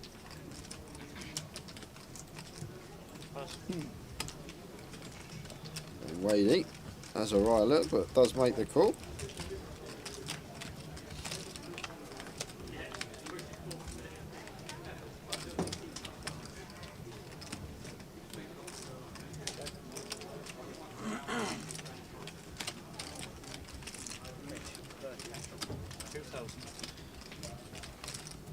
And king high board. Wadey just has to let that go, faced with the c-bet. So, yes, I've got my pen. Tell them the rules. I've got my paper. The rules are as simple as this. Tal's going to ask me a question. I'm going to write it down on this piece of paper. 2 closest to my guess are going to win themselves a token. 1 guess per account. If there are multiple guesses, we do check. You will be barred from all future giveaways. And do not guess until my answer is down and we tell you to go. Here we go again. I really hope it's not about a bus.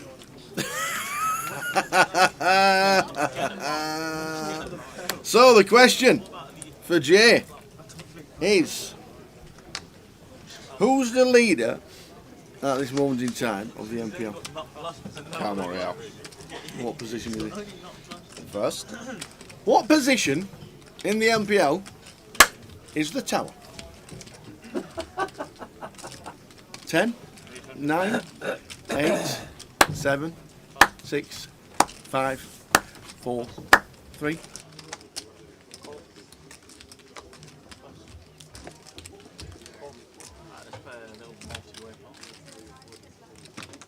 Ta-da! What position in the MPL is the tower? Have you even cashed anything? There you go, you see, it might be a quick trick question.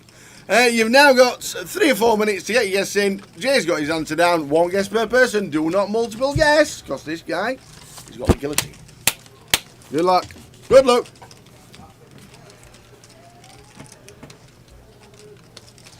$1,600. Yes. The National Poker League. Cal Morial is chip leader. He is ranked number 1 at this moment in time. It's quite amazing, isn't it? I've got top here. Where am I? The only card I don't want to see is the king or an ace. That's the worst card. You're winning, but I've got a lot of that. Yeah, your guesses in.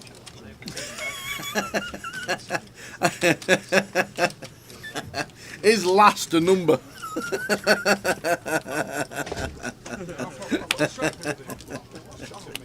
Hey, dear. You've got to bet your own hand here, Squire. Is last a number? I like that. It's not very funny to be fair, but yeah, it tickled me. So Cal Morial is first in the NPL, but where is the tower? I can't even remember you cashing anything. I think I've been stitched up here as I always am. No, what? I don't know what you mean. You can't stitch you up. How do I stitch you up?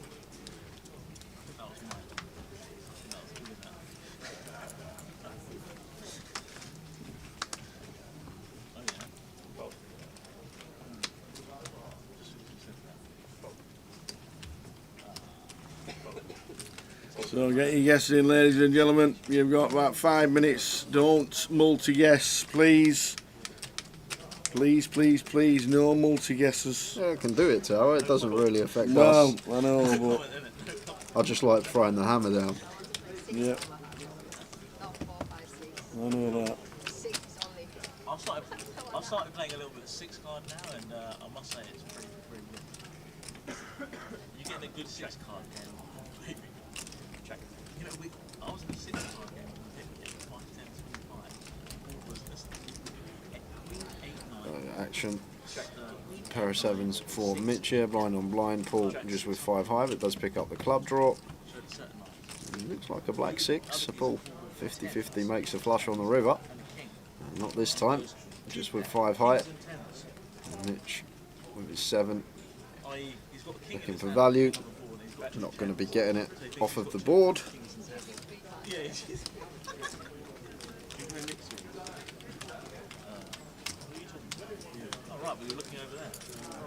Has anybody put anything in the top 10? I can play some, but probably not very well. I thought it was Royal in the Matrix. I didn't know it was not Hold on, I'll start that again. What's the Matrix? Matrix ain't a mixed game. Matrix is just a made up thing. Yeah. Thank you, lady. Thank you. It was on Please the don't. Yes, exactly. dealer's choice game. It was on the dealer's choice. Matrix is a punter's game. If there's no bracelet event for it, it's not a mixed game. Yeah. Basically, a dealer's choice. 9 cards. So how? Where is the tower in the NPL? And Bixie with the ace queen of hearts raises to 700. Paul makes the call. And I bet. You understand? I don't understand this game. You need to give me the context. You just gotta make a hand. Diagonally. What do you mean by that? 9 cards. Oh, right. The flop comes like this. 1, 2. Oh, I don't even want to know about this. I don't even want to know. I mean, I don't want to know. This is not poker. Baby, I put it a royal. Yeah, but that's just cool. So get your guesses in, ladies and gentlemen. 1 guess per person. Please don't multi-guess. We know that. Where is Tower? Where does Jay think Tower is in the NPL at this moment in time? See, I might even get January off when we do the when we do the playoff. No chance. Why? What are you on about? What do you mean? Get Don't laugh at me. Hey. So get your guesses in, ladies and gentlemen. How many? Oh, where is Tower in the National League? Where does Jay think in the NPL League? Where does he think I am? And after this, Tower will give us the correct answer where he is sat in the league. Yep. Where am I?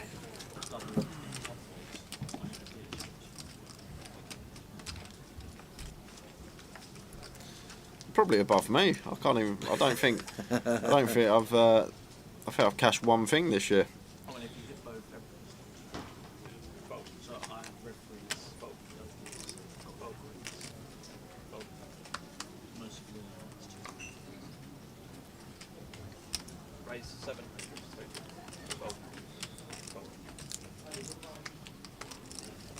We got it, sir. Ba-da-bum-bum-bum-bum.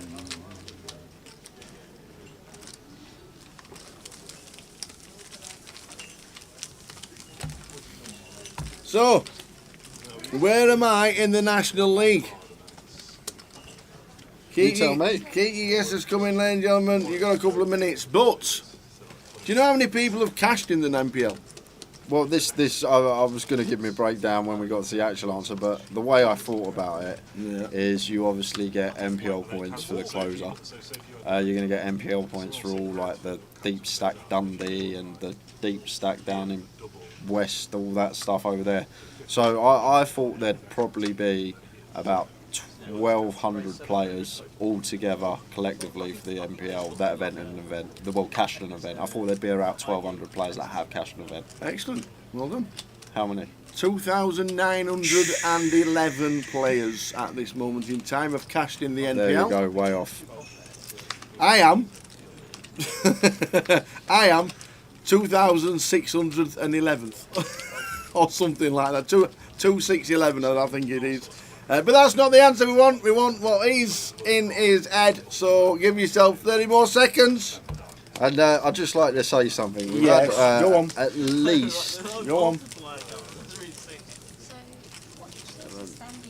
We've had probably 14, 15 answers of 200 or below.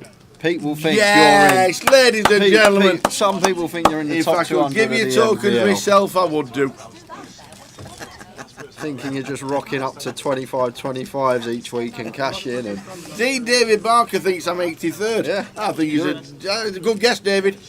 It's a good guess. It's not right, but it's a good guess. In fact, if it is right, I'll pay him myself. Sure. So 2,611th.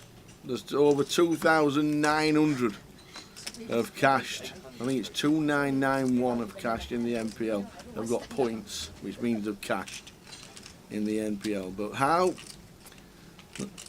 Where does Jay think I am?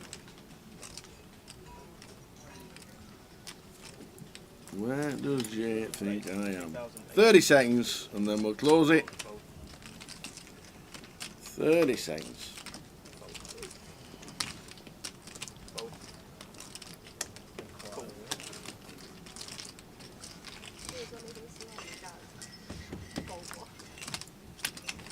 So after this hand, Mitch goes for the free bet with the King Jack. And Wadey flops gut shot, nut flush draw, and Mitch with top pair here, so got some action occurring.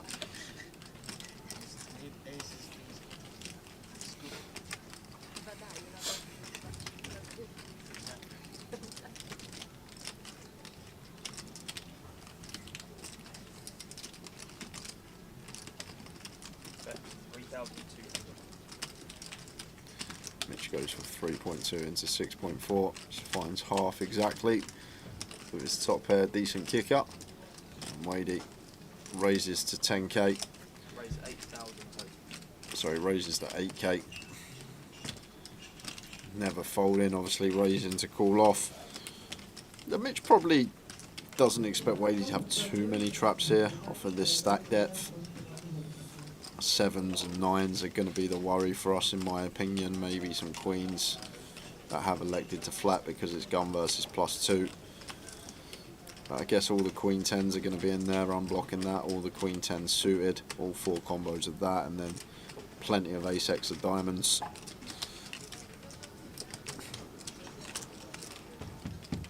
And Wadey just slams it off. Obviously gets there, as you do.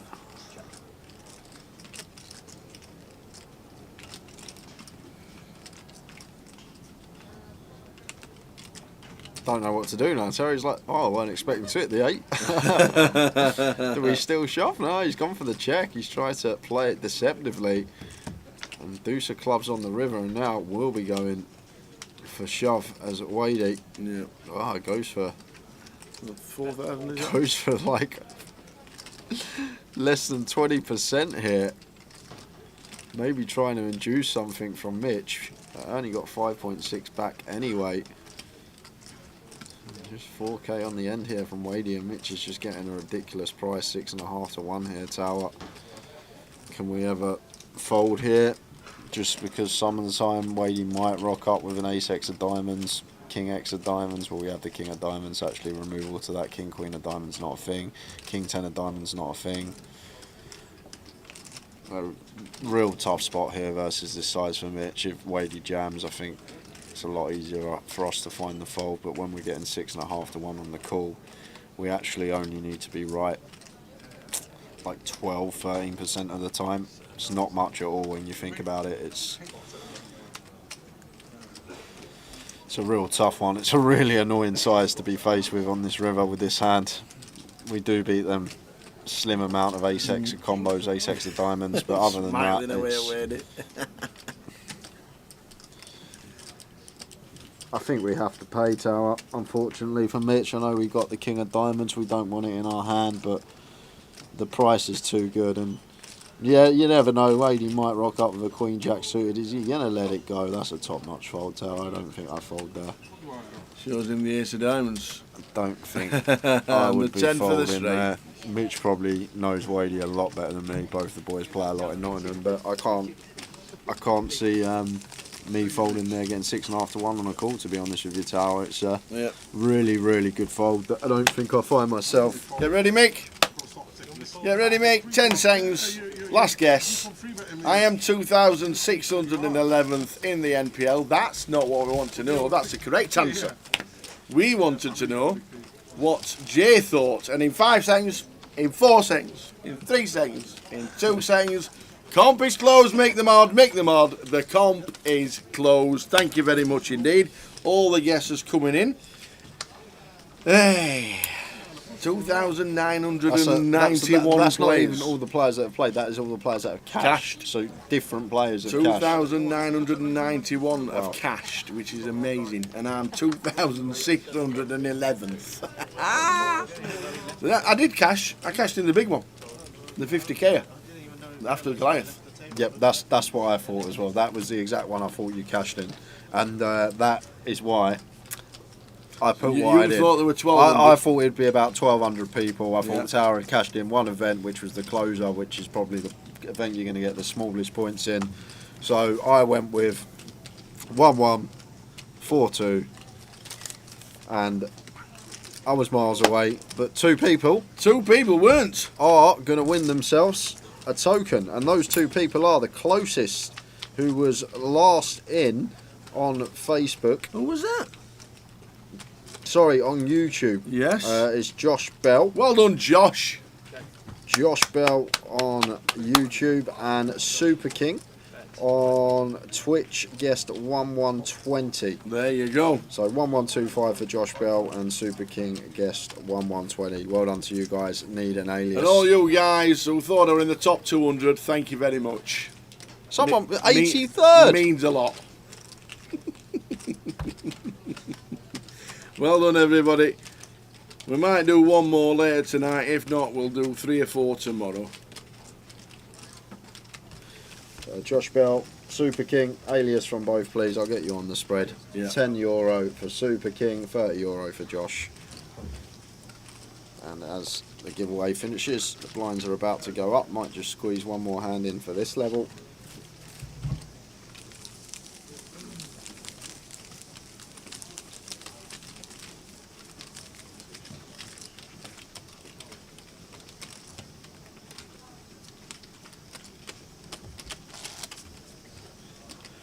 And the name's in from Josh. Nice one, Josh. Congratulations.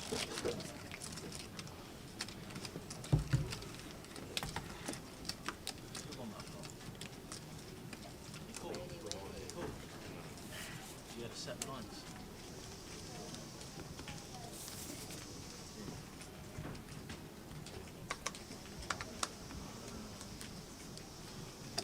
Six, 7 diamonds, so Mitch raises to 7.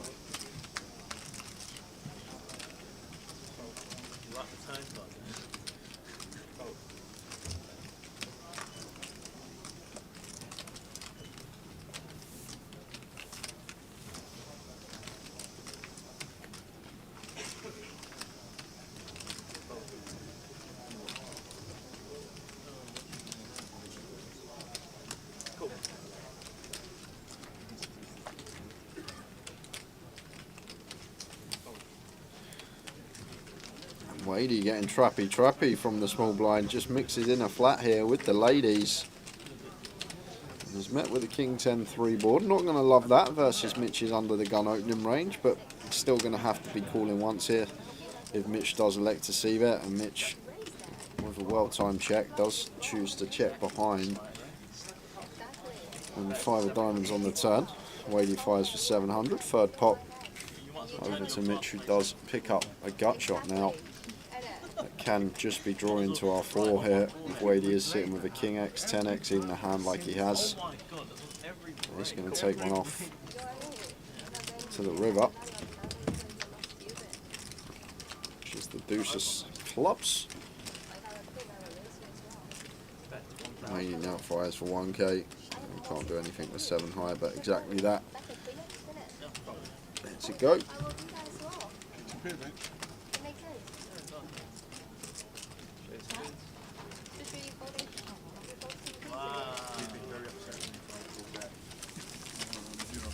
Mick, the mod was close. Well done, Mick.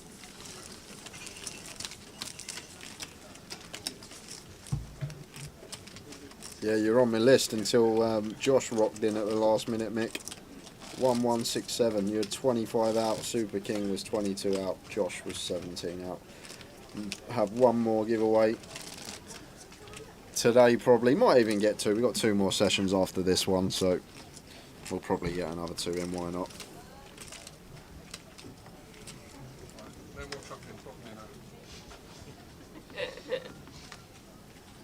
Too much traffic. Fold. Wait, if at the turn, you're going to call it again.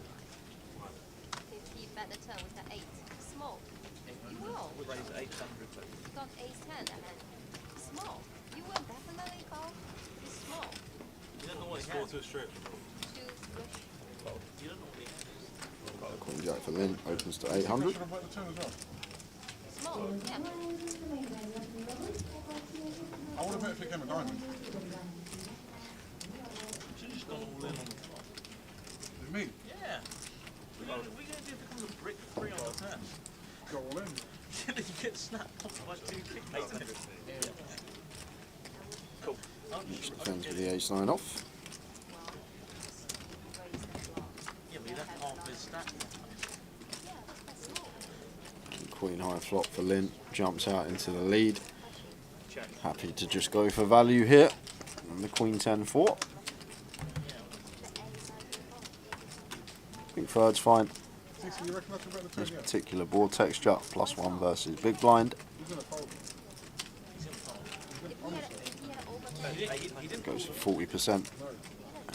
Going to be good enough. Ciao, boy.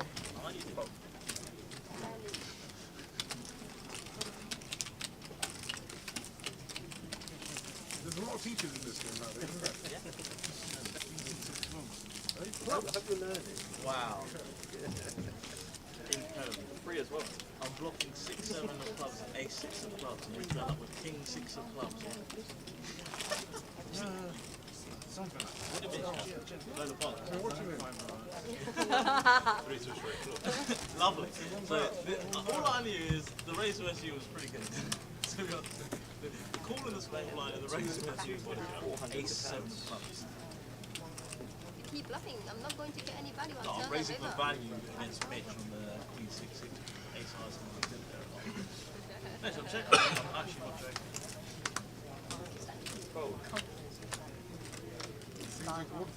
I've seen a lot of rugby these last couple of days.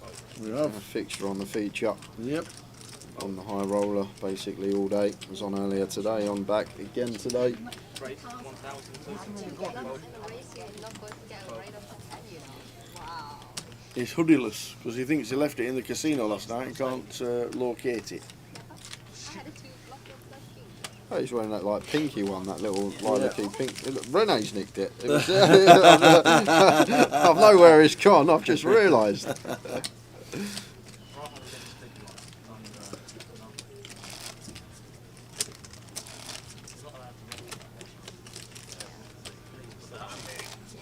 cheating. Put it away. Put it Put away. it away. Thank you. Pull the floor. Yeah? Give a penalty. Yeah, you win a €30, Josh. €30 for you. €30 ticket to play online in the Autumn Festival. Credited there on Monday.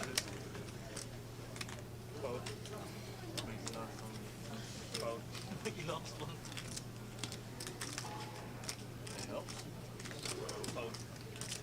Raise 900 total. Fold. Fold. Fold. Fold. There's not been a lot of chips. Can we like a bubble tape? Can we Then you don't fold your A7 and call.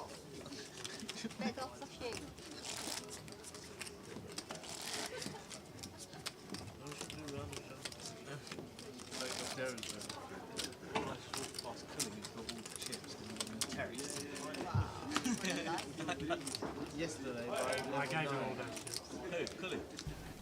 Craig Humphrey says 1890, watching on delay.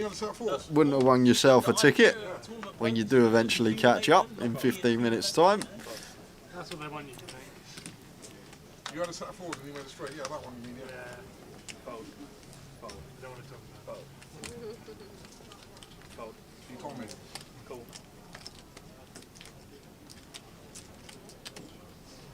Big isolation. Raise. 1,500. Big isolation. Ravi goes for the ISO versus Lynn blind on blind. Takes that one away from him with the worst hand. Let's have a look what's happening out in the field, guys. See some eliminations throughout the day. Give you an idea of how the field's looking.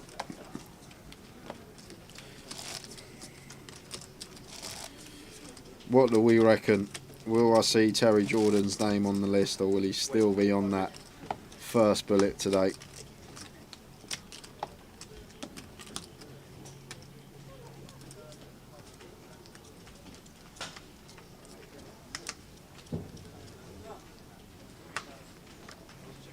Fold. Fold. 9. Raise 900 total. Fold. Fold. Fold.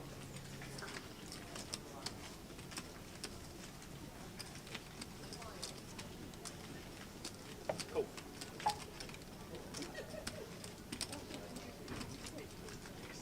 Raise 3,500 total.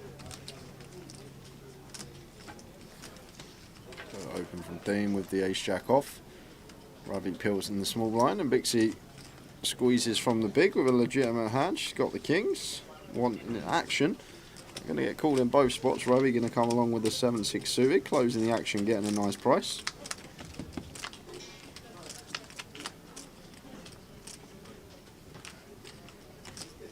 It's a €10 ticket for your Super King. €10. Not the flop Bixie wants to see, especially when we go three-way. Can definitely be an ace-X out there. In terms of range though, should be our board. We obviously have the aces, we have the ace-king, our opponents do not. They're going to have slightly favourable 9x advantage, but Bixie just going for the range bet here on the flop. 2.5 into 10.9. Just less than quarter. Dean with clear call with position. Now that will be the end of Ravi in the small. Whoa, it won't be the end of Ravi in the small. He's going to go for the overcall here with the backdoor straight flush draw. Does ping off a 6 on the turn. And now Bixie has to check once we get called in 2 spots on this flop. Essentially be turning our kings into a bluff if we did elect a double barrel. Checks over to Dean with the ace jack. He fires. Bet 8,000. And tough one for Bixie, but I think we can fold here now, especially on the ace 9-9 rainbow. Once it goes call over call, check to Dean, and he still wants to fire into 2 players here. And yeah, good discipline laid out from her. Good fold from Bixie. Dean takes another one. I'm very interested to see this one. You check the turn, I was going to shove it.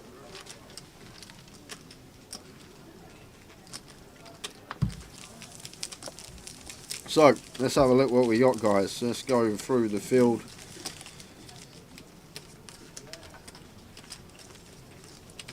So I think the last out that we mentioned a few hours ago was just before the first break, which was with Swifty. We saw on the outer table. We then lost Albert again. So Albert is maxed out for this one. Oh no, we've lost Wendy Watson, Mikhail Chesil, Sven Mermans, Mantis Providus, Noel Broadbent, Leo Worthington Lease, Swifty, Paul Dawkins, John Bousfield, Drayton Haxie Hatch, Connor Clark, William Tansley, Fraser Bellamy, Paul Eprimson, Chris Johnson, and that brings us up to this moment in time. 106 in so far today, numbers creeping up. We still have the turbo flight at 9 o'clock as well. 180 entries so far total.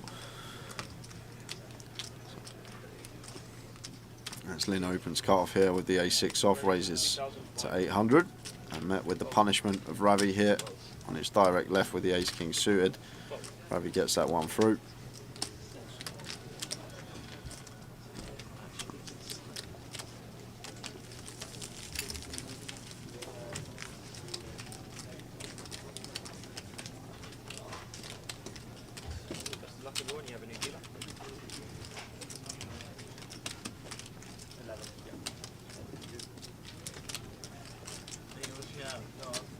Huh? Yeah.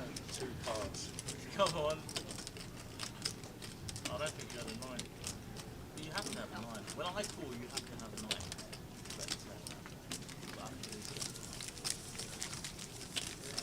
Yeah, he's got 9. He's got 9. He has to have a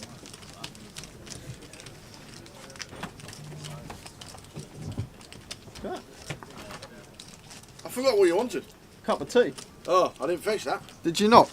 So, yeah, no, I didn't actually. I fetched water and a coffee. Which would you like? Neither. Oh, I've got me water here. Go on then, off you go. Oh. You go and have a minute. I can't go back. I can't be embarrassed. I can't embarrass myself. Just excuse me, I forgot Jay's drink. Sorry. Alright, I'll go for a wander.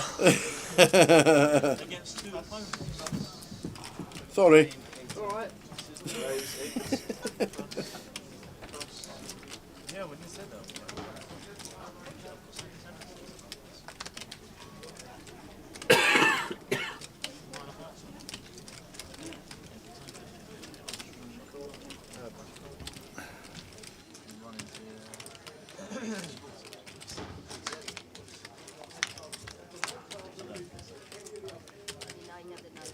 Check. 400. Yeah, we're definitely a yellow card offence. Really, I've got a pull. I've got a coffee for some reason, and then a bottle of water. He always drinks water, and then he wanted a cup of tea. That's complete. Yeah, yellow card. Sorry, Mick. It was definitely a yellow card offence. VAR might have checked it for a red.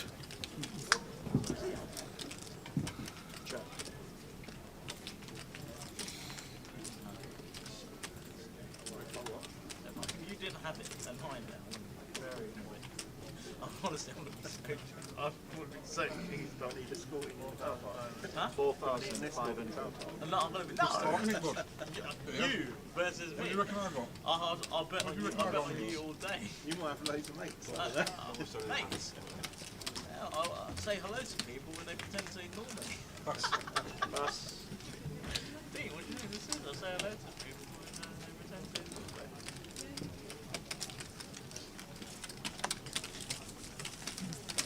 Had a set, Mitch. My phone rang the other day and I answered it and sorry, I got the wrong number. No one rang me. not sales call. No one.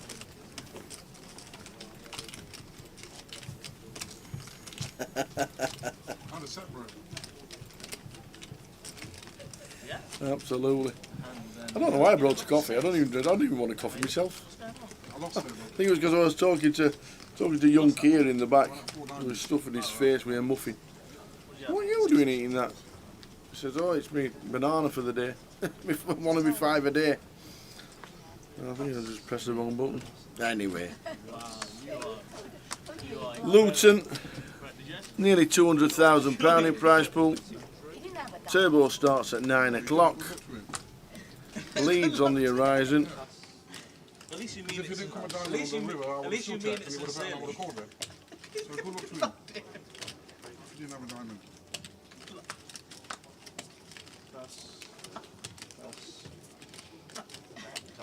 Yes. And this is a steadier session than we've had in the first two. The first two have been mad this week. Been brilliant. 115k and 100,000 with the chip stacks from the last level. Nice one, Alfie. Lives in Edinburgh. A banana is brought about one banana is brought about 5 fruits a week.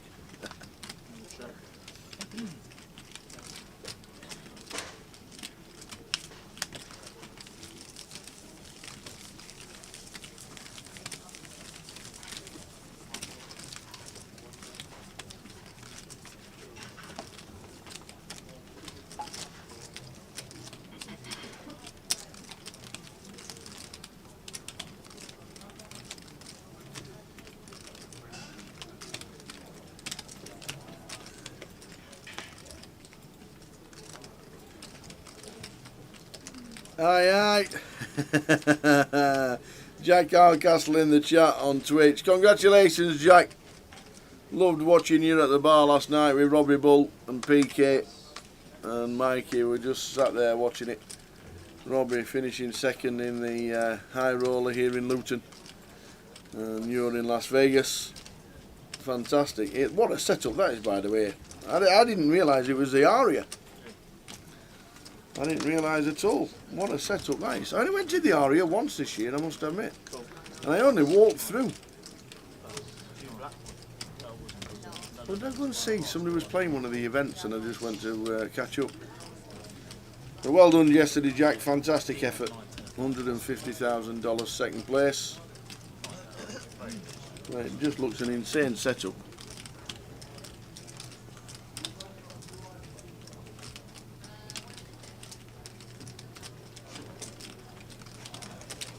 Yeah, I know your game, Sunshine. Oh, here we go. Know your game. Here we go.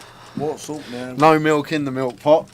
That's why he's not done with tea, because he knows he has to go into the kitchen, get the milk out of the fridge, fill up the milk pot, and walk back out. I have no idea what you mean. Absolutely no idea what you mean. What do you mean?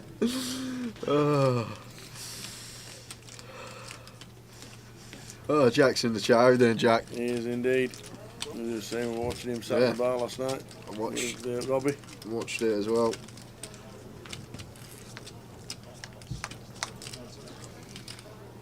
What a flop for Mitch. I'm sure of what Rene has, but don't think Mitch is behind.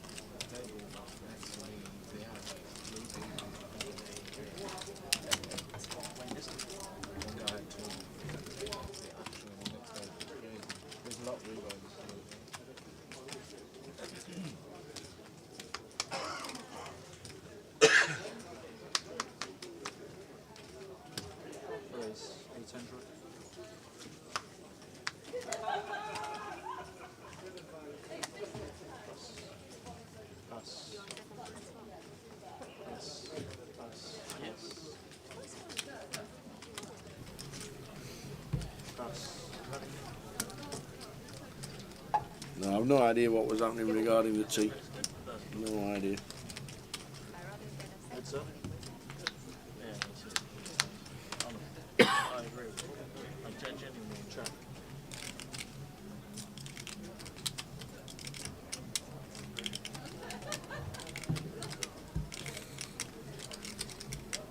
So the one that Lynn should have plenty of checks on, the 5-2-3 versus big blind, does turn the backdoor flush draw though.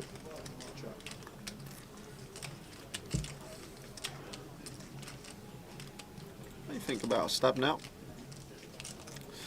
Can't fold out too many better hands. I guess we can fold out some ace-7, ace-9, ace-10, this type of stuff, but other than that, not really folding out too many better hands. So could even see check here from Lynn. King-Queen can still be the best hand versus big blind range.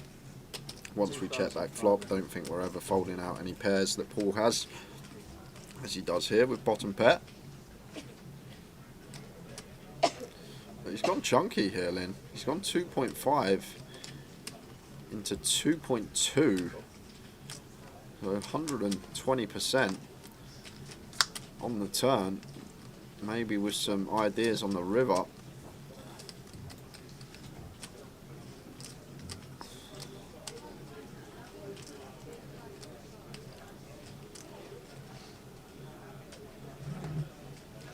Probably needs to think about the range that Paul's going to have once he goes for the overbet on the turn there, and Lynn is just going to give up and show the king queen, and Paul is going to be good with the ace deuce.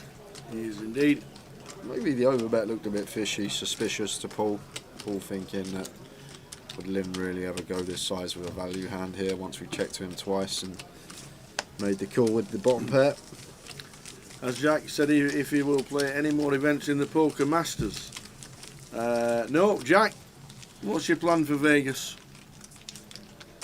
You've got people watching who want to know so they can watch it on Poker Go. What's your plan for Vegas, Jack? How long are you there for? How many more events are you playing?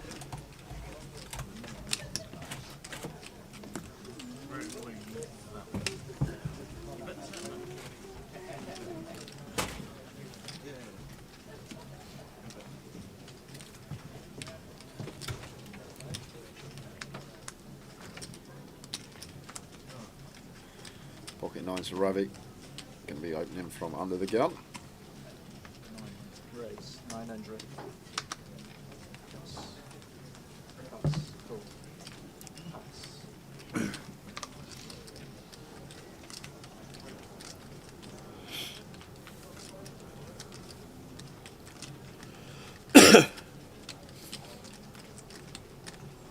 Ravi with the nines. Is it a raising hand, ace 10? Going to be a mixed tower.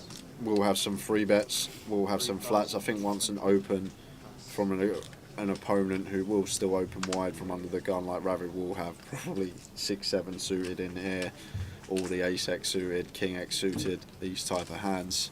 So once Ravi opens and we got the dead flat from Wadey, Mitch just taking the initiative here with the ace 10 off. Don't mind it at all. I think the suited we're going to lean more towards flat offsuit. Going for the free bet squeeze. Nice hand selection to do it with. Can still get better to fold. Ace Jack's going to have to let it go of the offsuit variety of Ravi from under the gun. They can just flush out good equity of hands like King Queen, Queen Jack. Two live cards like the 6s, the 7s, the 5s. These type of holdings. Going to have a tough time continuing at the stack depth out of position. And look, even here, Ravi folds the 9s. No, Ravi letting 9s go. Weren't expecting that hand to fold. I'm expecting this one to fold. This one, do expect to see it hit them up, but Wadey may have had other ideas. Does let it go though.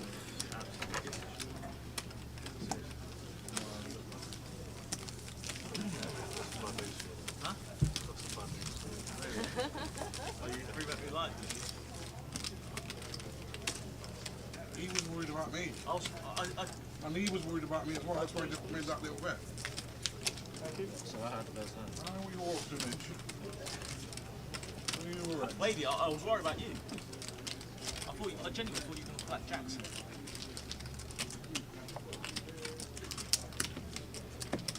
How ridiculous is it?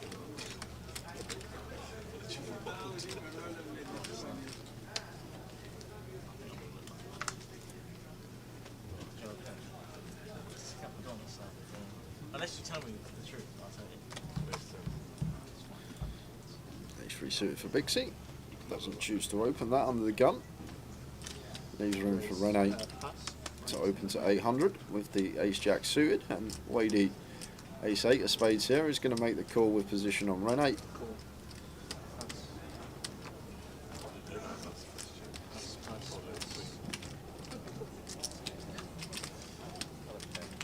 Ravi not defending the big.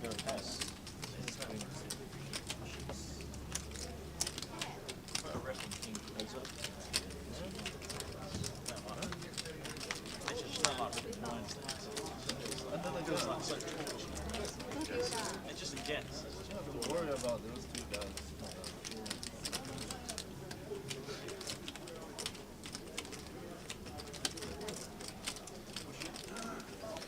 And Wadey smashes the life out of this one. And Rene here, +1 versus +2, meant to have a lot of checks, especially on this board.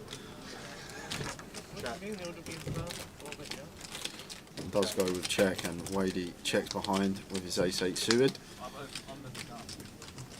And Rene probably on the hunt for showdown now. Not sure too much merit in betting once we do elect to check flop. I like the decision to check flop though. +1 versus +2. Going to have lots of checks in there out of position.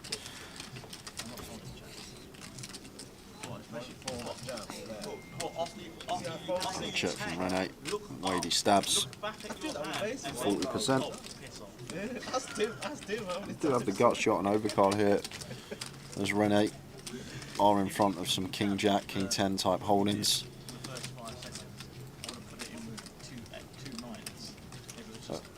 Board that does connect very well with Wadey. Peeling our +1 open from +2. We'll have all the Queen Jack suited, Queen 10 suited, 10-9 suited. Hands that can definitely check flop and then go for value on turn.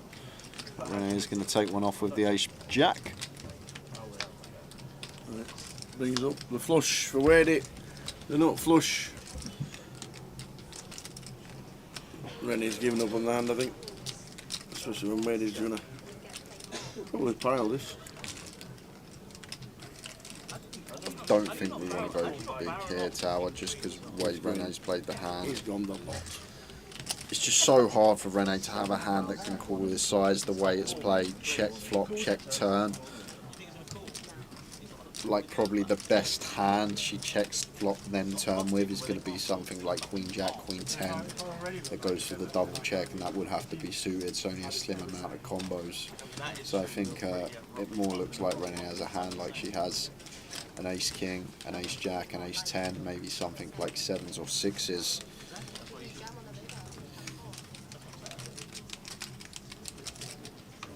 Maybe we'll show up with a 9 from time to time. Ace 9 suited, 9-10 suited, Jack 9 suited, all viable.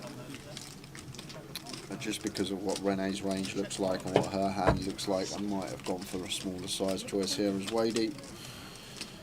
Either way, I couldn't see Rene calling 1 BB, let alone the overbet shove on the river. Exactly right.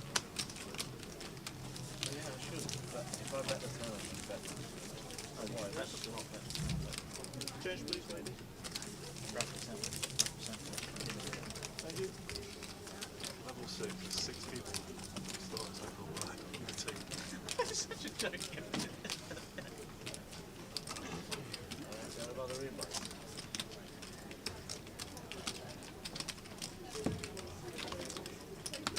Let's just do a quick flip and go, innit?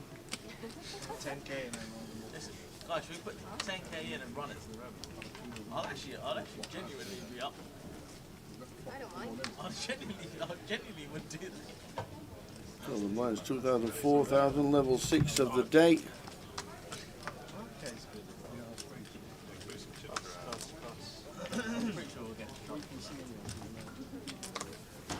Yeah, blinds going. Oh, break actually in 30 Half an minutes hour, time. yeah, 32 minutes time. 10 to 8, there is a break. A 20-minute break.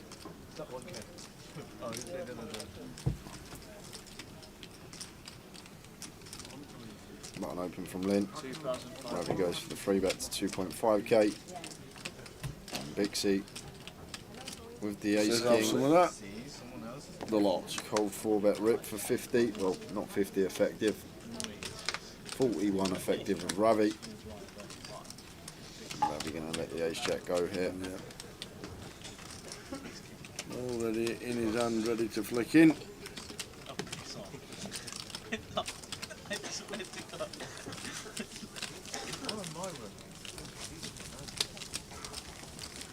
You announced I'm bulky and raise the button. I do that.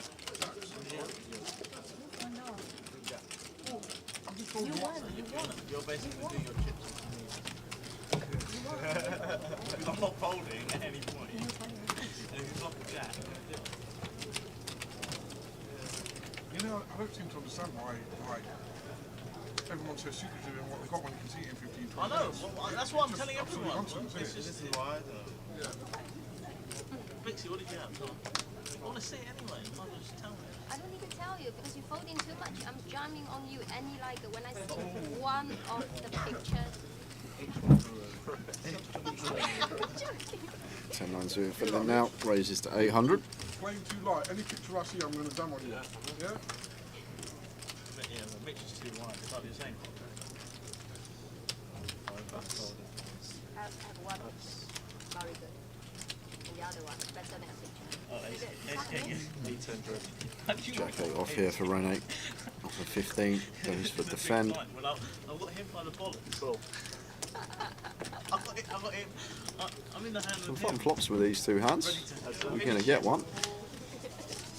Not too much happening here. Dummy end gutter for Rene. 700. And in with bottom pair. C-bets for third. Third does the job.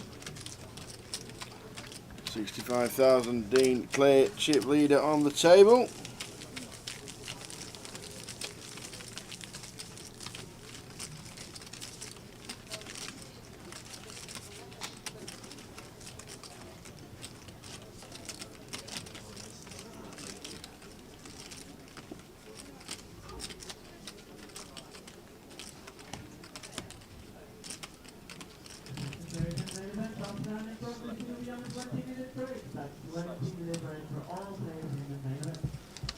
So 30 minutes to go until the end of this session.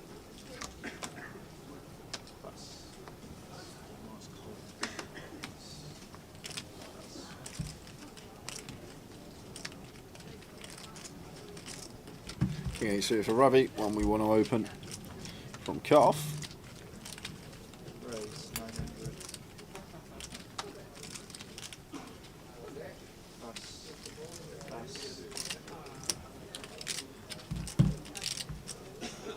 Wadey defends a 3-do suited.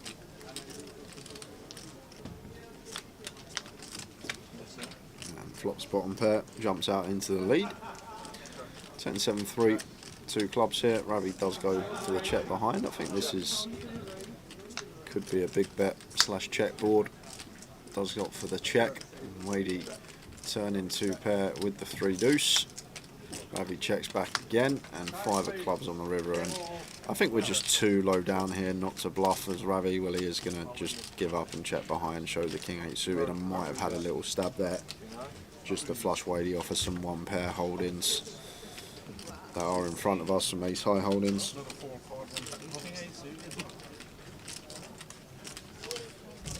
So in 30 minutes time we are going to be on a 20-minute break. In the feature table when we return. And the news of the day, Tower. Yes. Terry is still on bullet number 1 today, and Boy, it oi. is the 3rd break live. Get in. Let's get him back on the feature. Look at this. Look at this. Look what I have. You're in. So you bet. If you're gonna raise with a hand like that, and then I'm a that board and simpleton. I've got check, two. you're never gonna win. Oh, thanks for that. You're never gonna Thanks win. for that. Hold on. Dina, can I have my notepad?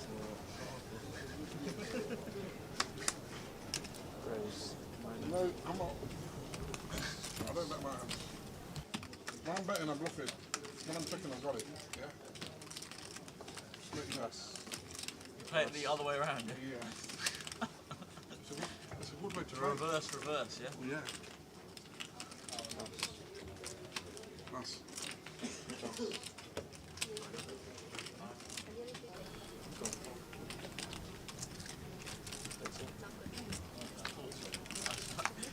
Then flop 10-7-2.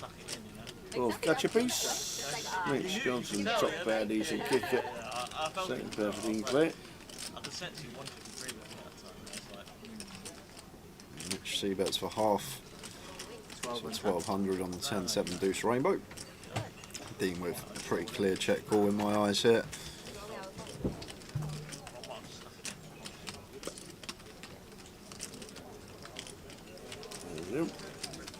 King on the turn would be very fun. But it's 3 of clubs. And still happy to go for another street here, Mitch.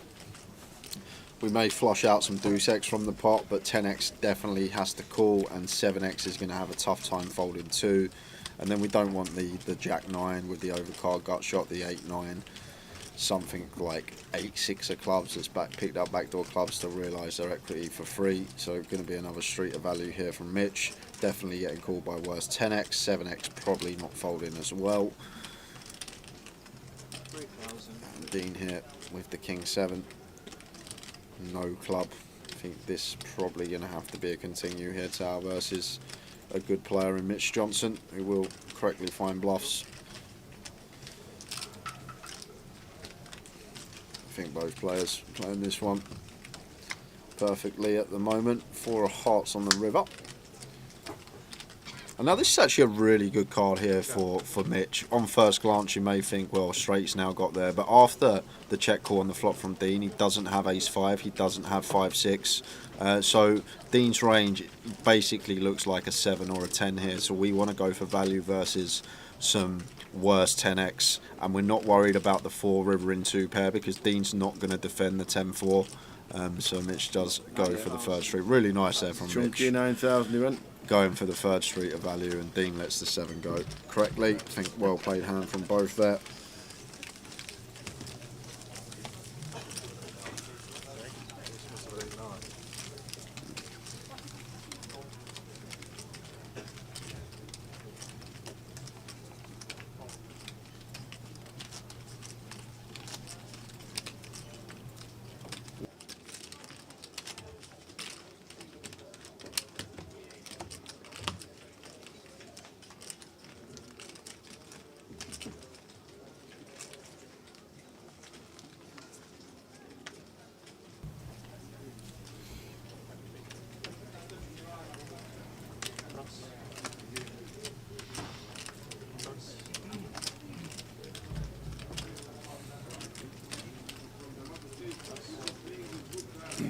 So steadied it in Luton.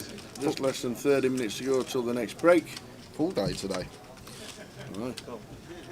First 2 levels were great, weren't they? First 2 sessions. Was mad. Bixie Queen 8 of clubs opens, and Mitch here. Easy squeeze spot from the big 4.5k with the stack sizes in question around their tower. They're going to go even chunky up, goes for 5.1. 5,001. Guess we are still 60 effective. Does go for the standard 5x sizing after an open and a call. Dixie out of the way, and Wadey has a chat with the dealer before folding. What's he saying? Wadey says, you dealt to me 4 times today, and every time I bet, he's 3-bet me. Every single time, he says. I don't know what he's looking at his clock for. Might be randomising tower. Yeah. Might have the 10% call with Jack 10 off here in Wadey's locker.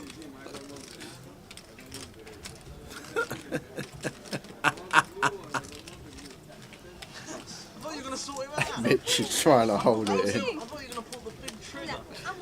I thought this was the big trap.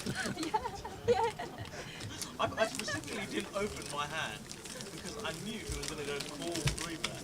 I swear, I have ace-9. I didn't even bother to open it. Yeah, you can't hold it. I need squeezes. I've got a good hand. It's just. Raise call. Any 2 cards. It's amazing, isn't it?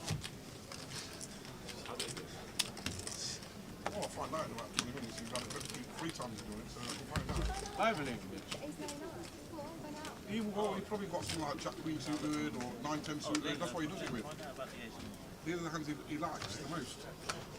I think you're giving too much info there. 7-8 of clubs here for Lynn. From under the gun. Awkward off the stack depth tower. Don't mind fold here from Lynn. I think if we're like 50 plus deep, they are going to start opening. He does just elect to fold, and Ravi now has room to open with the King 9 suited. A lot more viable than what would have been Lynn's open from gun. Wadey out of the way, ace-5 off. Dean does the same, Mitch in small. Gets out of the way, and Paul not going to defend the Jack-5, so raise and take there for Ravi. You only want to squeeze this one here. Yeah, out of the pot. There's got to be a raising call. Yeah, exactly. I like the challenge again. It's very good to know. Next time I'm going to put a massive end there, waiting for your squeeze. That time I'll just call the small pair. How about that? I should have raised. Yeah, exactly.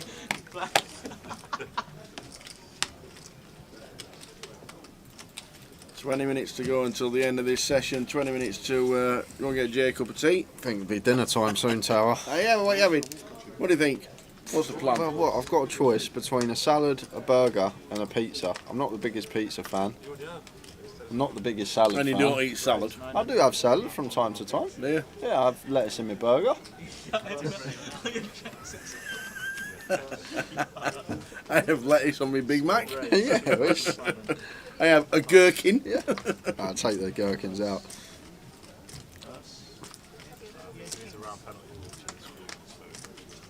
Have you ever had deep fried gherkins? I've never had deep. Oh, they're delicious. I don't know what they're called. There's a name for them. There is a name for them, apart from deep fried gherkins. Delicious starter. Oh, Wadey 3-bet the 7-8 Here suited, we go. and he's going to get 4-bet ripped on. The dealer's going to get crucified. He's already looking at Wadey. He's thinking in his head, please don't shove seat 8. Oh, I want to make it out of the casino tonight.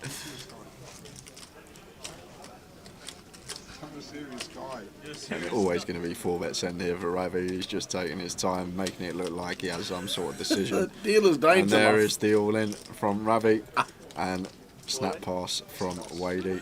Who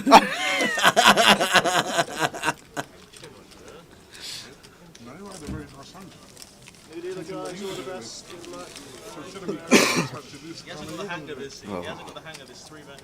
Oh, dealer's been taken off so he can make it out of here alive tonight. Getting off before the break, Tower, I would be. Ace King there. What you probably will do with Ace 4 plus. 9, 10 o'clock. You 3-bet 9, 10 o'clock? What, under the razors? He started 3-betting me to stop you squeezing. I want to do it in a minute and you're going to put it in and I'll say I call that one. I had Ace King. I'm not going to put it in with Ace Deuce, am I? He's 3-betting me to stop you squeezing. Yes. He's done 2.5k stop himself doing 8. Told you, you don't have a 9, mate. Oh, Dean, Ace Jack, yeah? Oh, the Ace 9 line forward, yeah? What should you do if I shove the turn? Pass. You're winning, but what should you do if I shove the turn?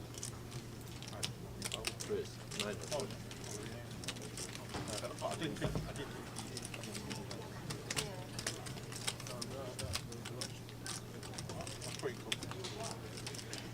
Which opens from calf to 900 and Ravi with the goods in the big blind, going to throw in a defend, keep it trappy, keep his range wide, just makes the call.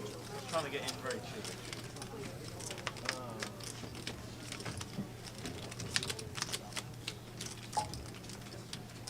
King Jack 10, 2 spades here.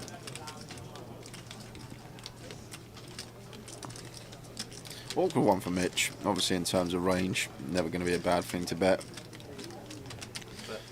But if we do get continues from Ravi, I think it just has to be shut down time. Yep, that's exactly what we've got.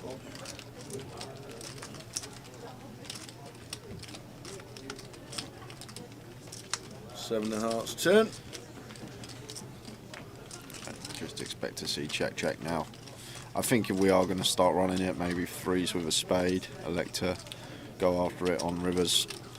Like the small pairs in these spots are potential good 3 barrels Tower, like unblocking all the check call, check fold hands, like the pair and the gut shots, the pair and the flush draw, all this type of stuff. But like the decision with this particular combo, just to shut down as Mitch and get to the river, and Ravi shows the aces, which is good.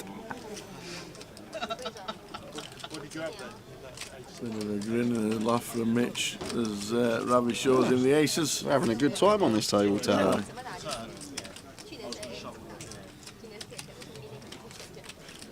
15 minutes to go until the end of this session. 20-minute break, and then levels 7 and 8 of the day. Big TR still in the back. Renee's seeing what Wadey had when she folded the ace jack. It's been about 30 minutes. I haven't really been 3-betting. And also, I've got a very good hand.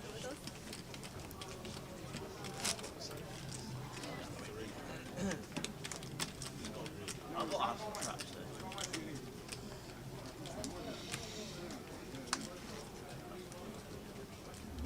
Check those three. No mismatch. Pocket fives for Rene under the gun, awkward one. I think fold might be the way to proceed here, tower. Like we don't really want any shoves off of 15 from gun, not got any blockers in there. Well, she's going to go for limp, the other option. And that's just down to do how awkward this is here with fives. That's a really annoying spot for Rene. I think fold would be fine. Can't jam, I don't like open. So she is going to go with the last option, which is limp. Brings Paul in the cutoff. And Ravi in the small line here with the king 9 suited, going to complete over to big seat in the big. Checks her option with king 6.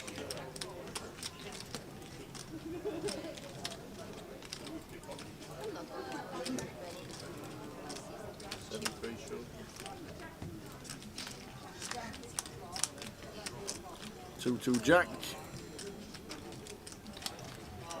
Whiffs everybody.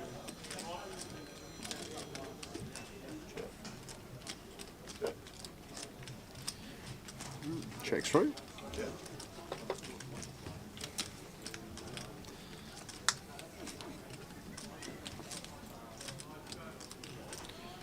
Ravi going to have a stab at this one.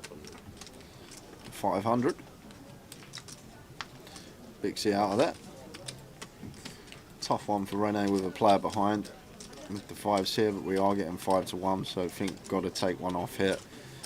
Even with our shallow stack, I think versus Ravi would be calling once, taking some rivers here, getting this particular price. And he does make the call. Paul will not. Goes up to the river.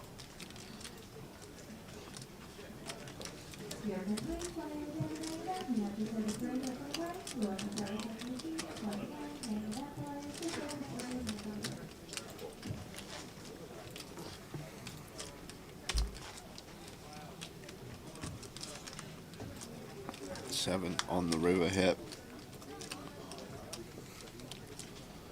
So Ravi just with king high and gonna put Rene to the test here. Goes for the overbet shove, 160% exactly here, and Rene just sitting here with fives. 7 on the river is actually a good card for us, as Rene does make it less likely that Ravi does have like a 7-8 suited, 6-7 suited. Even wider than that actually, as he completed from the small that might have elected to start leading turn. I don't think a jack ever goes this size, which is quite interesting. Ravi's probably going to bump up king jack and ace jack pre, queen jack off, queen jack suited might bump it up pre as well. So does Ravi go this size with a jack? That's something that's really interesting here, Tab. Would Ravi really go 160% here on the river with a jack? And I'm going to just go out on a limb and say probably not, because if we've got a jack, I guess we're going to go smaller, targeting some ace high calls, some king highs, some smaller pocket pairs here. So I'm probably going to eradicate a jack from Ravi's range here once he does opt for this sizing on the river. So then it comes down to a deuce X and a 7X. And all the bluffs bricked out, the 8-10, the 8-9, the spades, but difficult to call off for our tournament life with just a pair of fives. Indeed. Power poker from Ravi just puts Rene to the test, maybe thinking that she's a bit capped once she checks back flop and can't have a jack or better.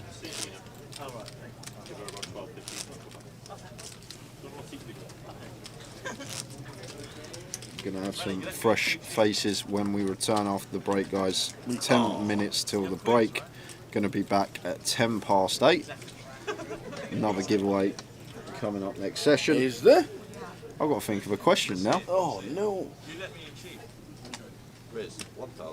On all-time money list on Hendon Mob, where is the tower? What does it go down to? Just imagine. What do you think it goes down to? I reckon $500,000? I reckon more. Yeah. I reckon way more.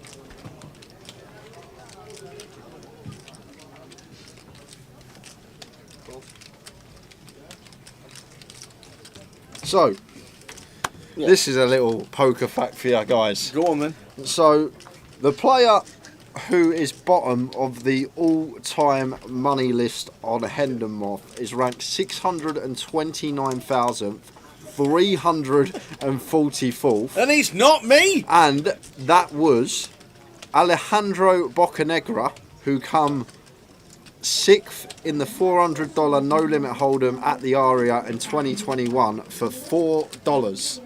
Who comes 6th for $4, which puts him at the bottom. That's gotta be a miss, bro. There's gotta be $4,000, surely. Which puts him at the bottom. 6th in a $400 comp. That's gotta be $4,000, hasn't it? Yeah, it's gotta be. It's gotta be a typo. But Alejandro Bocanegra, bottom. Who's the real bottom? The real bottom. Then let's have a look who the real bottom is. There's loads at the real bottom. So many people with $5. They've got to be typos. They have to be. All $5. No, the €30 Dutch Staff Championship. 20th for €5. Look at this payout structure. First got €70, second got €40, third got €30, fourth, fifth and sixth 25. The rest of the final table 20, a few 15s, couple of 10s, and then 10 players all got paid €5. They must have paid everybody out. Let me have a look. No, 285 entries. Oh, wow. Paid 30. 30 paid. How many entries so far? Total entries so far. There are 180. Just 180 today this week. Very quiet. What position is Tower in the MPL? 2,611th. And Jay guessed an amazing 1,164th. I didn't think that many people would have cashed Tower, honestly. Yeah. 2,991 players have cashed in the MPL this year. And Tower is one of them. Yes.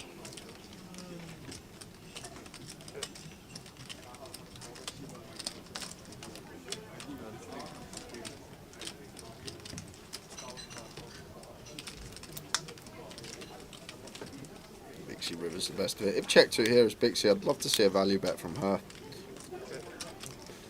Try and get some calls from some 8x from Wadey, from the big blind perhaps, maybe some non-believers in Ravi. Once checked to us 3 times, may look like we're just trying to take this away from our opponents.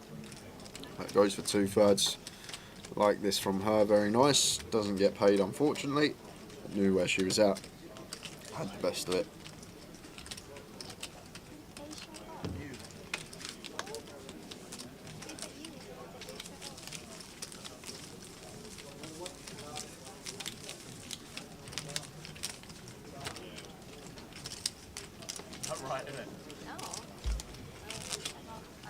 Got to think of a question for Tower for next session. That's what I'm going to use my 20 minutes for. Yeah, exactly. Making a good one. Well, don't we? Let me get on there. I think you're due a hard one actually. I've been a bit too lenient the last couple of legs.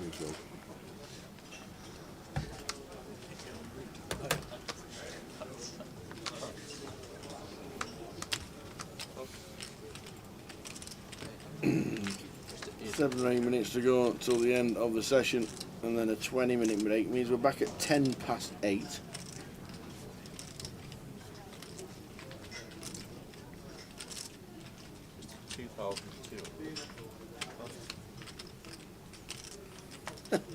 Jay, did you get angry earlier about a hand? King 6 versus the low flush tanky. He stormed out. Oh, He was off last time before the last break. Yeah. He was gone. I remember that one. I had to come back from the number 38 bus stop to go and find him. think Rene can go with this tower. These are interesting spots. Like, yes, we're likely to be behind, but just because of the price we're going to be getting here, we stick it in as Rene. Ravi has to call off, and with Lynn's open, plus the big blind, plus the small blind, plus the ante, with our 8 big blind stack there, we're basically going to get a triple if we do win at Showdown. That seems like a very well timed fold from her, because Dean does have ace queen here in the big blind. And the way Ravi's been playing, I'd like to see cold 4, and that's exactly what he's gone for. Can't see Ravi's cards here, but really like this from Dean. Nice candidate to do it with the ace queen. Cold 4 to 5.5, decent size choice as well. 2.5x the free bet, very nice stuff. Everything seems good. Ravi is going to make the call though. So we're going to sweat this one from Dean's perspective.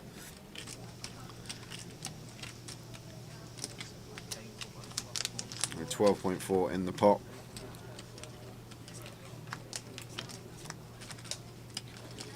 And 10-3 deuce, 2 club board. And does have the queen of clubs here, Dean. Isn't going to elect to c-bet. Might have gone for a small quarter there, 3.1 into 12.4. Test the waters. Potential double barrel candidates. That looks like Ravi's going to go just north of quarter, 3.3 here. And because of the stacks in question, this is awkward for Dean. If Ravi was as deep as we are, we've got a pretty clear call. Does get a bit dicey now out of position, because a lot of the time when we check over to Ravi on the turn, we're going to be met with a jam for 2/3 pot, and we're not going to get to realise equity to the river, or we can just slam dunk the ace off on the turn. Things you love to see. And a quick check back from Ravi. And king of clubs on the river. Dean not choosing to go for value. Think we're likely to have the best hand here, tower, the way this is played. Ravi's going to send ace king pre, not really too worried about that. We block his aces trap. I just think ace queen's always going to be the best here. And spins it over and is good for Dean. Nicely done. I think played that hand fine. Wonder what Ravi had. Was he up to no good? Did he have queens or jacks?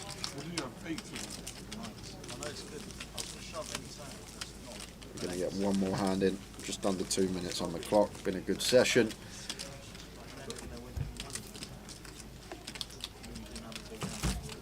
New featured table when we return.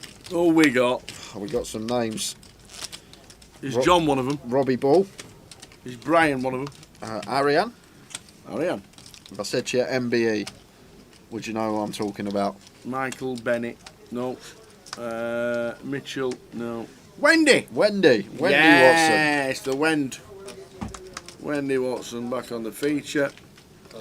Ariane Kashani. He turned over a 10-1 deficit heads up the other day to win the super high roller. Yep.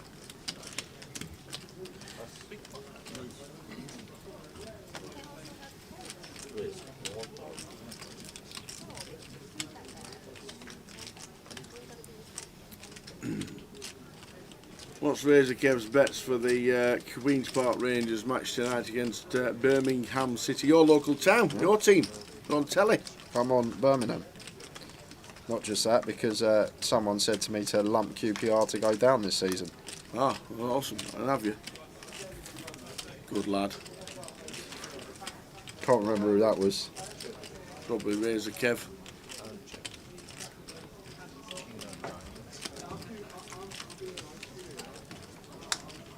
We can't be below us in the league, that is for sure.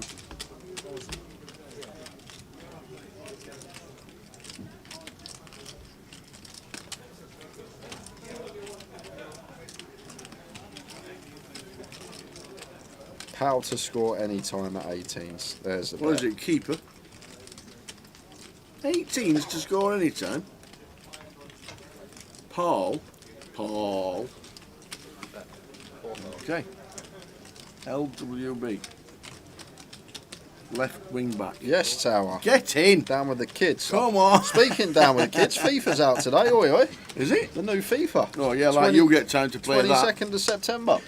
And when was the last time you bought a video game? I haven't played FIFA in ages, to be fair. It's been a good, I haven't had the game probably in like 5-6 years. However, we were out the other day, well, about a month ago now, and we ended up buying a PlayStation 5. So I've got a PlayStation 5 sitting in the living room, and I think I'll be downloading FIFA when I get back from Luton. Downloading? Yeah. Don't you have to buy it? You don't buy a disc no more. You don't buy a disc? You just go on the catalogue, you select which game you went, you pay through your card, and it's there. It downloads onto the console, and you just go. Is it that good? Off you go. Wow. No queuing? No queuing. Do you want to ask Paul last time he queued up for a game in Blackpool? Went to the shop at midnight. Do you want to ask him? Do you want to ask him? Do you want to quickly have a fun story? What game was it? Just ask him about a quick fun story. When you had to go and queue at midnight, you remember them days? GTA 5. GTA 5. 10 years ago, I was trying to get it for Xbox to get me a PS3 copy. Didn't realise I got one. Got home at 1 o'clock in the morning, opened it up. 3 o'clock in the morning. PS3 copy. God. It's the last hand of the session, guys, already on break. Already on break, and the dealer didn't realise. Oh dear. 20-minute break to go. Rennie's all in. Nobody's going to give her any action. Well, Paul's going to have to call fairly wide, Tower, for 8BB sharp. No, he's not. He's not calling any. He's not calling He realises the last hand that was dealt in the break, during the break. So we're going to be back at 10 past 8, guys. Penultimate session of the day. More giveaways. See you in 20. See you in 20.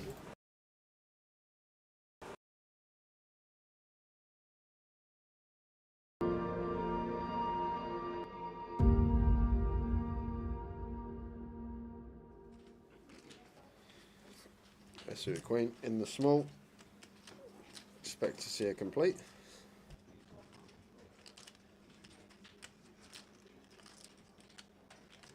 So queen 5 for Abdul, 25 to call, so he does. Sorry, queen 6, and Lynn's got the 2s. Yeah, one of the pairs that could definitely check in the big blind, the smallest. Here is Lynn. It's horrible if we get limp free bet as well with the deuces, so does go for the check here. Off to the flop we go. 4, 6, 4, 2 spades. A nice looking flop for Abdul with his top pair, just going to come out firing. Deuces, deuces, spades.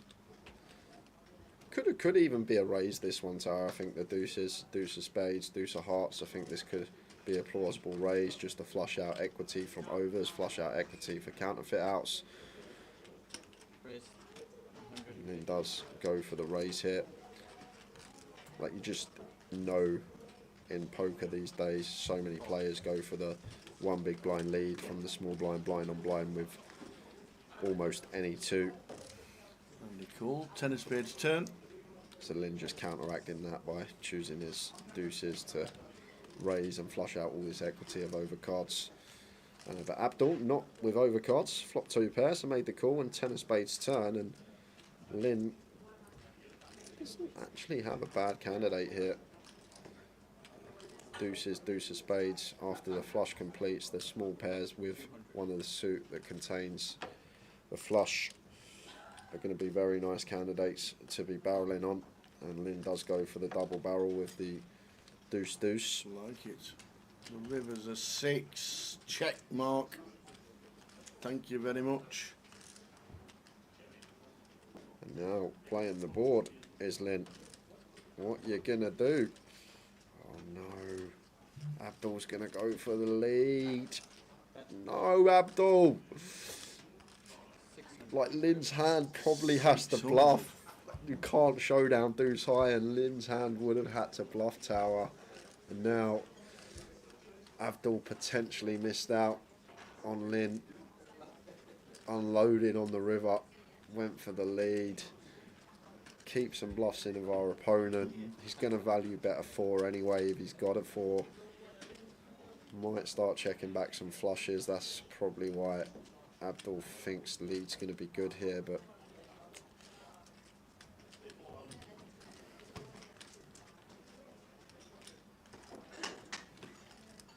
is he really tanking with the board tower? No. Thinking it's like 7. Oh, he's gone announced for the all in. shove! Oh, he's announced all in. Oh my God, he went for the shove. Wow. And Abdul didn't have too much back. He put in half his stack basically. Oh, Abdul gets up. On the river, Lynn What down a to double. 820k. What a lead from Abdul Tower. What a lead. Don't do it, Abdul. What are you doing? Don't do it. What a great lead. I'd never lead that.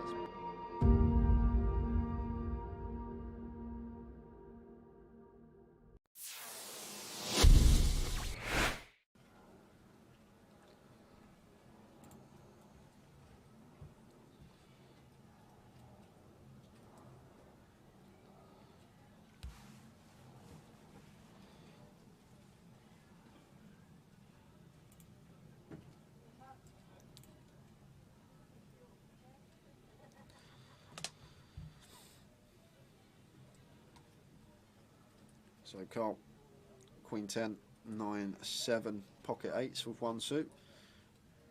Gary with double suited kings, although the cards working with it aren't the most attractive, but still going to come along on the button with position on Carl. Mitch is in the big blind, and Mo here with ace king jack 5 3-3 closing the action. Oh no, he's not. He's got nil on the 50 behind him. My mistake. Oh, is Mo just going to put it in here with all this dead money out there?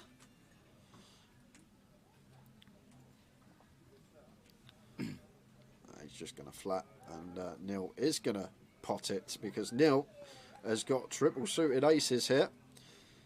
Queen 9 6 deuce makes it 1.2, and Carl's going to give him a spin here. Absolutely, that's a great board. 7, 8, 8, 9, 10, queen. And Gary good enough to fold kings now tower. This just becomes an easy fold with pocket kings here for Gary, I think. Double suited? Yeah, they're double suited, but the thing is, like against ace X of spades, ace X of diamonds out there, obviously bad reverse implied odds. The deuces, the times that we flop a set of deuces, we're not really going to be in love with our hand, whatever the board. So basically, call in to hope for a king here as Gary, and I think he'll come to the correct decision to let this one go.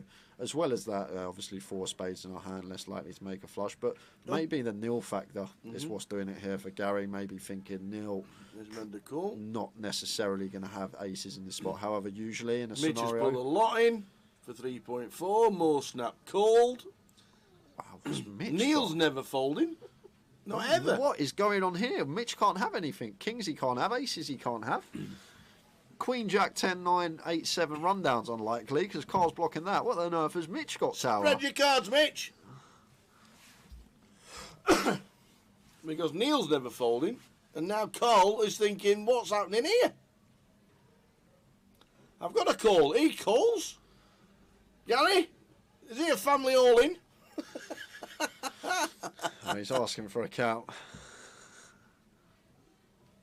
This is one 3-3. Yeah, this is one of the other problems with obviously flatting the kings. We're not closing the action Yeah. behind, and now we've probably got a call getting this price on the call here. Absolutely. 5 all in. 6 to 1. We're talking a 15k pot going on. It's going to be a biggie tower, I'll tell you that. And Carl and Gary still going to have betting on the side. Good luck, Sean, sorting this one out. pray for the dealer tower. That's what I'm going to say when this all goes in.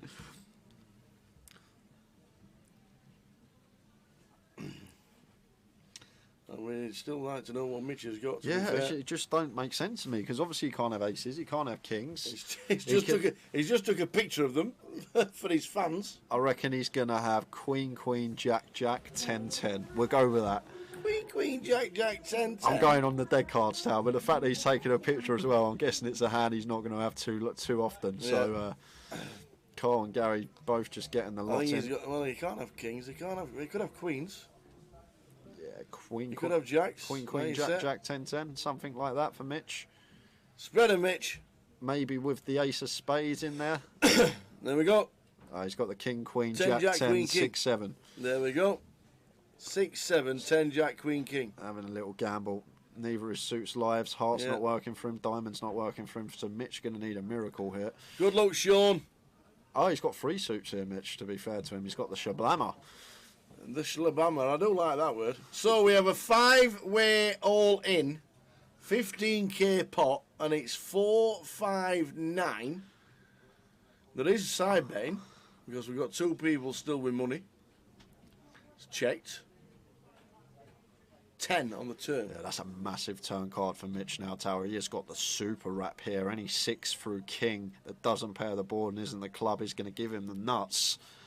And the 9 on the river. Who's got the 9? Who's got the 10s? Does someone have 10s? Carl's got 10-9 10-9 for Carl Shaw. Carl Shaw, baby and gentlemen. He's going to scoop the lot. 21.5k pot. Whoa. Going the way of Carl. Phelps the entire table.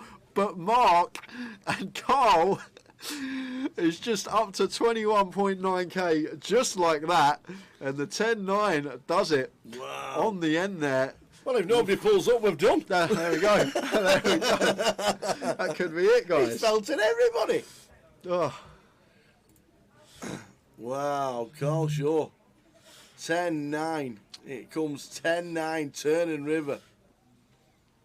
Wow. What a game. Well done to the dealer. Big round of applause, please. It's just for Sean. Kelly and Mark weren't in that one. Well, it shouldn't be too hard, Tao, because I think Carl's got everyone covered. So it's not. It's just everyone give Carl their chips, I think. I think that's how this is going to go. I think everyone's just going to be giving Carl Shaw money.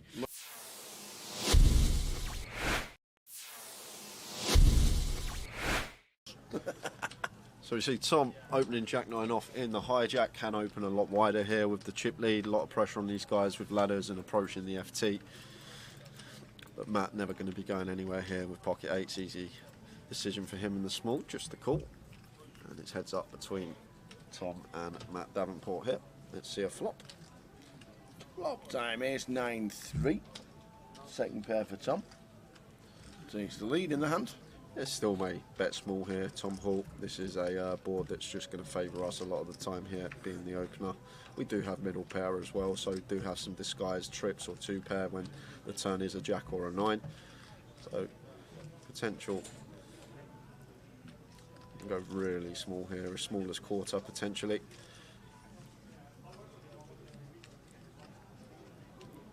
And goes for 21k, so quarter pot is the sizing of choice for Tom, just under. And Matt here with the 8s getting this price, probably going to call once. Tom's still going to have lots of holdings here, all like the Broadways, the King Queen, Jack 10, all this sort of stuff that we are still ahead of, and sometimes he will shut down on some turns. 7 of diamonds hits the turn.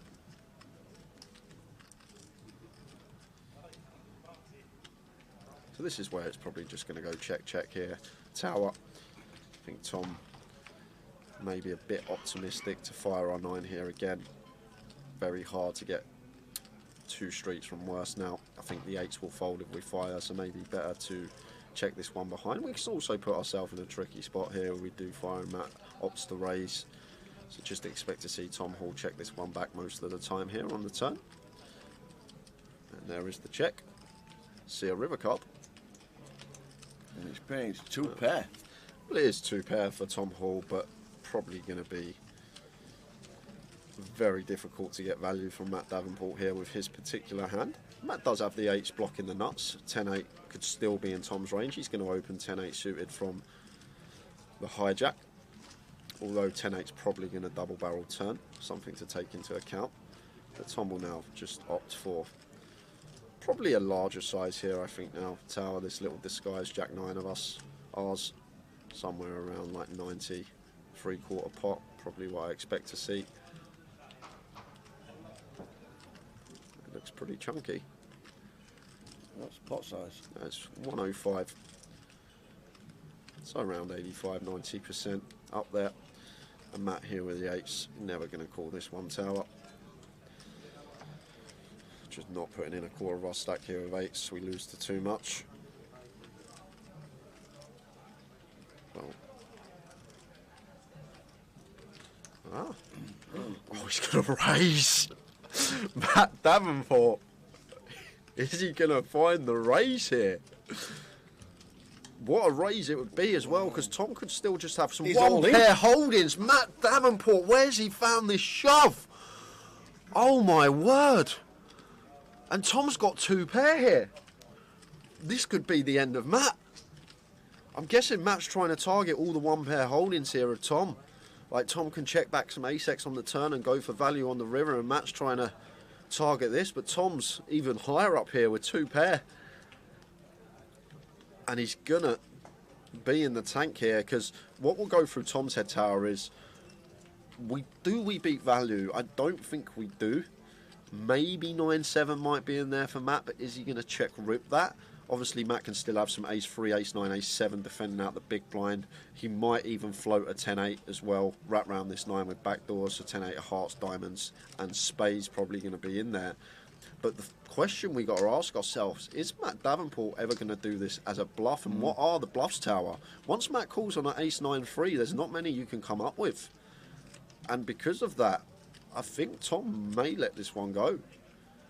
Simply because of the board texture on the flop. It's ace-9-3 rainbow. What on earth is Matt supposed to have here? He can have sets, he can have 2 pair. And what hand is he going to turn into a bluff? Is he going to rip some 9-10, some 8-9, blocking straights and 2 pairs? This is just a 6-6 jam from Matt Davenport early on a big day 3, and Tom Hall in the blender here and lets it go. Matt Davenport, you boss, and shows Tom as well. Pocket 8s. There is a reason this guy is top of the National League. Matt Davenport putting on a show early on. Wow. He's not afraid, Tower. He's not afraid of busting. Fasten your seatbelts, ladies and gentlemen. Wowzers.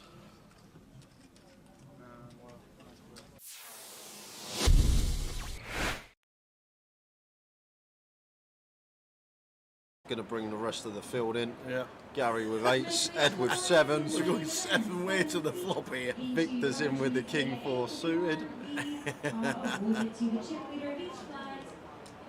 Ollie's out the way in the small, and Christian going to defend an unknown holding in the big blind. So we have got 7-way action here. 7-way. This is a 1K, guys. Don't adjust your sets. Oh! What a flop! What a flop! Who's got their 7s? Quad 7s for Ed. Oh, wow. So nice to have the check mark on the flop. That doesn't happen very often, especially when you go 7-way.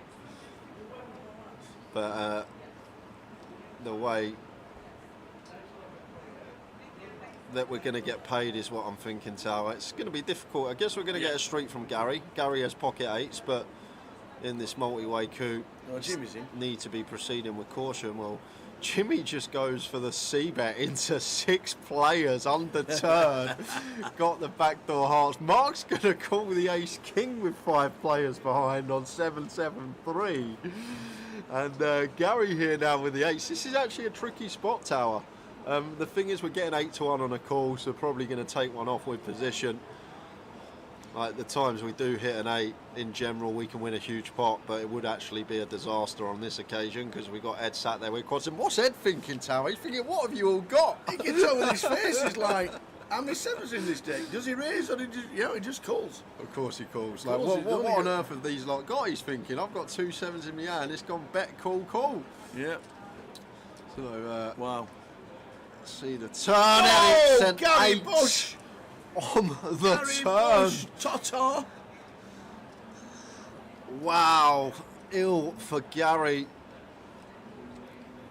And it's going to be a nice clean double up for Ed.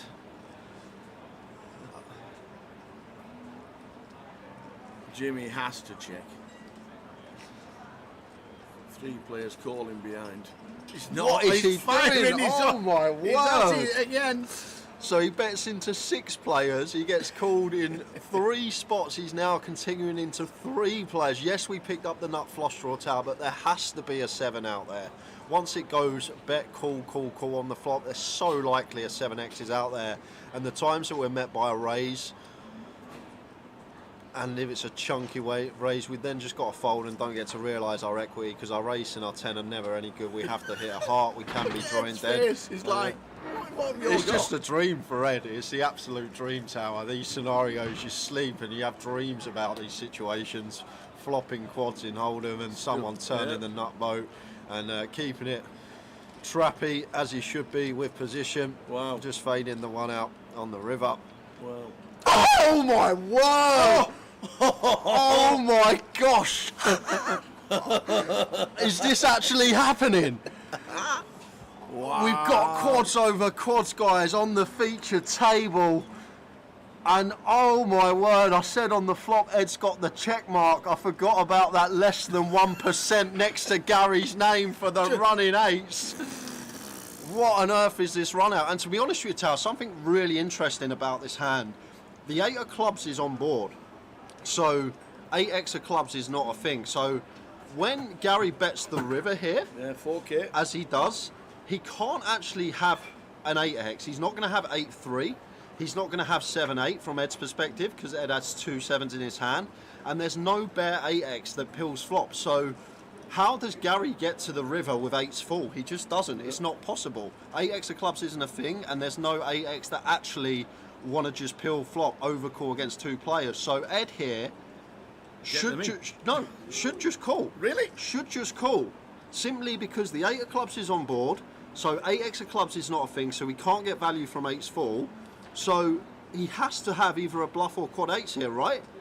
Because a bare 8x isn't going to float flop. There's no 8x that has any draw now with the 8 of clubs on board. So Gary basically has to have quads here or a bluff because 8s full isn't a thing with the 8 of clubs on board. So I'd love to just see a call here from Ed. It seems crazy. It seems absolutely crazy to just flat. See the cards, that is for sure. But in reality, it makes sense if you really think about it. Oh, okay. We are back, guys. Next session. We left it. Oh, sorry. I've done all sorts there. We left it on because Pink Floyd fan 69 has probably not seen the 7s and the 8s. Hand for the so we just let it run 30 seconds over the allotted time. But what a hand! What a hand, Pink Floyd, eh? What a hand! Yeah, it's a new featured table for us coming up. In 1, we have got Salantha Arakiki. 2. In 3 is Wendy Watson. 4, Ariane Kashani. 6, Robbie Ball. 7, William Tansley. 8, Sonny Mystery. And in 9 is Phil Clark. Off we go, straight into the action. And Robbie 3-betting the open from Wendy from under the gun. Or is William Tansley, not Willie Tan's alter ego? Shouldn't it be the other way round? Shouldn't Willie Tan be William Tansley's alter ego? So Wendy pills with the ace queen, heads up to the flop. Robbie's still best here with the jacks on the king high board. In terms of range, definitely opt to c-bet here. Does continue for quarter. Wendy with her gut shot not going anywhere. A jack on the turn would be fun.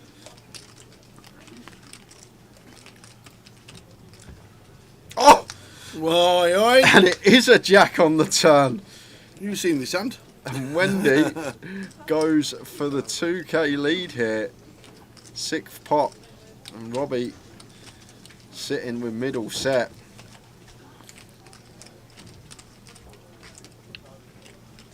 We're not worried about Queen 9 as Robbie, going to eradicate that from Wendy's range. Worried about the 16 combos of Ace Queen.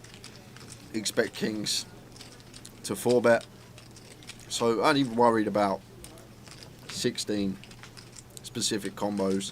And then Wendy can have some King Queen suited. She might have Ace King that she didn't elect to 4-bet. Maybe a worse set of 10s. Wendy moves all in. And Robbie smiles and calls it off. Shows the jacks. Wendy shows the ace queen. I think Robbie knew. Here we go, says Wendy. And getting the price he was getting. Unable to fold. Set of jacks here. Going to be a great start to Wendy if we can fade the board pair. And she does. Clean as you like. 8 of diamonds on the river. Wendy doubling up through Robbie Ball. They must have rigged the deck. First hand after the break comes. 4. 21,500. You're second in the NPL, mate, but that's Wendy Watson MBE. She'll be happy with that, Wendy. Yeah. Nice clean double through Robbie. Robbie takes it well. Still smiling, still with chips. Yeah. Tower and Jay reacting to that jack on the turn.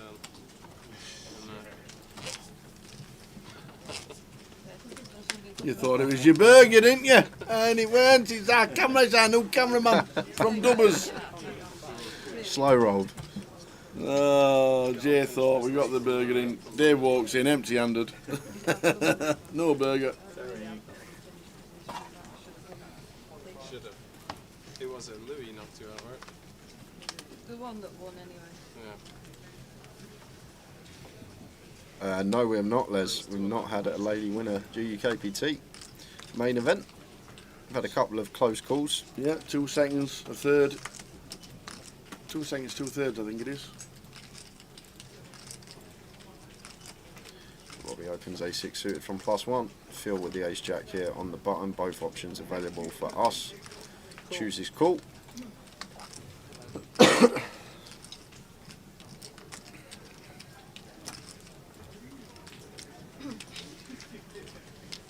Wendy defends the king 3 off in the big blind off to the flop.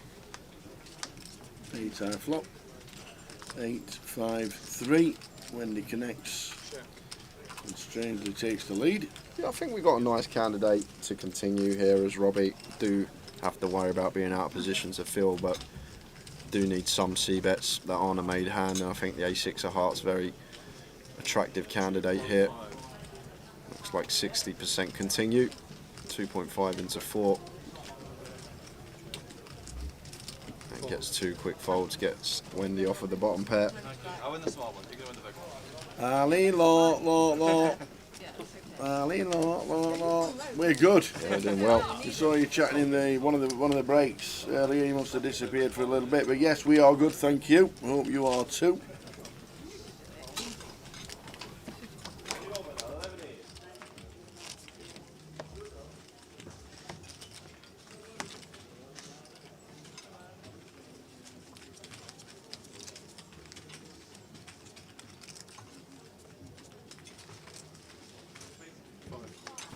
Ali and Kashani at the table, took it into supper. 11.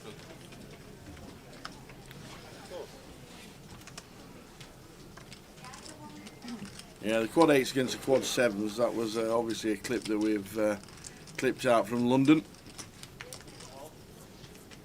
Sonny here versus Robbie. Same again, both options available. Versus gun, we'll mix in more flats, but free bet going to be fine as well. Does elect a free bet 3.7k. Should be the end of the hand.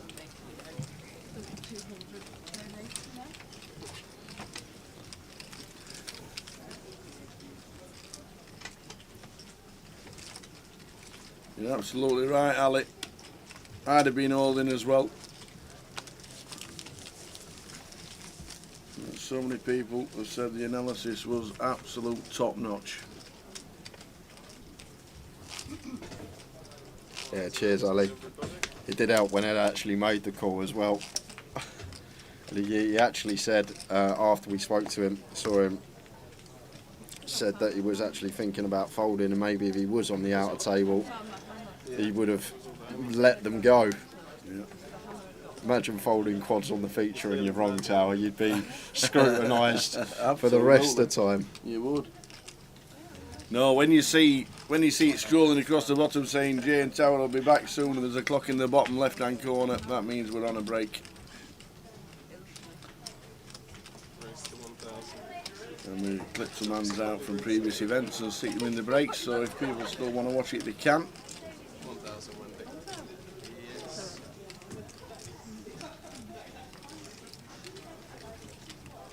Cool. Sunny with the ducks to 1k. Wendy pills the king 3 suited. Robbie defends the suited 9-5 in the big, facing the min click. 3-way action. Jack high flop. Jack 5, 3. Wendy connects, so too does Robbie. Sonny still going to have the overpairs, the top set here, so just going to continue in terms of range with the deuces. 1.6 into 3.7. Wendy, let's go with a king 3. Robbie with a mandatory call here. Off to the turn.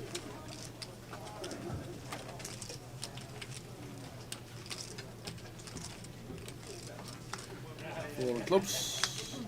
Open down with Sonny. Yeah, but one that I think Sonny... Well, to be honest with you, Tower, we could start turning our deuces into a bluff, blocking ace deuce, blocking 6 deuce, but it's just going to take a freebie and realise equity. It is kind of bad the times that we do go for the double barrel. And we are met with the check raise, not getting to realise that heap of equity with an up and down straight draw and a pair. Ace of hearts on the river. Robbie's not going to like seeing that one. Just going to connect with Sonny. All his ace high holdings that he'd open from gun and c-bet flop with, check back turn. Now go in front of us.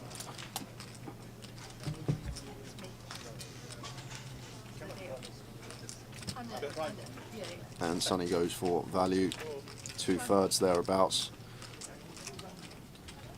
And you notice Robbie in the tank here, Tower, and I understand the reason why. What Robbie is probably thinking here is, hold on a minute. If you've got ace king, ace queen, you're really going to go for value when we have a catalogue of deuce X from the big blind. So I think Robbie was actually taking 10-15 seconds thinking about maybe heroing, thinking Sonny had like a king, queen, queen 10 type holding, thinking, well, making the assumption that Sonny wouldn't value bet an ace or one pair holding there, thinking he'd just knuckle back ace king, ace queen because of the texture of the board, which is good for us from the big. That's why we didn't see the snap fold. Way too low down his range.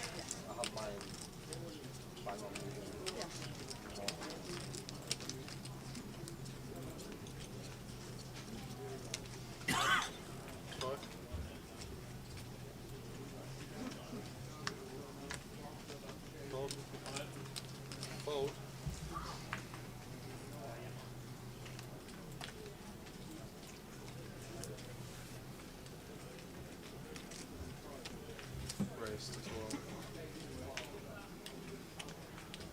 Wendy raises to 1.2 here. Ariane, queen deuce suited out the way.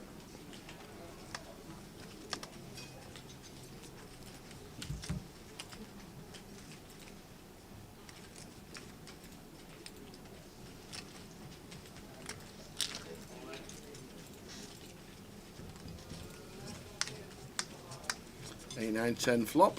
Oh, we're going to 4 cut. 4 cut BLO. Quickly change back. Check.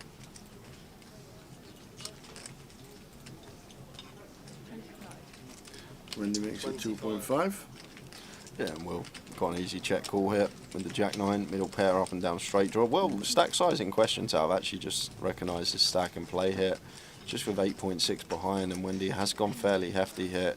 So he's just going to elect to jam and run his equity. Even if we are up against an overpair or a 10x, we are still going to have a nice, clean 11 outs.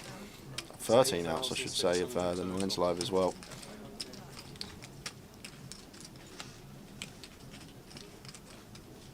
Wendy going to let this one go, going to give it to William.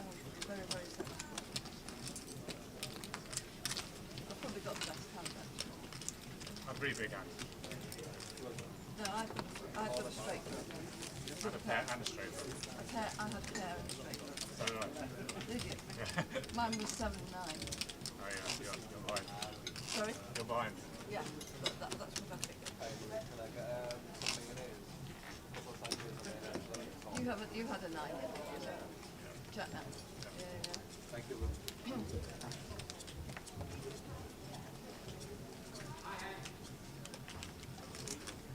All one, please.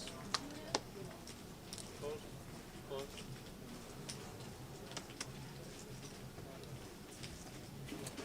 $500, Wendy? Yeah.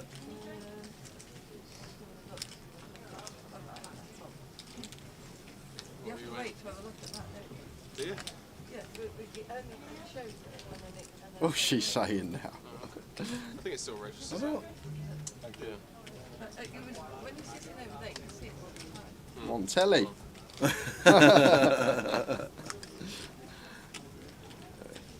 Ariane with the ace king raises to 1.2, raise and take, no action with the big slick. I'm going to have another giveaway this session, guys. Oh, is it my question? Can I ask? This is not my question. I still haven't thought of what I'm going to ask you. Okay. But I will come up with something. I'll tell you what we're going to do, Tal. We're going to do another 30, another 10. Yeah. And then the last session of the day, we'll do the biggie. We'll give away a closer seat. It's only Thursday. You've got to be careful. It's not Thursday, it's Friday. Is it Friday today? It's Friday. Friday. Oh, no. Oh, no. That means tomorrow's Saturday. Yay! Da, da, da, da, da, da, da, da, da, da, da, da. Tower's treble. Oh, I'll be up all night. I will. I'll be up all night Saturday night.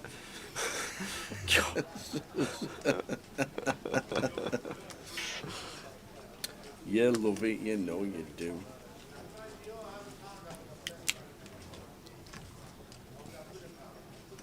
Yeah, I love it until about 15 minutes into the game where your banker's 2-0 down at home.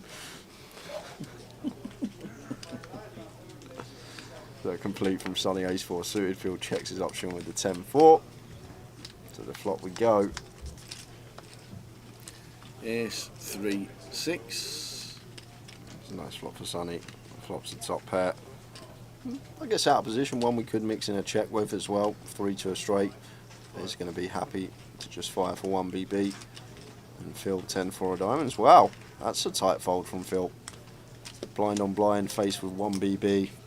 Giving us 4 to 1 on a call with position. And we got 3 to a flush, 3 to a straight. And ranges are very wide. Thought Phil might have taken one off there. Lets it go. Mr. M, I love Towers treble. I know every Saturday which team's not to put in my acca. There you go. There you go. Always here to help, we are.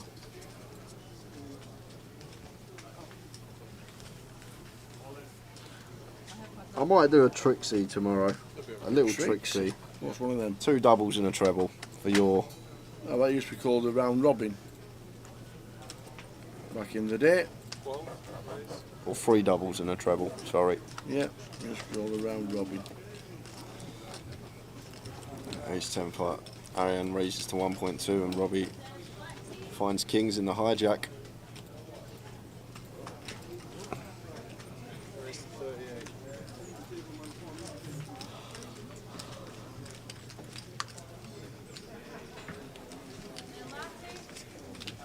Yeah, here's one.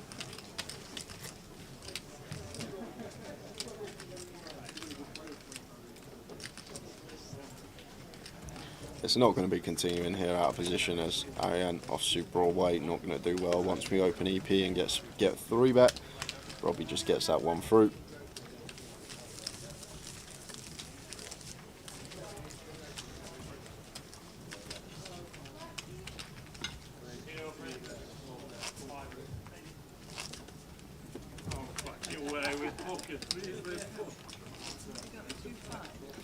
What price do you reckon Burnley are tomorrow, Tower? I fancy Burnley tomorrow. Who they playing? They got Man U at home. Evens. No?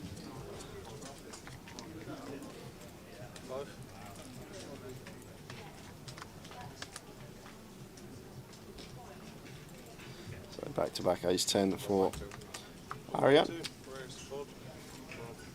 Makes it 1.2.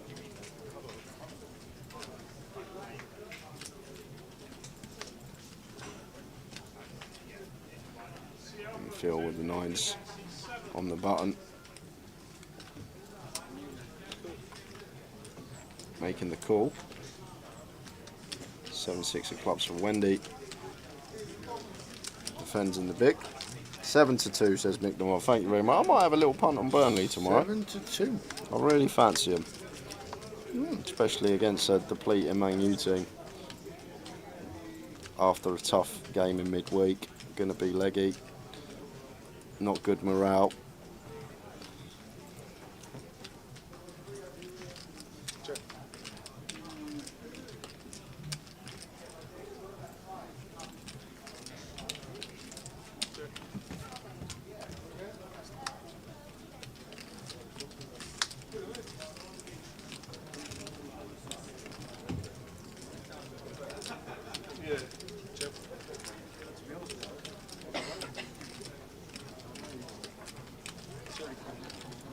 check through on the flop, and Phil may fancy a stab now once checked in twice with the pocket nines and does go for the stab.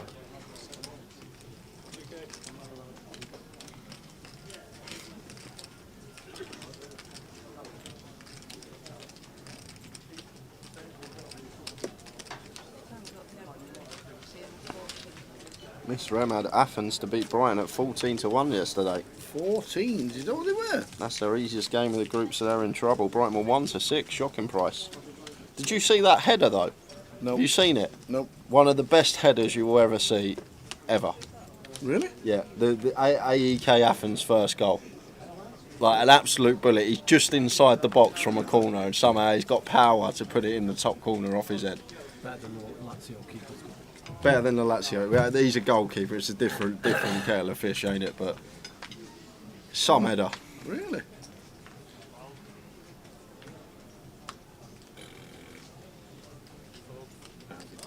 You seen it? There's no pace on the ball. It's ridiculous. It's almost like he's got one of them little something that's made the ball rebound off his head faster.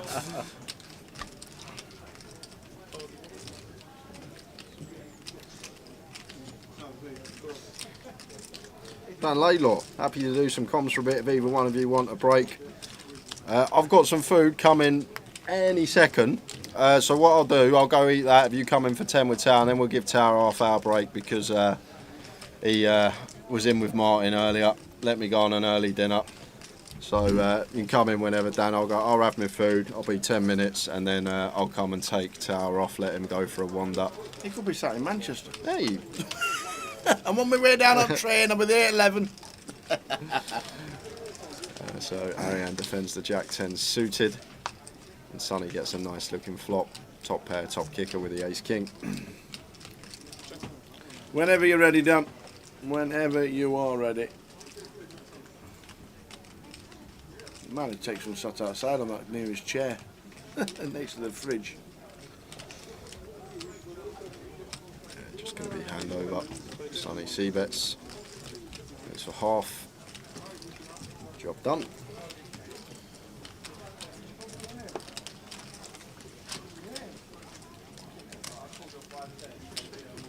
Paul Bailey's just seen the header as well. He must have a spring in his head. How does a header go in from the edge of the box? It should be like goal of the month for a header, which you never usually see. He's just inside. Wow. And like the ball, it's not even like a quick corner. It's not even like he's played a tiger stinger. It's like a proper looper, and he gets a tremendous amount of power on it.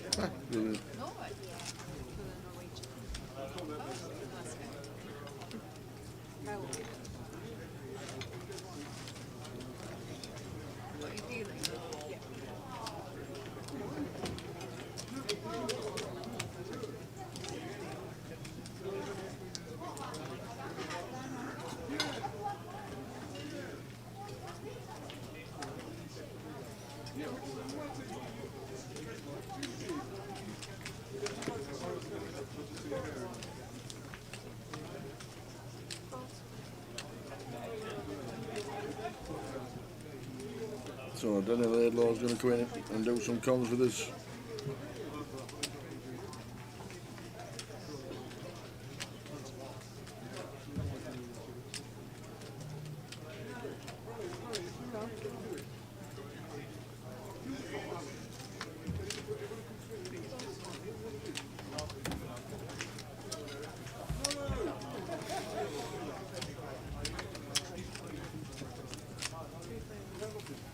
Silantha opens the Queen 5 suited from the cut-off.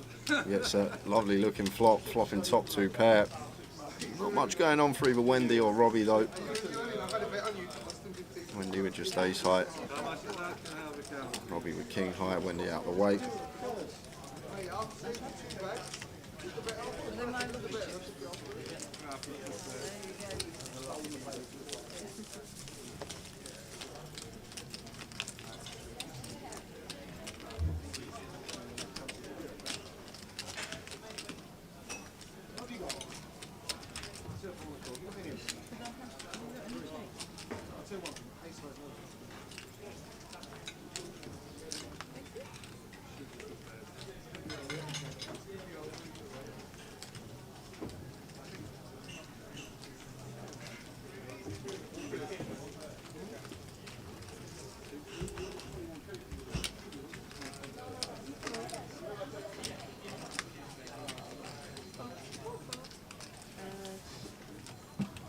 Queen suited for Wendy.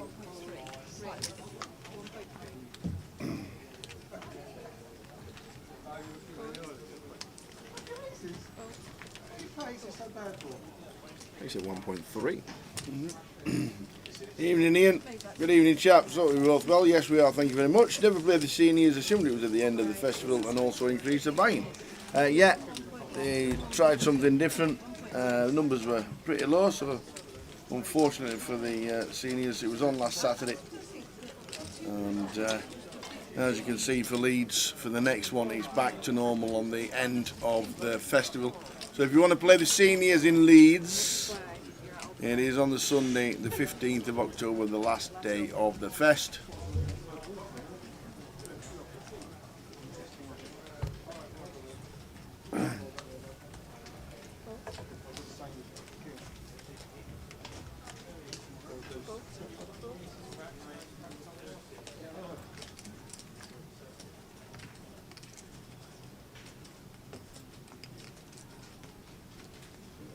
Fold star in.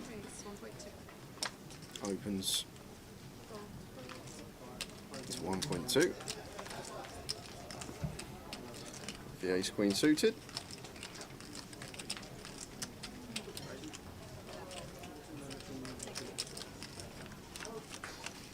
Three jack.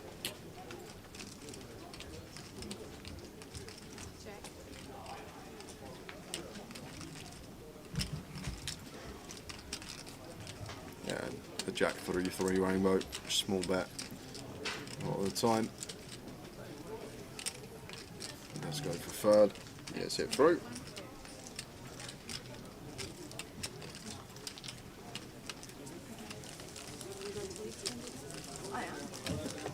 Yes, Ian. We're on it. We're on it. Already got one candidate in. We will be here tomorrow. Towers Trebles on the way. A variety of people to get from the Well, Terry looks like on the outer table with stacking chips. Just busted someone. Tell him Terry sent ya. Starting stack at 20,000.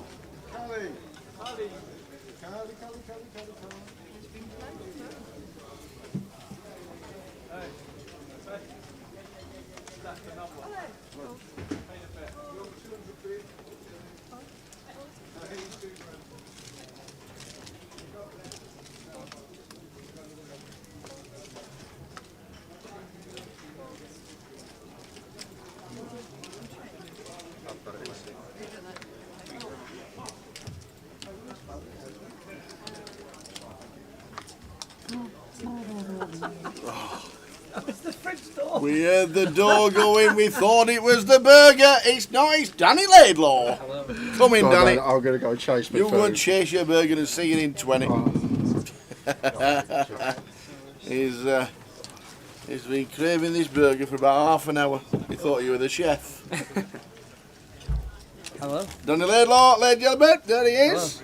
How's things? Good, yeah. Did you watch the events in Vegas last night? I did. Yes, we did as well. Yeah, Sat at the great bar. result. Yeah. Sat at the bar with Robbie last night after we finished second in the Iroa. Yeah, great result. Tough field as well. Yeah. So yeah, really good to get second in that. Yeah, it was cracking. He nipped into the chat box for about 30 seconds earlier saying, "Oh, I'm missing Luton, can't believe it." "Oh, I'm missing Luton, no way." Yeah, I'm sure he's regretting not coming down. How are you? What have you been up to? Good. Played the main yesterday. Bagged in that. Nice. Fortunately, so yeah, had a day off today. Yeah, what is it, 71? Yeah, 71. I think it was yesterday. Yeah. How many have they got today? No, your stack. Oh yeah, I thought 71 runners, but I got 71k. Yeah. Yeah. How many runners is it today? I don't actually know the runners. I've not. I'd have to check the app, which you're supposed to do on a regular basis, which we should do.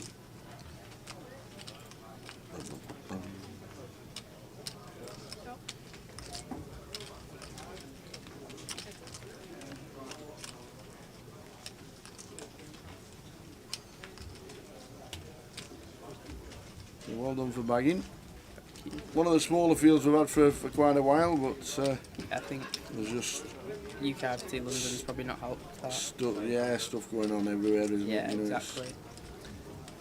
Stuff now we know will clash. It's one of those things.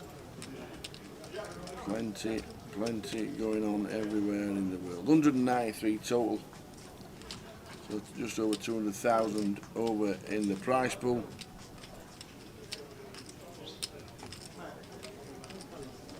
I think one of the chip leaders is Terry Joe. Yeah, I saw he had like 95k in like this second or third level or something. Yeah, him and Cully wasn't it? Cully was on the tail. Cully had, I think, in 99.5 when he left for the break, and Terry was on about 110. So, and he's in the background when it goes to the panel. And he just shouted, "Tell Terry, tell him Terry sent you." Tell him Terry sent you." Brilliant. So good. Terry 1 bullet. He might be on 1 bullet today. I know he was on 3 yesterday and froze himself out.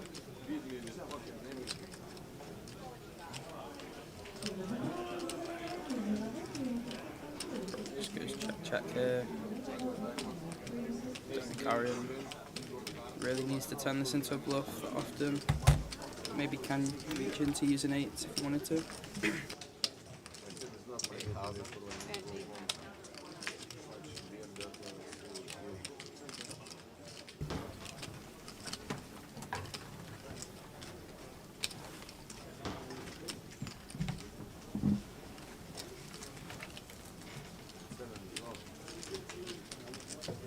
Arian going for the overbet once he feels like the big blind has capped itself here. Once it checks turn and river, it's going to lead almost all of its 2x on river and most of its ace-x as well.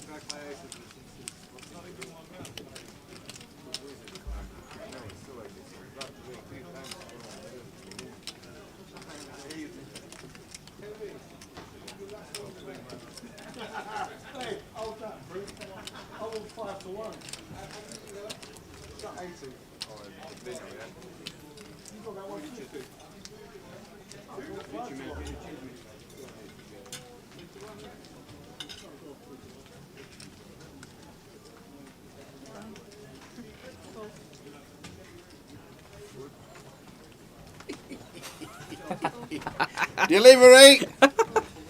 Delivery! Oh man. Terry 1 bullet. What is this? That, Jesus. ladies and gentlemen, is the greatest flapjack you've ever seen in your That's a entire life. flapjack? Yeah, it's a flapjack. It's massive. It's 1 flapjack. You know when you go to Asda and you get a flapjack for 25 pence? Yeah. This is not a 25p flapjack. It doesn't look like it. Look at that! That is huge. Jesus. We know what's for supper, ladies and gentlemen. We'll show you the delights very shortly. Hey. Phil's got the ladies. Silanta's got the 3s. Should be a lead. Should be a fold. 1500. There you go. Gets out of the way. We've just had a delivery. I'm not being funny. It's but massive. If you like flapjack, ladies and gentlemen, if you like dark chocolate covered flapjack, that's just been delivered. Well, no idea who's going to eat any of that. Thanks, Talia. That is some flapjack. Yeah, that is incredible. That is amazing. You can't find anywhere to put it, it's that big. There's no way to put it, it's that big.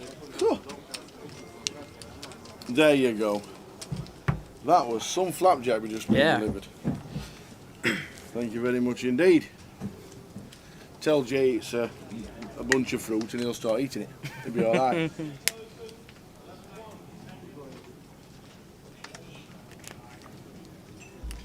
Arian with ace king.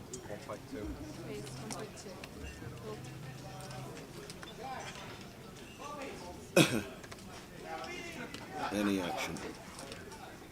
Nope. Nope. That's a Wendy. She's defending any 2. There you go. There you go. 4 deuce She's suited. defending any 2. See a flop. And goes in front. Yeah, hits a piece as well. Goes for a lead here. Leads.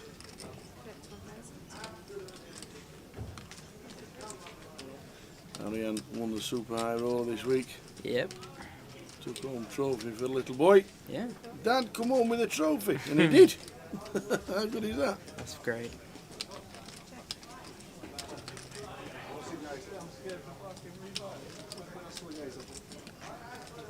Check on turn and deuce on the river. Wendy going for another little block here. Arian. Base king high. Just gets out of the way. No, shows him the 4. Big smile. Here's Renee. Renee's back. Another bullet. She was down to about 3,000 just before the last break, so obviously not got it built up. So re-entry for Renee.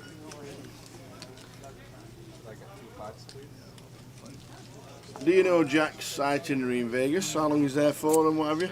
I don't really, because the whole reason he went out to America in the first place was just for a holiday with his mum. Not to play poker. Yeah, obviously he ended up playing poker because he would. He got bored with his mum. Mum, I'm just nipping out 10 minutes.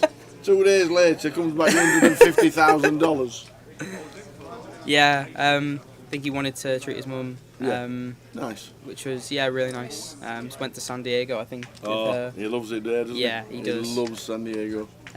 So showed her some of his favourite places, things like that. So I think he really enjoyed that. Some time off as well. Yeah. And then obviously couldn't resist getting back to it. I'll just flick in a 10k and then just come second. Yeah. Oh, it's fabulous. Robbie here with the Kings facing a 3-bet.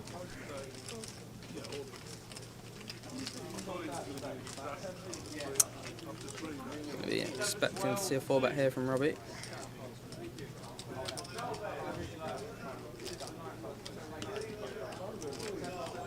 Be interesting to see what size he chooses here though.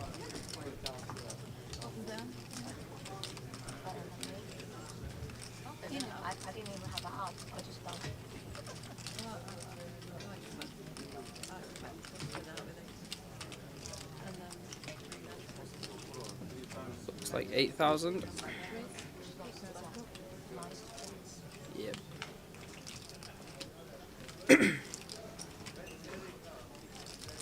Sonny with a very pretty hand.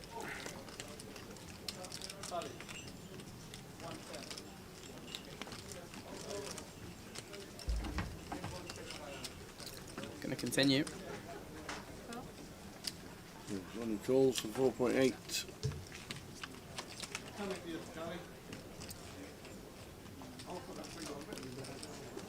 Flop is. Flop. Flop is. I think I saw 1 or 2 Broadway cards.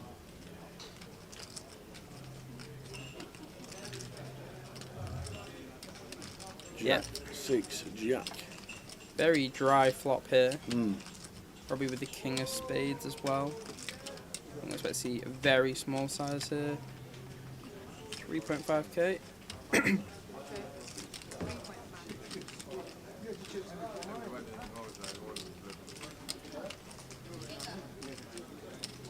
And just one of the worst flops really for Sonny's hand. No real equity at all to call with. I'm already on to the next hand. I know these poker players think a little bit differently, but yeah, I'm on the next hand. What about Robbie's performance yesterday? Yeah, really good. You get a chance to speak to him? Yeah, I did. Yeah. I think he said there was maybe like 1 or 2 things that he'd have done differently, but on the whole was really happy, yeah. Which is great. Yeah, and a couple of grim spots as well for him. Yeah. During the final table. Yeah, even heads up, like pair versus pair, nothing much he could really do. No.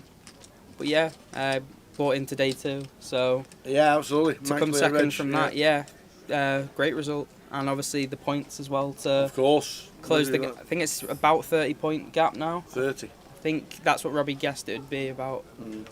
So yeah, with a you got to be thinking Cal needs another result or 2 before the end of the season. With a lot of tournaments left, because it's only about 3 min cashes, right? Because you get around 10 for a min cash in some of these bigger events. So it's really nothing at all at this point now, in terms of the gap. And you can see Terry here in the background with Chunks.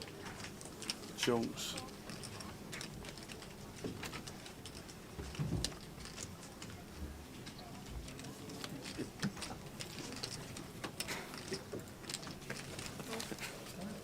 This flapjack is absolutely massive. It's the biggest flapjack you've ever seen. Talia. My mum's playing. We'll be playing side event tomorrow. Jeez. It's like a brick. It's just like a slab. Wow. Beautiful.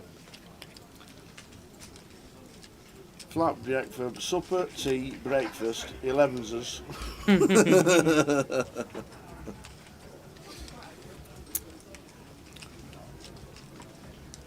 See Big Trev in the background. He's had a rough week. I've been on his table a lot. Obviously gone viral. Yeah, that as well. But honestly, even in the high roller, like outside of that day one, the main event as well was on his table. He just couldn't catch a break this week from everything I've seen. So hopefully he can get something going today.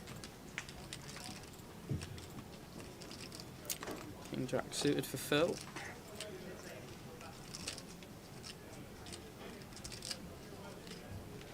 Just goes for the peel.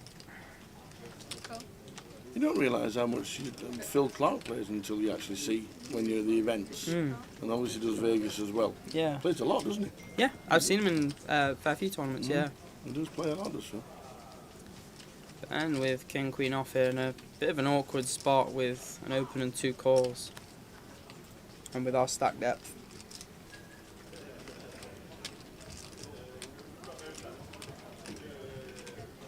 In these spots, we're generally not really supposed to play any overcalls. It'd just be squeeze or fold. And yeah, I really like that fold from Ben. We want to be playing either raise or fold at this point. Protect our equity in hand. Good discipline to fold that. And Robbie's going to come along in the big blind.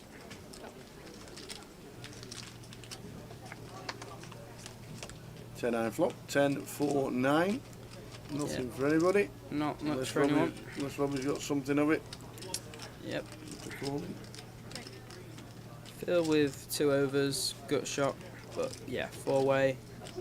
Just happy to see turns. And there's the 9.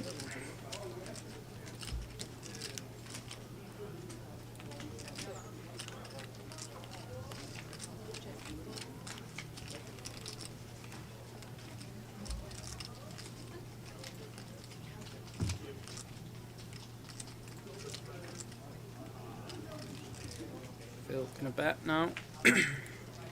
Try and fold out these ace highs, under pairs, the exact hands the other 2 have, honestly, but 3's gonna come along anyway. Sonny will be getting out of the way.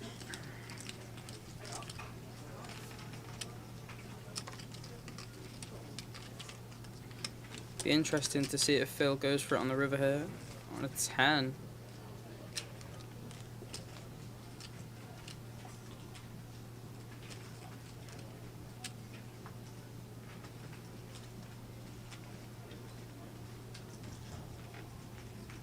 Gives up, and now the 3's have been counterfeited. Goes for... That's a great bet. I am playing the board. Yeah. Almost all in. Leaves a little bit behind and gets the fold from King High.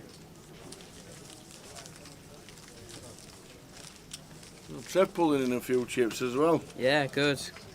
I think everybody's rooting for Trev this week now after this. Definitely. He was so unlucky. Every time he sat down, there was beat after beat after beat. We were all sat in the corner waiting to reg into day 2. Yeah.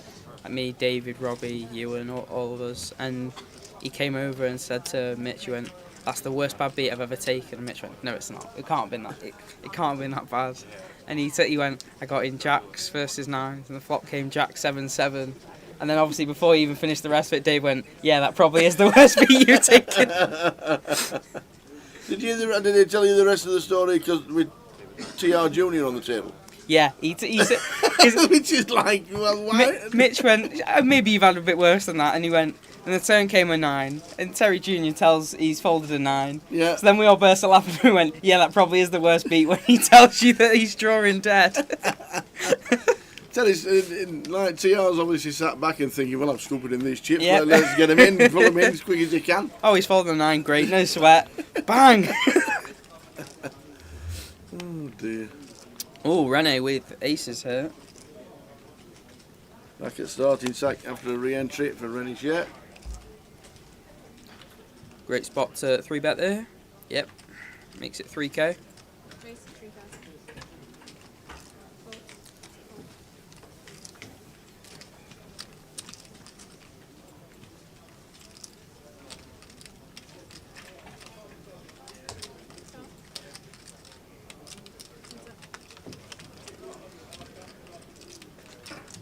6, 8, jack flop, Sonny flopping a piece of it. Obviously Rennie with the aces. And this will be a check call from Sonny. Yep. To see the turn card. Second pair, backdoor straight, backdoor flush. Happy to see a turn hit. And then he'll keep it small. Maybe 2.5 maybe. 4,000, I think Katie just said. It's a bit bigger. I think Sonny's still going to be calling. Rennie out bet. 4.2. There we go. Yeah, maybe a bit difficult for Sonny. Still got second pair, but now on turn, once he calls, it's going to be a very small SPR, with Rene only having 11.6k behind. And well, that's a great equity card. Turns a flush draw. So I don't think he'll be going anywhere when Rene jams. He's going to put Rene all in. That's 13,000. Yep, exactly correct. Rene going to have to call. Got to be calling. Have to be calling. Yeah.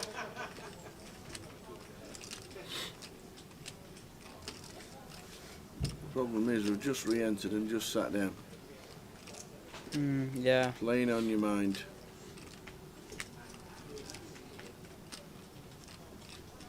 Yep. I think we've got to be calling here, Renee. Yeah, I think she will. Yeah. Grabbing the chips. Knows it's got to go in. She's going to be happy to see this hand though, rather than 2 pair or a set. So the aces for Renee, needing to fade clubs, 10s and 8s. Yeah. Arian folding queen 5 of clubs as well will help. Oh, we still hit the club on the river. The 9 of clubs busts Renee in spectacular fashion. Yeah, that's brutal. Ouch. Yeah, that's brutal for Renee. That's horrible. Sunny mystery. Nothing she could have done differently really there. No. Hand just plays itself from her point of view. Just gets unlucky on the river.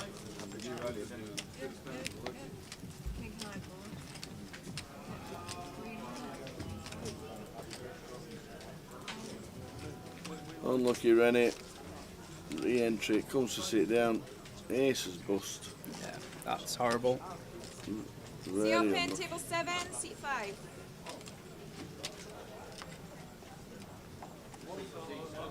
Yeah, it was sad then because I'm quite friendly with Renee, but when I was walking in, I bumped into her in the. Oh, right. So I knew what was going on then. You knew. Unless she held and then there was something ridiculous next hand.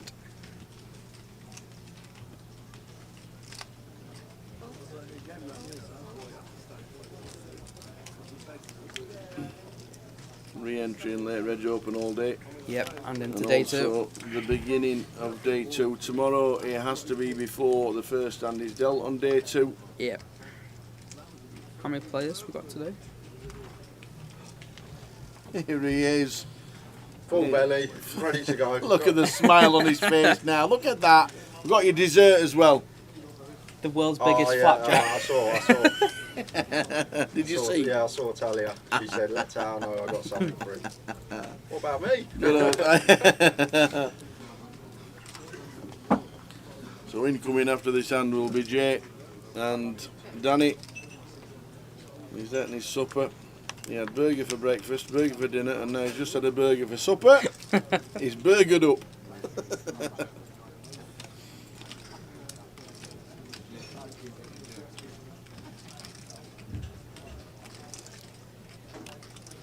So William Tansley checks Sonny with queen, top pair.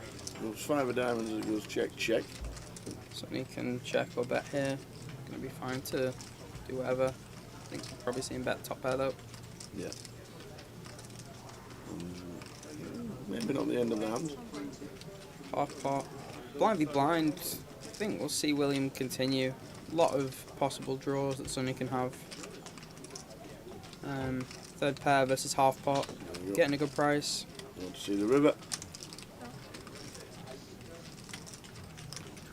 And it's the 8 of hearts.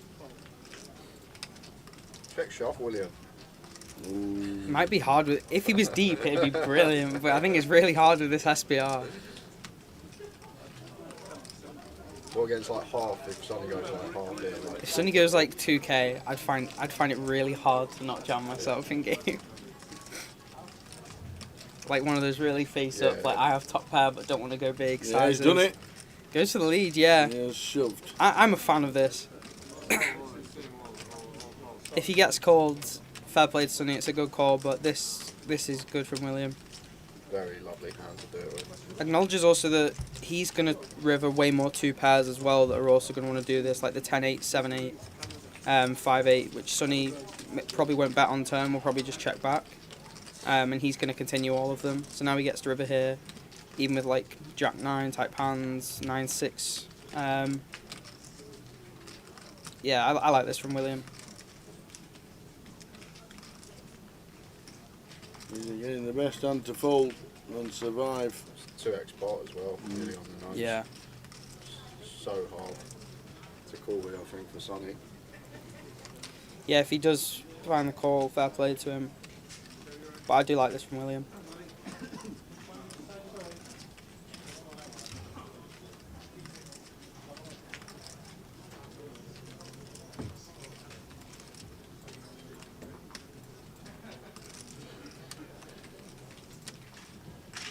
In a tough spot now, Sonny.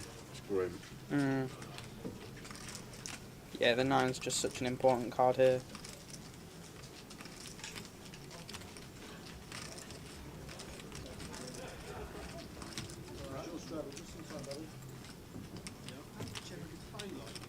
Grabbing the chips. Grabbing the chips to count them out. Yeah. Is normally a fold. You don't normally count the exact chips out and then call. You just normally flick one in. Yeah. You're just normally trying to get a little bit of a read, but I think once you count the exact amount, oh, he makes a call. He does. The theory's gone straight out the window. Yeah. Sonny with the queen taps the table. Does William? Unlucky. Yeah, that's unfortunate. As Dan says, the shove nearly worked. And on most players, a lot of players, it probably would have done. Yeah. So I'm going to take my slab and I'm going to sit there for 3 hours. 3 hours, 3 minutes. Have you seen it? Yeah, I've seen it. You could build Buckingham Palace with this.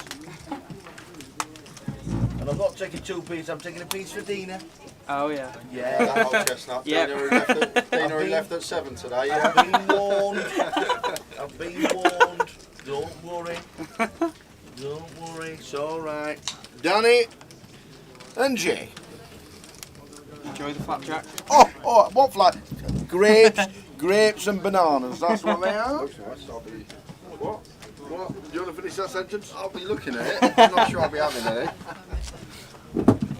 I'm back.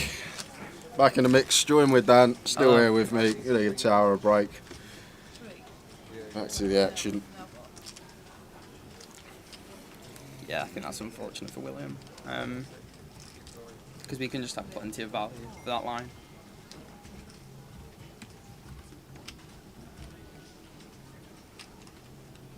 don't see many people like at this buy-in level either, Dan. Live poker, especially finding bluffs for 2x pot. That's the other thing as well. True. There's not many that find it.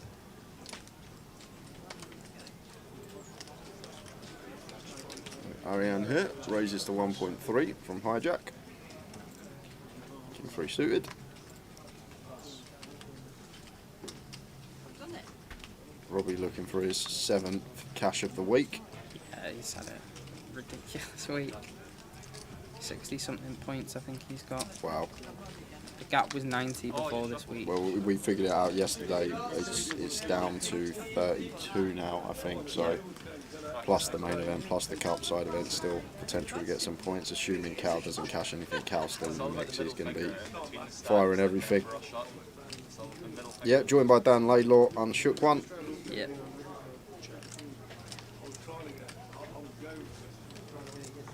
So it goes check on the flop. Gonna have a lot of checks versus big blind on the 4-6-8.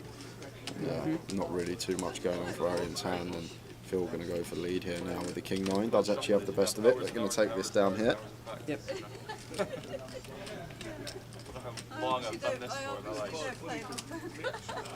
Is it tomorrow for you, Dan? Day 2? Yeah. Online it doesn't work. Yeah. Didn't fancy the turbo? No, I bagged yesterday. Oh, you bagged yesterday? God, I didn't even realise. Didn't even realise. I thought you'd played today, you busted, you didn't fancy it. No, I bagged 71k yesterday. 71. We got it up there. There we go. Yeah, it was weirdly deep last night.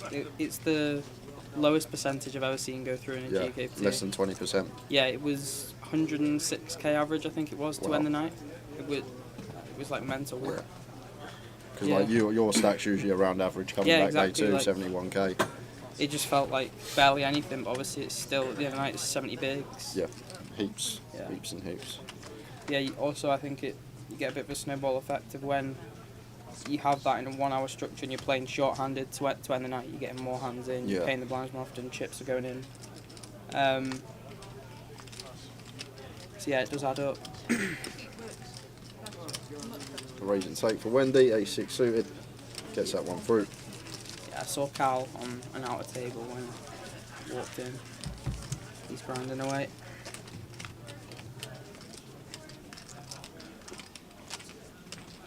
Yeah, how many entries have they got for today, do you know? I can tell you. I couldn't get it before.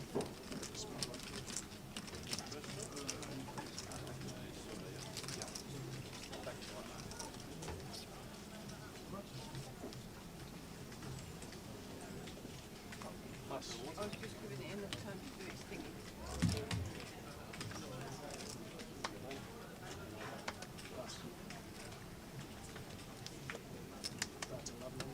So today we've got 120 in so far. Total entries now at 197. Turbo has just started.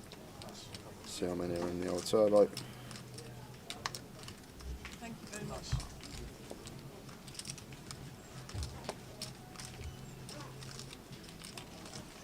As Robbie opens ace 10 in the hijack, makes it 1.1. Yeah, it's a real quiet start in the turbo. It started 5 players, so just one's able to start the turbo. Tell you what, there's a good strat, well I say strat, but there's a good bit of additional EV in playing turbo flights in that the chip leader gets a seat for like the 888 seat. Yeah. So when there's 5, obviously it won't be 5 by the end of the night, but if it's starting at 5, there won't be a load of runners. By the end of the night, it's like a good additional bit of rate back. Yeah. To possibly bag chip lead. Everyone catches a pair. Top for Robbie, middle for Salantha, Ben with bottom. And Robbie's C-bet just gets through. The 8-5 just out the way. Salantha pulls the 8-5 off in the small and then flops middle pair. Doesn't fancy it. Doesn't want to continue.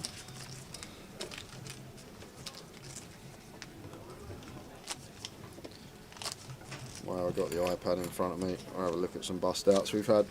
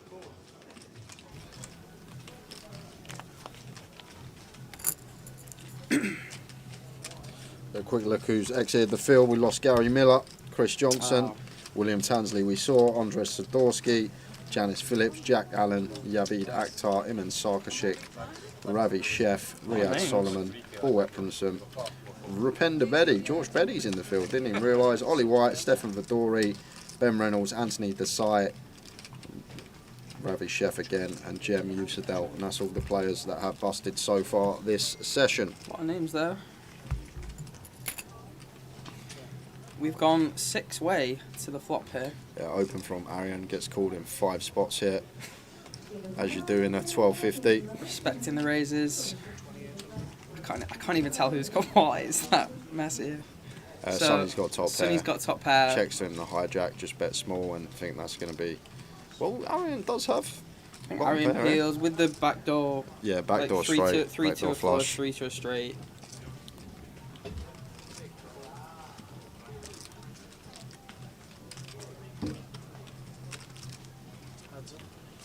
Check, probably. Yeah, what you expect to see.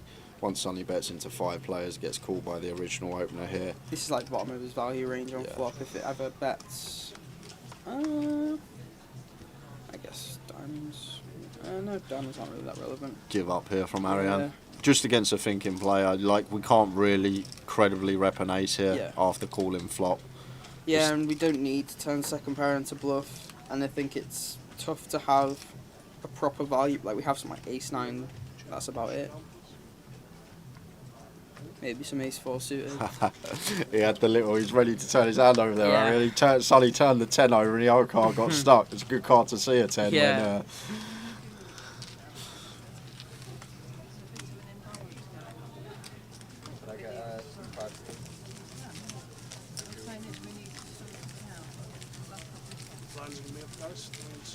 When, I said to Tower when we just before dinner break was saying about we may actually tomorrow, not tomorrow, Sunday, be the first time since I've been here anyway that we reach an FT on day 2. Could be possible with the. Well, they did it last time, didn't they? Last time here, they reached the. We had to pause there early, didn't we? That weren't the main, was it? Yeah, it was because it was the one that Jack was. It was when Jamie Lee had all the chips. It was last time in Luton this year. Because we finished the day early. Because I remember being on comms for it. We did. Yeah. It was. I think it finished like with half an hour left. Yeah, oh, you're right. You're right. Yeah. There was like, I remember now. Yeah, you're spot on when we were here last time. So. But I think it'll happen again. Yeah. I'd be fairly confident that it does. It was 300 runners, I think, last time. Yeah. I think not, I don't think I'll get that this time. Tell you what, we'll find out. Yeah. We're having a look at early up me and Tower, who were on the bottom of the all-time money list, and that $5 total earnings was at the bottom. That's why that's there. Omri Hendon, Queen 10 for Robbie, flops top pair and Guttable versus Wendy.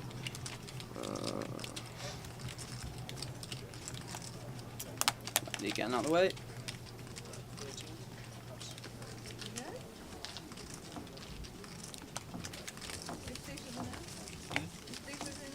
Yeah, it worked well. Yeah, I did just search that, but there was quite a lot of tan lees. We've got Charles Cadry, final table. 50. 2.58.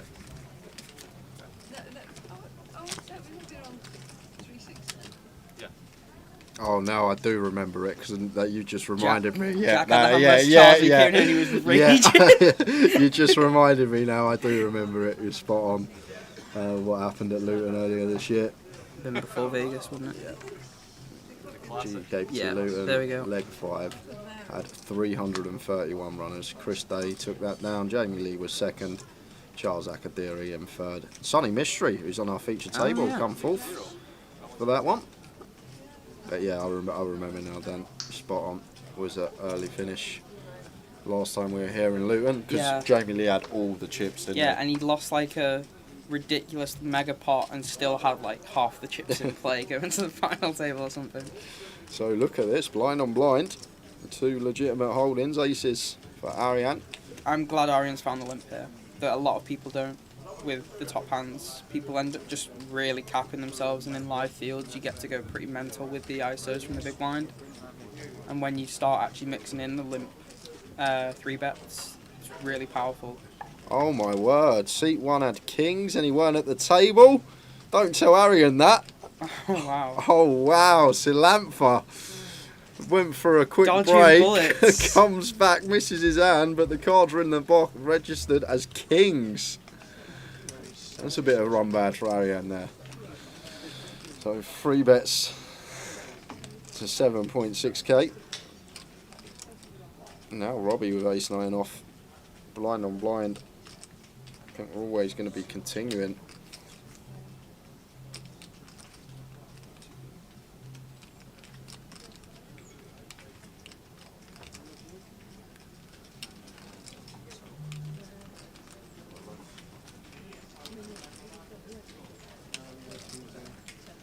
He had 10's previous hand too. Well, Robbie just folds. Just lets the ace 9 off go. Blind on blind correctly. If he thinks it's going to be an underbluffed line, if he's not going to balance it with the like king 4, queen 5 off, you know, like the top bottom stuff, you use like the worst blocker hands that you'd continue as a raise sometimes. But if he thinks he's not going to do that enough. Also just possibly the reverse implied odds of having ace 9 rather than just having like jack 9 suited, which we just much rather, I think, in a spot like this. Cause, yeah, of course, yeah. Or the value range dominating us, we're just not comfortable on a lot of ace high boards even. The blind's just gone up, takes us into the 8th level of the day. 300, 600.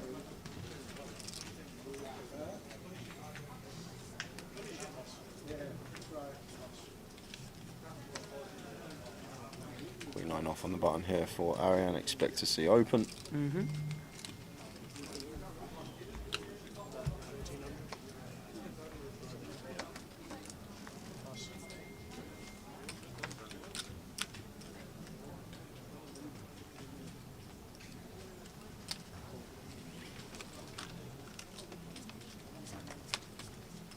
Nine 8 deuce rainbow.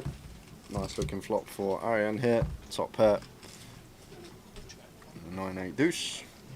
Just expect to see continue. Be interesting to see what size he chooses, because he could definitely have big bets on this board. Looks like a big bet, yeah. 2.2, it's going for 2/3. 2.3, yeah. Seems good.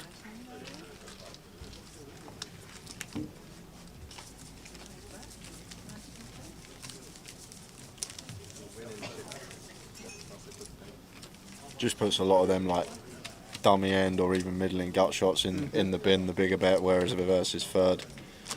You even pressurise a lot, whether it's on flop or by turn at least, a lot of bottom pair, because they just have no real visibility. When you have, even your overcards just have like gut shot and 2 overs a lot, so they can't really continue that well. And also harder for them to have as many 2 pairs when they won't defend 8 deuce off and 9 deuce off. Yeah.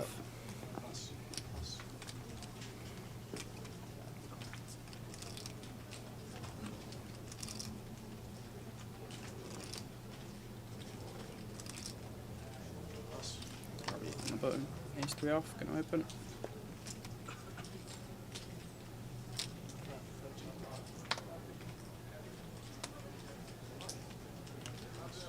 Makes it 1.3 and Phil here with the 9s. Going to be leaning towards 3-bet. Facing a button range of Robbie, it's going to be very wide.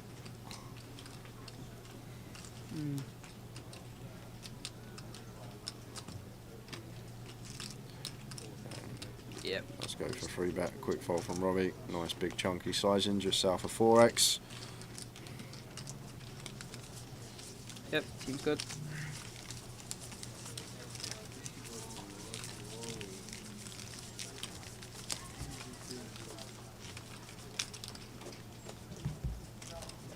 You been playing much recently, or? Yeah, I've been playing quite a bit online on some apps and stuff. Bit live. Been doing all right online. Been getting been getting rather unlucky In the live streets, Yep, the last yep, couple of weeks, not running the best, but online's going pretty well, to be fair, so levelling Yeah. each other out.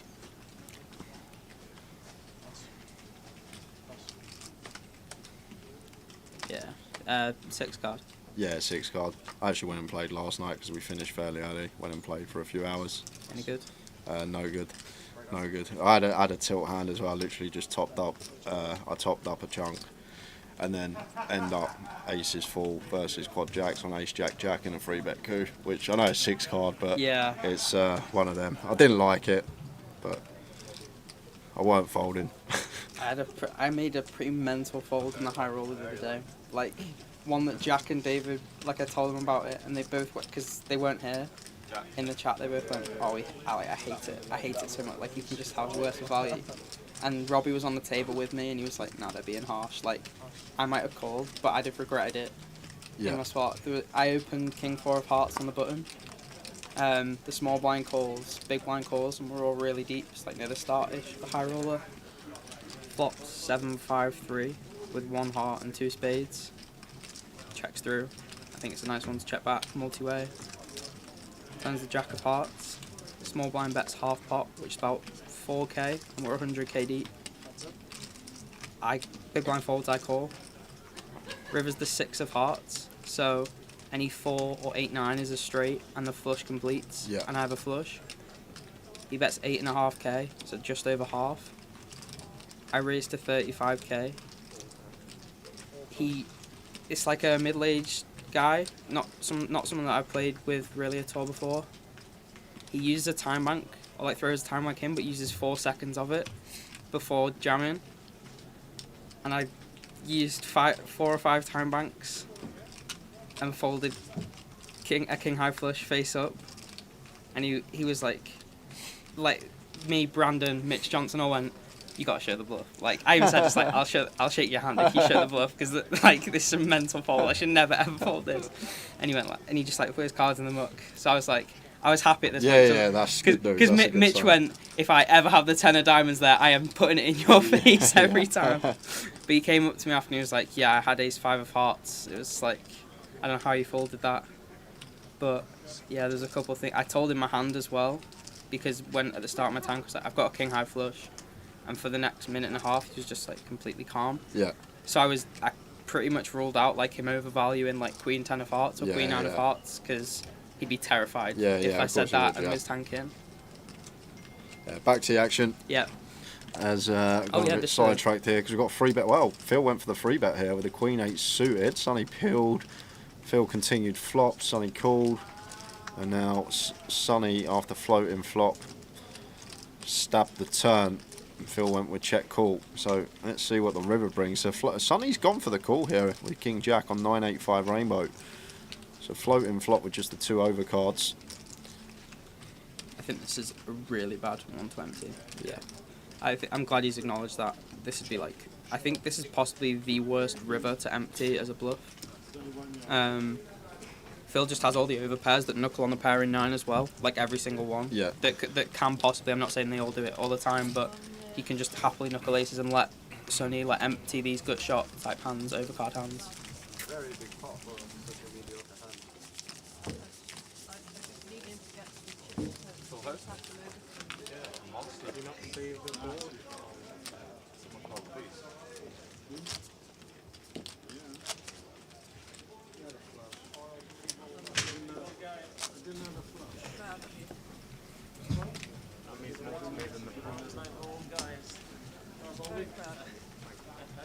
Angela Brown rooting for Wendy. You're not proud of me.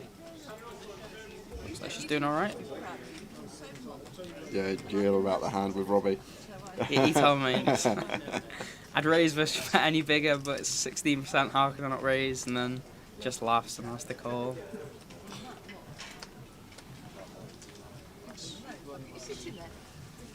Underhand comes to the table. Sonny going to open the ace 3 off from the cutoff. Here we are, MPL battle. Arian as well in a row here. Oh yeah, look at this. This is some MPL royalty on the feature. What is this? 3 of the top 5 sat next to each Yeah, other. I think it must be Carl, Robbie, Arian, Let's have John a and quick Lynn. look, we can do that. Yeah, Arian's top 6. Yeah, so Brandon was the one we were missing. Oh, in fourth. Bowsey's gone up more than I thought. Yeah, Bowsey's climbing.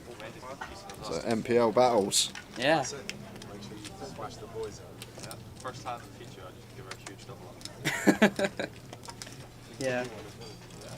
I don't. Messi, Suarez, and Neymar. Yeah, who's who? Who's who? That's the best question. Carl's got to be Messi.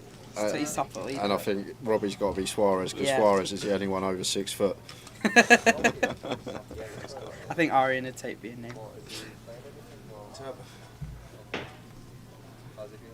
So Ben goes for the squeeze from the big. Should work versus these two holdings. A little bit small, possibly. But, oh no, sorry, I've just seen the stack size. No, this is really nice. This is probably perfect, actually, with our exact stack sizes. Yeah, nice. Be really interested to see what he had there. If he had, like, a offsuit Milanese or something. Start feeling it 3 days after. Just hugging and kissing me and telling us before he left.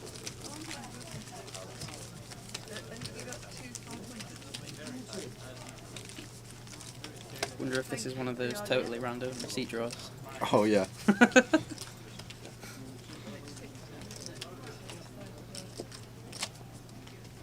It's quite funny, them 3 sat there like the 4, 5 and 6 seat as well, like facing the camera like podium. Yeah.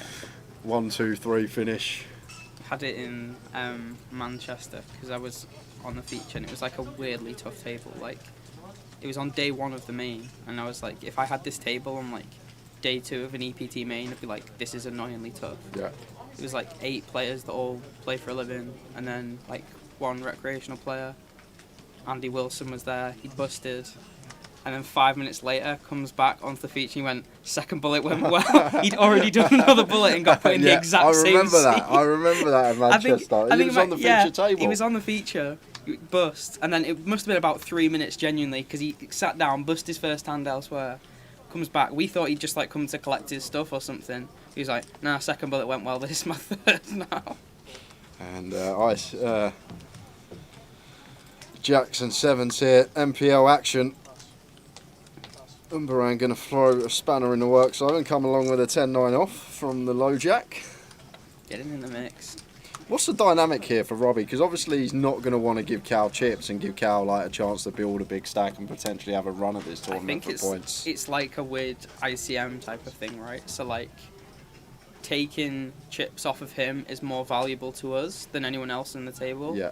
But also giving chips to him over anyone else at the table is like worth more. Yeah. So there'll be some weird, I think, spots.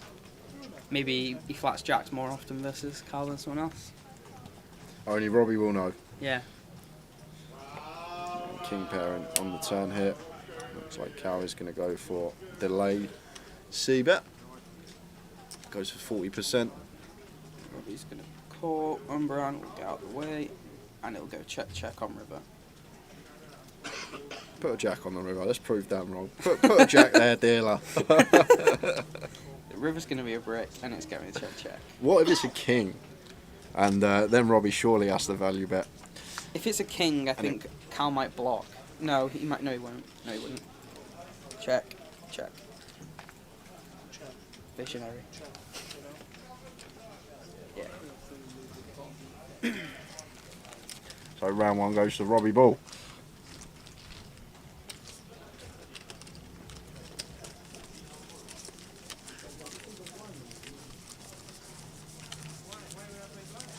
We were talking about it before. I think as a group we've had like 25 fifth to second place finishes or something. Not 25, sorry. Like I think it was between 16 and 20 fifth to second place finishes this year, but only 1 win, and that was David at Irish Open. Ah.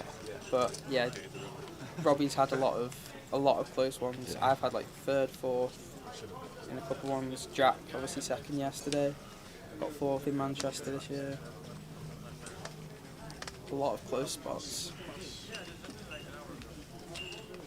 Yeah, the big one was the Irish Open for Dave, wasn't that it? was a game changer. Yeah, Jack reckons he lost his biggest ever equity pot in Barca.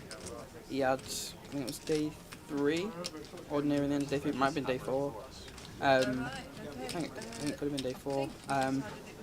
Aces v Kings for like 3 or 4x average. Yeah. With not that many left. Guy just flops a king for infinite.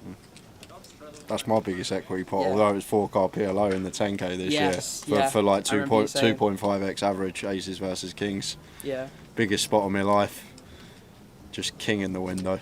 Yeah, I think Jack's estimated probably about 140, 150k in equity. I'm sure yours was definitely more than that with what was up top and that. 1.4 million. Yeah. 30 odd left.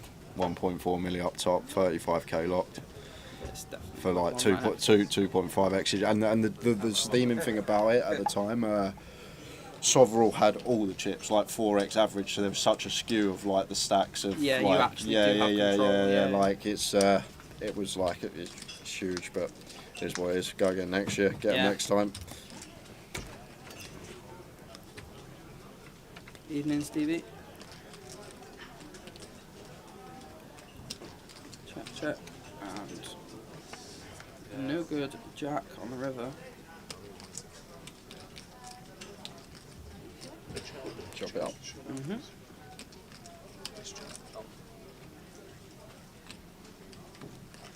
Wendy's like, a chop? I've got 3 pair. I think you could, Azarian, I know he checked back instantly and obviously check him actually fine, but I think you can definitely fold people off the chop here. Because when Wendy checks turn, probably doesn't have that many queens, probably continues most of them on turn. And then on river, probably going to bet a 10 herself. So you can probably like just pot and get, I think, a lot of ace-x itself to fold off a chop. Yeah. But obviously checking's going to be fine.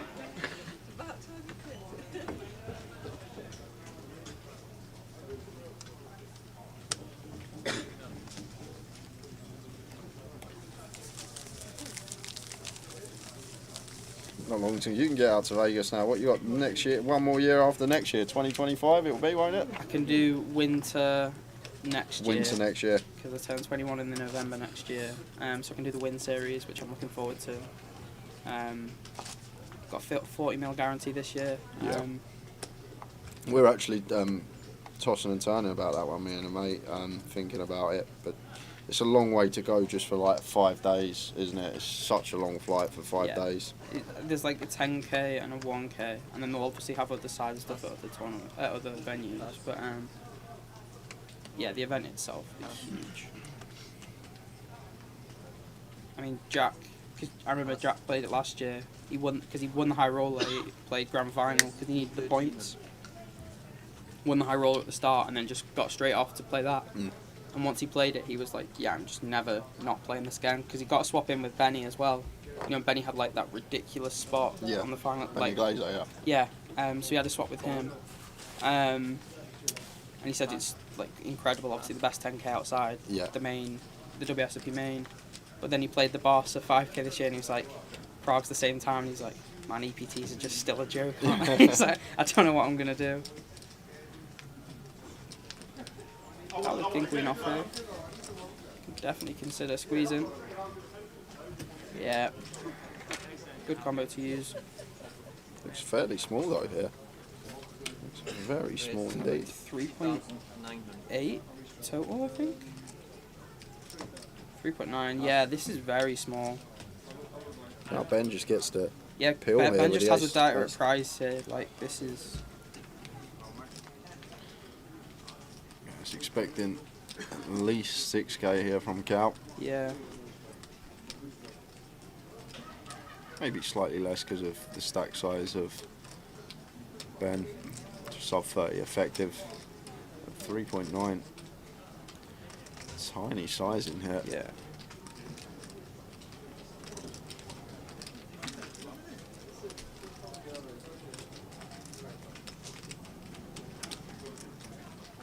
Ben not loving his life here, but when we got 2.6 to win 7.4 with position and a suited Broadway. Yeah, this can't fold.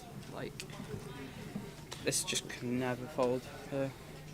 I say that a lot on streams, Tower. Dan, I say that a lot on streams. You can't call, we can't fold, and we see it so often. Yeah, this is also like a.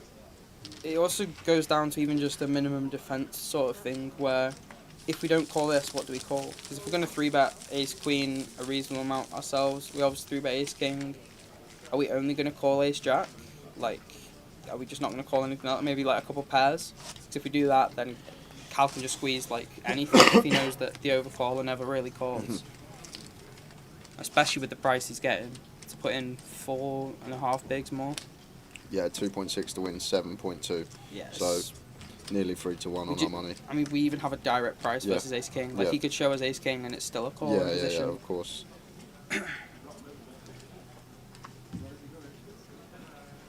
Yeah.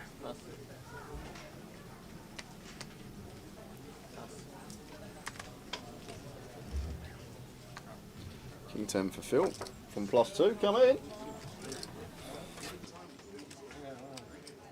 Raise 1,300. Pass.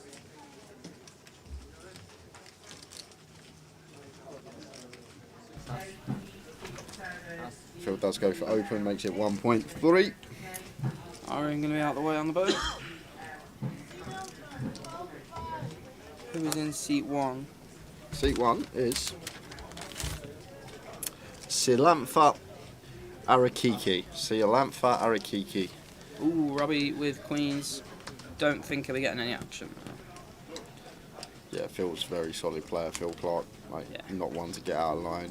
Yeah. So this will just be hand done. It's a lot easier when you know the player. Well, look at this. Whoa!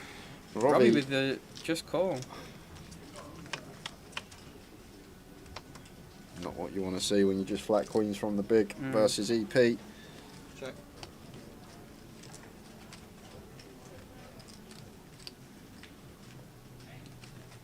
Bet 1,200. Third pot from Phil. Check call from Robbie. Call. 6 of hearts on the turn. And maybe a white flag wave now for Phil on this particular turn. Interacts very well with Robbie's big blind defend range. Yeah. He can still have some ace-x of his own as well. Trying to make people fold pair straight draws on turn just isn't really. Yeah, exactly. And like, there's no like 8-4, 9-4, 10-4 off. Yeah. Whereas the 4-5, like a lot of the pair of 4s and pair of 3s pick up a gut shot or an up and down to go with their hand. We could see this go block call here.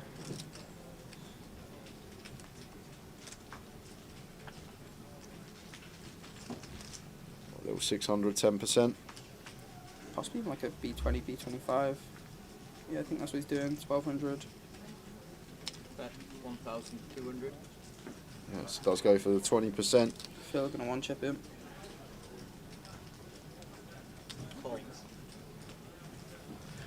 Said queens with a slight grimace there when Phil called so quickly. Nice little bit of value eked out on the end there from Robbie Ball. What's plans for the rest of the evening, Dan? Right, it's Friday night in Luton. Red Lion, karaoke. I'm going to bed, mate.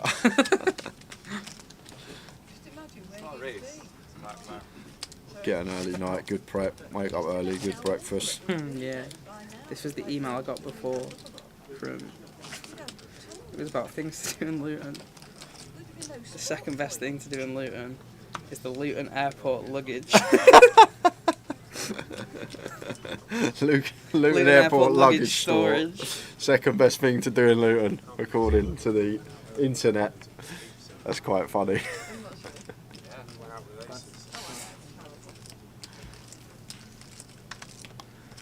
Queen for diamonds.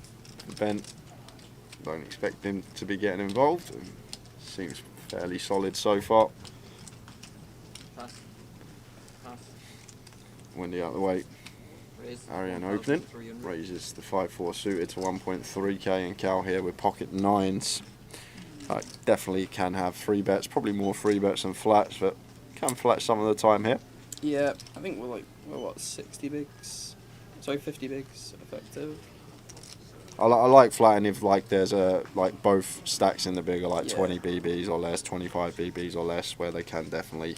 We also are gonna, I know it won't in this case, but we would be, if Arian were to jam, it would have to call, obviously, which versus, like, I think I'd lean more towards flat sometimes versus regs, versus people who aren't regs or won't 4-bet jammers light necessarily, because you can't.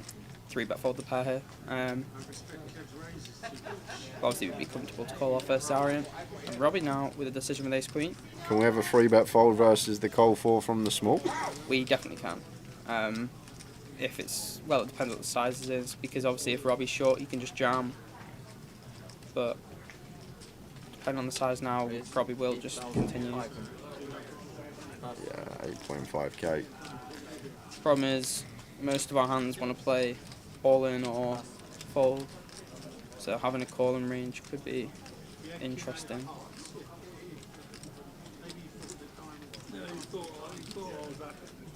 yeah, kind of price in position here. Never folding, Cal. May even be thinking about 5-bet ripping. Yeah. Applying that MPL pressure.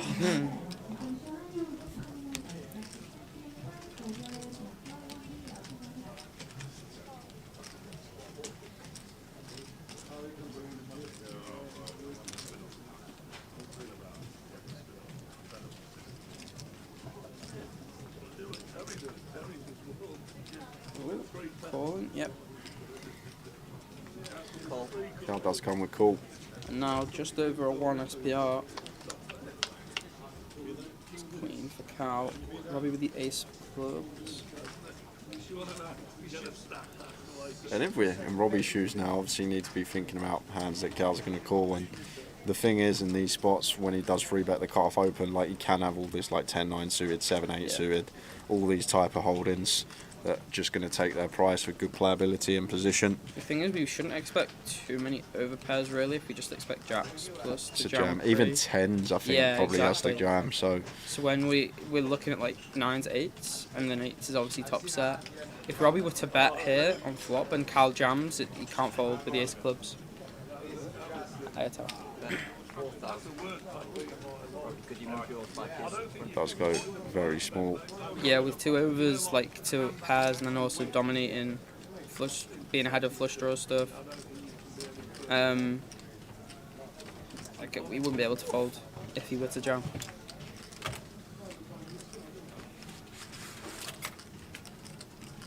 Because we'd never expect him to jam a set either, so we know that we should never be drawing dirt, and we should never be really binned by any equity here.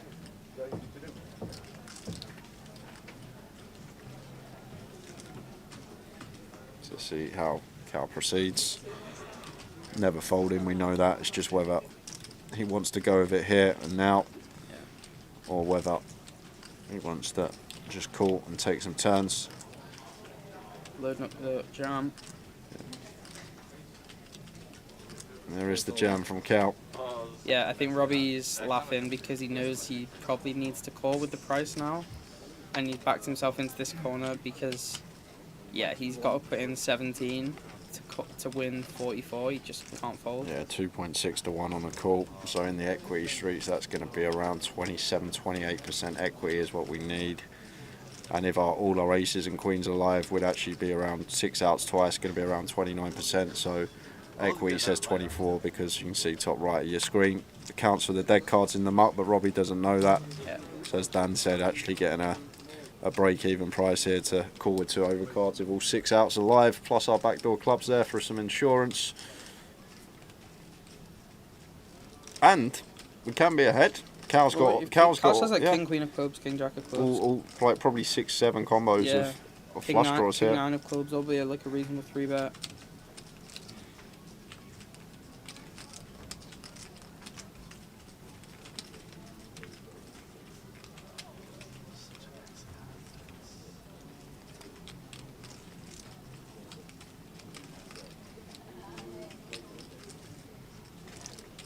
So does he call or does he fold? What's Robbie gonna do? Yeah, it's just like a thing of direct equity in price now, and that's what he's just trying to figure out.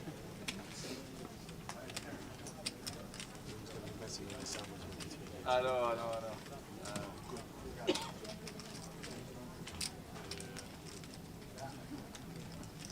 A real top spot for Robbie here.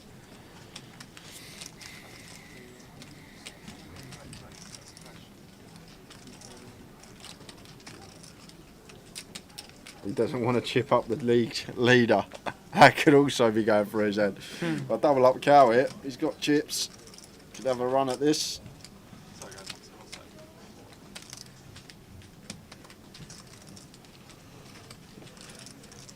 In Cow's head now, I think he knows what Robbie's got. I think he knows he's got ace king, ace queen with a club, and going to be wanting the call.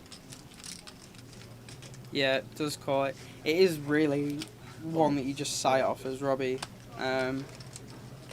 It's just about direct price, obviously, and that's what you'll have to figure out in game, because it is really close as well in terms of equity. Yeah, very. So it's not super simple. I planned a 4-bet fold, but then I was just like, no, I was going to fold 4-bet fold 3-4. Good turn for Cow. Just fading. 3 aces, 3 queens, 2 of which are dead. Does get the fade. Nice double up for Cow through Robbie. He'll be happy with that. Against his competition. Yeah. And I think Tower is going to come join me for the last half hour of the session. Big thank you to Dan. You're going to go and get a good night's sleep. Yeah. Thank you. Before tomorrow. Do you want some flapjack? I'm good, thank you. That's the only thing you're getting paid in today is flapjack. That's what I get paid in. I'm all good, thank you. I get paid in football tips from the Tower. That's how I get paid. These young ones have got more willpower than me. I'd have gone, yes please, get me 2 pieces. Cheers, Danny. Top man. No, yeah. I'd have been getting paid in flapjack, get me some of that. Thanks, Dan. He's a top lad. Can't believe he's only 19. He talks a lot of sense. Yeah, I was going to 4-bet fold 3-4. Thanks ever so much to Danny Laidlaw. Who do you think? They weren't me, but they did say. That's right, I've got one. I've got one. Can't have chips, we are male. Yeah, so there we go. We're now laughing and joking about it because Cal's doubled up. I thought it was running gloves coming.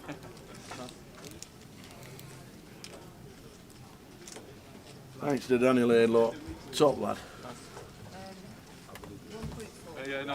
Oh, I never thought to ask him about the poker news updates on Danny Laidlaw when he was playing his last event with the wrong picture, with the wrong Dan Laidlaw that was in the Australian 50-year-old.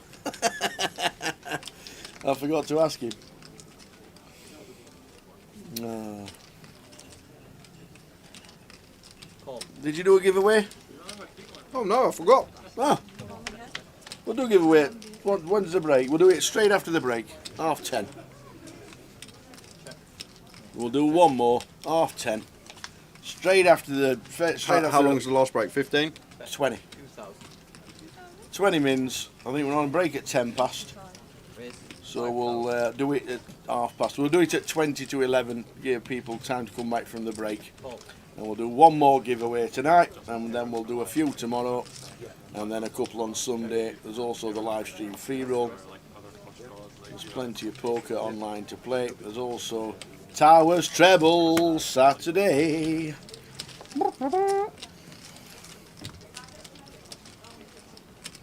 Thanks to Danny for coming in. Top lad.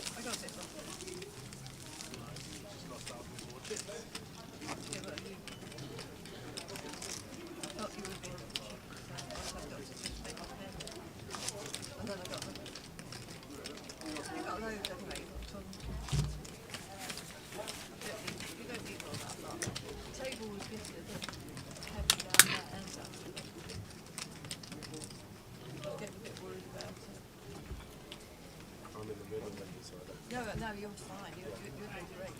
Well, I'm in the middle. So I'm King Jack. Not happy about something. No. Don't know what. I think maybe he's watching the stream at the table tower. He's just realised it's Saturday tomorrow and you're putting your treble out. That's how I'd feel if I'd just found out. What's happening? I don't know. Something's going on. Floor's been called. When I pitched the second card to seat 2, I bounced on seat 1, and then after I finished the deal, seat 1 says he thinks he may have sold the card. Only a diamond. You identified the card, didn't you? Okay, because it's a maybe. Yeah. Seat 1 thinks he might have seen a diamond in seat It wasn't just that. What did 2's hand. Ah. Maybe. Okay, because it's not been shown. Right, it's irrelevant. Because it's not been fully shown, and you don't 100% think it is, we shall carry on as normal. I think I saw a diamond in seat 2's hand. I'm about 1 in 4. That is a diamond. I've got a 1 in 4 chance it's a diamond. Seat 2 says, no, I don't even have a diamond. Wow, tight fold there from Ben. Ace 10 off. Well, everybody thinks he's got a diamond. Would have opened. Yeah, but then we rep the 4 diamond board tower. We go after it.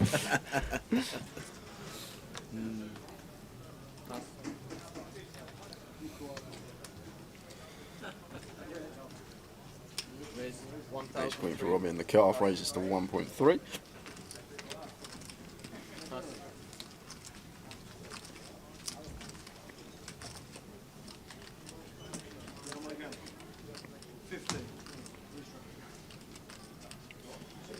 Phil flicks in the defend from the big. Oh. No, that's the turbo flop. We don't have a flop anymore. 10-9 flop, 10-4-3.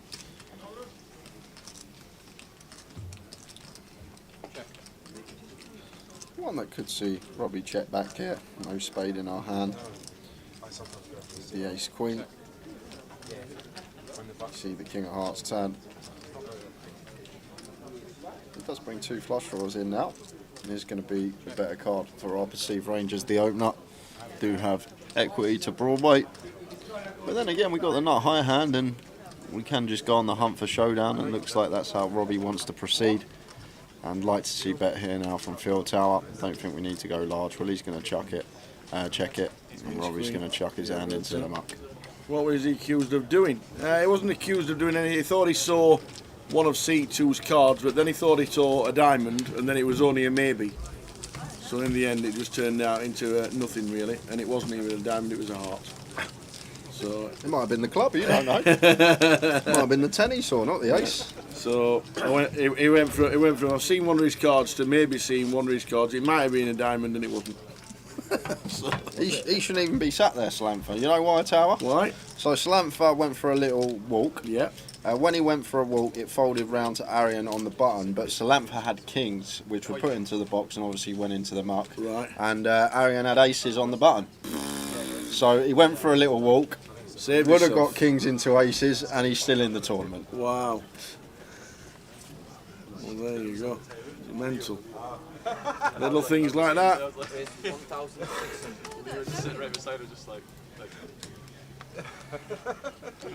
this guy had 400 score. Reckon about 45 minutes ago. Maybe 40. What's that? How long ago it was that it happened? Yep.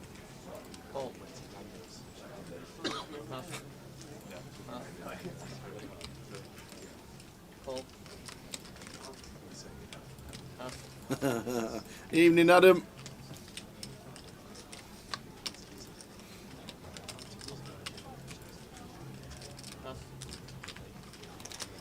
And Ben, speaking of kings, finds them from gun, raises to 1.6. Arian calls from +2, and Brand does the same in the cutoff. Mick, where are you? We need some moderating in the chat. We need the old hammer. Someone needs to go on a timeout. Yeah. 2,100.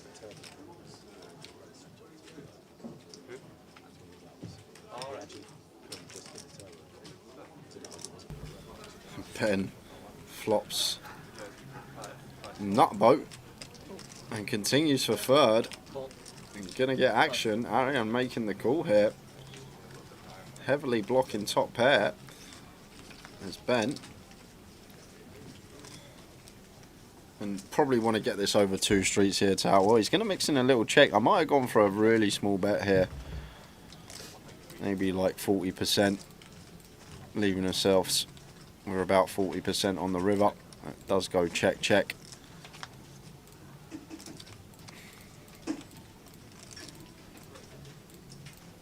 I think Arian's got a jack in his hand.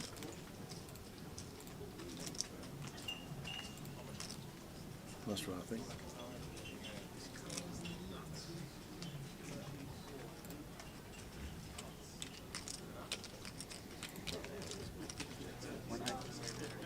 .8 into 10.5. Yeah, so less than half it, 40% just north of. And unfortunately don't know what Arian is working with, but does go with fold and was up against the King's Full. So 15 minutes to go until the end of this sesh.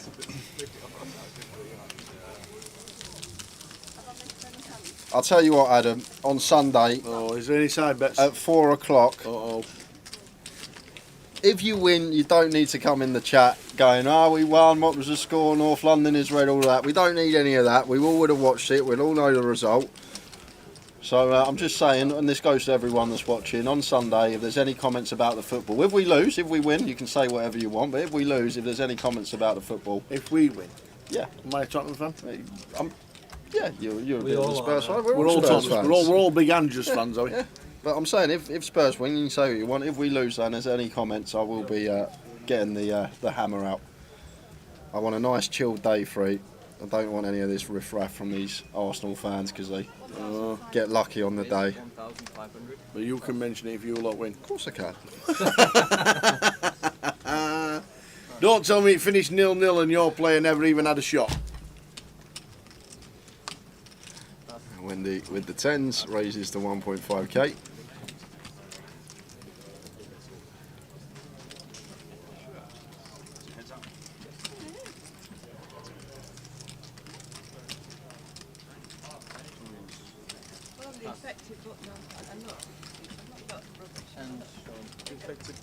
So it must have finished 0-0 in the exciting game between Birmingham and Queen's Park Rangers. The Queen's Park Rangers playing Queen's Park. Is that not Scotland? Well, there is a Queen's Park, but where do Queen's Park Rangers play? Are Queen's Park Rangers one of these teams that don't play in the place where they're named after?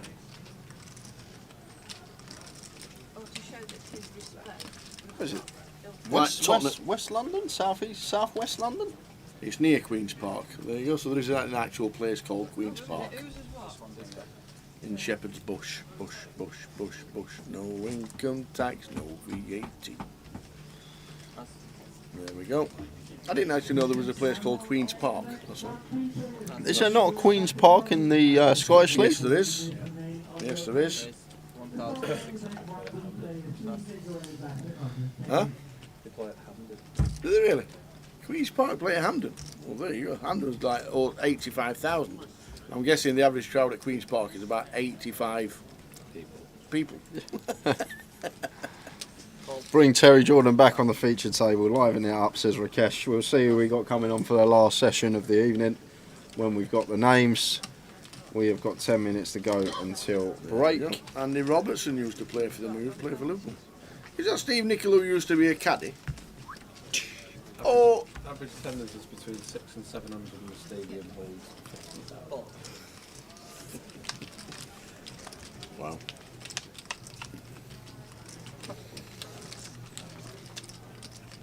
There's only one person with a hand, and we've seen a flop. Hiya, Gilo. Just joining in the fun. Well, we've got 2.5 hours left. Robbie's on his own in this hand. I don't know how this has happened, but Wendy's not even got cards, and now she's raising. What's the action tracker doing? There's 4 people in this hand. Something's happened. Something must have definitely happened. It might have crashed or something. And because Mike is sat there as if nothing's wrong, and obviously there's 4 people in the hand, and Robbie's not one of them. Who's on the table bar Wendy? Just got to open your eyes, J-Lo. We got 3 of the top 5 of the MPL sat in a line next to each other in seat 4, 5, 6. Arian, Cal and Robbie all sat next to each other. We've got Phil Clark here.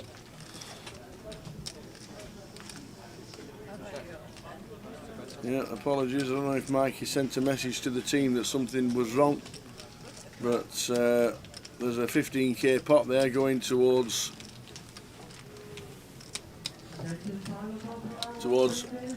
Unburden, so his stack's going to be well out. We don't know what happened there. Apologies for that, guys.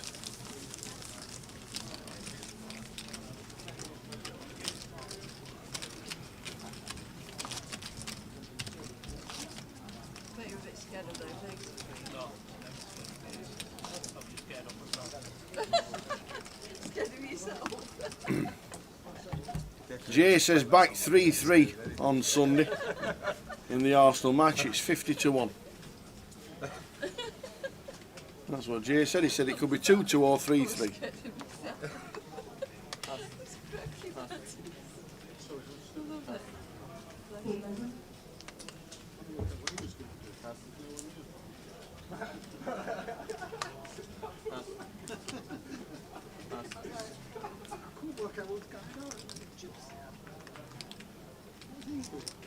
Raise 1,500. 7-6 suited for Ben opens to 1.5 and defaults the king 5. And Arian here got one that we could definitely go for a free bet some of the time with.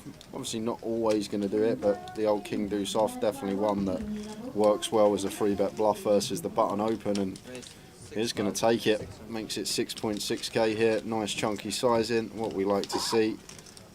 Some nice stuff here from Arian here with the king deuce.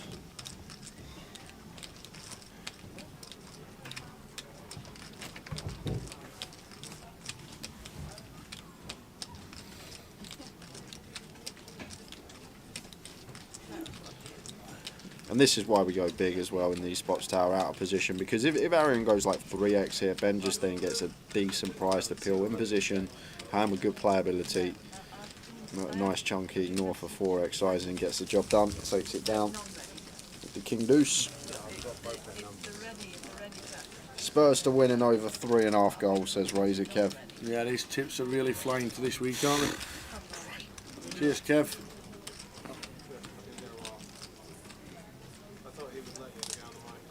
He said QPR will get battered, and somebody called Paul was going to score any time.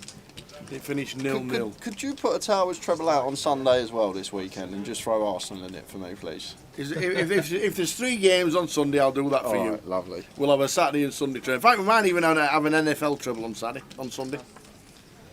NFL? Yep. Is that back already? It's week 3. Week 3 already. Treble will be released at 1:30 tomorrow. 1,500. Boom.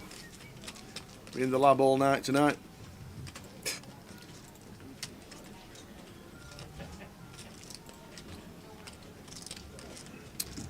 Good to see Arian Kashani playing really well.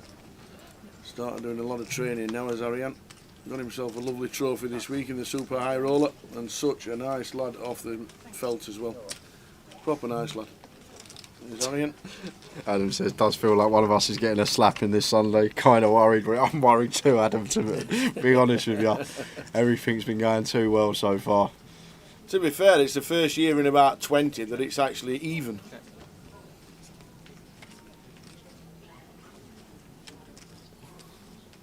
You couldn't pick a winner, I don't think, on Sunday. Whereas last 15 years it's been, 1 to 3 Arsenal. Not anymore. Queens.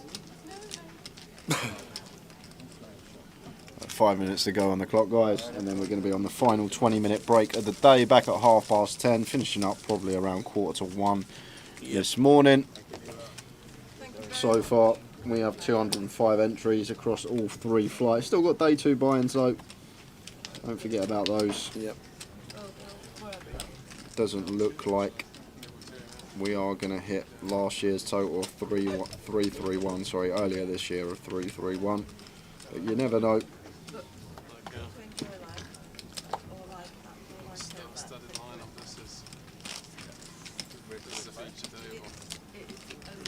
Sonny Mystery FT'd that one as well, didn't he? Yep, come forth. I've had so many times when I shouldn't be here. That's what I'm concerned every minute. Sonny on our feature table in seat number 8. So I'll probably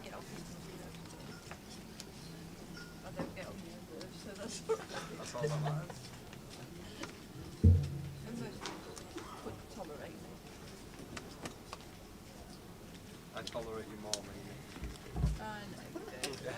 I know you do. I know there's a lot of bribery involved. The one you left behind, yeah? Has another waste food. How about a £5 double? The Spurs win and the Towers treble to come in. It's currently standing at 1,000 to 1.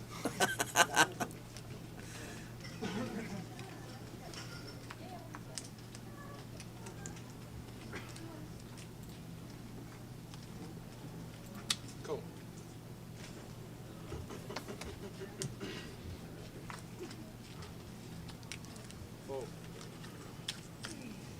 Just over 5 minutes to go until the end of this session, and then 20 minutes will take us to 10:30.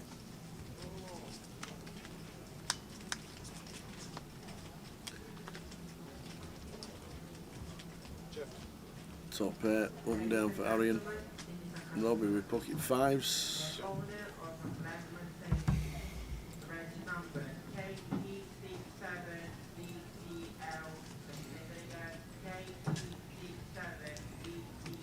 Goes for 40% with his top pair and up and down. Robbie just lets go of the pocket fives over to Phil. So Phil will still have some overpairs here, Tower. Wants to be playing heavy check on this board, three-way out of position to one and versus big blind. But just letting it go. We just an ace or king high holding, no draw. Arian takes a small one.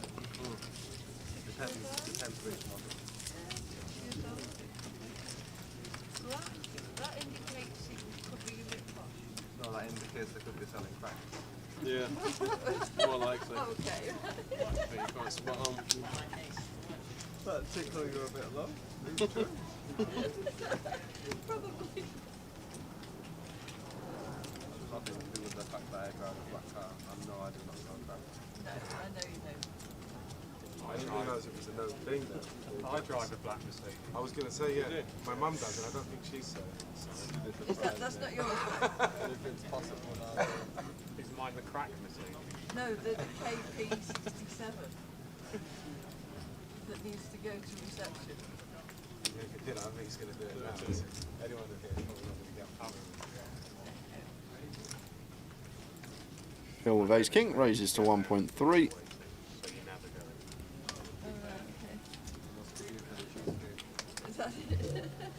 Raise and take. And I make it 2 minutes on the clock, Tower. 2 minutes to go to the next break, mate. 2 minutes. And still, we don't have anybody with more chips than we had at the end before the dinner break.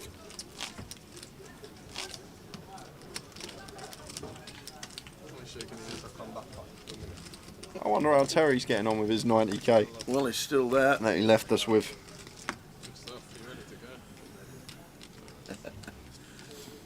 So last hand of the session, guys, I expect, unless it's a quickie. And we're going to be back at 10:30, final session. We're going to have 2 giveaways next session. We'll have one at the start, one towards the back. So giving away some free prizes. Make sure you're tuned in. And there's always a few slackers that are late back after break. So if you're first in back after break, better chance, less people in the chat box. And we've just been told, YouTubers, refresh. We've got to restart the stream, reach the limit for streaming time, so everyone going to need to refresh. Yeah, only YouTubers. Only YouTubers? Yeah, Facebook and Twitch just carry on as normal. But because we record on YouTube, it finds a new link and a new stream. So it is only the YouTubers, everybody else stays the same. But because of recording purposes, we go over the 12 hours. Facebook is still on, because Jack Rye's just texted. You got no chance Sunday. Oh, God. Jack must be a Spurs fan, messaging one of his Arsenal mates on Facebook. Accidentally plugged it into the old GUKPT chat. Looks like Big Trev's stacking him high. Yes, come on Trev, everybody's rooting for you this week. We're just going to get one more in. 10, 9, 8, 7. That's it, we're riffled.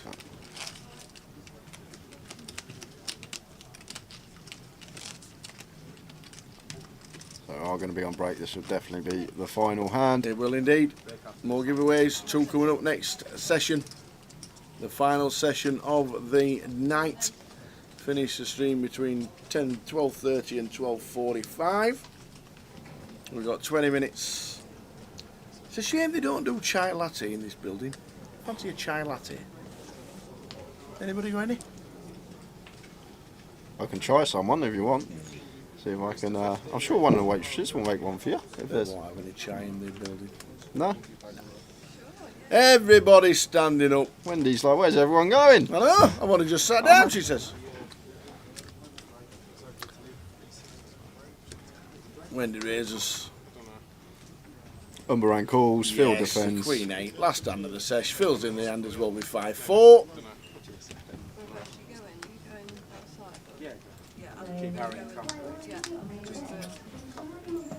Ace 9-5 rainbow. Phil hits bottom pair.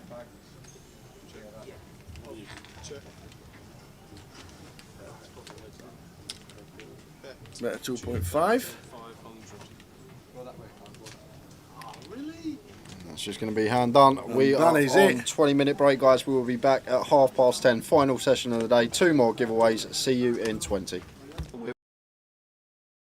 Once we go 7-way to the flop and the 8 of clubs now rolls off on the river, there's no 8x of clubs, so he can't backdoor a boat with a flush draw, and he can't call like 8-6, he can't call 8-9. All these hands